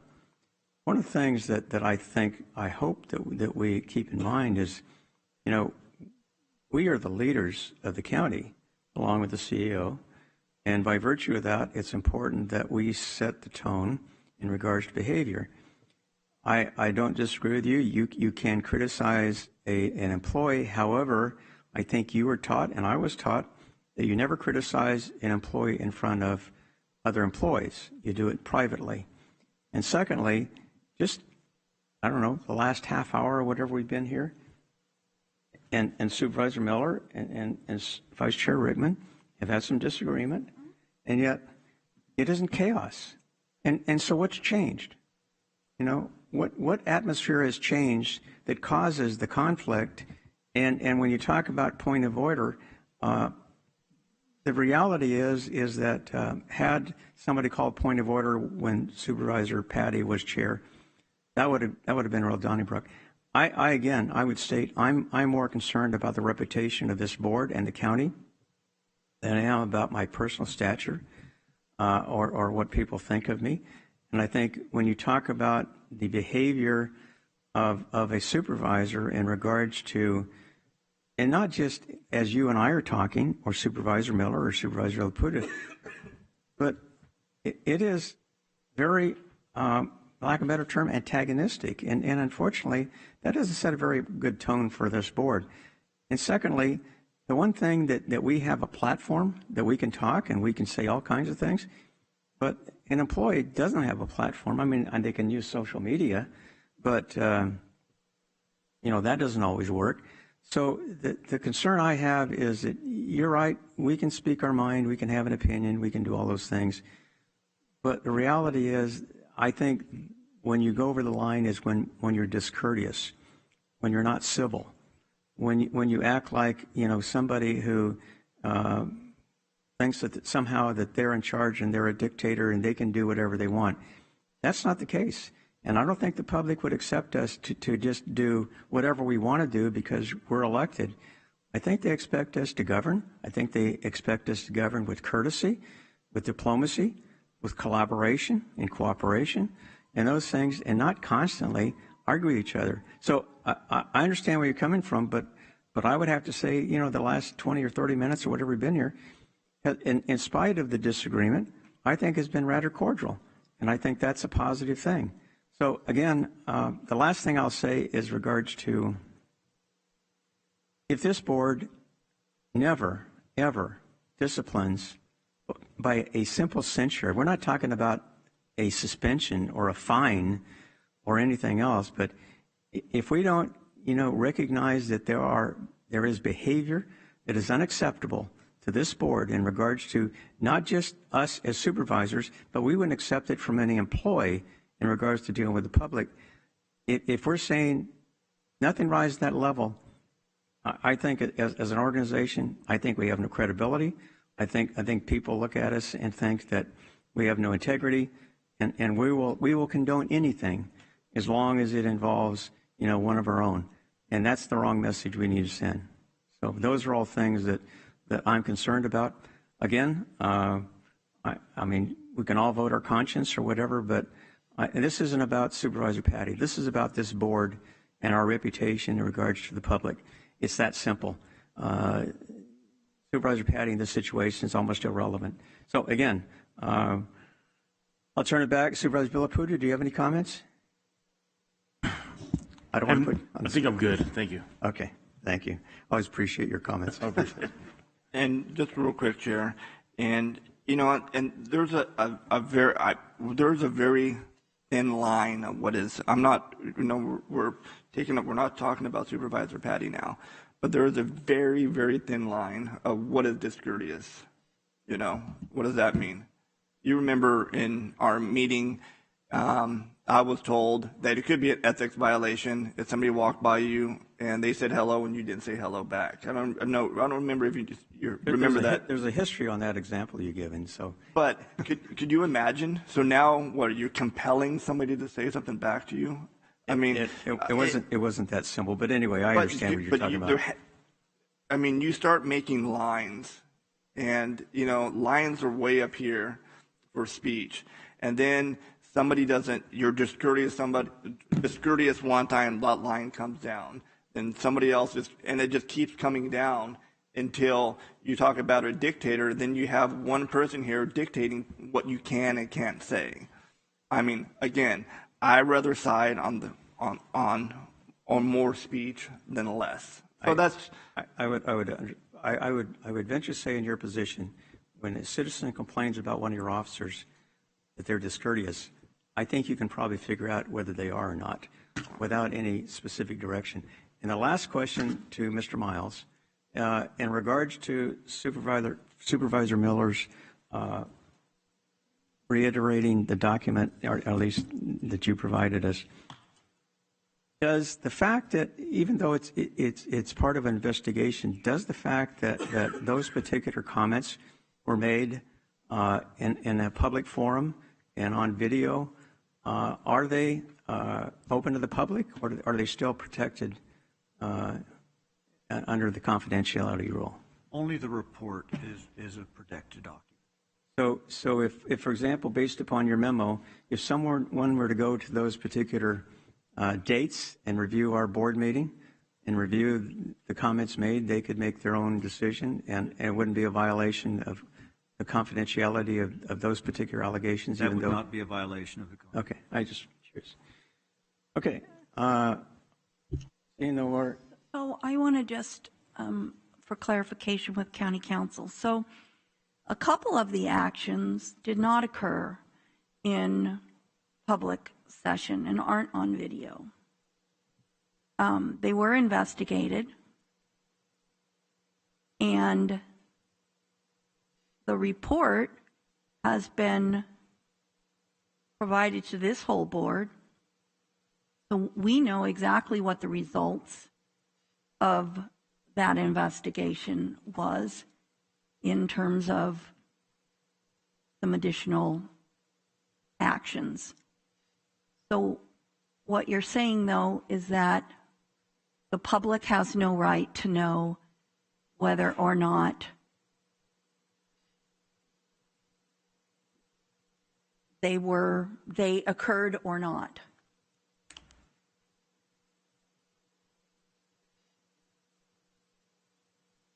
The individuals that were involved in the incidents are, of course, free to talk about them. There's no restriction on those individuals. The restriction on the document, both the primary report and the supplementary report provided by Catherine Boyd, as well as the summary document that I provided last week, those are all protected by the attorney-client privilege, and that privilege is held by the board. And so to reveal the contents of those documents would be a violation of that confidentiality. So the results of all of these investigations, the public never has an opportunity to know exactly what happened. Is that how it works? Unless the board acts to waive the privilege. Okay, well, I, for one, think the public should have a right to know exactly what happened and how it was investigated, and I think the public can draw their own conclusions as to reading the testimony whether or not things were properly investigated. But I realize that most individuals aren't going to agree with that. But for the record, I would just like to state that I think this process in this particular case is flawed.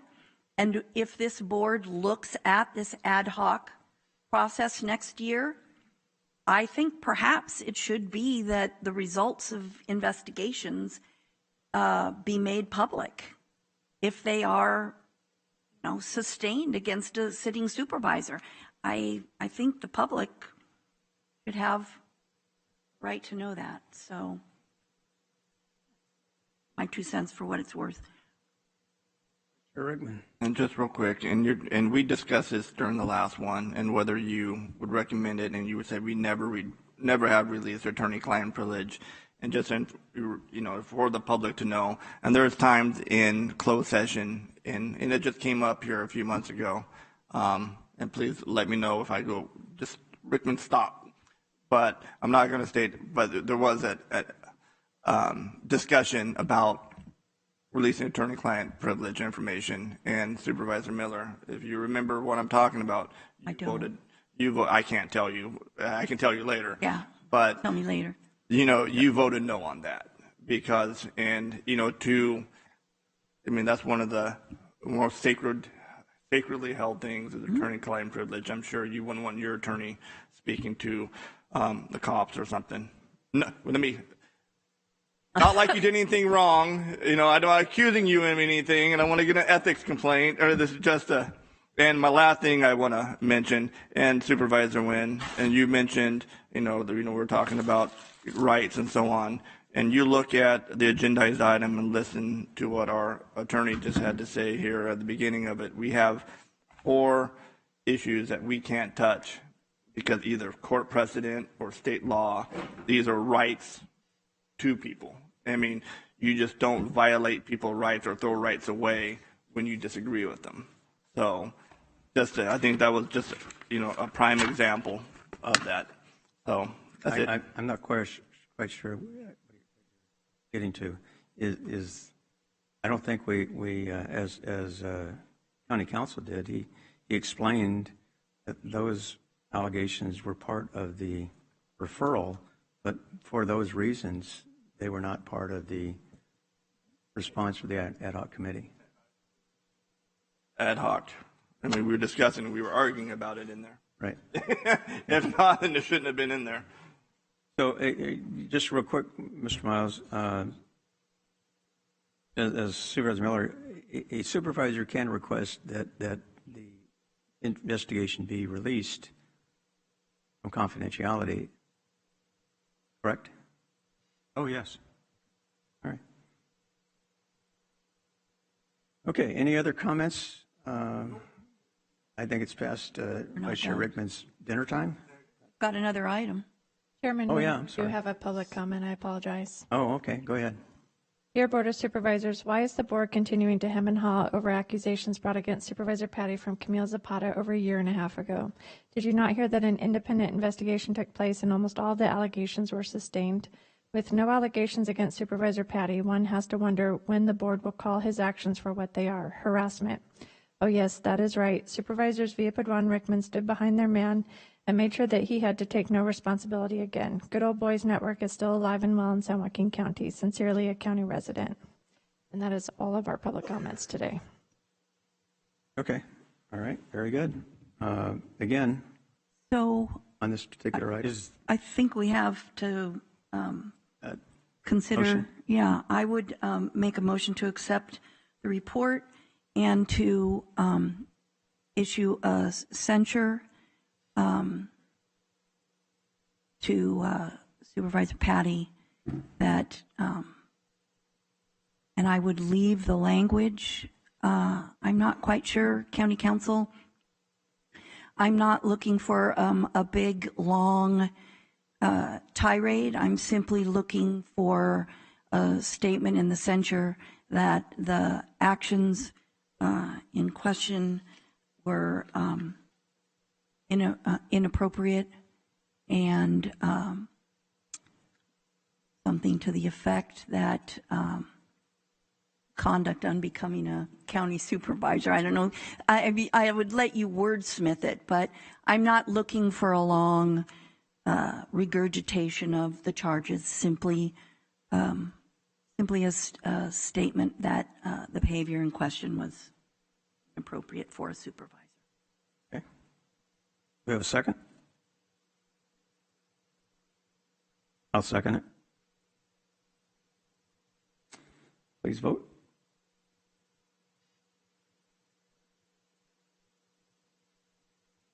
And it was 3-1. Thank you all for your lively discussion. And again, this is a very cordial meeting. I kind of enjoy the atmosphere. What can I say? All right. So I'm sorry, Mr. Wolverding, you're up again on Rule 34. Thank you. Excuse me. Thank you, Chair and board members. Appreciate you. We all hang in here. I'm the last thing standing between us and closed session, so I'll make it quick. I wanted to present for discussion amendments to Rule 34 of the board's rules of procedures. And when I started down that path, our clerk of the board thought it was a very good opportunity to do some house cleaning and go through there and pretty much update and revise the entire board's rules of procedures. So before I talk about anything to do with Rule 34, I'd like to turn it over to our clerk of the board, Ms. DeBoard, and she can share her updates. Thank you, County Administrator. Due to the time, I'm going to keep this much briefer than I intended. These changes are really just administrative. They offer some clarity, consistency, and flexibility to some of the rules. And in some of the cases, they just bring the rules into our current practice. So the practice has changed over the years. The administration policy has changed over the years, and some of the rules were inconsistent with that practice. I'd be happy to answer any questions on the rules that were presented to you.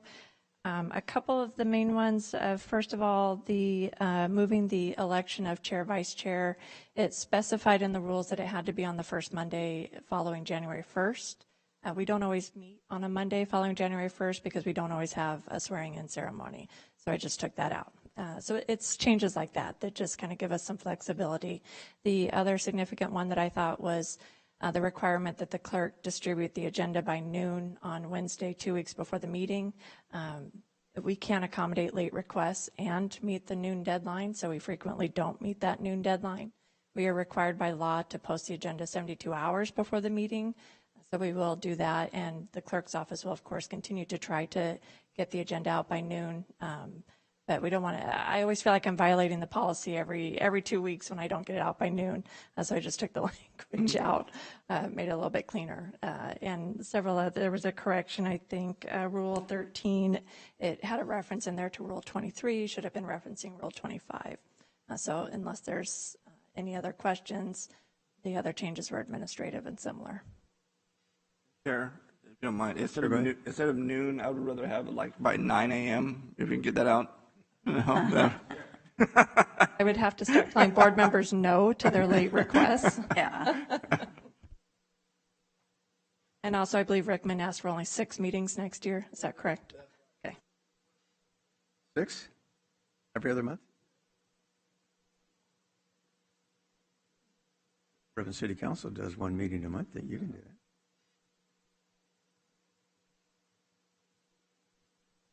that. Okay. So those are all the changes I have, and I'll turn it back over to Jay Wilverding.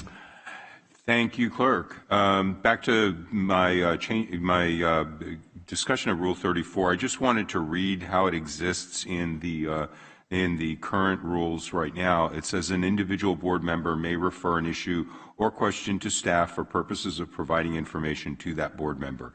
And the chair may refer an issue or question to staff for purposes of providing information to the entire board.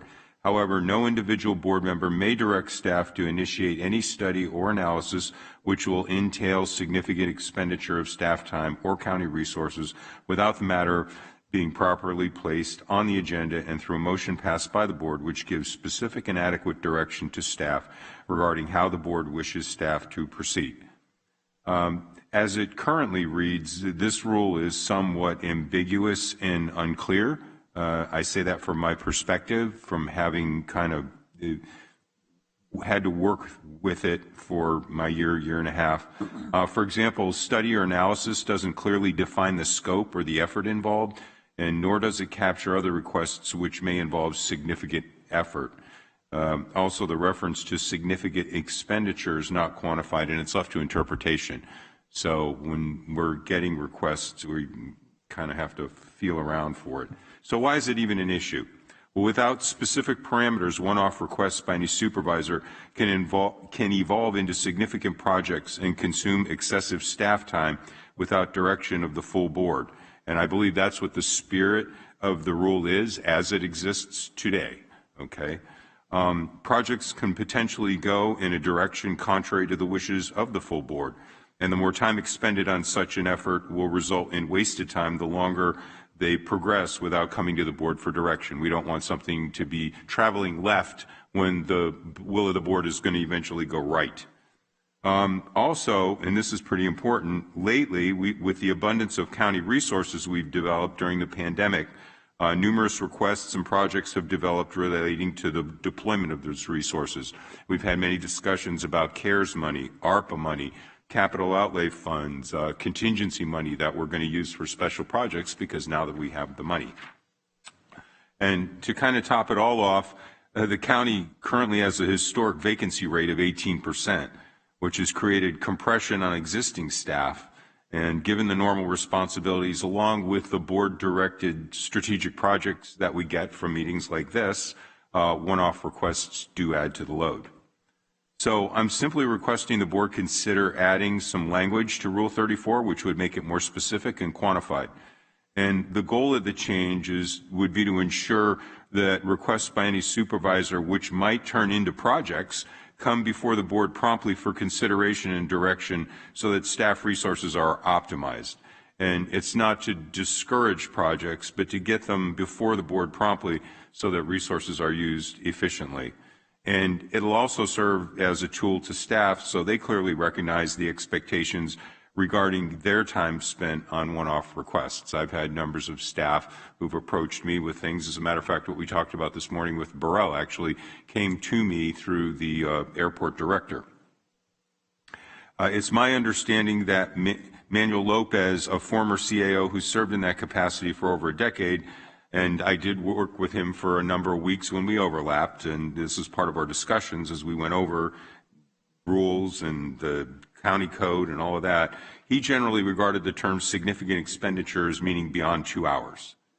Now, I believe that given the complexity of activities in the county currently, 8 hours or 1 business day would be much more appropriate. And I also believe it should not be up to our managers or staff to decide to spend more time than the rule allows because they might feel a project is warranted. That decision should be up to your board. And with that, I'll conclude my presentation and make a recommendation that we add the clarifying language I noted in the board letter, and I'll take any questions you all may have. Chair Rickman. So Rule 34. So what's the significant time? You're saying 1 day? A day, roughly. Okay. All right. I know there's agendized items that do come up and that, our staff needs information, So how would that be a project? I don't think so. What it says in there right now. Well, I just want to make issues sure we're on or record. questions. Yeah. And we take those fairly routinely. We help out with board letters. I think that's Rule 14. I could look it up. But yeah, we do little things like that all the time. I'll use a perfect example was what we just went through earlier today with Burrell. As you heard Supervisor Patty mentioned, he brought that thing to the table. It was my understanding that he brought it to our former airport director, and it evolved into what we talked about today. Just our discussion took 2 hours, and it took a fairly good deal of my time to even become educated enough to be able to present it to your board. So to me, those would be the two different things. One, as you just mentioned, Supervisor, questions or, can you check into this or tell me more about that? Or, hey, we want to do a big development. I get it. Yeah, I know it's getting late. Last one is, say we do have an item. I know we discussed before, getting information like audits and stuff like that. Will that something that need to come to the board? I would think so. Unless it was commissioned by our auditor controller. I mean, so if I want to get an audit that's already been done, say from a nonprofit or overtime that has been spent or on, say, for homelessness, I would have to come to the board? Supervisor Rickman, I want to make sure I understand your question. When you said to get an audit, you mean to receive an audit that's already been performed or to actually commission an audit? No, not to commission one. Okay. Just to, hey, what was, I did it last time. What was the homeless spending in, fiscal year 21-22? Give me the information. Well, we didn't have an audit on that. I recall that request. Give me some paperwork for it. If something exists, that we have. If we're spending county money, we should have a paper trail for that. So if I sent you an email, and I'm sorry, folks, this is taking longer than I expected. But if I typed you a message and said, "Hey, Jake, I need to know how much money the county spent in fiscal year 21-22 on homelessness," can you get that to me? I would probably fall into this rule.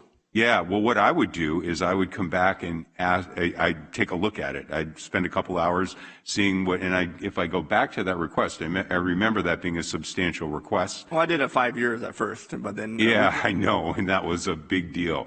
And I think it took us a handful of days to get that back to you. But that's a prime example. If we're having an agendized item on homelessness, I need that information. So there you go. But I will say in that particular one, that involved let's see, that was healthcare services, that was my department, and I There were believe several it departments. wasn't just me. No, but there's several departments. But the information that I'm just saying to myself because I did it. But any of us board members could need that information, and we're not going to have time to come up to. I guess we could do a PRA and get it in 10 days, but it's going to cost you a lot more time than we don't. Than that. So that's something I don't want. That this board needs to have flexibility with. I understand. All right. Let me understand. So, as Vice Chair Rickman talks about requesting paperwork or reports or charts or whatever, which may take some time. I understand if he wants to prepare a board letter outlining some specific numbers, obviously your office or departments are there to help. On the other side of it, I've seen where a supervisor may engage staff and have them do a lot of the research work type thing. I take it that what you're asking is if it's going to take more than 8 hours for a staff member in any department to accomplish that particular request, that it should come to the board. Is that correct? That is correct. And Chair, when the reason that I mention that is because there are 5 of you, and I know each one of you makes a request and stays in your lane, so to speak. But we get requests not just in my department. When I say staff, I'm talking about all of the departments and the divisions that we have. And so those kind of percolate through all the different parts of our organization. And many times I don't know about them until they start to develop into something material. And probably a better thing for us to do would be to make sure that our department heads and the division directors are aware that they're not, even if they want to, allowed to go running off in a fashion like that. I don't want to make this more complicated, but my experience has been, for example, when I ran an area office, I used to get a lot of requests from headquarters, different departments. They didn't know that I had 6 other requests, to do some type of inventory or and I don't, like I say, I don't want to burden you or whatever, but would it be, because obviously you're kind of the hub, would it be better for us to request it of you and then you could farm it out to whatever departments that would have that information? Because sometimes, to be honest, I don't know who to go to. And I can shop around, but maybe you or your staff would be in a better position to make that. Again, I don't want to create more work for you. Chair Wynn, I think that would be an excellent idea to have things come through my office, and not necessarily me. I have very qualified staff, and most of them they're all segregated into specialty areas for the functions that they're in charge of. Like you saw, Adam Brooker was here because of the airport issue. Right. So I could assign something to him, or you could call him directly if you wanted. So is that going to be part of the Rule 34?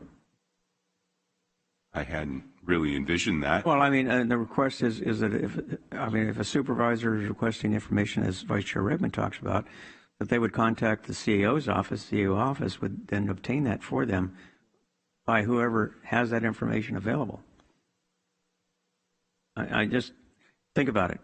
Yeah, I hadn't considered that. Well, and I don't want to be what do I want to say?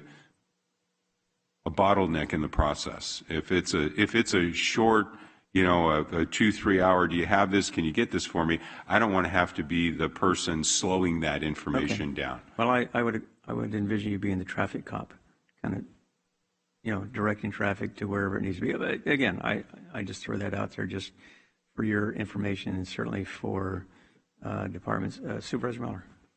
Yeah, thank you. When I was reading this, I was also looking at, the various kinds of requests that come in, and some of them are multiple departments. We've had large field trips organized with, multiple departments and all that kind of stuff. And I was also thinking about having come through a city. I was also thinking about a city manager structure and how that works, and how there doesn't seem to be much of a bottleneck there. And so I started doing a little bit of research, and I'm wondering if maybe as part of looking at Supervisor Wynn's request, you could look into the structure of having a county CEO instead of a county administrative officer. I don't know that much about it, to be honest. I do know that, I pulled up the California Association of Executives, and somebody brought this, it was a passing comment that's, they said, oh, I was really surprised by this because I've always worked under a CEO, a county CEO, and so I've never had a supervisor have direct input. So I don't really know what it entails. I don't know how we come to that structure, but I'm just wondering if it's something that we even can look at or we should look at. What's this again? A CEO versus a CAO. Oh, just a vowel. Yeah. I think we should. I would be happy to do that. I mean, instead of tinkering with Rule 34, it seems like maybe we should just look at the structure. I don't know, maybe that would solve a lot of this. Yeah, the only issue, I'm sorry, Supervisor Miller, I didn't mean to butt go in. ahead. The only issue I have, the issue I have with Rule 34, it takes, I think it takes authority away from the Board of Supervisors. It takes authority away from the chair. I mean, if there's a supervisor, and we need something, I don't know what it may be. I don't think it occurs that often. I think the chair, if we're keeping on that, and it shouldn't be the CAO, it should be the chair. I mean, it's not because I'm going to be chair next year, but no. Hey, at the end of the day, we're the one that responds to the people. We're the one that's elected, and if it's that important to an individual board member, then.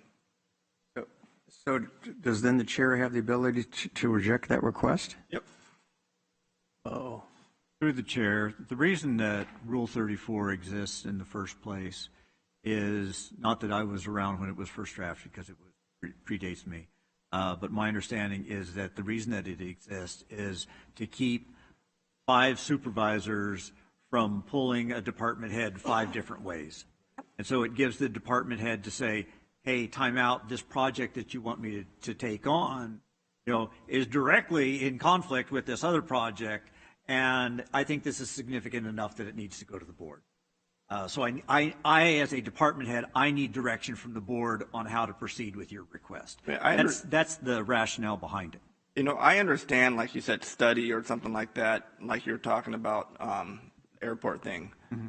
My concern is, hey, I'm very thorough when I do my reports and my items and stuff. I want my information. If I'm asking for it, then I should get it. I know I have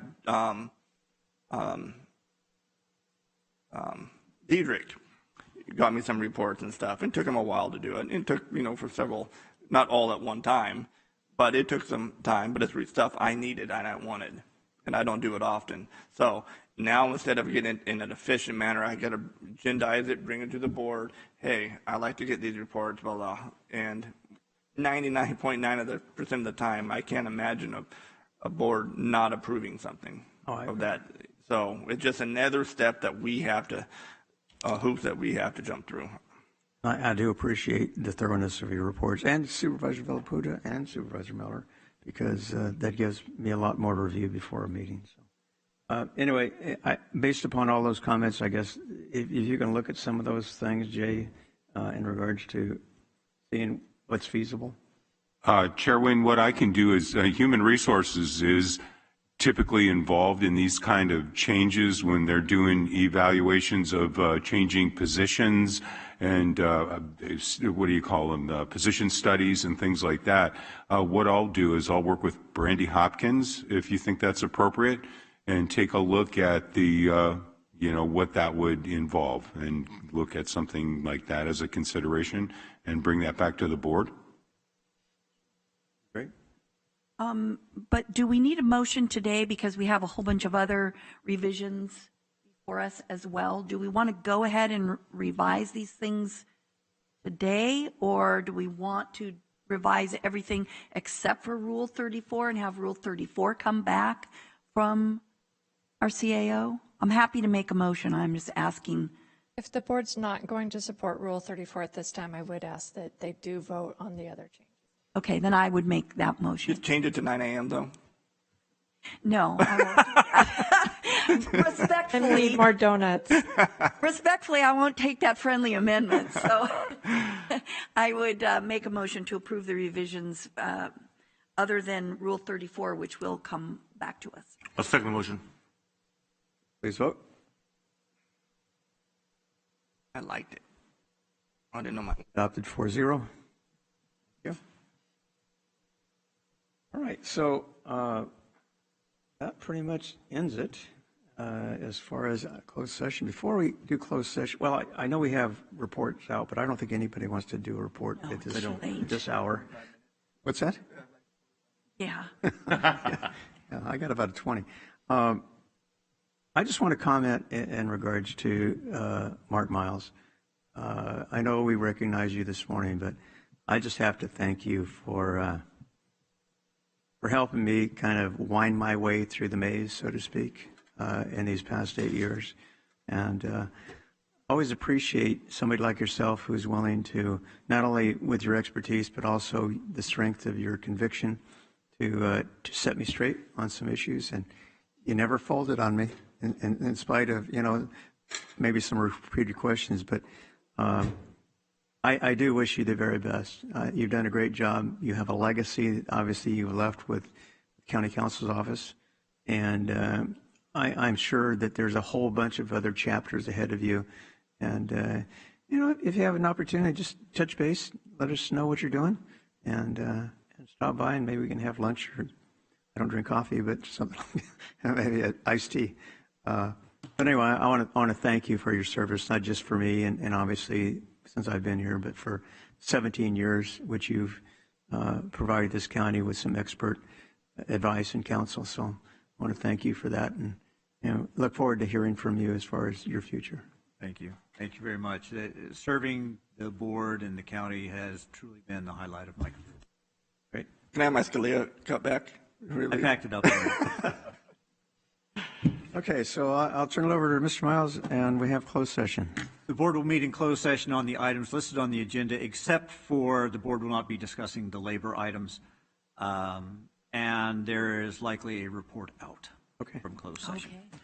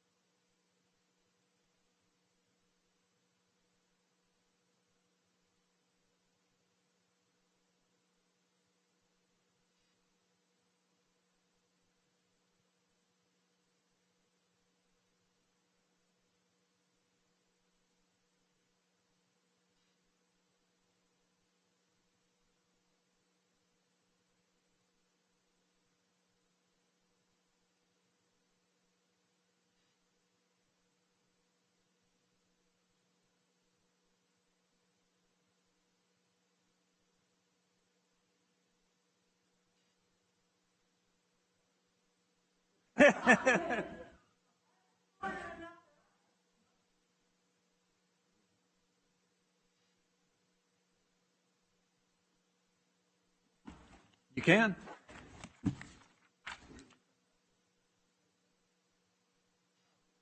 In the matter of David Konechny versus County of San Joaquin, the Board of Supervisors has approved a settlement in the amount of $75,000.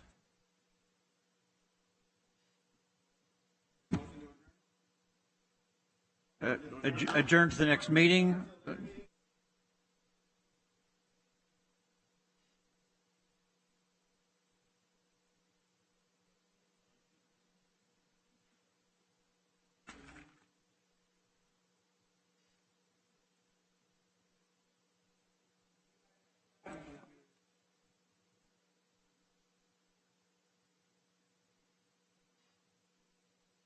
All right, see you guys later. Yes. Got my hands all.